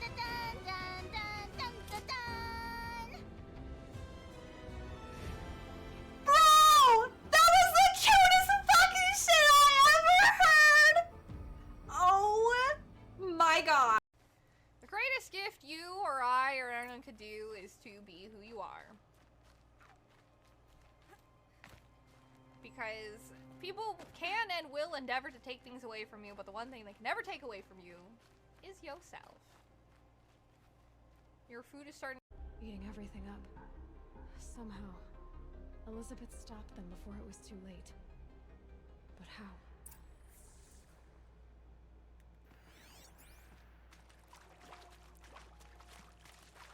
I guess Lance Reddick really thought she was a flat earther.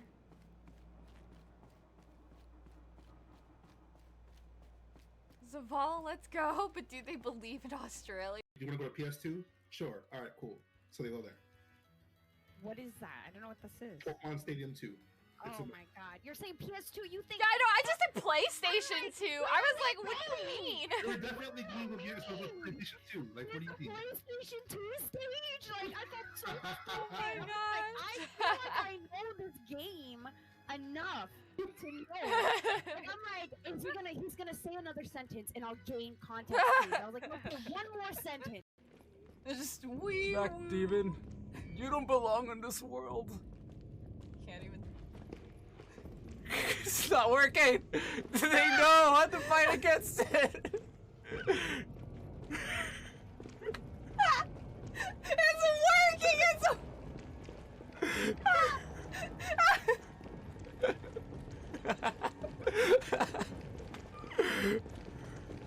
I'm crying. I told you! That's a legit strat. It works really well. Oh my god. I'm like overheating. It's so funny.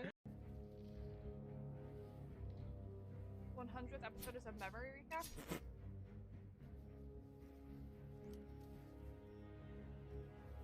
Look, Argo's dancing! It happened! He's running away now, but I saw it. It happened. Yay! Pray by hand, right hands. Oh, confirm. Bring freedom to that lake. I'm gonna get out of this soon. I'm fucked. No, hold it. He just straight like dropped it. He just set it down instead of. Okay. You don't actually have to throw it. Throwing's for dramatic effect, apparently. I'm crying. That was so.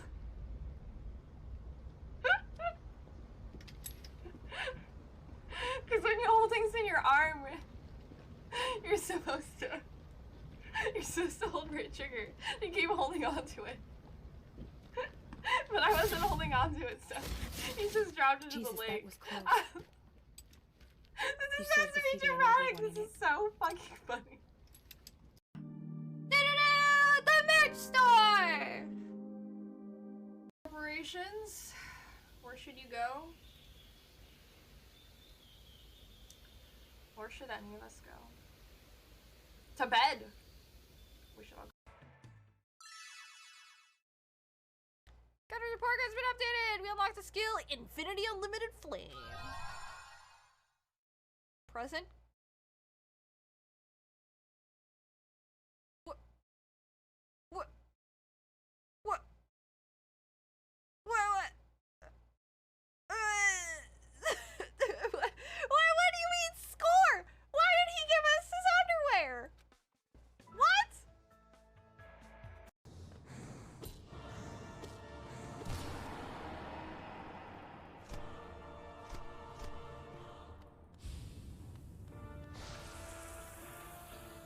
Seconds. Reminder that I do have codes to give away. So if you guys want in on these DLC codes, make sure you type in exclamation point ticket. So that, well, I gotta swap back here for that. I'm trying to inhale my Cliff Bar. Randall! Thank you so much. Holy crap, dude. Thank you. Oh my gosh. Thank you so much. I appreciate it. Wow. We are definitely getting the new merch line, and we are inching closer to a D&D one-shot. Thank you so much. I appreciate it. Thank you.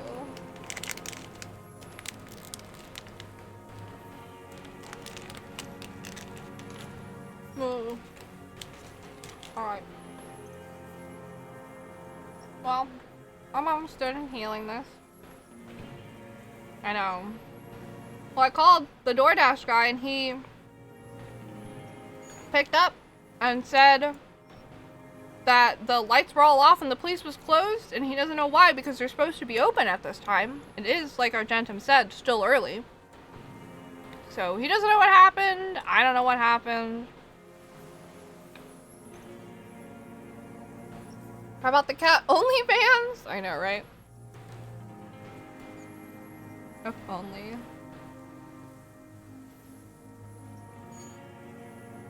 I don't know what the fuck happened. I don't know.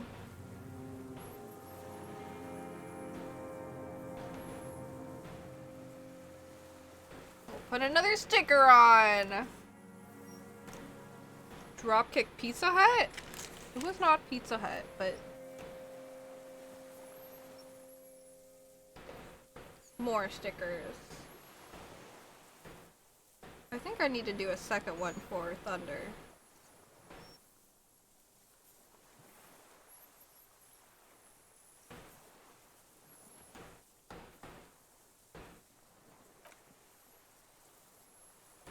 People you don't like? Gerard? Smart one. Don't be hurting my baby, Pizza Hut.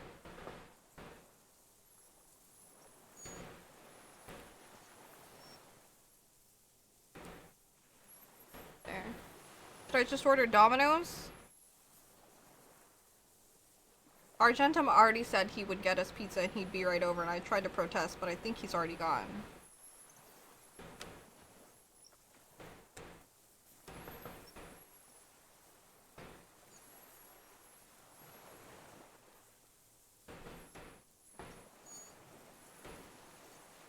There. Blazin' pizza. It's fine. Another long list of can never rely on anything to go right when I need things to go right. I'm always doing everything alone.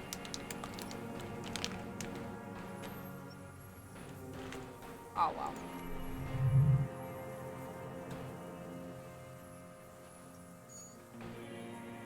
Edgar?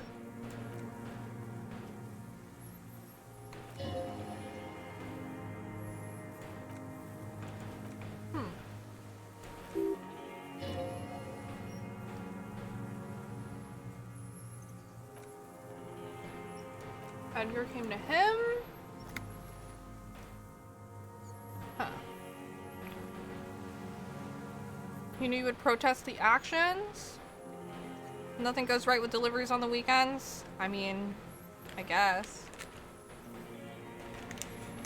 I did order delivery last week and it was perfectly fine. Tired and cranky. Get into my Tuesday mood again.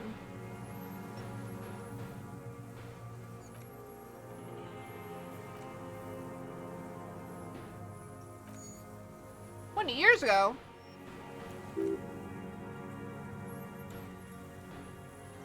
they came to power.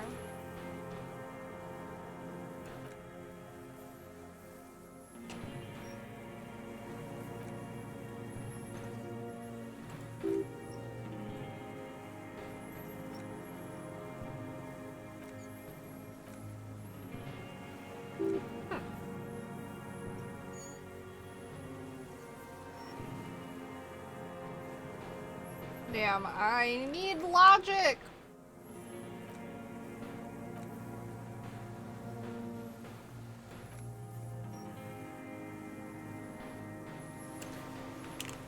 I am hangry. It has been 9 hours since I ate. Stream treat? Treat stream? There were good options on it, and they like hella overcharge you guys. It's okay. I'm eating a A Cliff Bar. I'm feeding myself, don't worry.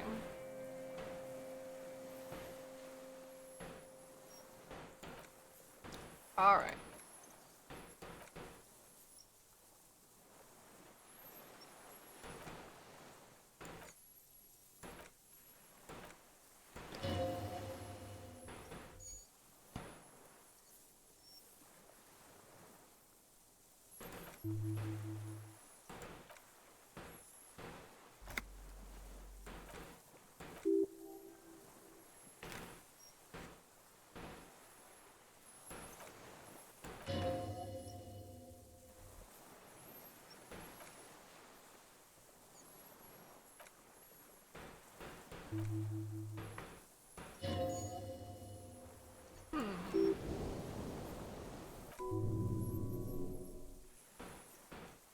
I want to know the deal between him and Edgar.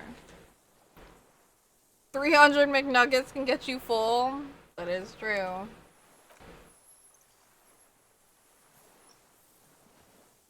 Nuggets, maybe?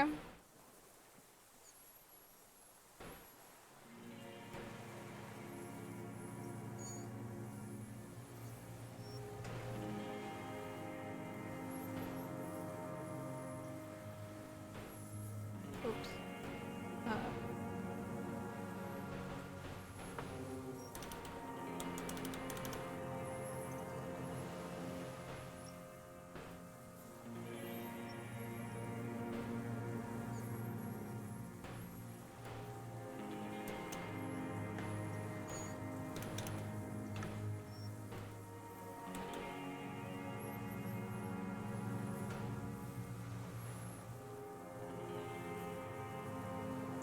I wonder if I can, like, back out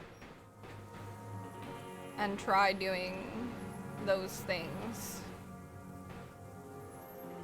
Or if it'll push things forward.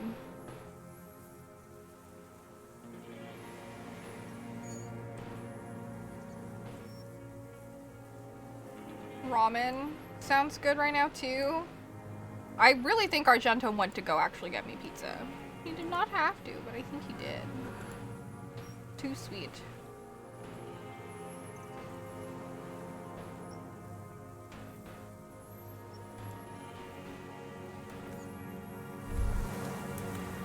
Oh, whoops. Okay. Okay. Let's save really quick. Confirm.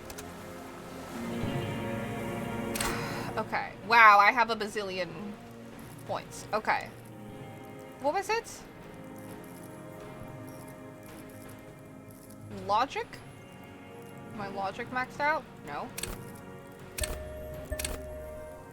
I'll put 3 into logic.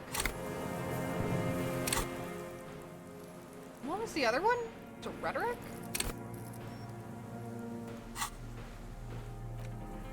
I have it. Let me take the freaking... Yeah. Take it off. Composure? Okay. How is my composure? I can also level that up. Composure and logic.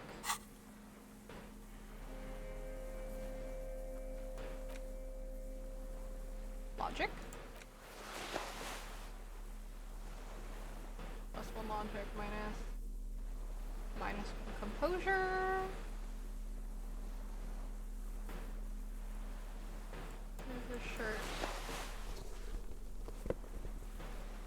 Hand-eye coordination, self-realization, suggestion. That's logic. Rhetoric, empathy. Composure?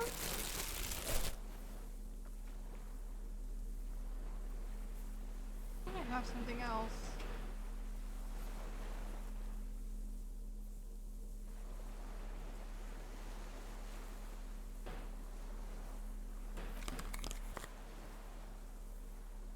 I have a lot for logic.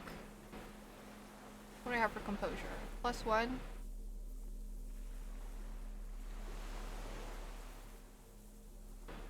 And here's another one for composure. Okay, maybe these will work? We'll see.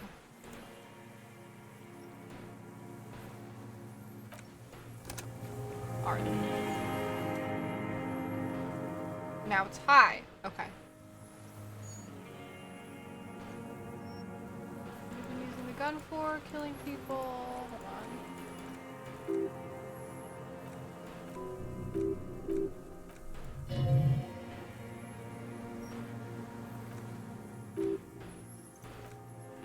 Let me see. The conversation tree disappeared, so let me redo the. Oh, whoops.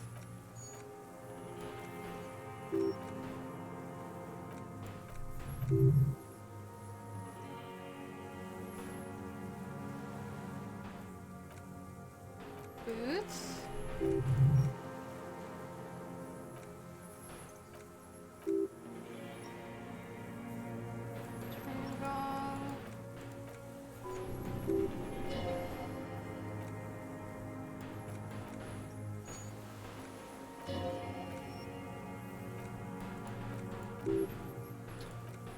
Shot him.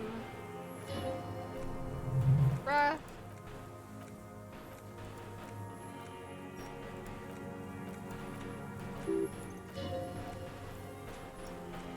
Looking at them. Trigger. This was a very long tree. The people you don't like. Okay, there we go. There we go. Very high. The deal between him and Edgar. There we go. The connection comes to you like a splash of cold water. Dark, cold water. You've had Mapo tofu once in your life years ago, but you have this craving for it for no reason? Really? I have never had Mapo tofu. Every time I hear of it, I honestly just think of, Food Wars. So that was like the first time that I heard about Mapo tofu. Is it like really good? You followed him? Argentum? Were you not following him before? 20 years ago when you met Edgar, the Claires didn't run the union yet, did they? Huh, a sputter from the old man. I don't remember how it tastes. Funny enough. Really? You just crave it? He acknowledges it. Here we go! A twist behind the dark bend. Who did? That bourgeois cow. Tiffane Hawley was her name. He narrows his eyes. Huh. Licked the rich man's hand every time he came to town. Never seen a labor leader so hot on mutual cooperation. And money. She liked that too. Thought Holly was a real bridge builder and a deal maker. She was also a woman, like that Glossia. She was, and she was real soft on those money men. Had a Barbara Moscova bag over her shoulder that she liked to bring to work. And then she just disappeared. Called in, they say, on the eve of battle. Ran away. Vanished like a piss stain. He squints and smiles at the black logs. No, that's not quite it, is it? Did she? The lieutenant's voice is calm. They say her daughter called in, not her personally. But that wasn't really her daughter, was it? No. I guess it was not. You could swear you see the Empress glow again under his eyes on the dust. Edgar had someone make that call. Why is that, Mr. Dross? She couldn't make the call herself. Here it is, the bend in the river. Why? Because she was dead. Just say nothing. The cow caught a bullet in her right lung. Fell into the canal, grasping her tit, and drowned. Or bled. Hard to say. It was a sloppy job and a moving target. She was going home, waddling, dressed in yellow, drunk like she often was. The ruins were black around her, and she had a yellow leather bag on her arm. She tried to cross the canal. My food cravings have been everywhere the past month? What else have you been craving? Heading home to Grand Couronne or Betancourt, someplace like that, where they build those new bâtiments for the people who flourish in the hell around her and the ruins. It was you. Make a motion like shooting a rifle. Huh. He does not fall for it. It was someone. Someone shot her. He shrugs. His eyes grow cold suddenly. Or maybe she just fell. I get these violent ideations. My memory is filled with holes, especially the 30s. All I know is nothing changed. Not in the material base, not in the hegemony. There was no uprising. Just words. The Union fizzled, sogged. Nothing came of it. Nothing. Edgar didn't keep his part of the deal. A sputter again, nothing more. If you were to testify this, give the RCM something on Edgar. You could walk. The lieutenant says in a voice even calmer, as if it were nothing at all. We would strike everything you've done and process you as a POW. You were in a war, you were on assignment. We can extradite you to the Sumerian People's Republic. A degenerate workers' state? Goat shit? No thank you. I'm a Revacholian, he spits. My days are short. I will rot away here. in a moral intern cell. I will not testify to anything. But you did do it. I saw it happen, and I liked it. That's all I have to say. I didn't live and fight for 40 years to end up as a collaborationist. I heard it on Channel 8, 40 a.m., Radio Revachol late at night. Am I crazy or is this the end of the game? This is like the end of the game. We're like there. That's why I'm like, this is nuts. I want to like finish it out. What happened to the previous 4 women? Secret test complete? Popeye's mashed potatoes and gravy, cat-fried catfish? Ramen, beef stew, and blackened fish tacos? Those are pretty specific. Have you been able to get them? Everyone is a blobber in this world. Everyone betrays someone. They're all already locked up for betrayal. The best ones, the ones with heart, were slaughtered, trampled. Same old freezing hatred. Sounds heavenly, now you're hungry again? Which specifically? There's plenty here to work with once he's in custody, and the lieutenant knows it. Gives you a little nod to proceed. Okay, assess his body language. What strikes you about this gaunt man is not the stomach pain, or the cough, or the malnutrition. For a man who spent 44 years hidden in the urban wild, he's surprisingly okay. Indeed, he speaks fluidly, his movements are rapid, if erratic. His voice, despite the cough, is there. It is capable of expressing complicated ideas. Above all, he seems animated. Animated by what? It's a mystery. This animation comes at a cost, too. Erratic hand gestures, thought processes cut off like threads, as he just stares at the logs or the reeds. He also suffers mood swings, bubbling to the surface, unconstrained by his nervous system. Great leaps of emotion, from anger to grief, despair, dementia. You've seen demented people before. This feels similar, yet different. When his thoughts move, they are lucid, keen even, not senile. You've only got the mashed potatoes so far? You have that effect on people? Wouldn't a foul temper be a byproduct of his life? Perhaps. But this seems more than that. The inner turmoil takes unexpected turns, as if forced on him in a way. In summary, you sense some underlying neurological disorder. Mr. Strauss, are you okay? How is your memory? No, I'm not okay. He waves his hand, chasing something that's not there. I shit blood and I'm surrounded by insane people. There it is again. Erratic hand motions, bouts of rage, and the stomach thing too, of course. Well, there's nothing else we can do but to arrest him. Yosef Lilianovich Dross, you're under arrest for the murder of Ellis Kortner. What? The old man's eyes filled with sudden, unexpected terror at the words. But you said I would be taken to the... This terror is the sum of all the uncontrollable movements and mood swings he's been exhibiting. Your wayfarer rights have been suspended. Information provided to the officers on the scene will be used against you by the prosecution. You will be given legal counsel within 1 week and must face court in 44 days. Do you understand? Do you understand? But... Kim, he's afraid. No, I don't want to. I have to stay here. He looks at the reeds, eyes submerged in growing terror. Your confirmation is not required, sir. The lieutenant turns to you. Now, onto the boat. Fuck! My perception! Thought you heard something, but it's just the reeds. Maybe we could all fit in there, Lieutenant says. First say, does it have room for 3? Not really, he shakes his head. We could escort him to the pier. Then neither one of us can take him inland while the other stays here, but then, who watches him when you're coming back here? Who watches him there while I come back for you? You come back for me? How about I go and send a boat back for you? What is this farce? He looks around with strange desperation. This is a fucking farce. I can't... Lillian? You could ask her, maybe? Maybe you could just ask that net picker to watch him? This is no harmless old man. The lieutenant shakes his head. This fucking world. He stares at something. Who knows what in the dust. This world, what is this? Below the confusion and rage, a fit of jamais vu, like yours, the thought passes, more pressing matters to take its place. We could all fit in the little boat? You could come back for me once you've taken her to the precinct? No, it would take a whole day on this island. You go and transport the prisoner, I'll be here. I can escort him to the pier with you. No need to be polite, I'll do it. This world? The old man repeats, what are you talking about, is this? His voice stands out in a sudden gush of wind. Us? The wind is cold. from the east.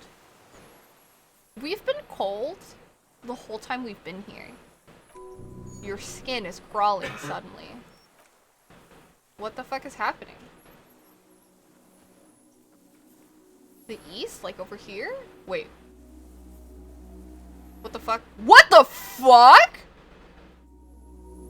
What the fuck?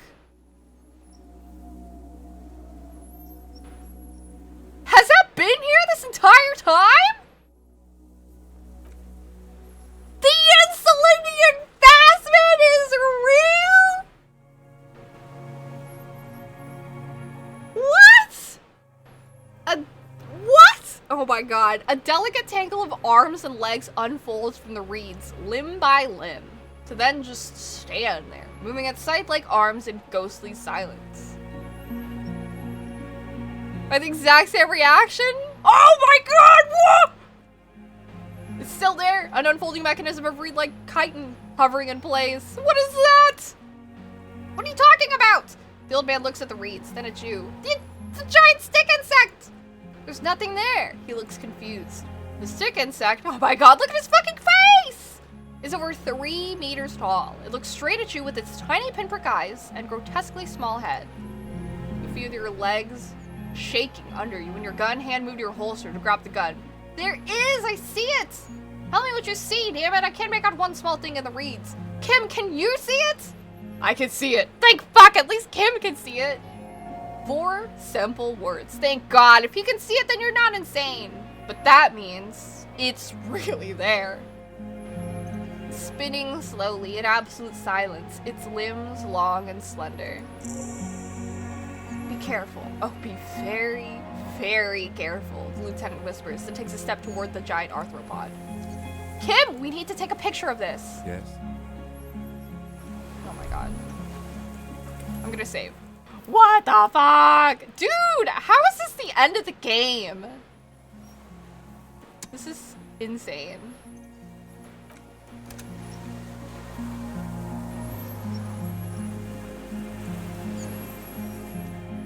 The creature stands on long, stilt-like legs, antennae hanging from its head like a woman's hair, white and curled at the tips. It is no more than 5 steps away from you. The segmented antennae move with apprehension, searching for something. You. Oh my god. Reed-like tufts stick out of its joints. As the insect moves its forearms, it produces a faint hiss, like a reel-to-reel machine spinning after the tape breaks. This is the Elysium Phasmid. It is, the lieutenant whispers behind you. You hear the familiar ring of his jacket unzipping, slowly. Painstakingly so. I hope work goes well, KJ. Thanks for hanging out. You glance over your shoulder. It is the camera! Oh my god, he's taking the camera out! Yes! Lieutenant holds a piece of milled aluminum. He begins to pull it open extremely carefully. It's the camera. Oh man. But the flash will scare the creature off. Kim, the flash is loud. It won't like that. We need a photo. No one will believe us. He continues to pull the lens open. From the corner of your eye, you see a sudden cascade of motion ripple through the Phasmid's limbs. A series of ultrasonic clicks fill your air. That's nuts. Not the outcome I expected either, but it works so well. Heading out to work. Oh yeah, okay. I want to approach it. I want to approach it first. Let me approach it first. I won't be one of those fools who didn't take a picture. He has stopped fiddling with the camera, but he has not put it down. I appreciate that about Kim. This is fucking bunkers! He's letting his pride get in the way. Shout out to Argentum. He got us Argentum also pizza. said he asked for pepperoni, but they just gave him cheese. I mean, I'm fine with cheese. Yeah, That's fine. It's pizza. It's better than nothing.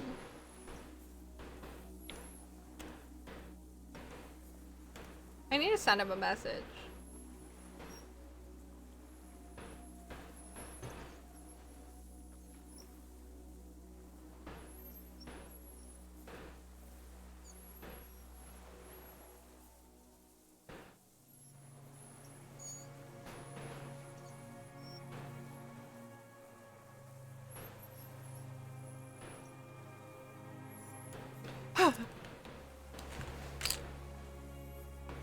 Alright. I can't believe cryptids are fucking real. You see the phasmid turn to him, its mandible antenna reaching out. The motions are quick, sudden. Oh, I have the pheromone! I can approach it!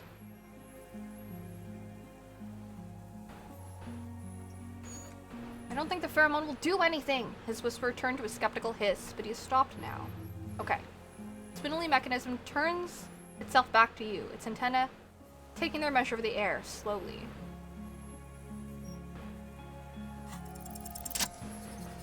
We can approach it. Ooh! Oh my god, this is crazy! Slowly, with your breath held, you take 2 small steps toward the phasmid. The creature lets out a series of ultrasonic clicks that swarm around your head like swallows. Like laughter, a sort of happiness. Sweat drips from your brow, soaking your chest. You reek of it, your chemicals. Hissing and clicking. It extends its mandible-like antenna to greet you. You're right below it now, looking up at the colossal chitin of its white limbs. That is so crazy. The head of the creature is crowned by wreaths, and its eyes are like small droplets of water. Raise hands slowly. Oh man. The insect stops, its stridulation seeming to observe you. Below its crown of wreaths, little pinprick eyes detect motion glittering. The world stands still around you. Put hand down!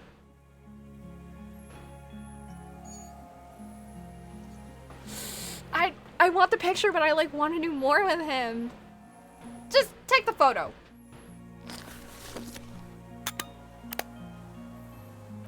There's no change in the insect's motion while it's being aimed by the camera. It remains fixated on you. In 3, the lieutenant whispers, his voice is tense. If it moves, you jump back, I'll shoot. Here we go. 3, 2, 1.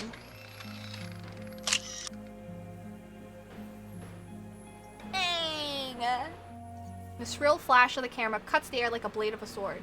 The phasmid freezes in its bright light. Head turned toward the lieutenant. Hypnotized by the flash, it stands frozen before you. I got it. You hear the lieutenant whisper as the creature's shape develops onto photo paper in his hand. A polychrome ghost of white streaks against the wreathed sky. And you, as a shadow before it. Immortalized. For all time. Ooh! Reach for the whisker. The antenna hang from a great height. With your hand shaking, you barely touch the tip of the left whisker. On contact, the chitin curls into a spiral like the tip of poison ivy. Its touch on your fingertip feels cold, ticklish.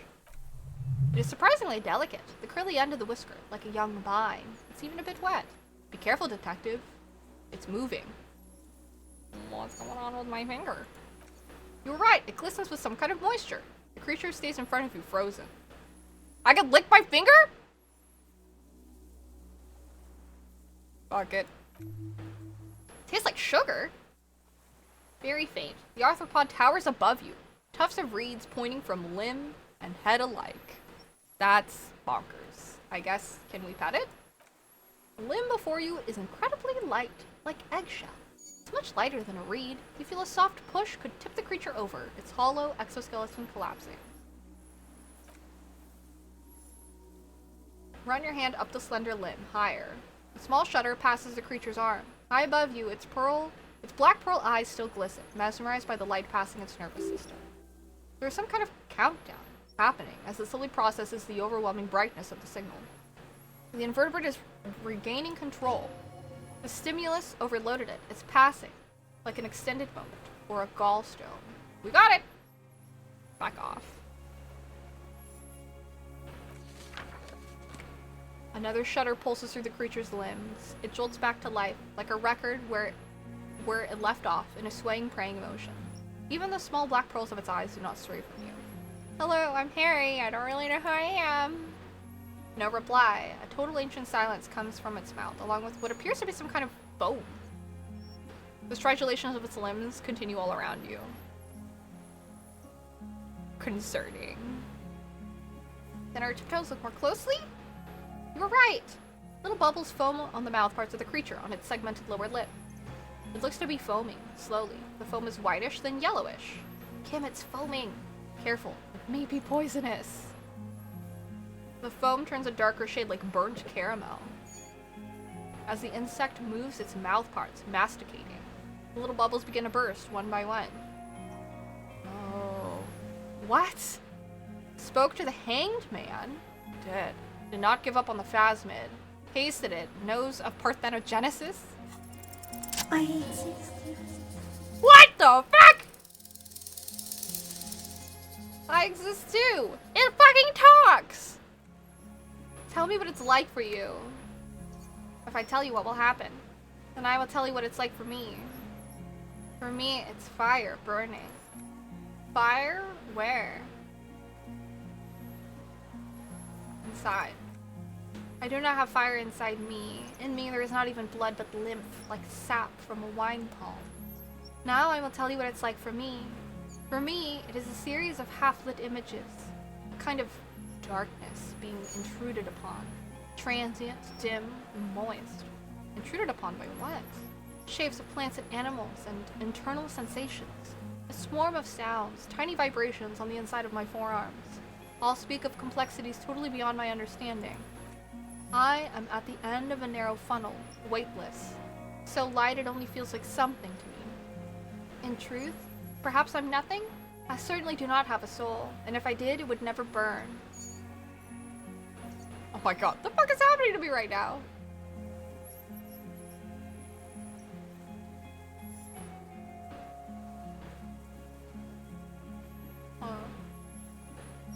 I'm glad to be me, an incredibly sensitive instrument. Few of us can begin to imagine the horror of you, with all of creation reflected in your forebrain. It must be like the highest of hells, a kaleidoscope of fire and writhing glass, eternal damnation. Even when you're sleeping.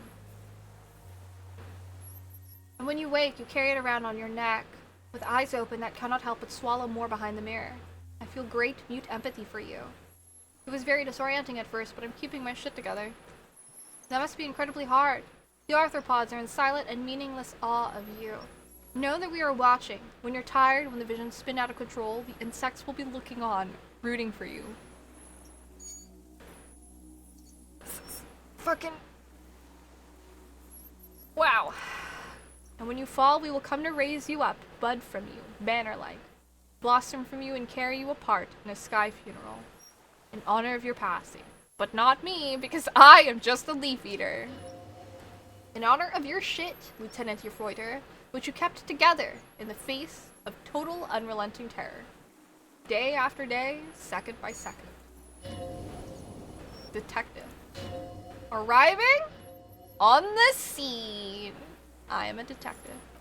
So am I. I was born to detect sucrose rewards in semiochemicals. What were you born to detect? I was born to detect you.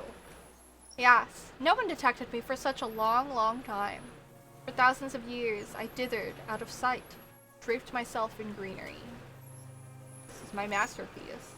No one believed I exist, almost no one. Until you came, detective, dripping of blood that smells like strawberries, across the calm sea, the first in 1,000 years. Is this a dream? What's happening? No, you are real. You are awake. I am real. Light is forming me. This is real. Where does this come from? All this around us. The world? Not even the birds know that. Not even the water lilies. We need to know. Perhaps it's sent to us by God? And all we can do is beat our fists against it day after day with no answer? You can also eat it.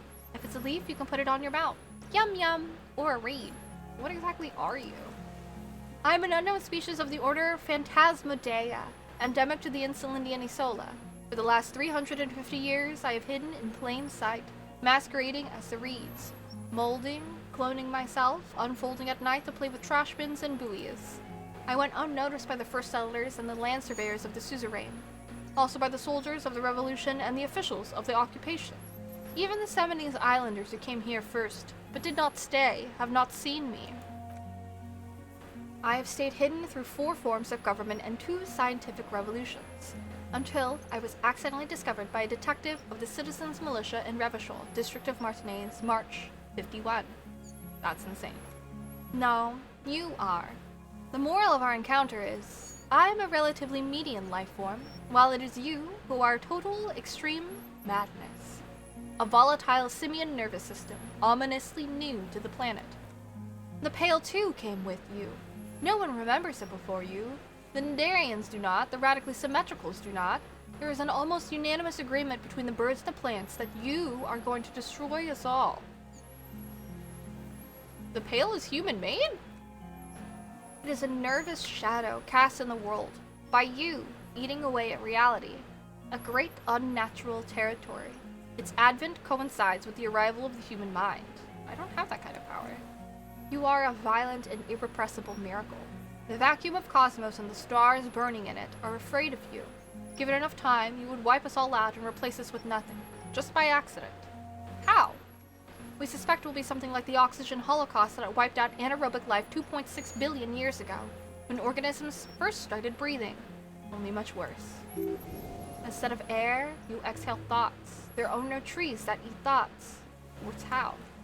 Everything behind your eyes touch. Everything your eyes touch goes back there, behind the nerve mirror. What if you blink?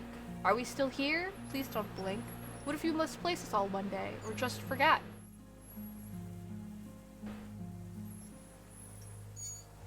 Have I always thought this way?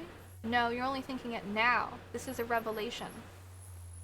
I'll be extra careful not to blink, stick insect, don't worry.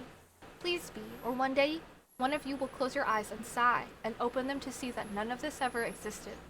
Kim, am I having a violent epileptic seizure? It doesn't look like that, no. What does it look like?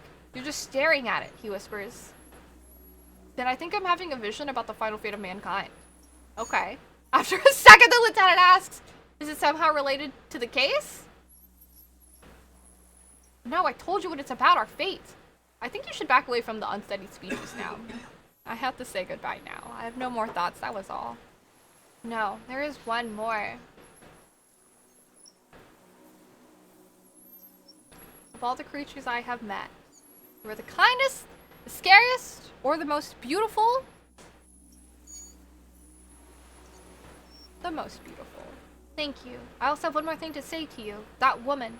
Turn from the ruin. Turn and go forward. Do it for the working class. I can't. I will try. I will. What woman? Don't say scary! No, he's not scary! I love the fucking Insulinian Phasmid! Oh my god. I will.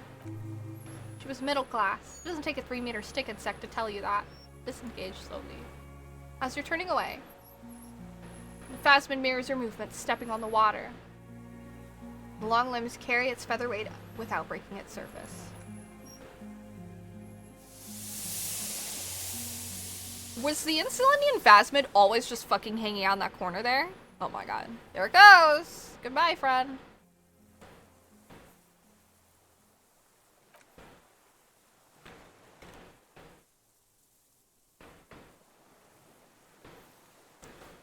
And just like that, it's gone. Skating away across the sea's calm mirror like a skipping stone, leaving nothing but circles on the water. Something under it!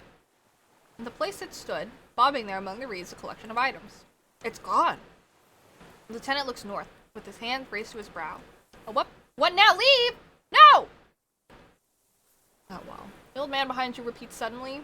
He puts his hand into the ash. It's sturdy and black. It's a kind of strange, semi-catatonic state. Our suspect is not looking so good. We need to check on him. Also, he points to the reeds. Hope you have a drink with that pizza? I have my water.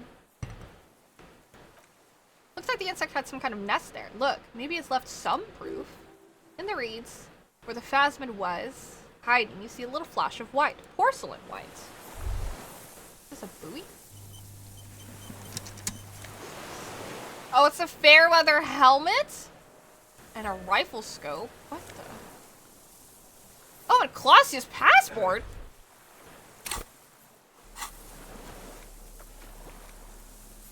Rifle scope? Phasmid's dowry. This passport issued by the Sovereign Republic of Orania is issued to a black-haired woman called Katarzine Alasi. Clausia's hidden documents. From the empty buoy. Look at the photo. It's Clausia. With short black hair and glasses. She looks boyish, younger somehow. Hello? An old photo, before life came and did what it does. What was this doing in the Phasmid's nest? Maybe our man, Mr. Dross, took it from Colossia's, or whatever her name was, hiding place? Or...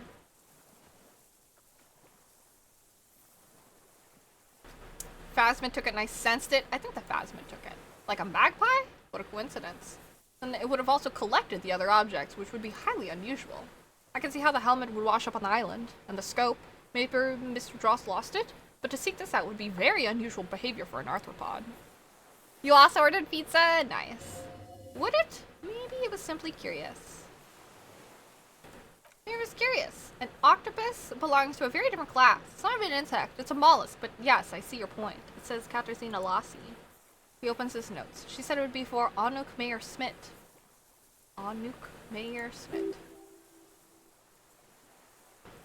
Katarzyna Lassie was supposed to be her real name. Where Colossia comes from? Remember? God damn it. I told you she kept lying to you. She's probably lying to someone else right now in another city. Maybe this is her real passport? Oh. Katarzyna... Oh, Alasia was supposed to be her real name. She lied to us. Yes, somehow she managed to lie to us one more time. In a way, she's still lying to us right now. What's her real name then? I don't know. But it's not Katarzyna Lassie or Colossia or Anouk Meyer Smit. We didn't even scratch the surface with her, detective. Perhaps it's better that we didn't arrest her. Who knows what hell she'd be raising in my district now. Fair. That was pretty magical. I gotta say. What is it? What do you want from me? I can't go. Something's very wrong with him now.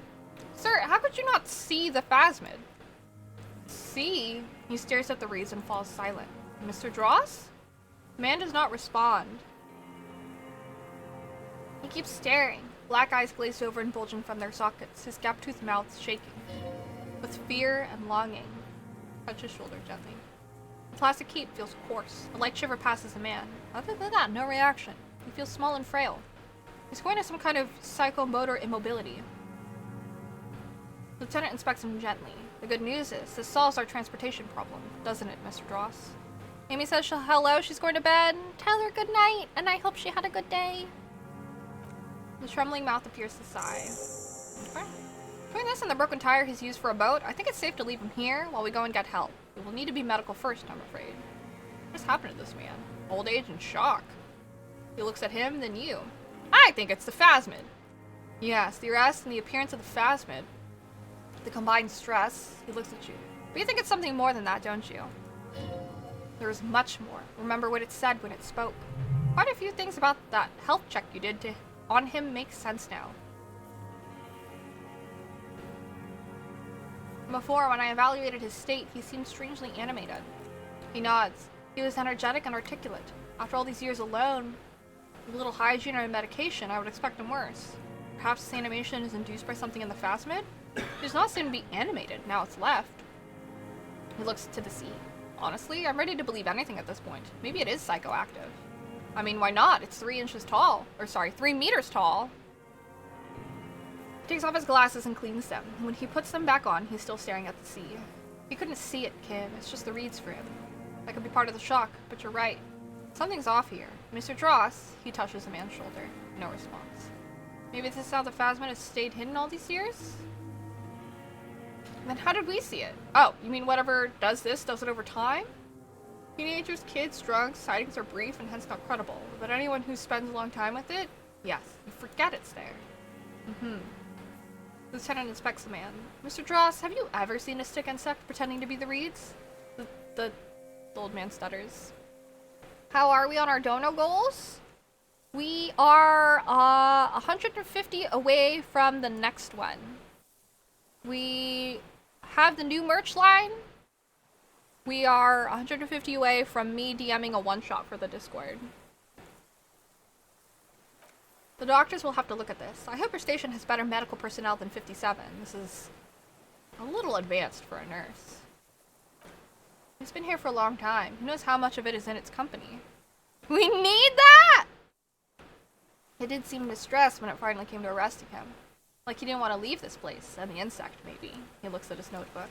I've absolutely forgotten to take notes. I hope I remember all of this. He shakes his head in disbelief.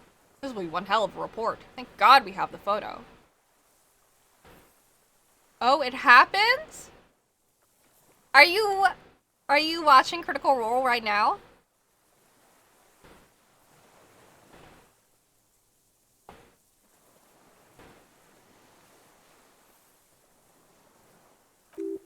No one will believe you without it. Oh, you were on the way to and from Domino's? Hell yeah.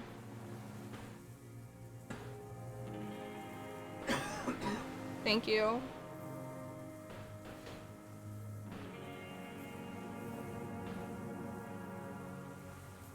The whole table couldn't fucking believe it. I had the same face as them. Wasn't it super sad?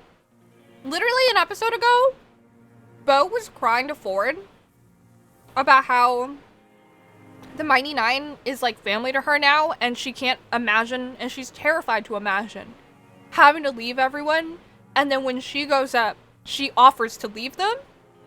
Dude. Fucking smash my heart into pieces. So fucking sad.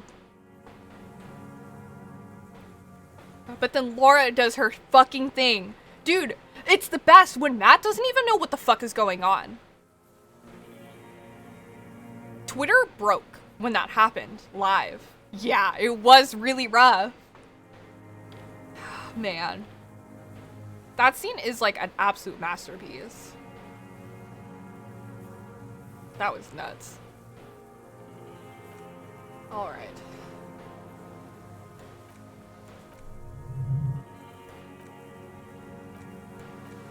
The spirit?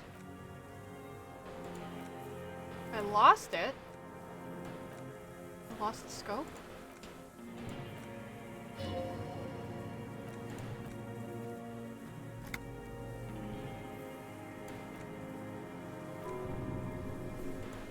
Hang tight. Task to return. We should think about getting to the mainland to get help. It'll be safer if we don't take too long. Okay. Well, use the boat to return to the mainland. Save again. Alright. Peak D&D. It really is. So good. Do you remember when Laura bought the Dust of Deliciousness?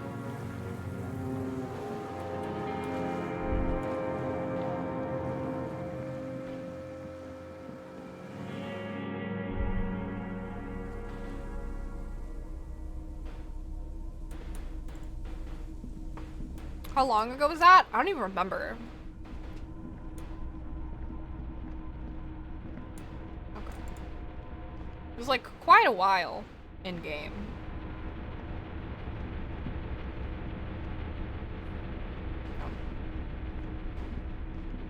Ooh.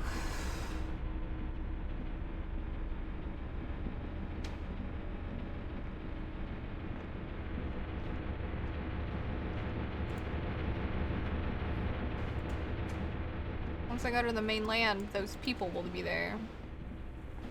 They be bringing stuff up that they purchased 80 episodes ago? Yeah.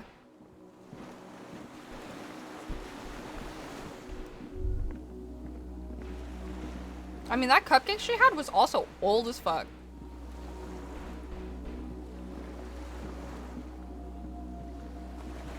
Okay, I'm gonna save again.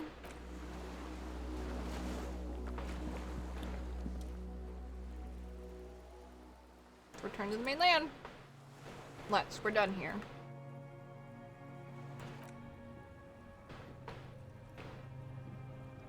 Yep. Skiff rocks gently under your weight as you get in. The ride back is uneventful and quiet. Two men and a woman stand on the concrete square of a nameless village, looking at a small yellow boat as it draws closer. The sea is calm. You reach the jetty and climb out of the skiff.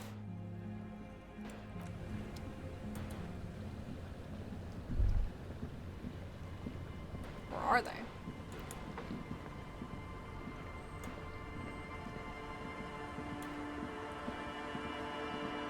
Lillian is not here. Oh. Look what the tide brought him. The man says without sunglasses. Suddenly his expression changes and he tilts his head. Harry, You're bleeding all over the place. You're half dead. Whatever this is, it is completely unimportant compared to what you've just seen. This is so true. This is the man with sunglasses from the Whirling in Rags! But where are his sunglasses? Wait, you're the man with sunglasses. That's right. And you're bleeding. No one else seems to be bothered by the bleeding. Bothered by it? Harry, you look like you need a fucking organ transplant. Sure. Hello, Kevin, welcome back. Oh, fuck it. Let's not get into that. Forget about all this, there's a giant... You're not forgetting about anything. Look at you. He points at you with both hands. Who are you people? Hello, Trent Heilerstar. I believe we've met on several occasions. Yes, we have. I'm your goddamn partner, Jean Vicomar, and this is your special task force. Or what's left of it. Vicomar? I've been pronouncing it wrong this entire time.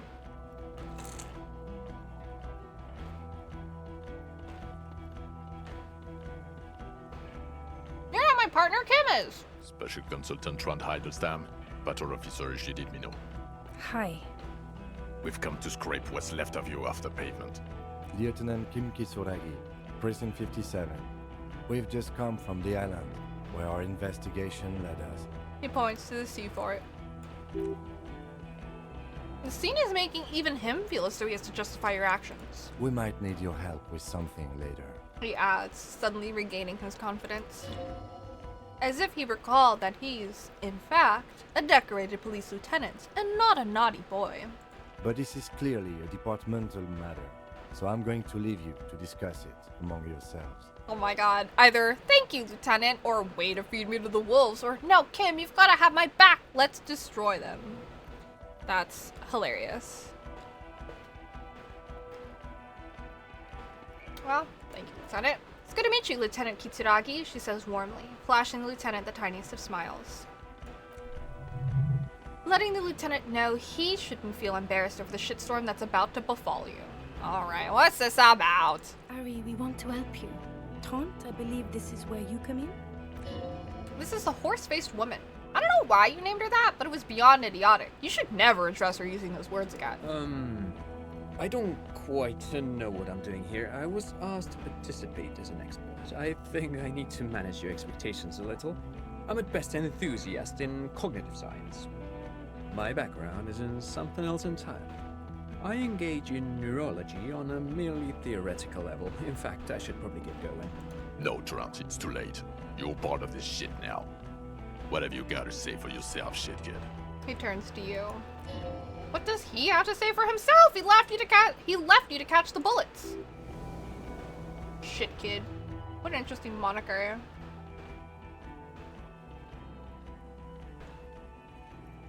Oh boy. Hello, Bavik. We are still going.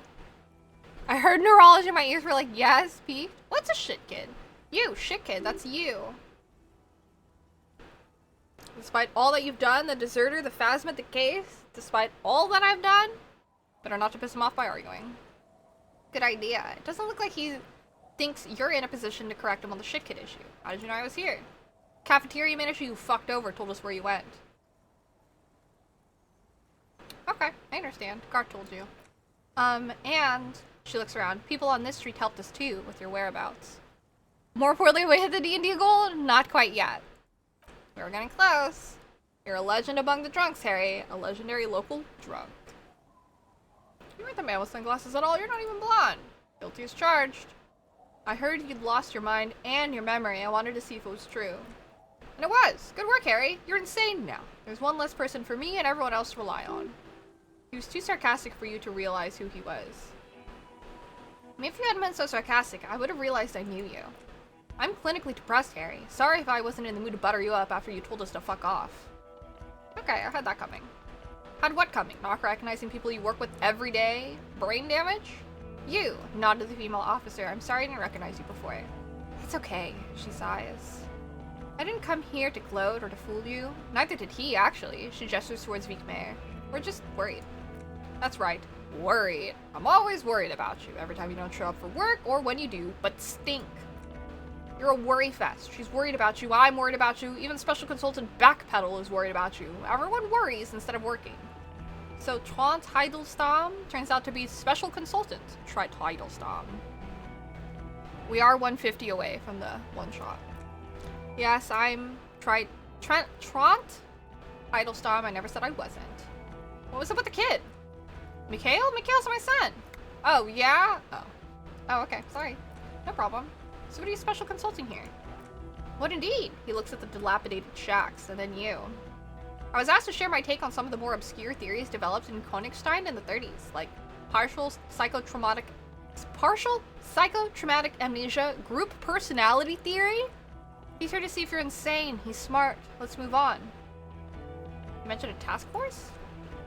Yeah, Major Crimes Unit under Lieutenant Dubois and Vic Mayer. Ring any bells? Yeah, totally. I get it. Major Crimes Unit. He looks at Mino. He doesn't remember. See? He really doesn't remember. It wasn't a sick joke. At least that's good. Yeah, that's very good. Where have you been all this time? There was a mercenary tribunal. God damn it, Harry. He shifts his weight, crosses his arms, and looks you in the eye. You told us to fuck off. You said we're cramping your style. You're Detective God. Fuck everything. All will burn. Detect or die. So you let me face a squad of trained killers alone just to teach me a lesson? All will burn, Satellite Officer Vic Mayer. Make no mistake about it. Why do you detect or die then? Why would you leave a literal police god? I said all these things? I'm not like that anymore. Yes, you're sorry. You're the sorriest cop who's ever lived. Nothing has changed, Harry. I've heard this repentance shit a million times over. None of this is ringing any bells. The bells aren't ringing because you have brain damage. Trant, he turns to the blonde. This is where you come in. How bad is it? Well, he doesn't have visible tremors. He talks without slurring. He can drive a boat. He's standing, reasoning. All good signs, but complete retrograde amnesia, episodic and semantic, meaning you forgot both who you are and the definitions of money, Isola, pale, and so on. As displayed in the station call, interactions with him, and I don't want to be a snitch, he makes air quotes, but also mine with him before when Harry did not seem to know who I was. It's all very interesting. Interesting. Yes, interesting. I have my theories, but I would like to hear Harry's thoughts first. Harry, he turns to you. What do you think happened to you? Neurologically, psychologically, and why not socio-economically? Wait, socio-economically? You think I'm so poor I lost my memory? I drank so much I lost my memory, and now I'm slowly recovering it? Oh boy. Something so sad happened to me that I couldn't be me anymore. It was a defense mechanism. I did not put anything on the pizza, but I know, Cal told me. It's totally fine. Cheese pizza's perfectly fine too. Pizza's pizza. The alternative was not having pizza. Drank so much I lost memory, now I'm slowly recovering it. He is. He's getting better, and I can confirm he drank a lot of alcohol prior to it happening. I believe he drank. He turns to you. People do that, especially this one. What they don't do is forget their whole life because of drinking. But Detective Vic Mayer, she interjects, he has blanked out before. I have? Yes, a couple of times, after some of the more serious benders. She pauses, remembering. One was after the two drunks case, the other when we looked into that mural. So you don't remember not remembering. Beautiful. 2 cases in your ledger! The unsolvable case of the Next World mural. Those were recent. Those cases were hard on you. Interesting. So first he dipped his toes into it, prepared. That's where he would have gotten the idea from. Yes, practice, and then he used alcohol to get there, so to speak. What do you mean?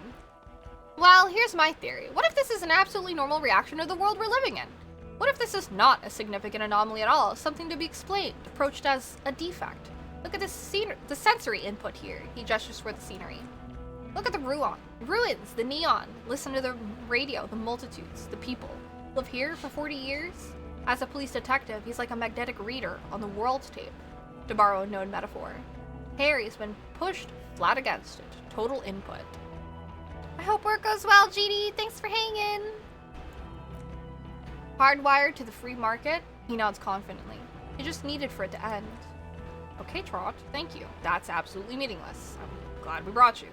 Will he or will he not be able to work in the Major Crimes Unit? Is he a cretin now? I want to know that. He is not a cretin. Cretin? And he is able to do work, if not in his previous leadership role, then as a line detective. Leadership. Now. I'm ready to lead again? He's wrong, I'm far too gone for work. Fuck all of you, I don't want to be in your units. That's funny. Oh boy.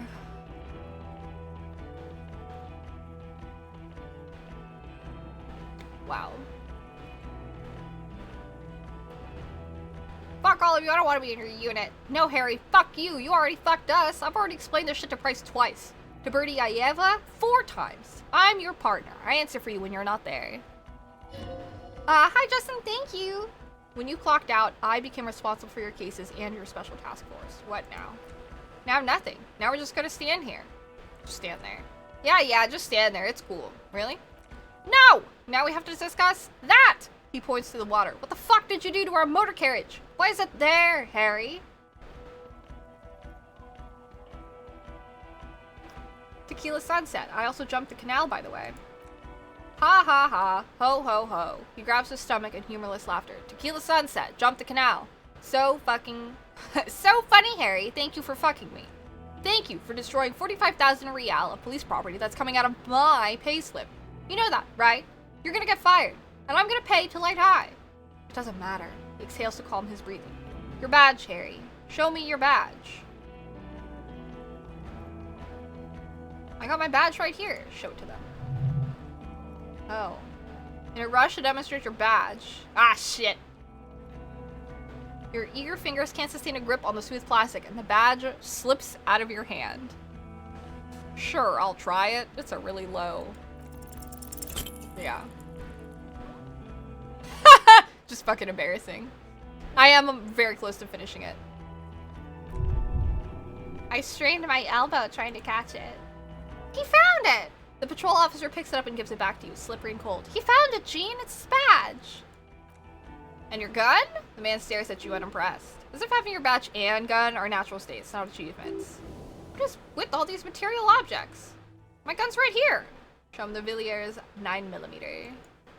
Whew, he has it. And he didn't drop it. He wipes his brow in mock relief. You're drunk like a bum, Harry. Put that thing away before you kill someone.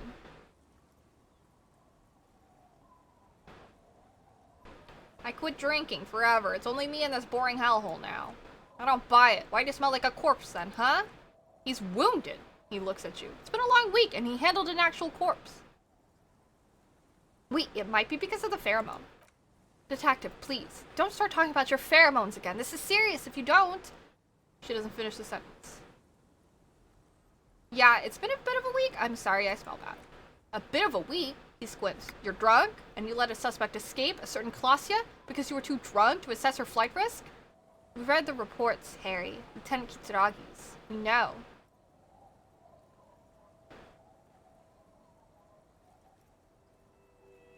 Oh boy. That's a small detail in a huge case you know nothing about. Sure, if it's part of your master plan. He rubs his face in frustration. Let's not even get into the other suspect who also escaped. Another detail. Or the fact that you're Aurora Claire's little peon now. Doing I don't know what for him. That's small-time stuff. That's nothing. That's a humorless anecdote. Compared to the 7 people who were gunned down, the streets are literally red with blood. Harry was a fucking mass murderer. He did everything he could. The lieutenant interrupts him. We did everything we could. The company hired unvetted mercenaries. Lieutenant Dubois got between them and the locals. Here comes the cavalry. He did so at a considerable risk to his person. Remember, he was shot. We stopped an execution, not a negotiation. The loss of life was minimal compared to what it could have been. I also solved the case. It's solved. All of it. Detective, it's better if I do that, he says in a lowered voice. It's so much better if he does this, a million times better. Thank you for the input, Lieutenant Kitsuragi. I didn't mean to suggest you didn't handle the situation. He brushes a stray strand of hair out of his eye and coughs. Oh boy. He thinks of apologizing, but he decides against it. You spent the week with him. On this case, what is your take? On the case? On Lieutenant Yeforter Dubois. Well, he pulls up his collar. The drinking and the gun losing, also losing the badge, that's all true. Although he has not been drinking on the job this week. See? 1 week. Then there's a self-flagellation issue. Oh my god, this is like a review what I do in that fucking game. He likes to apologize profusely, making it sound like he's guilty of at least first-degree murder. It's not a good communication strategy for an officer. It's worrying. Especially considering his, what? Political views? Detective Dubois is, as you may know, a Mazovian socioeconomist. He wants to liquidate the ruling class, which again, for a police officer is a little odd. You should yell something. That's not a good idea. Yes, let's let the big boys talk. And then there's the motor carriage on the sea and the constant smoking everywhere all the time. I smoked once. He breathes in sharply. But despite all this, he is a great detective. One of the best I've seen, in fact. He can talk human beings into telling him everything. And he doesn't stop. In all the time I've spent with him, he has not once stopped pursuing leads, however far-fetched and tangential. He's tireless, madly driven. Well, except that one time when he stopped us in karaoke, which, by the way, I have to disagree with you, Mr. Viekmeyer. It was a valiant effort. He really sang his heart out. Okay, he did something. Other than that one time, he's tirelessly worked on the case, and he solved it. We have a confession, a murder weapon, and the perpetrator, locked on the island right now awaiting transportation. He apprehended a revolutionary brigade who has stayed hidden for 50 years, ever since the revolution, who has probably committed other murders over those years. He pauses. Oh, and he also discovered a new species. New species? A colossal stick insect. It was on the island, camouflaged as the reeds. It unfolded from the reeds. I think we may be dealing with the Insulindian phasmid. He takes out the photo of the phasmid and shows it to the officers across the yard. The wind blows, flapping the glossy rectangle in his hand. As you can see, it's about 3 meters tall. In fact, we think it might be the largest land invertebrate ever discovered. Hosianna. Boom shakalaka motherfucker. So as you can see, I'm a pretty okay detective and an absolutely giant communist. Well, I'll just say nothing. Fucking hell is that? The man cranes his neck, still looking at the photo. Is this somehow connected to the case? Detective? He turns to you. Yes, I believe the pheromone it emits may be responsible for the killer's mental degradation. Lewin Man was not aware of the phasmid's presence, exhibiting a strange, atypical dementia. He fell into a stupor after its appearance. He became near catatonic. So it is connected? I must say this, he points to the photo. It's absolutely extraordinary. I don't even have words for it. Yes, it really does make it hard to fire the drunk. His tired eyes follow the photo as Lieutenant puts it away. This is a very sad man who has just seen something that's made him forget his sadness. Now you make your case. Now is the time. Now or never. Oh boy.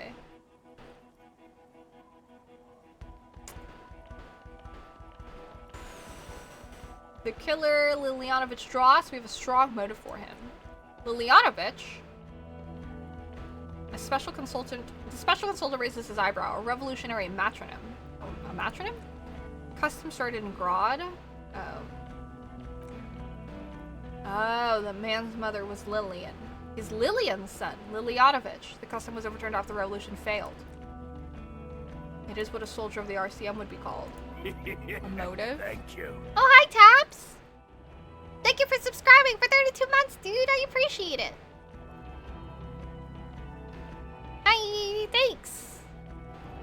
Of course. Excuse me, I just thought it was noteworthy. I wasn't quite sure about the straggler before he heard this detail. It must have convinced him. Killed the mercenary in act of jealousy.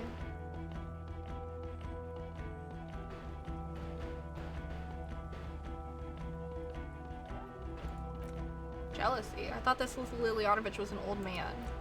Strange psychosexual fixation, aggravated possibly by proximity to the phasmid and its chemicals. He gave himself a political reason, said he had killed an enemy combatant with ballistics for the gun. I appreciate you! Thank you for popping on by, Taps. Matching ballistics from the gun, matching the bullet found in the dead mercenary's head, and 2 officers on the scene that Mr. Dross confessed to. It's a clean win.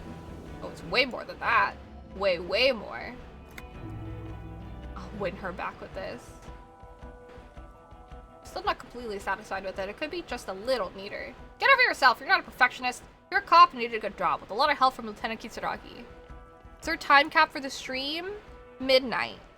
Which we're close to reaching. You wanted to kick off Merc's latest sub. That's funny. Now it's gonna have the smell of booze on the wind. The previous head of the Debarders Union was assassinated by our killer. This is a conversation when we're no longer out in the open, in Martinez, where Everard and Edgar Claire have ears everywhere. The lieutenant lowers his voice just a little. Understood, of course. But a case against Everard would be big. I prefer not to partake in anything union-related. The consultant, too, has lowered his voice for political neutrality. This has to be good stuff for him to backpedal out of at first mention. I also started a nightclub in the church. The husband was female. The reeds are its nest. Sure. It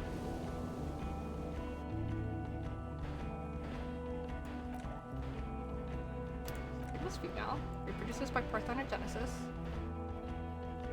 Observation. Mandibles that look like hair. Okay.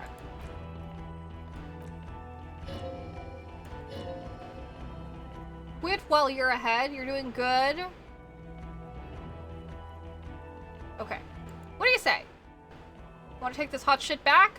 I don't want to, but you discovered a new species and solved the murder. 12 hours is the max, yeah, so. What's after disco? We could do Among Us. If there were still people who were willing to, but I like doing that with a big group. But I know a lot of people are out and busy, like GD went to work, I know Victor's out, etc. So we could do that. I was also gifted Baldur's Gate, so I don't know if people wanted to see Baldur's Gate. I could fiddle around in character creation for 1,000 years. You don't think we're beating this today? And you solve the murder, so I have to. Jude? Anything that ends the trial is okay with me. Quick nod. You haven't been drinking, she thinks. Maybe this time. Agreed. The public relations potential of this is too valuable to let go. Do you know how many days there are? I think you can beat it. Stick with it. I trust George. George has played this game. Gonna need a hyperbolic time chamber just to create a character? I probably won't finish character creation. We can just futz around with it. Okay. Public relations potential. This is too valuable to let go. Later their turn. Okay. He sighs. We have vehicles in the square, and the perpetrator needs to be taken into custody. Let's go. Now you will finally get to know who you are. Wait! I have a few questions before we go about who I am. Oh my gosh. Okay, good. I played this so I know nothing. Yeah. For anything? Oh, okay. Let's see. Who am I?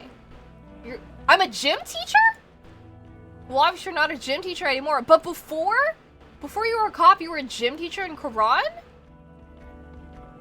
That does explain a lot. Harry, it explains everything. The running around, the jumping, the bicep girth, your inexplicable face hair, the collection of fallen sportswear I've amassed, the fact that you don't seem to know what homosexuality is, and your moves on the church floor, which honestly were just jump aerobics. I'm fucking crying. That's so fucking funny. I realized the lights behind me are off. When was this? When was I a gym teacher? In your 20s or late 20s? You said in Quran I was a gym teacher there? Yes, you taught gym in Quran? I believe that's a term. Taught gym at a high school. You were a high school gym teacher. The smell of sweat and glue, the worn floorboards. Quran is just east of Jamrock. It was a short walk every morning to the baseball field or the sports building. High school. Harry, you're goings on with Kuno, Andre, Asel, the whole thing on the ice? That's why you're so juvie. His smirks just barely contained laughter. Why did I join the RCM then? I love that I feel like this is it. I'm learning everything about Harry. It's a big reveal. This whole time, I didn't know who the fuck I was, and I could just be whoever I wanted to be, but now I know who Harry is.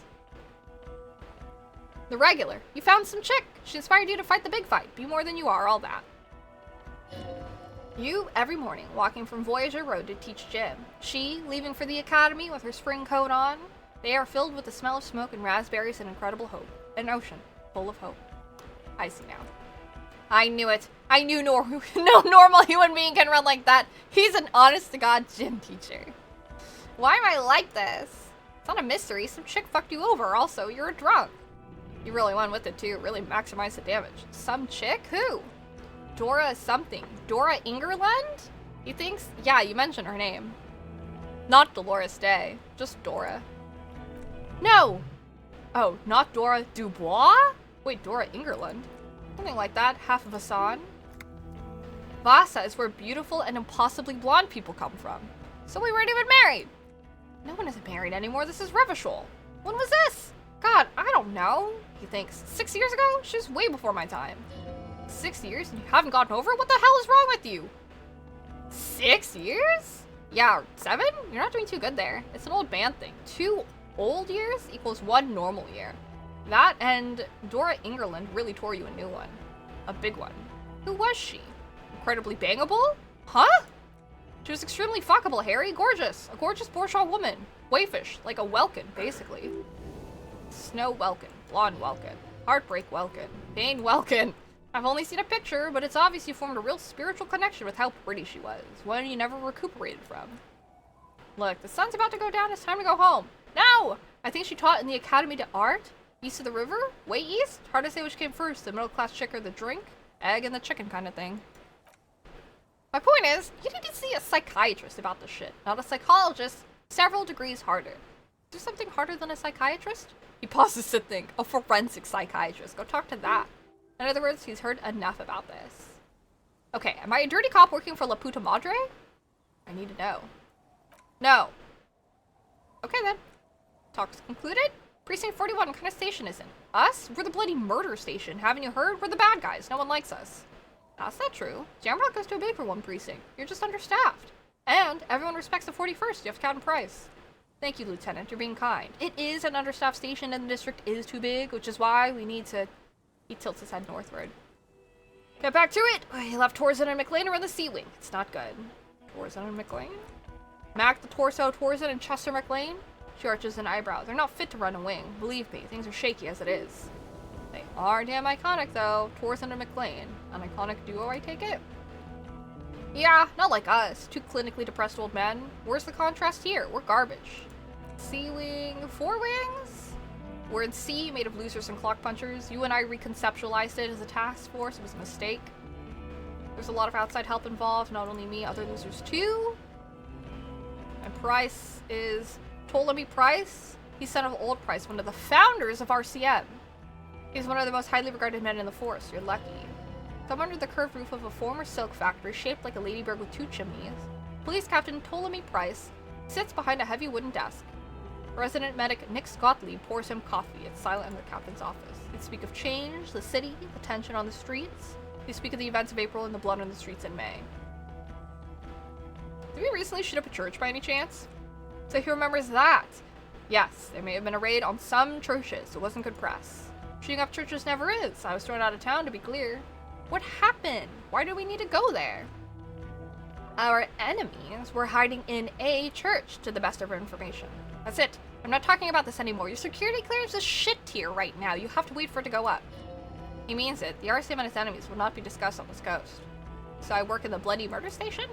Okay, it's not the bloody murder station. It's an old converted silk mill with green desk lamps at a coffee corner. A lot of good people work there. Hard, every day. Jamrock is the largest ghetto in Revachol. Falberg, technically, but it's divided into 11 districts. Jamrock only has us. TikTok gave you a spoiler?! I do. Don't watch things on TikTok about Critical Role!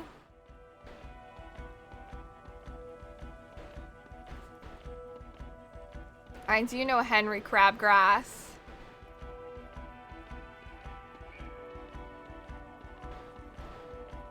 This is extremely unfortunate.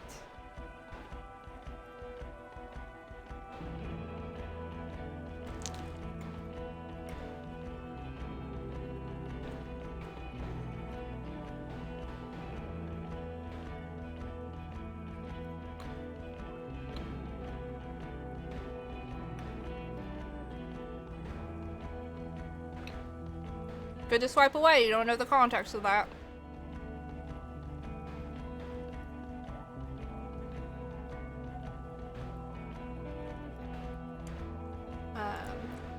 Press will blow over. Jamrock's lucky to have you and tough considered the greatest of the districts. You're lucky to have it. The Phasmid! I need to tell Lena. She lives at 1113 Tabernacle Road in Jamrock. Cryptozoologist. He lives on Jamrock on Tabernacle Road. She told me about this Phasmid. Oh, Tabernacle? It's on the way over, near where you live, on Perdition. She looks at Vic Marin. Fine, if we're gonna drop you off anyway. I hope not. Don't worry about it. It's probably not what you're thinking. I'll put it that way. She and her husband were conducting the search for the Phasmid. It's their discovery, in part. They should know as soon as possible. It would do you good to deliver some positive news for a change. She's going to be over the moon. Watch out or she'll faint. Going memes? Okay. Good night, Joseph. Sleep well. Welcome back, Shiroha. Hang it in there. Lieutenant Kitsuragi, what will you do now? I'm ready and... Kitsuragi, what will you do? Well, first I will go back to my station and write the most detailed report anyone has ever seen. It will have to be good to cover all this. Then I will have a serious talk with my captain. About what? Detective, we just stopped a small-scale war. Something is happening to Revachol. He pulls up his collar and looks around, the cold spring light reflected in the lenses of his glasses. I don't know what yet, but it's going to be a hard spring for the RCM. We need to get ready, infiltrate, investigate. Want to do that at Station 41? Talk to Captain Bryce? I'd rather not ruffle the feathers of 2 captains with my doom mongering. I don't think so. I'm gonna investigate. Come work in Precinct 41. Work with Bryce? A crooked smile quivers on his lips. I'm flattered, but I don't know if But we love you. Would fit in. I'm crazy enough. Can take the stress. He doesn't know how to finish the sentence. I love that for him. Finish the stay alive session. We met ghouls for the first time. Managed to not have a full fight during the encounter. Oh, nice. This truly came as a surprise to him. Not a bad one, but he's at a loss. Flattered? You're Lieutenant Kitsuragi. We would be flattered if you even considered. I would have to tie things up in GRIH first, but I mean, whatever's coming, Jamrock will be more central to it than the harbor. The lieutenant turns very serious all of a sudden. And we also have a huge caseload, Lieutenant, she says with a smile. Piles that we need to get back to. Mountains, even. Oh, I've recruited him! Oh my god, I do like the sound of that. He returns with a smile. He's really considering it! I'm so sad this game did not get a sequel where I work on another fucking case with Kim. Who the fuck do I need to talk to make a second case with Kim happen? Ah, alright. I'm ready. Good. She looks at you, then Vikmare. Fuck it, let's go. Man points down the street. This feels like the end. Trant brought his motor carriage. It's a 20-minute drive to Jamrock. Under the afternoon sun, the great district hums. Chessboard of wooden houses, 80,000 living souls and chimney stacks. Fire traps as far as the eye can see, from Main Street to Precinct 41, to Boogie Street forking into the snow-swept horizon. Close your eyes and hear the dogs bark. A lone woman sits by a factory window, dreaming of meteorite strikes. On Rue de Saint-Jérôme, a square bullet slides into a square-shaped chamber. In Old South, a man without eyelids smiles. Spring has come. It's time. Torzen? Yes. McLaren? Yes. Heidelstein? No. Vikmare? Yes. Dubois? Of course. Really? Next Gottlieb looks up from the list. I hear he's unstable. He said like it's a bad thing. Captain Ptolemy Price gestures with a ballpoint pen. It's dim in the office and the curtains are drawn. Harry's our man. He'll pull through. When he does, he'll side with the people. Understood. Gottlieb returns to the list. Me know? Of course. Wonderful. The woman looks north. Then, can we please just go back to Jamrock now? And... But I thought there was quite a legal shitstorm involving the developers and the rights to the game. Yeah, we were. George was very sad about it. And now that I'm, like, done with the game, I'm really fucking sad about it. This game really is a masterpiece. It is a very unique game. Absolutely fantastic. I just got more obsessed with it the more I played it. Fuck. Man. This was so good, guys. Look at me in my goofy ass outfit. It really looks good. Everyone should play this game.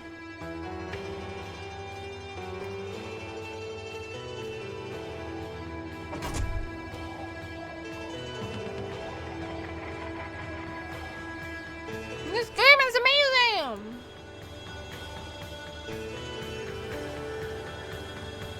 We made it to the end.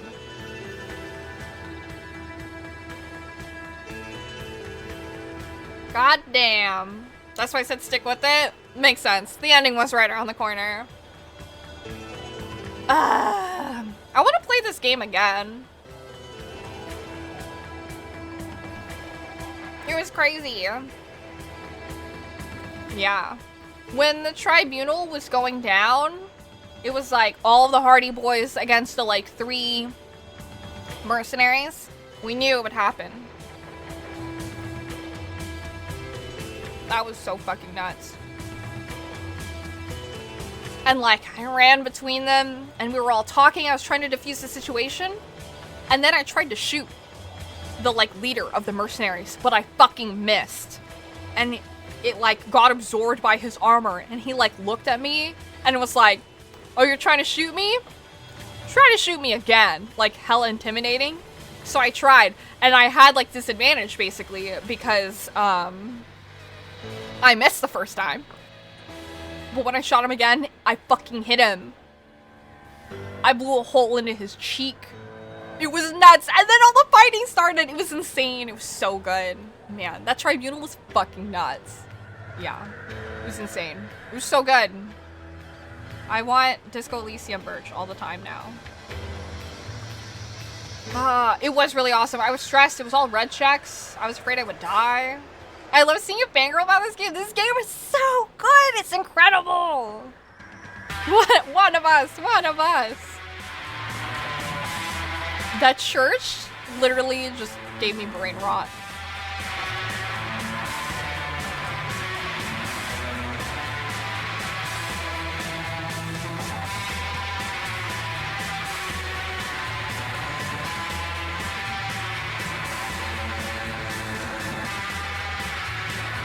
Wow.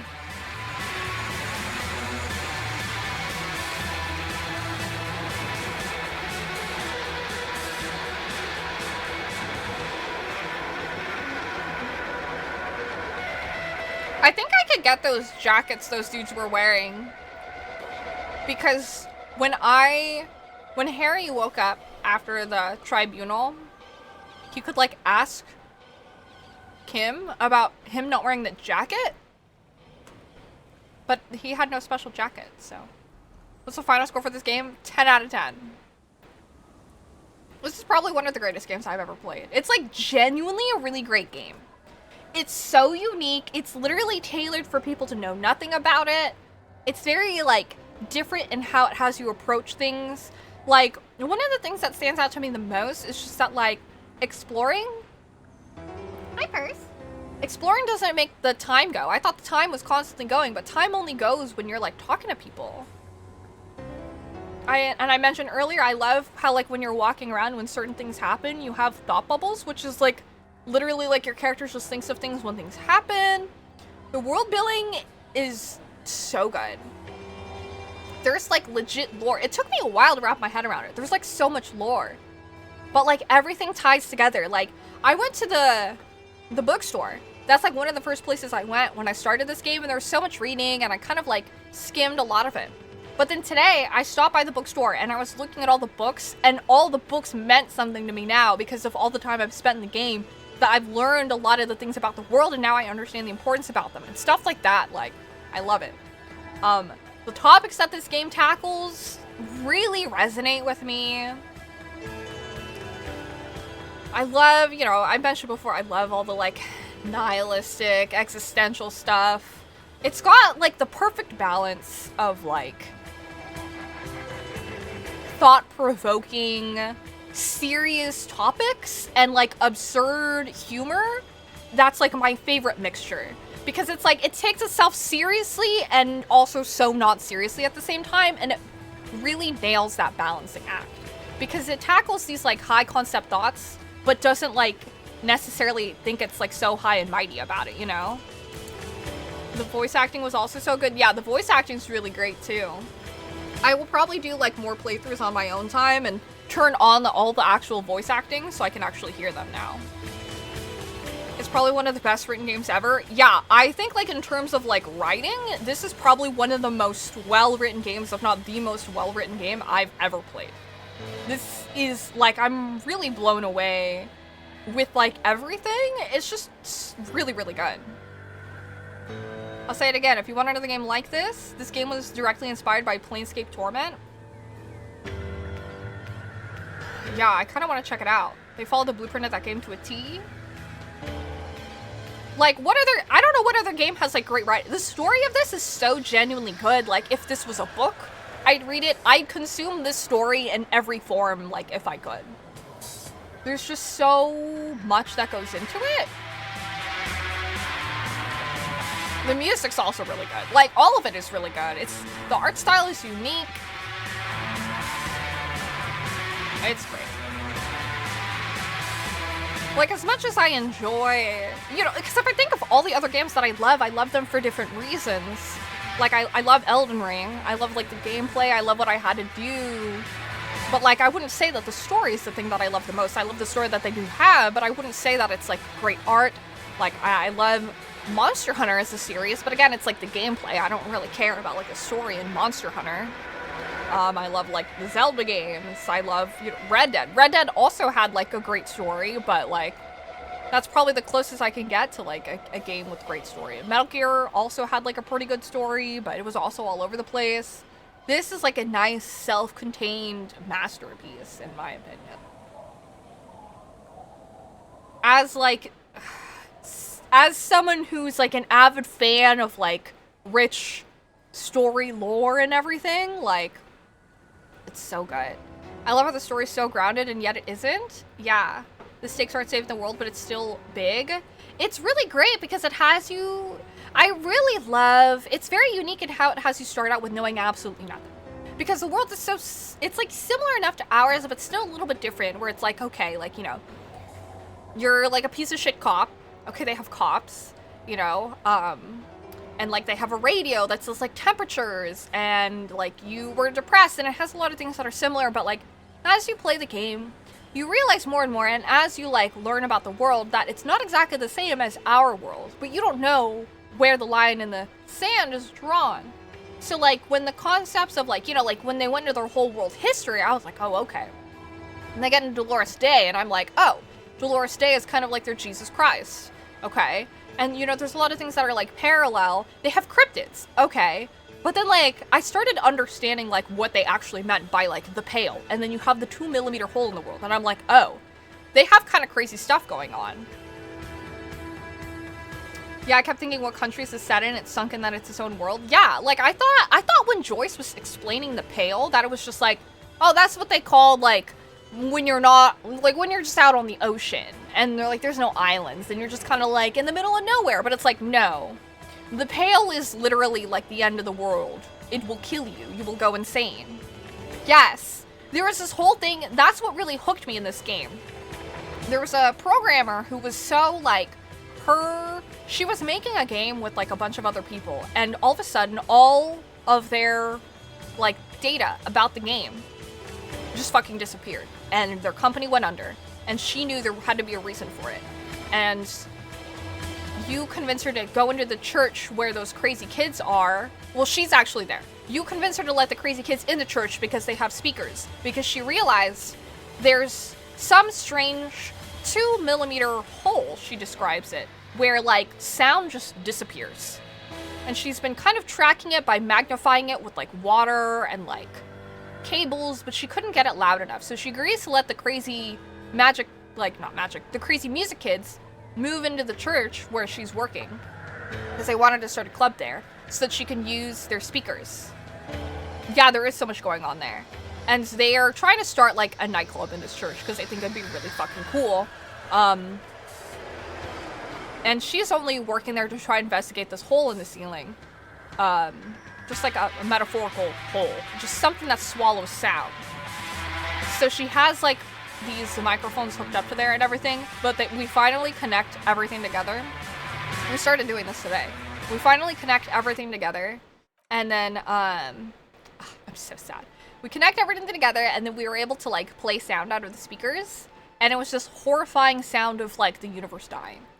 Everything being crushed and destroyed. And we realized that it was like a mold spore. If the Pale was like mold, it was like a mold spore that had sprouted in the church. And that was probably why the church was erected. It was like a sarcophagus to, like, contain this decay.